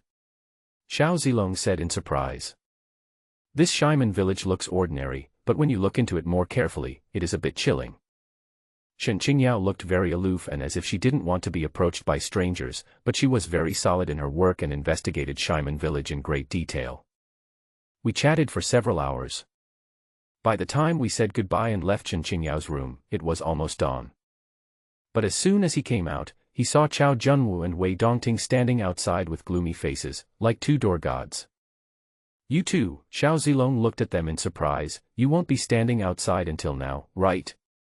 What are you doing in there?" Wei Dongting asked angrily. Xiao Zilong said, have a chat with Xiaoyao, have a heart-to-heart talk. Nonsense, what do you have to talk about? Wei Dongting scolded. I saw Chao Jun was standing there, his face was so gloomy that it seemed like water was about to come out. He yawned and said, I'm so sleepy. There's really nothing to talk about. I'm tired after a day and I wanted to go to bed a long time ago. But Xiaoyao kept pulling us to talk, and there was nothing we could do. You are such a talker. Sister Qingyao must have dragged you to talk because you refused to leave.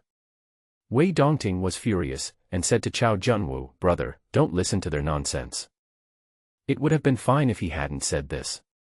As soon as he said this, Chao Junwu's face darkened even more and he asked coldly, what were you talking about in there? I'm sorry, Xiaoyao said the content is confidential. Xiao Zilong said lazily. Stop talking nonsense. What do you have to keep secret? Wei Dongting was angry. I smiled and said, why don't you go inside and ask, and see if Xiaoyao will tell you. We don't dare to leak the secret anyway. As he was speaking, he heard a cold voice from inside the room, get out of here. Don't disturb my sleep. Oh, Xiaoyao is angry. Let's go back to sleep. Xiao Zilong patted me and said. Let's go, let's go. We both walked towards the room. Halfway through the walk, we heard an awkward knock on the door. Looking back, we saw Chao Jun was standing at Shen Qingyao's door, knocking. Yao Yao, I. Get out. Another cold voice came from the room. Xiao Zilong chuckled.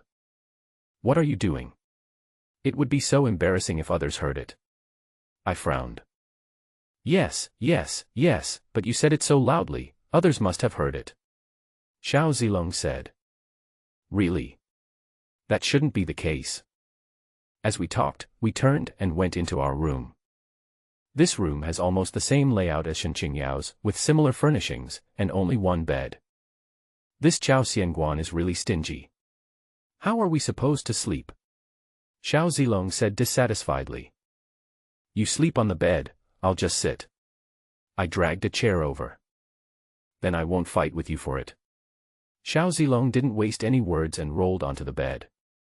I just closed my eyes when I heard Xiao Zilong's voice, you brought Xiaoyao along on purpose.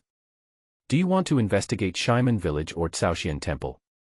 Check both of them, I replied, and then asked, you participated, right? There was only a rustling sound, probably Xiao Zilong turned over, join, it's just to make a living, but it's also quite interesting. That's fine. I hummed. But you seem to be very interested in Caoxian Temple. Have you been watching it for a long time? Xiao Zilong suddenly asked. It's been a long time, I said. A long time. How long is that? Xiao Zilong asked curiously. I guess it's been several days. I thought about it. There was silence. It's been quite a long time. Xiao Zilong said, go to sleep. After a while, he said, do you think the wind and sand in the forest have anything to do with Caoxian Temple? It's hard to say. That's right. Xiao Zilong nodded. Then it became completely quiet. I don't know how long I slept, but suddenly I heard someone shouting outside, which woke us up. What the hell? Xiao Zilong cursed. I glanced out the window and saw that it was still daylight. Then I heard the door slam several times, and someone outside shouted, get up, get up. I opened the door and saw Wei Dongting standing outside with a sullen face. What happened? I asked. Wei Dongting snorted coldly and said, another death has occurred in Shimen Village. Hurry over. What? Someone died again. Xiao Zilong came over in surprise. Don't dawdle. Wei Dongting said, and walked out. Xiao Zilong and I didn't have anything to pack, so we followed him out immediately. Where's Xiaoyao? She hasn't gotten up yet. When passing by Shen Qingyao's room, Xiao Zilong shouted something obviously on purpose. Wei Dongting's face suddenly turned darker, and he said in a cold voice, Sister Qingyao and my senior brother have already gone there. Is it true? Xiao Zilong didn't comment, and looked at Wei Dongting. You don't look young at all, you are older than Xiaoyao, right? And yet you keep calling me Sister Qingyao. Wei Dongting's face suddenly turned red, and he said angrily, Sister Qingyao and I will be a couple sooner or later. What's wrong with me calling her Sister Qingyao? Are you so sure? Xiao Zilong asked in surprise, then why don't you just call me sister-in-law? I laughed, with Xiaoyao's temper, isn't that like she wants to die? That's right. Xiao Zilong nodded. You two shut up. Wei Dongting was furious. By the way, what happened last night? I seemed to hear Xiaoyao curse to get out. Who was she scolding? I asked curiously. I'm not scolding you, am I? Xiao Zilong asked, staring at Wei Dongting. I told you to shut up. Wei Dongting said angrily. Xiao Zilong suddenly realized, that's either scolding you or scolding your senior brother. No way, that's a bit harsh. I shook my head. Wei Dongting suddenly quickened his pace and walked out quickly, leaving only one sentence, drive now, we won't wait if you're late. The car was waiting at the foot of the mountain. After we got down, the car started heading towards Shimen village. When we arrived at the entrance of the village, we found that a cordon had been set up outside the big stone gate, preventing anyone from entering or leaving. Wei Dongting got out of the car and negotiated for a while before the car was allowed in. Follow me later and everyone should follow the rules. Wei Dongting gave some instructions. Then he took us out of the car and headed to the scene of the accident, which was in a field in the northwest corner of the village. 2 people died this time. It is said that when they were found, they were upside down in the field like rice seedlings, with only their 4 legs exposed. The body was discovered by an elderly couple. They had gotten up early to work in the fields, but when they arrived they saw something stuck in the fields. The 2 of them went over to take a look out of curiosity, and ended up being nearly frightened to death. When we arrived at the scene, there were already many people in the field, including Shen Qingyao and Chao Junwu. There were police cordoned off outside to maintain order. When they saw us approaching, they stopped us. Let's wait outside first. After all, we are still working on the case.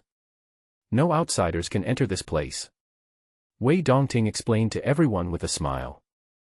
Lao Meng nodded and said, everyone knows that Miss Shen is the daughter of the Feng Shui Association, and Mr. Chao is Master Gu's disciple.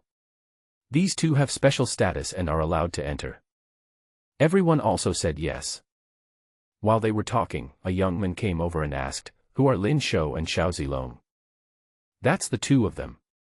Lao Meng pointed at the 2 of us and asked with some confusion, I wonder what's wrong. Hello you 2. The young man smiled at us and said, Miss Shen asked me to invite you 2 over. What? Wei Dongting frowned, are you not mistaken? No. The young man made an invitation gesture towards us, you 2, come with me.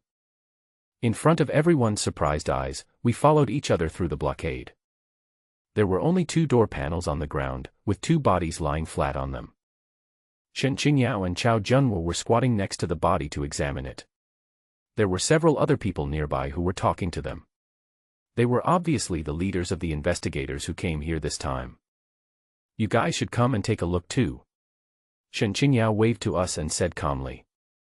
Chao Junwu, who was squatting next to her, frowned but didn't say anything. Hello, everyone. We greeted everyone around us and came to the corpse. Someone handed over 2 pairs of gloves. Thank you. We took it, put it on, and squatted down to check it. Both of them were male corpses. Their appearance was horrible. Their entire bodies were shriveled, like sugarcane that had been squeezed dry of juice. The rough skin and flesh were tightly attached to the bones, and were blue and black. His eyes were wide open, but bloodshot like spider webs appeared in them. However, apart from some skin abrasions, there were no obvious wounds on the body, and some were just cuts from the autopsy. Just like before, all 5 internal organs are gone. Shen Qingyao said coldly. This does look very strange. If the internal organs were missing, it would not be surprising if they were removed, but there were no cuts on the 2 bodies. In other words, the internal organs of these 2 people seemed to have evaporated inside their bodies. I took a look at the field and saw traces of trampling in the field, which easily reminded people of the monster that looked like a dragon but not a dragon, like a snake but not a snake, but had a human face. Before we arrived, a large number of people were sent to search the vicinity, but nothing was found. You guys go over first, I'll come find you later. Shen Qingyao said when she saw that we had finished our inspection. We both took off our gloves, returned them, said hello to everyone, and left. Xiao Chao's face looks a little ugly. Xiao Zilong said with a click of the tongue. I said, I'm angry at you. Don't talk nonsense, it's obviously us two who did it. Xiao Zilong said, hey, don't you think he will be so angry that he won't give us the generous gift? This shouldn't be the case. That's okay. Xiao Zilong felt relieved. As he was talking, Wei Dongting returned to the crowd and asked with a cold face, why did I ask you to come over? Didn't you see it just now? Of course he asked us to go over and take a look at the body and check it out. Xiao Zilong said. Do we still need you two to supervise? Wei Dongting snorted coldly.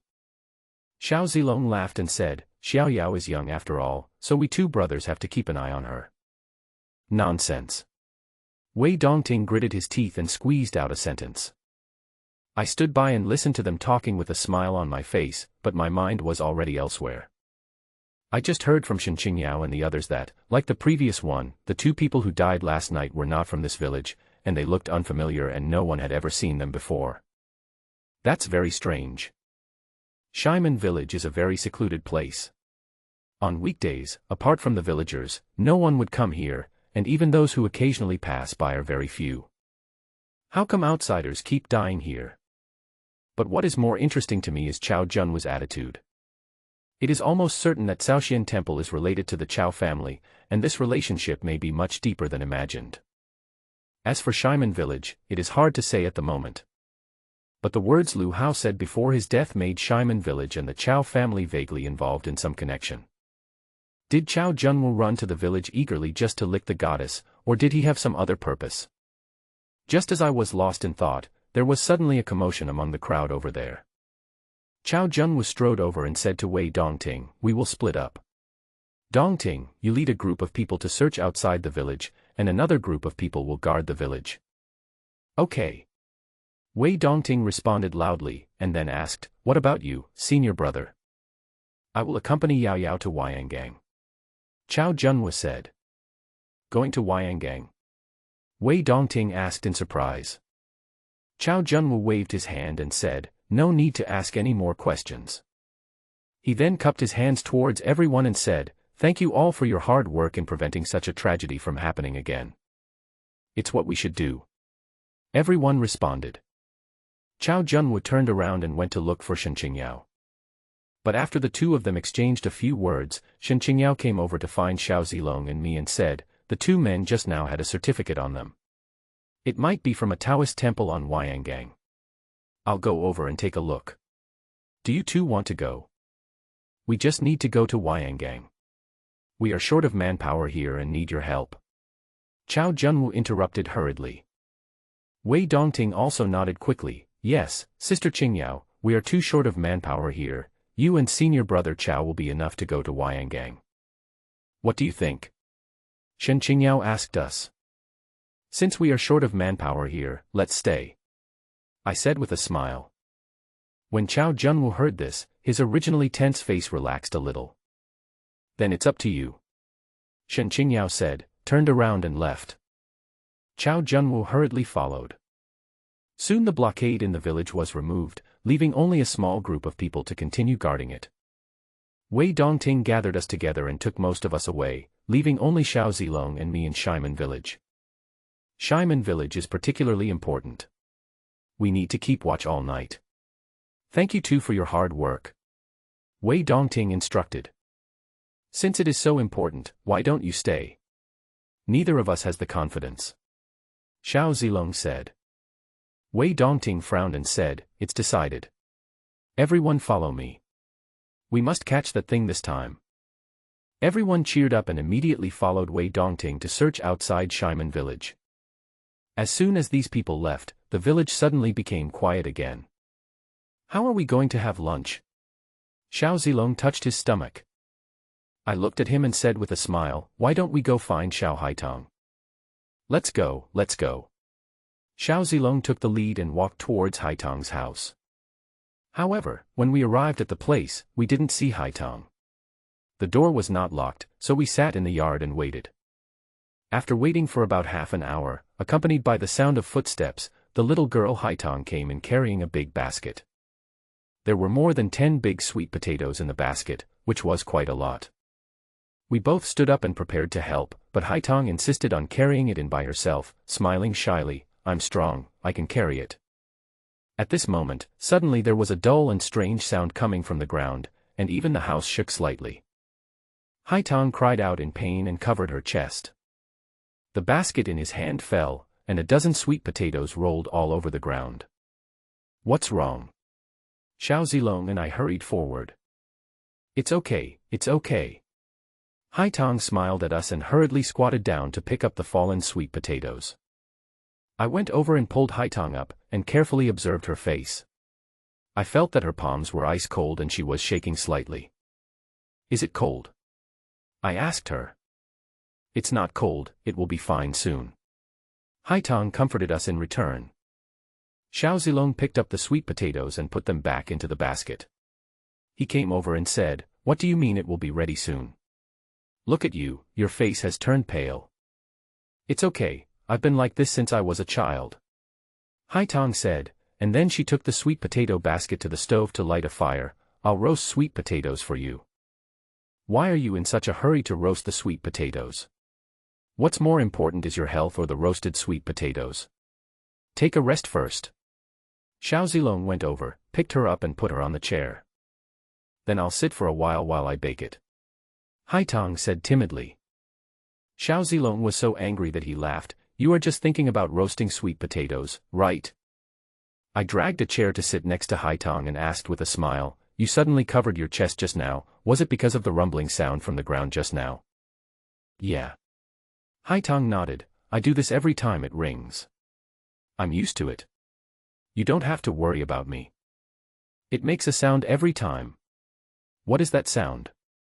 Xiao Zilong asked in surprise. "I don't know either, but every once in a while, there's a sound coming from underground," Haitong said. I asked her, "Did you feel pain in your chest just now?" Haitong thought for a moment and said, "When I heard that sound, my heart would suddenly beat hard, but it didn't hurt." "It doesn't hurt yet?" Xiao Zilong glared at her. "All the color on your face just now has gone, and your hands are still shaking." "It's really okay," Haitong said weakly with her head down and twisting her fingers, like a child who had done something wrong. I smiled and said gently, "Tell the brothers the truth and we will show you what's going on." Haitong hesitated for a moment and said, "It doesn't really hurt, it just feels like being pricked by a needle, and a little cold." "If a needle pricks your heart, doesn't it hurt?" Xiao Zilong said unhappily. Even though he was cursing, he went over to light the stove, then picked up the chair Haitong was sitting on and moved both her and the chair next to the stove. I asked Haitong about the frequency of the earth noise and the approximate time it occurred. "It doesn't sound like there's any pattern to it, the intervals are about 1 or 2 months." "Well, did you see anything?" Xiao Zilong glanced at Haitong, who was busy roasting sweet potatoes, pulled me aside and asked in a low voice, "There may be a Een snake under this Shaiman village," I speculated. "Een snake?" Xiao Zilong was puzzled. "What is that?" "Have you heard of dragon veins?" I asked him. "Of course. Although I don't like to learn feng shui, how come I don't know about this?" Xiao Zilong rolled his eyes. "This Een snake is the name for a special kind of ground vein in feng shui. This kind of ground vein is a bit like a dragon vein, but it is fundamentally different, and the Een is extremely strong." I glanced at the back of Shaiman village. This Een snake should be extending from Qinglong Mountain. Now that you put it that way, I understand. It's so mysterious. Xiao Zilong suddenly realized, then what does this have to do with the sound from the ground just now? That's called the sound of snakes. It's the Earth's energy converging below, forming a tide, which makes this sound. I explained. That is to say, there are 2 Een snakes underneath. Xiao Zilong reacted. I am right. Why is Haitong like this? Xiao Zilong wondered, could that snake cry affect a person's heart? Most people wouldn't. It's probably because Haitong has a special physique that makes her extremely sensitive to changes in the Earth's Een. I frowned slightly when I said this. Xiao Zilong probably noticed it and asked, "What impact will this have?" "It will have a huge impact on the body. If I'm not mistaken, Haitang will have a hard time falling asleep at night. Even if she does fall asleep, she will be easily awakened. It's better when she's young. The older she gets, the more sensitive she will be to the earthseen tides, and the greater the impact." "Is it still like this?" Xiao Zilong frowned when he heard this. He turned around and asked Haitang, "Little sister, how did you sleep last night?" "Very good." Haitang was busy by the stove, turned around and responded with a smile. "What do you mean by very good? How many hours do you sleep a night?" Xiao Zilong asked with a stern face. Haitang said, "It means sleeping on the 4th floor." Seeing that we were looking at her intently, she changed her words and said, "About 3 hours." "How much is it?" Xiao Zilong asked. "I often sleep in a daze and wake up from time to time. I don't know how long I sleep, maybe 3 or maybe 2. Haitang said weakly. He lowered his head and dared not face us. Xiao Zilong glanced at me and asked, "Were you like this before?" "It was fine before, but later I couldn't sleep well." Haitang said timidly, lowering her head and fiddling with her roasted sweet potatoes. "You're right." Xiao Zilong whispered, "If that's true, what will happen when Haitang gets older?" "Do you think Haitang has a big appetite?" I asked him. "Isn't that nonsense? The two of us put together are not enough, do you think it's big enough?" Xiao Zilong said angrily. I nodded. It's a good thing that Haitang has a big appetite. If it were someone else, I'm afraid they would have died a few years ago. What? Xiao Zilong was shocked. Haitang is too sensitive to the earth's tides. The blood, energy, and spirit in her body will surge with the tides. If it were you, could you bear it? I asked him. How can I bear this? Xiao Zilong frowned. The human body has its own internal 5-element circulation. It has its own internal laws of operation. If it is constantly being tossed up and down by the tides, it will be a mess. Even an Iron Man can't bear it. That's the truth. When I said this, I suddenly remembered something and was stunned. Then is there any way to solve it? Since there are underground tides here, would it be okay if Haitang lives somewhere else? Xiao Zilong asked. I asked him to wait for a moment, then turned around and asked, Haitang, how did you cover your chest when it hurts? Ah. Haitang looked up at me, stunned for a moment, then bent down and covered her chest with her hands. Is that so? This time I looked more carefully. Xiao Zilong, who was standing next to him, also noticed it and asked in confusion, why are you covering the right side? Is your heart on the right side? I asked. Haitang hesitated for a moment and nodded. It's true. Xiao Zilong said in surprise. Isn't this weird? Haitang asked ashamedly. What's so strange about this? It's very normal. There are quite a lot of people like this. I said with a smile. Haitang hummed, my mother is the same as me, and many people in our village are the same. Are there many people like this in your village? Xiao Zilong and I were both shocked. Not too many, but there have always been some in our village. Haitang said, a neighbor sister of mine is the same as me. Xiao Zilong and I looked at each other.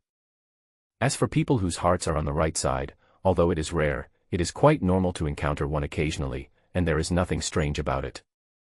But it is not normal to encounter several of them in such a small village. And from what Haitang said, children like her, whose hearts are on the right side, have been born frequently in their village. You just said that your mother was born with a heart on the right side just like you. Xiao Zilong asked.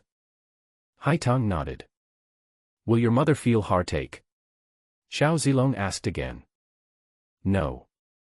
Haitang said. What about the rest of the village? I'm not sure about this, but I don't think I've ever heard of it. Haitang said after a moment of hesitation.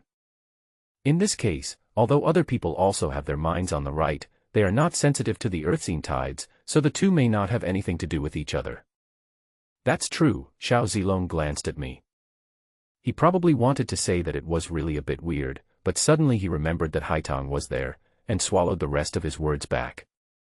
These two are ready to eat. Try them. At this time, Haitong brought us 2 roasted sweet potatoes wrapped in paper. Then we won't hesitate. Seeing Haitong's expectant look, we took it with a smile, took a bite, and praised, delicious. The rich caramel aroma of the roasted sweet potatoes temporarily dispelled the somewhat depressing atmosphere. I'll go bake some more. Haitong couldn't help but smile when she heard our praise, and went back to roast the remaining sweet potatoes with great interest. Can I visit your home? I asked as I walked around the yard while eating roasted sweet potatoes. Yeah. Haitong nodded and concentrated on fiddling with the sweet potatoes. Xiao Zilong followed me into the house. Haitong's house is actually quite spacious. Although the furnishings in the house are simple, it is very clean and tidy. Look at this cabinet. Xiao Zilong pointed to a wardrobe. I understand what he means. On the night when Haitong's parents drowned mysteriously, Haitong woke up in a cabinet. This is most likely the one. We opened the cabinet and took a look. It was a wardrobe with some clothes hanging inside. Some of them were Haitong's, and the others were some very old styles, both for men and women. They were obviously Haitong's parents and had been kept by Haitong until now.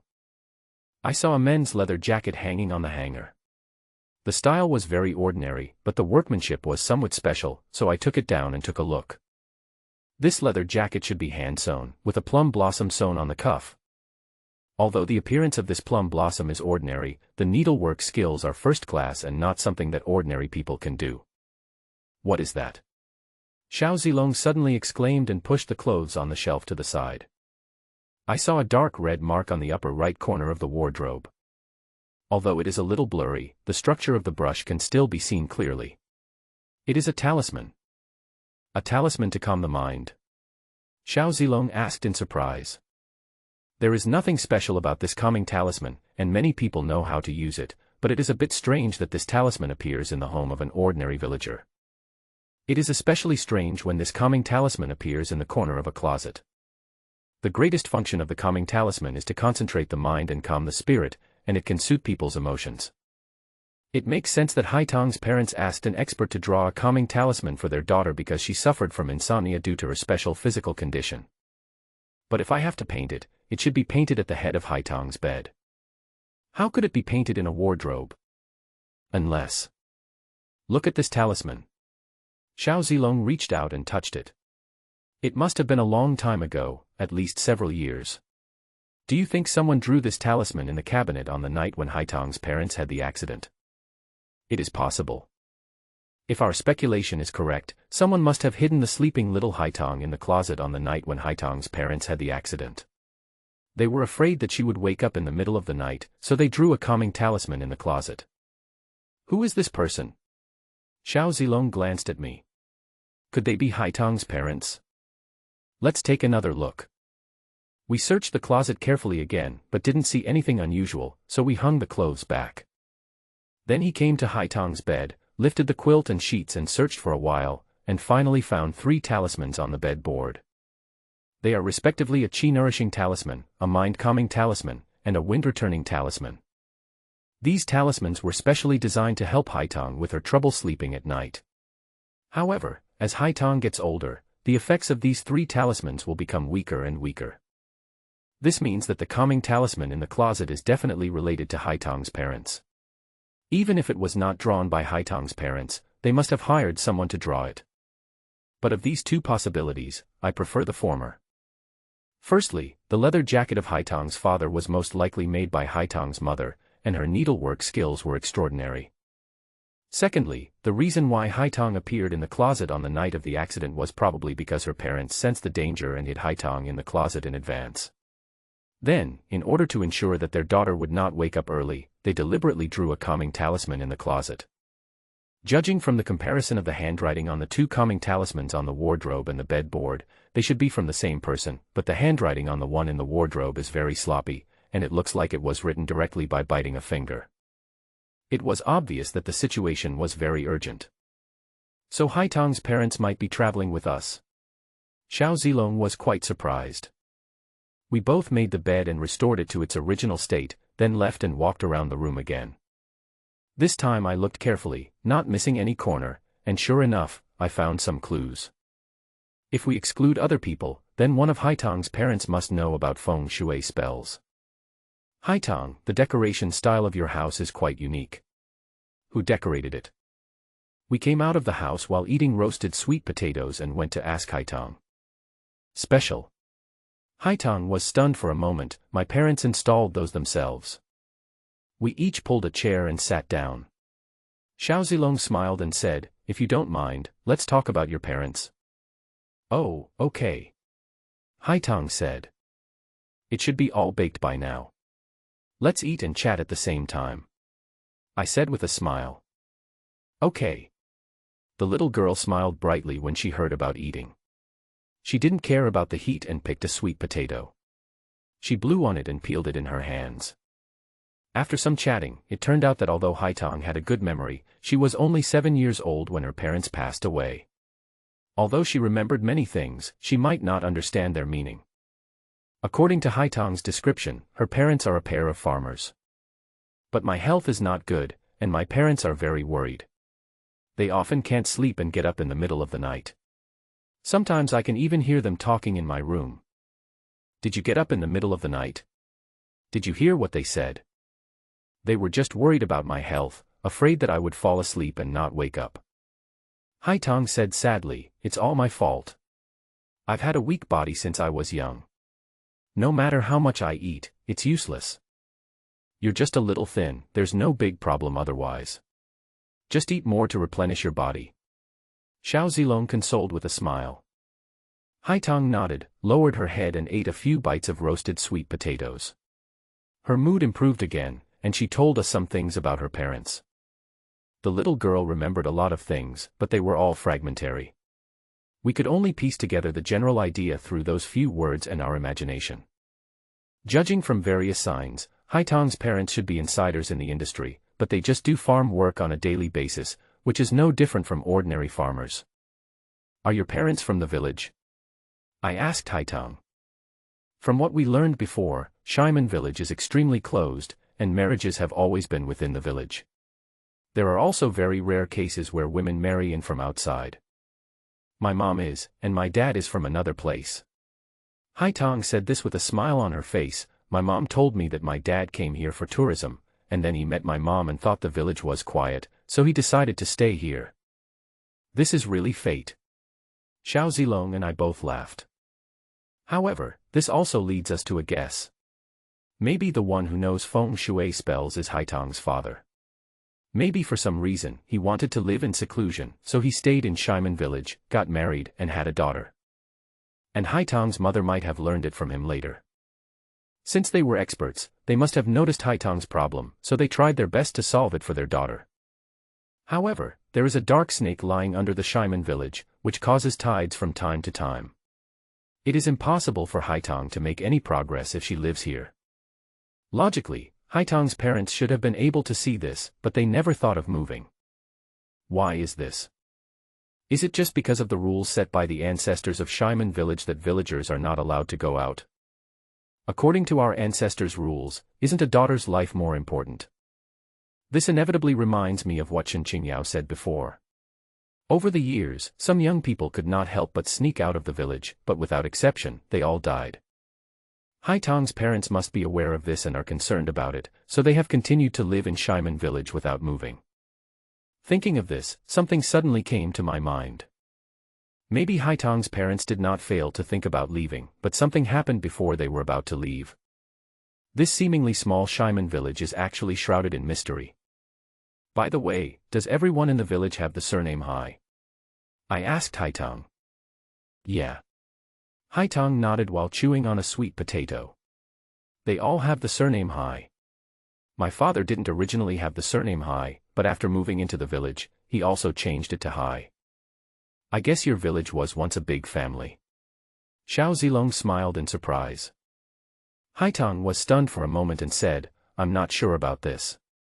I finished eating the roasted sweet potato in my hand, glanced at the sky, and said to Haitang with a smile, I haven't really seen your village yet, how about you take us around?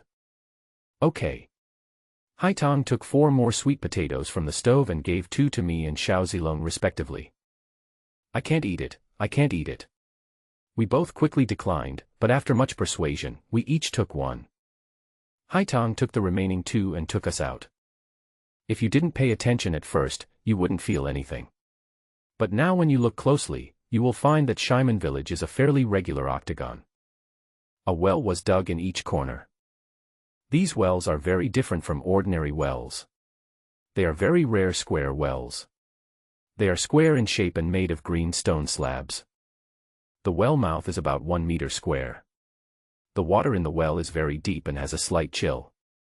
This should be because the well was dug onto the Een snake earth vein, and the earth's energy seeped up along with the well water. Haitong, does your family drink well water? I asked Haitong. There is no running water in Shaiman village. I heard that when the plan was to connect running water, the villagers strongly opposed it, saying that it would affect the village's feng shui. Therefore, the way of drinking water has always been relatively primitive. We use river water at home, Haitong said. My mother said that the well water is too cold and I am a little weak, so I can't drink it. I understood it as soon as I heard it. The water from this well comes from the ground, so it's not a big problem for the villagers to drink it since they are used to it. However, the crabapple itself is extremely sensitive to changes in the ground, so it definitely cannot drink this kind of well water. Obviously, Haitong's parents should be very clear about the problem. Apart from these 8 wells, are there any other wells in the village? Or deep pits or something like that? I asked after thinking for a moment. What are you looking for a well for? Xiao Zilong lay on the edge of the well, looked inside for a few seconds, then looked up and asked. Haitong scratched her head and said, there is no deep pit, but as for the well. What's wrong with the well? Xiao Zilong couldn't help asking. There is a well, but it's not a water well. Haitong said hesitantly. It's not a well. Then what kind of well is it? We were all a little curious. Haitong said, come with me. As he said that, he walked quickly towards the southeast, and Xiao Zilong and I followed. After walking for a while, we arrived in front of a pagoda. This tower has 8 floors and is built entirely of grayish-white stone. It can be said to be the tallest building in Shaiman village and also the most conspicuous one. We saw it as soon as we entered the village. At that time, I heard the village chief say that this was the prayer tower in their village. Now if you look closely at the tower, you can see something strange about it. This tower is also octagonal, and each floor is painted with different patterns, including flying birds, flowers, and some unidentifiable ferocious beasts. There is a copper bell hanging on each of the 8 corners, but the bell has no core, so no matter how it swings, it will not make any sound. On the bottom floor of the tower, facing northwest, there is a door, but it is now closed and has 8 locks on it. The style of this lock is also very special, it is an ancient old-fashioned copper lock. I walked forward and touched the tower, then moved closer to smell it. Don't you have a stuffy nose? What are you smelling? Xiao Zilong asked, and followed over to smell it. I asked him if he smelled anything. Xiao Zilong sniffed it a few times and frowned. Why does it smell like bone fragments? You have a really good nose, I said, looking up and taking a closer look at the spire. When Xiao Zilong heard this, his face suddenly changed. He covered his nose and spat a few times on the ground. Haitong, the well you are talking about is not in this tower, right? I asked Haitong. Yes, it's inside, but the villagers are not allowed to tell outsiders. Haitong said.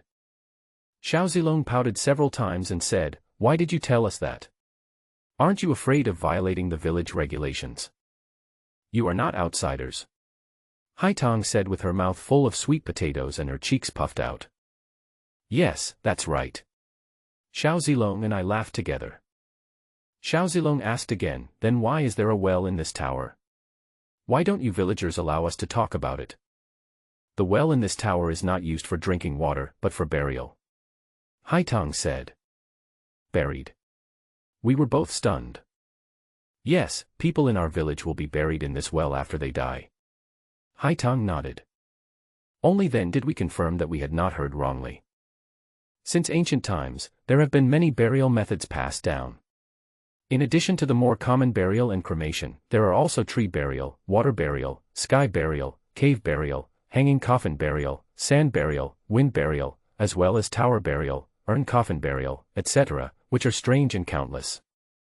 For example, in the hanging coffin burial, the coffin is suspended on wooden stakes inserted into the cliff, or placed in a cliff cave or crack, or half suspended on the cliff. The terrain is often extremely steep, with an abyss below, making it impossible to climb. Another example is pagoda burial, which is generally used more frequently by Tibetan Buddhists. After the death of an eminent monk, the body is first washed with mercury and spices, then wiped with camphor and saffron water, and finally wrapped with silk, dressed in robes, and placed in a pagoda bottle. The Shimen village buried people in the tower, which is somewhat similar to tower burial. But according to Haitong, the people in their village were actually buried in a large well inside the tower.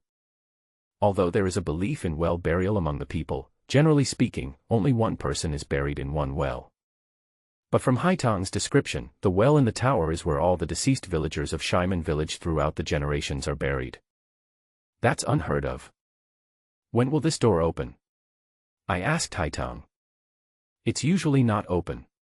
The tower door will only be opened when there is a burial in the village, Haitong explained to us. Xiao Zilong asked doubtfully, did you burn the ashes first? Haitong shook her head, it's a burial coffin. We were both surprised to hear, the whole coffin was buried in the well. If that's the case, how deep is the well? Or is there actually a mystery underneath this well? However, every time the prayer tower was opened, the villagers could only pray and see Haitong off outside the tower.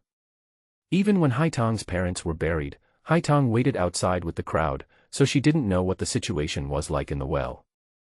Xiao Zilong lingered at the door for a few times, rubbing his hands together. My hands are itching so badly, I really want to go in and take a look. We can't open it at normal times. The villagers will be angry. Haitong hurriedly stopped him. Ha, I'm just talking, how could that be possible? Xiao Zilong laughed. Oh, that's good. Haitong breathed a sigh of relief. At this time, voices were heard in the distance, probably some villagers were coming over here. Haitong looked nervous and whispered, let's go quickly. Normally people are not allowed to come here. Don't let anyone see us. Then let's go. We left the prayer tower in a flash before the other party came over. After that, I walked around the area for a while, taking note of the topography and layout of the village and deducing it in my mind. I just heard Xiao Zilong asking Haitong, has anyone in our village had a baby recently? A baby was born in 6th N's family a few days ago, Haitong said. Male or female? Xiao Zilong asked. A man. Haitong said. Big fat boy. Xiao Zilong said with a smile, in our village, when a baby is born, do we give steamed buns or noodles as gifts? That brother didn't survive. Haitong's lips flattened and her eyes turned red. Ah. Xiao Zilong was stunned. I asked Haitong, how did the child die? I'm not too sure. I heard that he died of illness. Haitong shook her head sadly. By the way, if a child is born in the village, do we go to a nearby hospital? I asked. Haitong said, those who don't go to the hospital have their babies delivered by Granny Hai in the village. Who is Grandma Hai? Xiao Zilong asked. Grandma Hai is the midwife in the village. Haitong said. Is she the one who delivered all the children in the village? What about before her? Xiao Zilong asked. That's Granny Hai too. Haitong said, she's the one who's in charge of delivering babies in the village. We all call her Granny Hai. This has been passed down from generation to generation. Xiao Zilong asked in surprise. Haitong hummed, in the village, there are not only midwives, but also coffin uncles, who specialize in making coffins, and doctor uncles, who specialize in treating illnesses. Wow, the supporting facilities are quite complete. Xiao Zilong said with a sigh. I asked Haitong to take us to see where Grandma Hai lived. Over there. Haitong led us to the west. After walking for a while, we saw a bungalow with a yard under a big old locust tree in front of us. The house is somewhat square, and looks a bit like the gate of a mountain temple or a land temple. At this time, the door of the room was closed, and there were 2 stone statues more than half a person's height placed at the door. This statue is very strange, with only half a head, as if someone had cut it from the skull to under the left eye with a knife. The remaining eye of one statue has a red eyeball, and the other statue has a blue eyeball. The stone statue's hands are clasped in front of its chest, with 3 remaining incense sticks stuck on them. Grandma Hai doesn't like people coming to her house, and she doesn't like noise, so let's speak in a low voice. Hai Tong reminded in a low voice. What will happen if we go up and knock on the door? I asked, looking at the door. I don't know. Hai Tong shook her head. But in the past, someone accidentally quarreled with Grandma Hai and fell ill the next day. The villagers are very respectful of Grandma Hai. So we can only ask Grandma Hai for help when we are about to give birth. Yes. Hai Tong tried to lower her voice, fearing that it was too loud and might be heard inside. I didn't go up and knock on the door, but walked around the house and said to Xiao Zilong and Hai Tong, we are a little tired from walking. Let's go back. Let's go back then. Xiao Zilong stretched lazily. We all returned to Hai Tong's home, and Hai Tong boiled some water and poured it for us to drink. What's wrong with that tower? Xiao Zilong asked me in a low voice while Hai Tong went into the house. I said, don't you smell the odor of bone chips? Exclamation point. Xiao Zilong cursed, it can't be that. It should be human bones.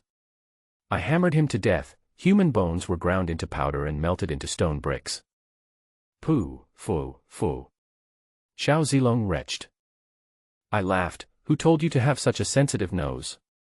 Now you know the benefits of having a blocked nose, right? Xiao Zilong gulped down a mouthful of water, and his complexion looked better. In fact, this is nothing for ordinary people, but for someone with a particularly sensitive sense of smell like him, it is a burden. Bricks made from human bones, could that thing be a bone tower? Xiao Zilong asked with a dark face. Something like that. Bah. This village is really weird. They can even build a bone tower. For the rest of the day, we stayed in Hai Tong's yard and didn't go anywhere. The good thing about being here is that there is no shortage of food. Hai Tong can roast sweet potatoes, roast fish, and make a big pot of noodles for dinner. Xiao Zilong and I, 2 grown men, simply couldn't beat a little girl.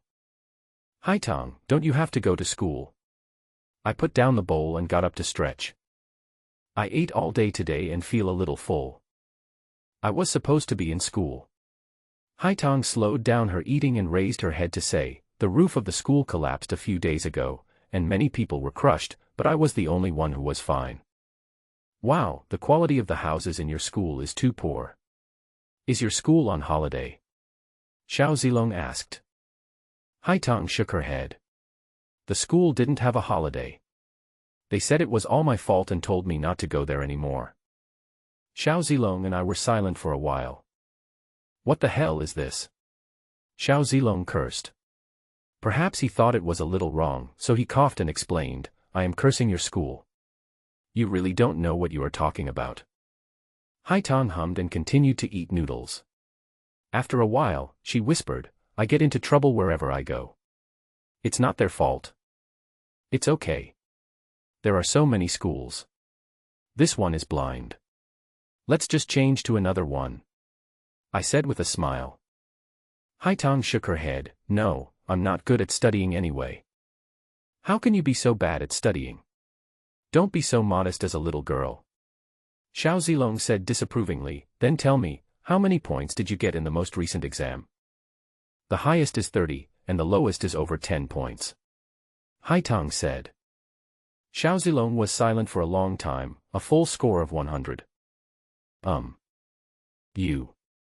Xiao Zilong grunted for a long time without uttering a word. Seeing that he was stunned, I laughed and said, that's normal. I've never scored more than 20 points in my exams since I was a child. Is it true? Xiao Zilong looked at me in surprise. Hai Tong also stopped eating noodles and looked at me curiously. What are you looking at? It's so normal. I said dissatisfiedly. Yes, yes, yes. Actually, I'm just like that. I was just embarrassed to say it just now. Xiao Zilong smiled and scratched his head. When Haitong heard this, a smile appeared on her lips and she happily picked up her big bowl and went to eat noodles.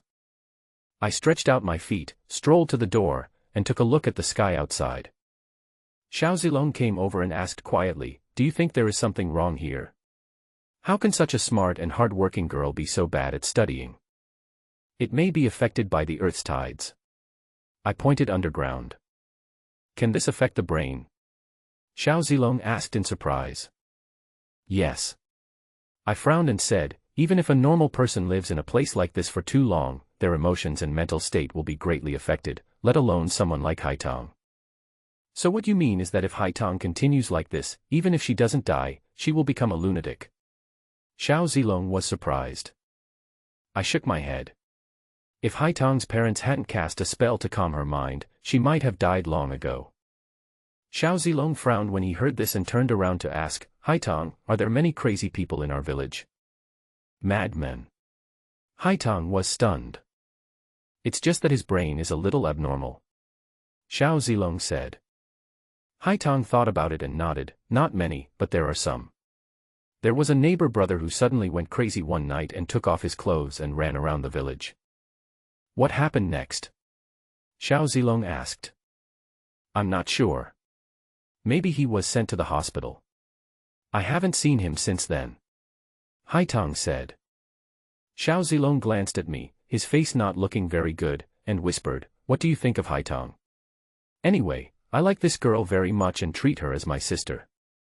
"I know what you mean." I nodded. Xiao Zilong hummed, "We definitely can't stay in this ghost place. We must take Haitong out.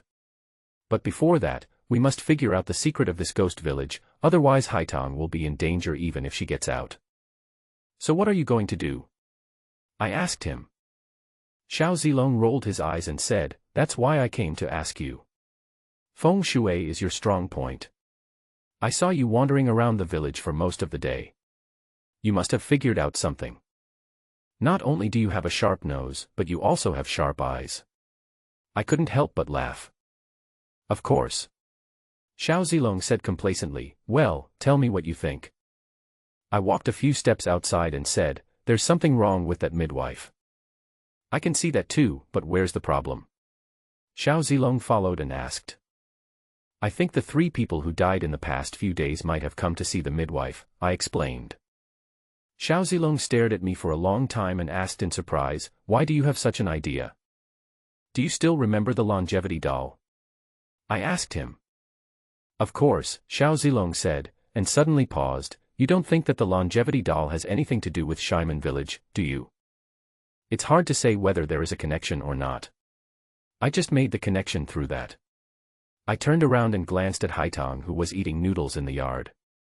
Haitong said that everyone in their village has the surname Hai, and many people are born with the right side of their hearts. "What you mean is," Xiao Zilong frowned, "the people in Shaiman Village are likely to be a family with a special bloodline." "I am right." "I know." Xiao Zilong slapped his thigh fiercely, but soon realized that Haitong was still inside, and lowered his voice and said, "So the child born there might be special. Is someone eyeing the child here?"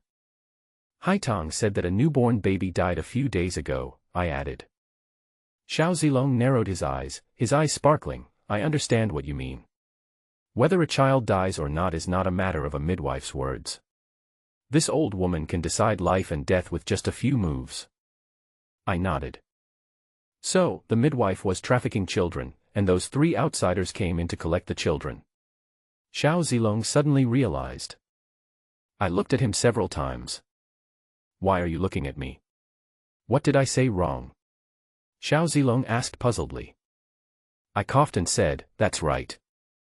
Xiao Zilong frowned, and suddenly realized, "No, why do I feel?" He took a deep breath, scratched his hair and said, "This Shaiman village is so strange, everything is weird. Okay, let's take a rest first.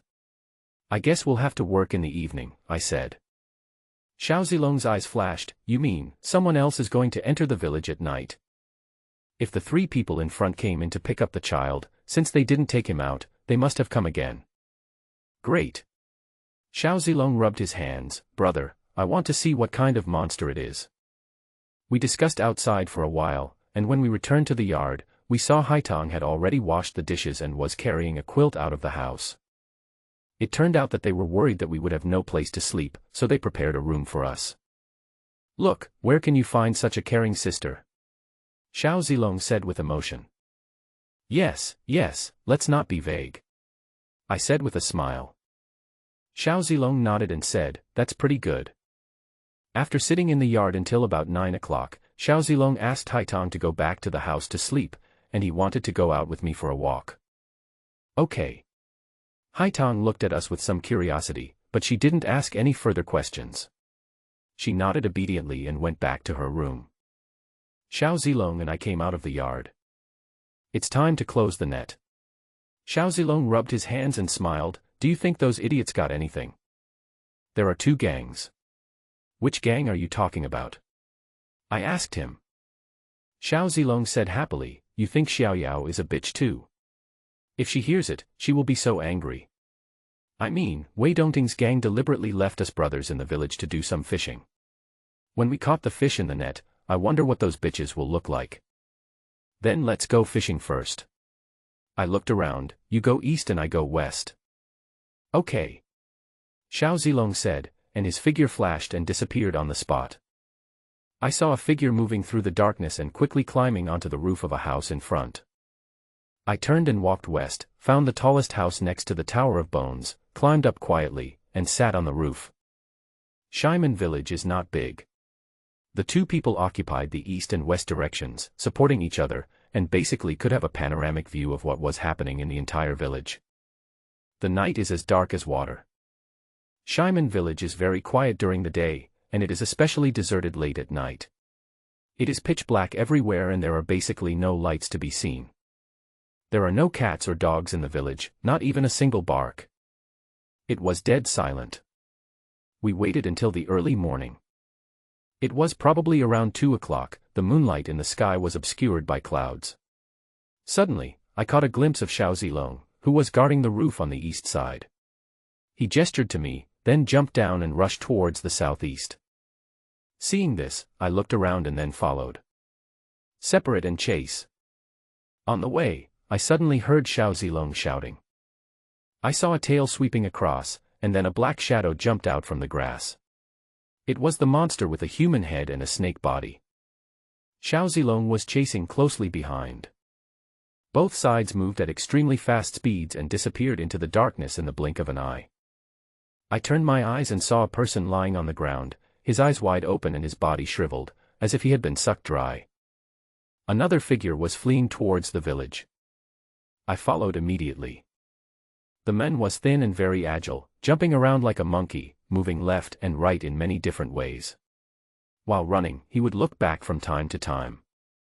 Only after making sure that he was not being followed did he quietly enter a house. I arrived in front of the house and saw 2 strange stone sculptures of ferocious beasts squatting on both sides of the closed door. In the daytime, the eyes of the 2 stone sculptures appear to be one red and one blue. But at this moment in the deep night, there was a faint green light. Suddenly, a muffled "ah" sound was heard in the dark room. The sound was very low and very short. There was no movement after that. I knew something had happened inside, so I didn't hide anymore and walked forward and knocked on the door a few times. There was no response from inside. I had no choice but to kick the door and it opened. "Who's there in the middle of the night?" A hoarse and piercing voice floated out from the house, like someone scratching an iron pot with a shovel. It makes a creaking sound, which is very unpleasant to hear. "A thief just came in and I'm catching him," I said and walked into the house. As soon as I entered the door, I felt a cold breath blowing towards me. The house was quite empty, with only a few wooden tables and chairs, and an altar table against the wall. There is no statue of God on it, just a mirror. On the other side of the wall, there was a door with a curtain hanging on it. I walked towards the door curtain and suddenly heard a whoosh sound. The room was brightly lit and the 2 red candles on the altar lit up by themselves. The candle flame stretched out and reflected on my face through the mirror. This scene is indeed somewhat eerie and strange. "Why don't you get out?" A hoarse voice came from behind the door curtain. I went to the altar, picked up the mirror, looked at it, and threw it back. Then I took a candle, turned back and lifted the curtain. "You're looking for death." A shrill scream came out, accompanied by a gust of cold wind. I lowered the curtain, protected the candle flame with my hand, and went into the inner room. I saw that the room was even bigger than the outside. There were countless black ropes hanging from the ceiling. At one end of the rope was a cloth doll, about the size of a palm, with different faces. There were probably dozens of them, swaying in the air due to the cold wind just now. Directly opposite the door curtain, there was a large chair, and an old lady in black was curled up on the chair. The old lady had a shriveled body and her face was covered with wrinkles like orange peel. Her eyes glowed grayish-white in the candlelight. She stared at me fiercely, revealing a mouthful of burnt yellow teeth. On her left, there was a big black dog squatting. It was huge, almost as big as the old lady, with green light in its eyes and chewing something in its mouth. I took a look and vaguely saw something that looked like a finger.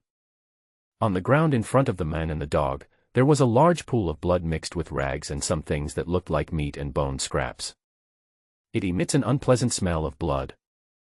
That's too reckless. Is it too late for me to leave now?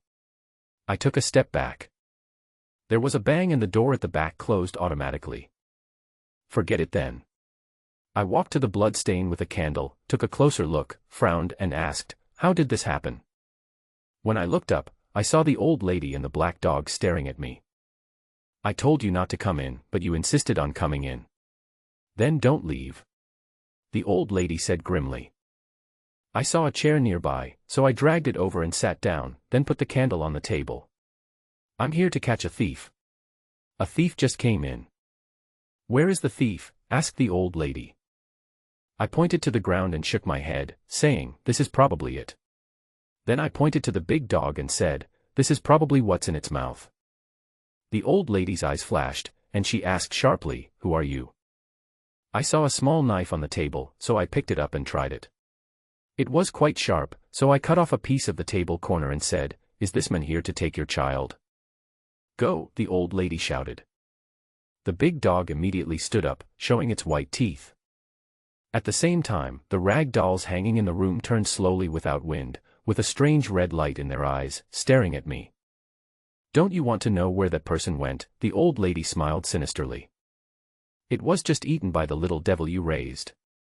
I glanced at the strange dolls hanging in the air and said lightly. The old lady's eyes narrowed, "You actually have some knowledge." She grinned and chuckled a few times, "But now you know it's too late." "Is this person here to pick up the child?" I asked casually as I concentrated on using a knife to carve the corner of the table into a 3-inch long wooden stick. "How did you know?" The old lady's voice became increasingly gloomy. "Really? It seems I guessed right." I smiled. "It's a pity that this person was unlucky. He thought he could survive by escaping to you, but he was destroyed." The old lady rolled her eyes and stared at me fiercely. "You have a very smart brain. I'll tell my good kids to be careful when eating. Leave your brain for me to study." Then he pointed at me and shouted, "Go." The big black dog opened its bloody mouth, and just as it was about to pounce on me, I glanced at it and let out a breath. Woo! The black dog let out a scream, and its 4 legs went limp, and it collapsed to the ground, shit and urine flowing out, and it was trembling. "What's going on?" The old lady was shocked. Her face turned grim. She pointed at me and screamed, "Eat him." The dozens of rag dolls hanging in the air exuded a sinister aura, and the temperature in the room dropped instantly. These were certainly not just ordinary rag dolls, but the little ghosts raised by the old lady. It just uses the rag doll as a vehicle. These little devils have eaten countless people and are extremely bloodthirsty. Once they pounce on someone, they can devour them completely in the blink of an eye. If that unfortunate guy had known his horrible end, he would have preferred to die outside. However, with the old lady's order, the dozens of ghost dolls she raised were suspended in the air, motionless. The air in the room seemed to be frozen, but the temperature was dropping rapidly. Even the teacups on the table were covered with a layer of white frost. "Go!" the old lady screamed again. But there was still no movement, and the ghost dolls did not move at all. "What's going on?" The old lady was shocked and angry, and screamed again, "Go." I sharpened the wooden sticks, blew away the sawdust, and continued to carve the spell on them with the knife. I looked up at her and smiled, playing tricks. I can do that, too. As soon as the words fell, the ghost dolls in the air began to turn slowly and stared at the old lady in unison. You. The old lady showed an extremely shocked expression. "Go, eat her," I said lightly. The ghost dolls in the air gathered together and pounced towards the old lady. "No, no." The old lady screamed in fear and rolled off her chair. The ghost dolls suddenly stopped 3 inches away from her, revealing extremely bloodthirsty eyes. The old lady's face was pale and she didn't even dare to move her eyes. Just like her dog, her whole body was shaking like a sieve. "Please have mercy on me." After a long while, she said tremblingly. "You raised these little devils using children from the village, right?" I glanced at her and said, "Think about it before you speak." The old lady's expression kept changing, and she said in a trembling voice, "Yes, but those are all children who died young." Both. I smiled. "No, not all of it, but most of it, really, the old lady said hurriedly. I have no comment. Mercy, mercy, mercy, I. The old lady tried frantically to find something to say, but couldn't say anything for a moment. I finished carving the first spell, blew away the sawdust, and stopped to say, "You don't have to be so merciful. You are dead today, but if you cooperate a little, I can let you die more comfortably." "Mercy, mercy," the old lady screamed. I frowned, and suddenly a ghost doll pounced over. The old lady immediately fell to the ground screaming. At that moment, one of her ears was eaten by the little devil. I'll cooperate. I'll cooperate." The old lady covered her ears and screamed miserably. "You don't have to think about committing suicide. You are the one who raised these little devils, and you know them best," I said expressionlessly. I understand.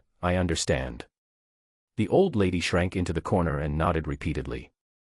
I then carved the second spell, "Tell me what happened in Shyman village." "I don't know about Shyman village either." The old lady hesitated for a moment, and when she saw me looking up at her, she was frightened and shouted, No, I'm not uncooperative, I just really don't know." I looked at her for a long while before asking, "Aren't you from Shyman village?" "No, I'm not." The old lady shook her head, "I was brought here by someone." "What's the meaning? Please listen to me."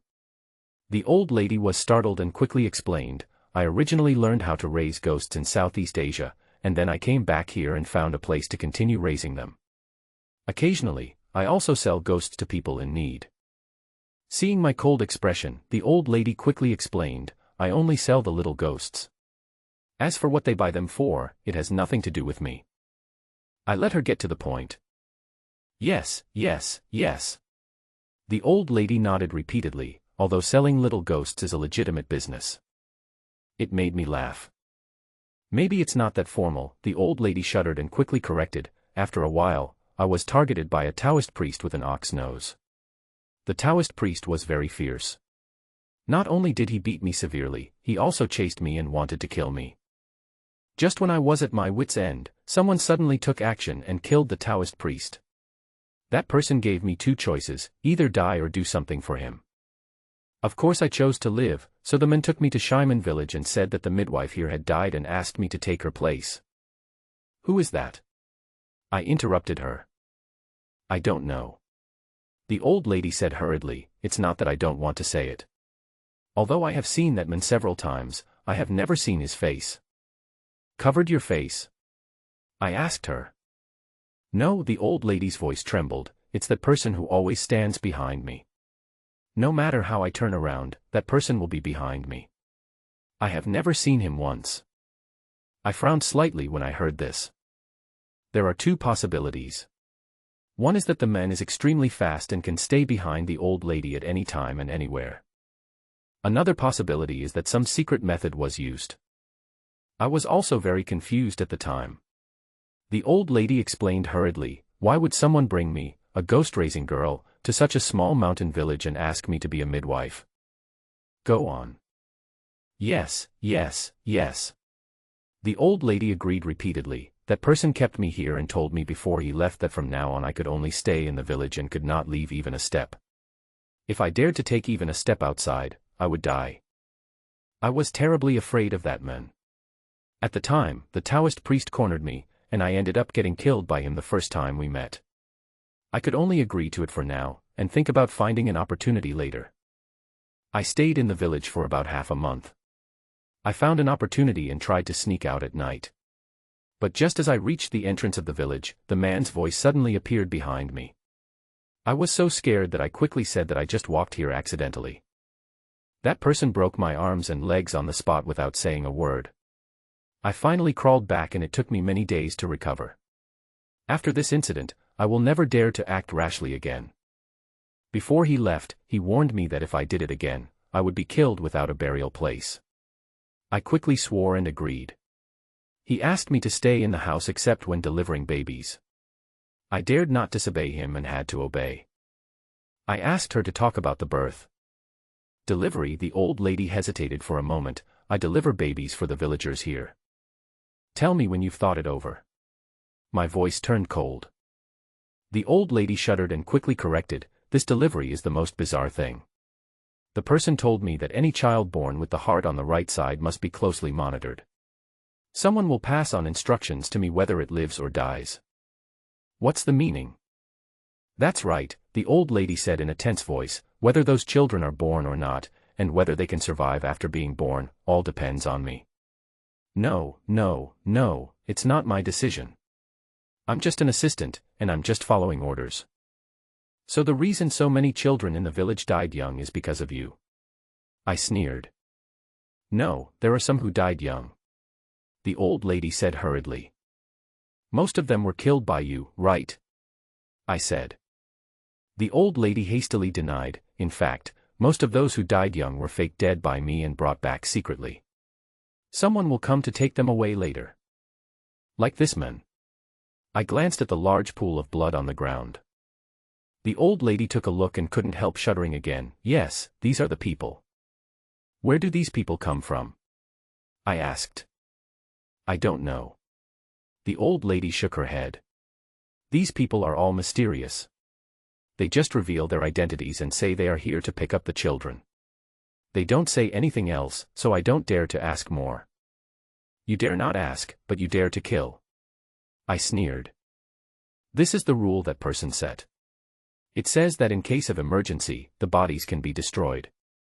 The old lady said, 2 groups of people died in succession before, and many people from the village came to investigate. I can only. I said, are you planning to destroy my body as well? No, no, no, I dare not, the old lady shook her head repeatedly. It's not that I don't dare. If it were someone else, I'm afraid there wouldn't be even a bone left. What about the child? Is he still alive? I asked her. Dead, the old lady said, and quickly explained, this child was originally a dead baby. He died in his mother's womb. I really didn't say anything nonsense, and I dare not say anything nonsense. Where is the child? It's there. The old lady pointed to the cabinet next to the chair. I asked her to take it out. The old lady looked at the ghost dolls surrounding her with horror, crawled over carefully, opened the cabinet, and took out a large sealed glass jar. The jar contained a transparent liquid that was slightly green, and inside it was a newborn baby floating up and down. I dare not lie to you. It really died in its mother's womb. If it was a living baby, the other party would not have been so anxious to send people to take it. They are just afraid that something might go wrong if it was kept for too long. The old lady put the glass jar on the ground and explained again. I looked at the baby in the jar, was silent for a moment, and looked away. Is this child's heart also on the right side? Yes. The old lady replied hurriedly, some of the children born in this village have their hearts on the right side. The number is not particularly large, but it is not small either. That person told me that only these babies should be kept an eye on. Any child born with a heart on the right side will have it taken away. I asked. Not really. They'll only take half of it. The old lady said, maybe they don't want to kill the goose that lays the eggs. They want to keep it when it grows up so that they can continue to give birth to children like this. Don't want to kill the goose that lays the golden eggs. I burst out laughing. Do these people really treat Shaiman village as a chicken farm? This is just my guess, the old lady said hurriedly. So whether this child can be kept depends on luck. I asked coldly. Yes, yes. The old lady nodded. I stared at her. How long have you been here? It's been more than 10 years, about 17 or 18 years, said the old lady. I asked, about 30 years ago, there was a period of time when no child was successfully born in the village for 5 years. What happened? The old lady opened her mouth and said, I hadn't come yet, so I'm not sure. Meeting my gaze, he quickly changed the subject. I saw a notebook before. It was hidden under the bed by my ex. I was afraid of getting into trouble, so I took a look at it and burned it. It records some things, including the 5 years you mentioned. But my predecessor seemed to be very surprised by this matter. And according to her records, the children in those 5 years all died. It was not her who did anything wrong. So what? I asked coldly. The old lady was startled and said quickly, my predecessor felt that this was very strange and secretly checked it out. According to her, 13 women became pregnant in those 5 years. These women are all from this village. 9 of them were born with their hearts on the right side. 5 of them were virgins who suddenly became pregnant for no apparent reason. No one knows who the father of the child is. I pondered for a moment and asked, if the mother's heart is on the right side, is it more likely that the child will also have a heart on the right side? The old lady shook her head and said, as long as one of the couple has a right heart, the chance of giving birth to such a child is higher. However, even if both of the couple's hearts are normally on the left, as long as one of them is of Shaiman village blood, there is still a chance of giving birth to a child with a right heart. In other words, this is actually the blood inheritance of the big family in Shaiman village. But my predecessor was not like me, who raised ghosts. She was originally a great doctor. She suspected that at least half of the children born in those 5 years had the same father. Why do you say that? I asked, frowning. Although the powerful doctors have some secret skills that ordinary people don't know, those children were just born, and some even died in the womb. In such a small village with nothing, how can we tell that they have the same father? She mentioned it in her notes. She said that most of the children born in those 5 years died of the same strange disease. She had never seen this disease before, and it had never appeared in the village, said the old lady. So she suspected that this disease was an extremely rare genetic disease, and then she deliberately compared it, and then she came to a guess that she thought these children might be the offspring of the same person. I asked, what are the symptoms of that strange disease? When those children were born, their faces turned ashen, their palms and soles turned black, and soon they started bleeding from all their orifices, and the blood that flowed out was black, the old lady said. As for those who died in the womb before being born, it was the same situation, but it was even worse. They couldn't even save their mothers. I asked about some more details and it turned out that the symptoms these children suffered were exactly the same. In other words, during those 5 years, a man used Shaiman village as a womb to give birth to his child. I felt it was ridiculous even when I thought about it. Yet this may well be the case. Among the 13 women in Shaiman village, at least half, or even all of them, were carefully selected by that man as reproductive tools, with the purpose of making them give birth to a child for him. But the children born to these women all died without exception. This is worth pondering. What else did your ex say in his notes? I asked after thinking for a moment. The old lady said hurriedly, she also made a guess in her notes. She said that the men must have some kind of congenital defect and could not have children with other women. Even if he did, the children would die of a strange disease. But the other party was unwilling to give in, so he used Shaiman village as a testing ground and carefully selected women to give birth for him. This is similar to my guess, but there is another key point. Why did this person choose Shaiman village? Is it because this village is very closed and easy to attack, or is there some other reason?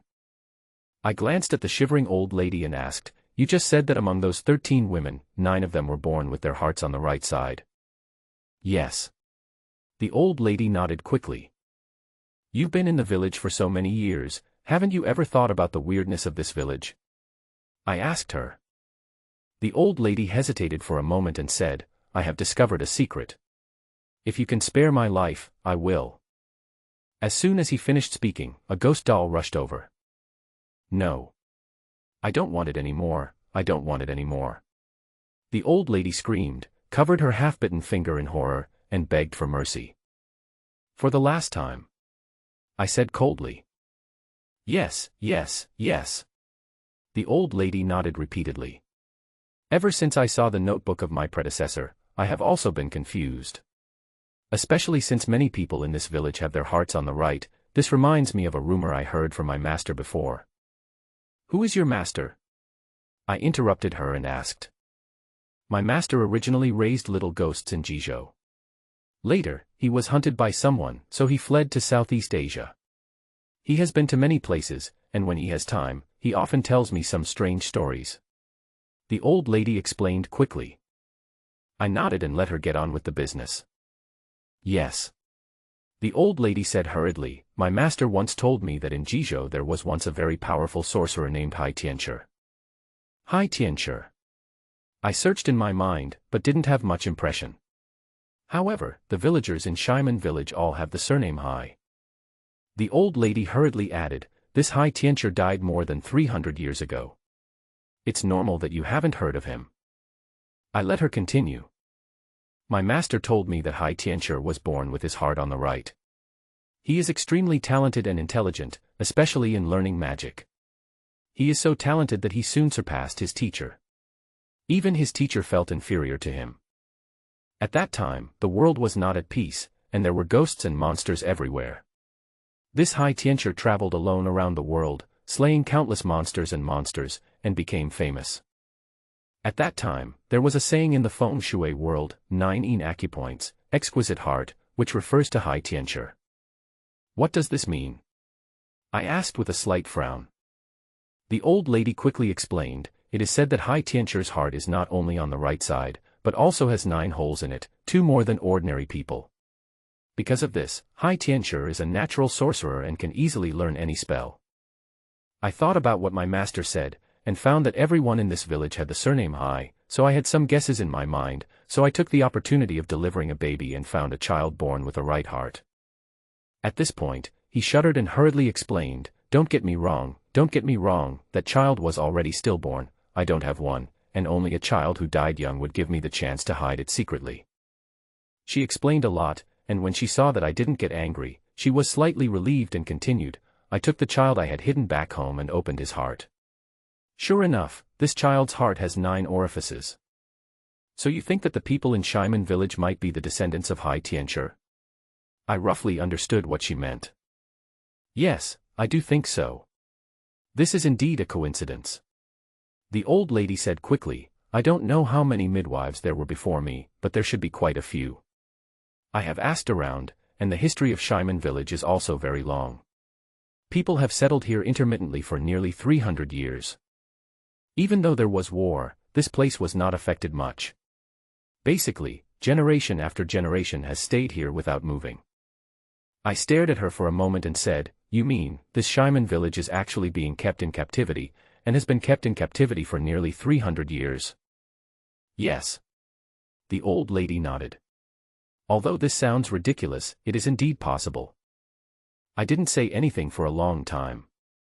I have to say that this speculation does make sense. Then why do you think they want to keep Shimen village in captivity? A thought suddenly flashed through my mind, and I inexplicably thought of the ice prison under the Liu family's house and the longevity doll in Shaoxian temple. The old lady hesitated for a moment, maybe it's because of the 9 acupoints, exquisite heart. I guess this exquisite heart should be a special inheritance of their Hai family. It's just that it has been unknown before. It was not until more than 300 years ago when Hai Tianshi became famous all over the world that it became known. The old lady continued cautiously. According to what you said, the Hai family specializes in producing magical geniuses. Doesn't that seem likely? I was a little hesitant.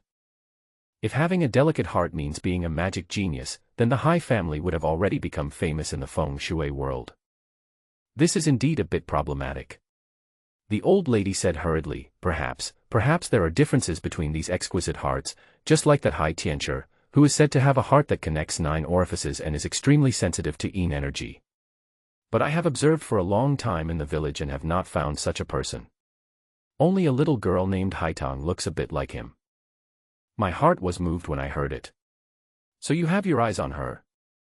No, I suspect that this little girl is a key person being kept in captivity. How dare I touch her? The old lady hastily denied it. Why do you say that? I asked coldly. The old lady hesitated for a moment, and said, this is all my guess, but the girl's parents tried to take the child away, but not long after, the couple drowned in the river. How do you know they are going to take the children away? I asked calmly. The old lady said, although the couple did it in secret, I have always been keeping an eye on their home and even sent a little devil to secretly monitor their home. This could not escape my eyes. So it was you who leaked the secret? I said indifferently. The old lady was stunned for a moment, and said hurriedly, no, I would never ask for trouble. This Shaiman village seems peaceful, but it has actually been secretly watched over. Even if the couple is careful, they may still reveal their tracks.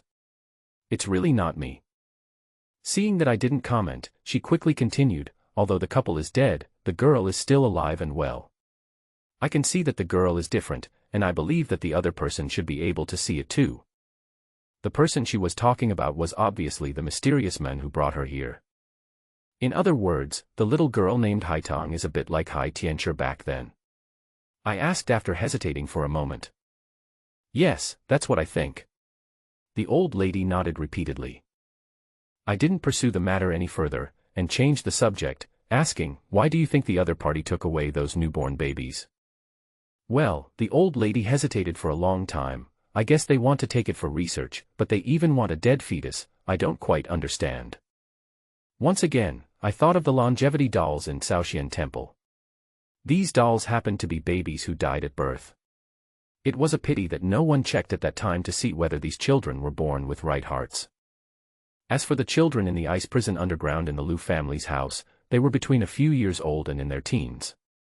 In fact, the other party not only takes away newborn babies, but also secretly takes away older children or adults. At this time, the old lady said again. How did you know? I thought to myself. I discovered this from secret observation. Not only the living, but also the dead, would be quietly moved away.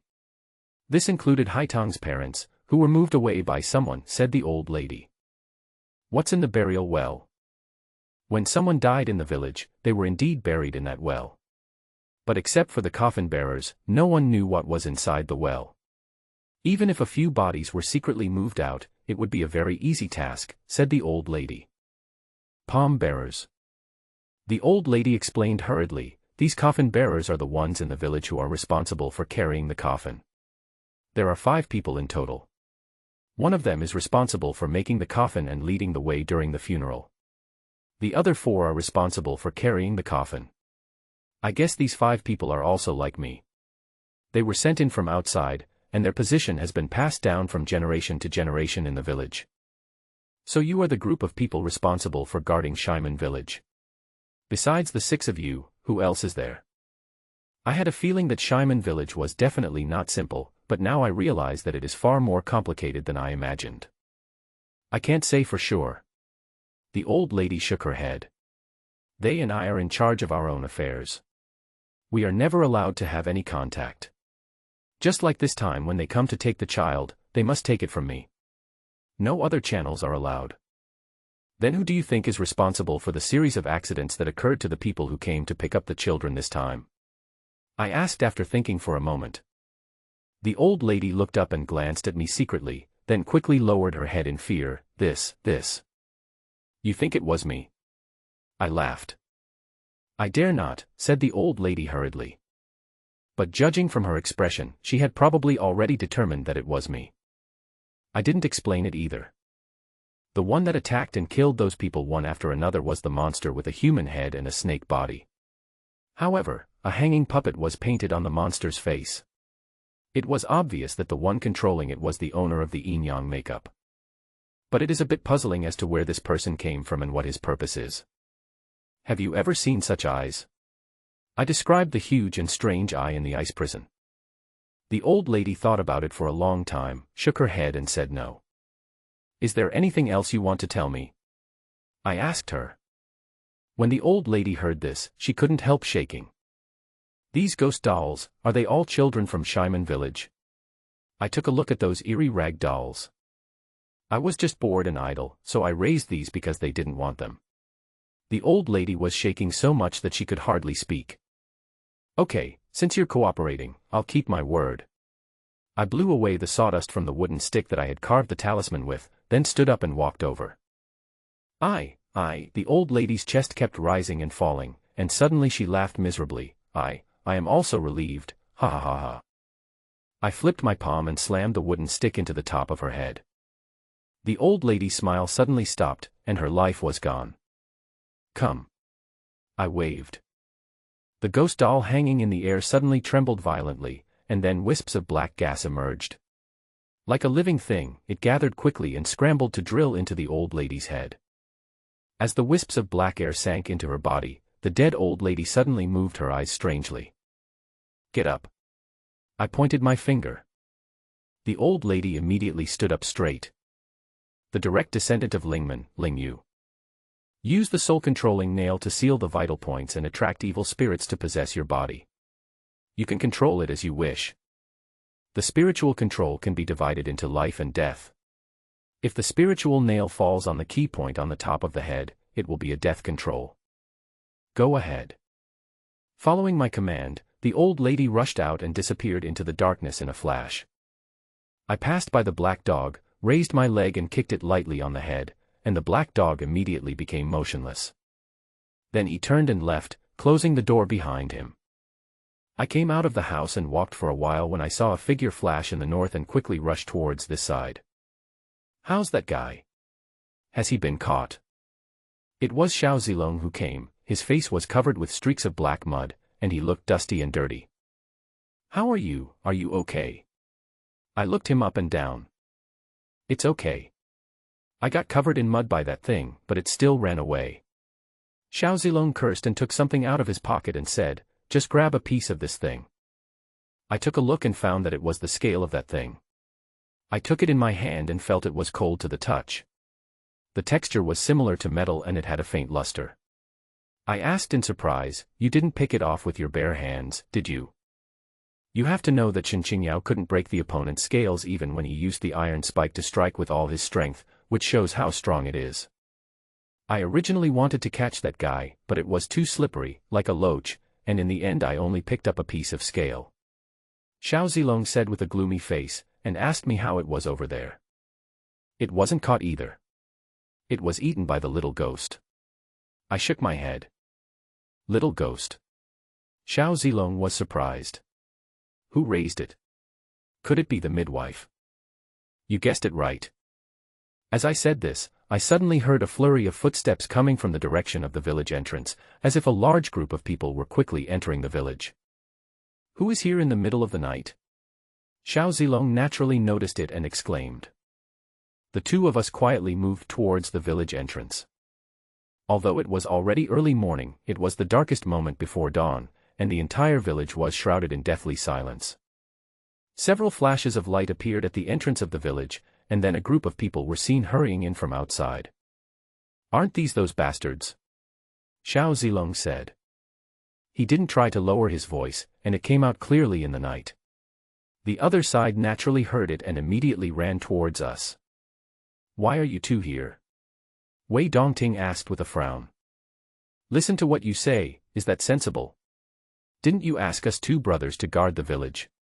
Xiao Zilong asked back. Wei Dongting frowned and said, I mean, why are you still wandering around the village at this late hour? Don't they have to be dedicated and patrol all night? I took a look at the people who came back with Wei Dongting. There were quite a few of them, and no one was injured. I guess they made a wasted trip and gained nothing. That's right. Look how hard we two brothers worked. Xiao Zilong continued, but why did you guys come back again? Were you caught by that monster? Wei Dongting's face froze, and he said in a cold voice, We set up a dragnet and searched everywhere, but later we found that the thing was desperate and might have run back to the village, so we hurried back. You sound really impressive, Xiao Zilong said with a click of his tongue, but after talking for so long, you still haven't caught anything, right? Wei Dongting was choked to death and glared at us fiercely. Then what did you two do? Aren't we guarding the village? It's well guarded by the two of us. I handed the scales back to Xiao Zilong. Xiao Zilong took it, waved it in front of Wei Dongting, and said lazily, I also grabbed a hair by the way. Wei Dongting and others were shocked when they saw the scales in his hand. Did you touch that thing? Lao Meng asked anxiously. 2 people have already died, what do you think? Xiao Zilong said unhappily. Wei Dongting's face changed drastically and he asked, where is it? We brought a group of people to the scene of the accident, and saw the shriveled corpse still lying there quietly. Wei Dongting and others gathered around and took a closer look, all with solemn expressions. Didn't you say there were 2 people? Where's the other one? Wei Dongting asked, turning around. Another one escaped, I replied. Xiao Zilong looked at me with some surprise, but said nothing. Wei Dongting caught up with us and asked us about the situation. Just after he asked a few questions, someone hurried over and said, there's a car coming at the entrance of the village. Let's go and take a look. Wei Dongting left 2 people to watch over the corpse, and he took the others to the village entrance. Xiao Zilong and I followed behind slowly. When we arrived at the entrance of the village, we saw a group of people walking in from outside. Brother, Sister Qingyao, what's going on? When he saw who was coming, Wei Dongting exclaimed and hurried to meet him. Xiao Zilong and I were also shocked because this group of people looked so miserable. Shen Qingyao's eyes were red and her expression was dull. Her face and clothes were splattered with blood. Her hair was messily stuck to her face and neck, but she no longer cared about anything. Chao Junwu, who came back with her, was also in a miserable state, but his mental state was obviously better than Shen Qingyao's. He had a frown on his face and a gloomy look. As for the group of people traveling behind, their situation was even more miserable, and almost everyone was injured. Senior brother, Sister Qingyao, what happened? Are you injured anywhere? Wei Dongting was extremely anxious. However, neither Shen Qingyao nor Chao Junwu paid any attention to them. Don't disturb Yao Yao for now. Chao Junwu frowned. Okay. Wei Dongting quickly called for people to come over and help bandage and treat everyone's injuries. There were a total of 7 people who came back with Shen Qingyao and Chao Junwu. They all looked unfamiliar. From listening to the conversation between the 2 sides, they should be people from the Feng Shui Association, that is, people brought by Shen Qingyao. Brother Sun, what happened? Wei Dongting asked a man in his 30s with slightly bald hair. Brother Sun was covered in blood and his clothes were tattered, but his injuries were minor, just superficial. He punched the wall hard and said with red eyes, as soon as we arrived at Wuyang Temple, something happened. 2 brothers died and 3 brothers were seriously injured. They are still in the hospital and their lives are unknown. What? Wei Dongting and others were shocked. Xiao Zilong and I were also quite surprised and asked, what's going on? Brother Sun's chest rose and fell, and his voice trembled slightly. After we arrived at Wyangang, it took us another half a day to find Wuyang Temple. This Wuyang Temple is built in the deep mountains and old forests. It is very hidden and a little bit strange. But we didn't pay much attention to it at that time. There were so many of us. How could a small Taoist temple be turned upside down? It was still daylight at that time, but the Wuyang Temple was very dark and gloomy, especially the statues of gods enshrined in the temple, which made people shudder. What statue? Wei Dongting couldn't help but interrupt and ask. I can't tell what it is. I've never seen it before. It doesn't look like a god, but more like a ghost. Brother Sun swallowed and said. Well, go on. Wei Dongting didn't continue to dwell on this. Brother Sun said, after we entered, the Taoist temple was empty, without a single person in sight. It was not until we walked deep into the temple that we found a dozen Taoists in a large hall, kneeling and chanting scriptures. I don't know what they were chanting. When such a large group of us came in, they just acted as if they didn't hear anything and continued chanting. I was originally going to go up and wake them up to ask them, but once I entered the hall, I felt uncomfortable and nervous. As a result of this delay, Brother Wang next to me went up to ask them a question. As a result, none of the Taoists paid any attention to him, so Brother Wang patted one of the Taoists on the back and wanted to ask him something, but when he said this, Brother Sun's voice couldn't stop trembling, who knew that the Taoist priest turned around and slashed Brother Wang's neck with a knife. Brother Wang is one of the best fighters among us, but no matter how quick his reaction was, he didn't expect the other party to suddenly attack. Although he retreated quickly, his throat was still cut. We were all stunned by this sudden scene, until those Taoist priests shouted and rushed towards us frantically, and then we woke up. Kiki. Brother Sun's chest kept rising and falling, his eyes widened, and his breathing was rapid. Those Taoists were not as good as us. We knocked down several of them in one encounter. But who would have thought that a Taoist would suddenly hug one of our brothers, roar, and then explode? The brother who was hugged died on the spot, and even the one who was affected nearby was seriously injured immediately. Before we could react, 2 more Taoists blew themselves up, causing heavy casualties on our side. If Miss Qingyao hadn't killed several Taoists in quick succession at an extremely fast speed, I'm afraid we would have suffered even more casualties. But even so, we also. Brother Sun said this and hit his head several times. The other brothers from the Feng Shui Association also showed fear on their faces and lowered their heads sadly. Stop talking. Chao Jun was scolded, then turned back to comfort Shen Qingyao in a soft voice. When Wei Dongting and others heard this, they quickly shut up. It seems that Xiaoyao was quite upset this time. Xiao Zilong clicked his tongue and whispered to me. Yeah. I nodded. I didn't expect that this trip to Wuyang Temple would be so strange and tragic. Especially since the people who went to Wuyang Temple this time were all brought by Shen Qingyao, and so many people were killed or injured at once. No wonder this girl was so depressed. How about we go and persuade her? I turned and walked towards Shen Qingyao. It's my duty. Xiao Zilong followed and called out loudly, Xiaoyao, come here and let the 3 of us discuss this. Go aside, Yao Yao doesn't want to talk now. Chao Jun was scolded with a gloomy face. I didn't look at him, but just said, someone sneaked into the village again at night. I wonder if it's from Wuyang Temple. Hearing the words, Wuyang Temple, Shen Qingyao's dull eyes suddenly came alive, and she asked murderously, where is it? This way. We took her over. Chao Junwu followed with a gloomy face. Seeing this, Wei Dongting and others followed quickly. Someone has entered the village again. Why didn't you tell me earlier? Chao Junwu asked angrily. Senior brother, I didn't have enough time, Wei Dongting explained. After seeing the shriveled corpse, Shen Qingyao's eyes finally brightened up a little, and she asked us in detail about what had happened. There's something. Let's talk about it over there. I called Shen Qingyao and Xiao Zilong. Is there anything that can't be said in front of everyone? Wei Dongting said angrily. Xiao Zilong glanced at him and said, my brother and I have important matters to discuss with Xiaoyao in private. It has nothing to do with you. Why are you so anxious? Shen Qingyao hesitated for a moment and said, let's go over there and talk. He took Xiao Zilong and I to the side. What's the matter? Shen Qingyao asked. I said, some gossip about Shaiman village. What gossip? Shen Qingyao asked with a frown. I organized the information I learned from the old lady and told them both.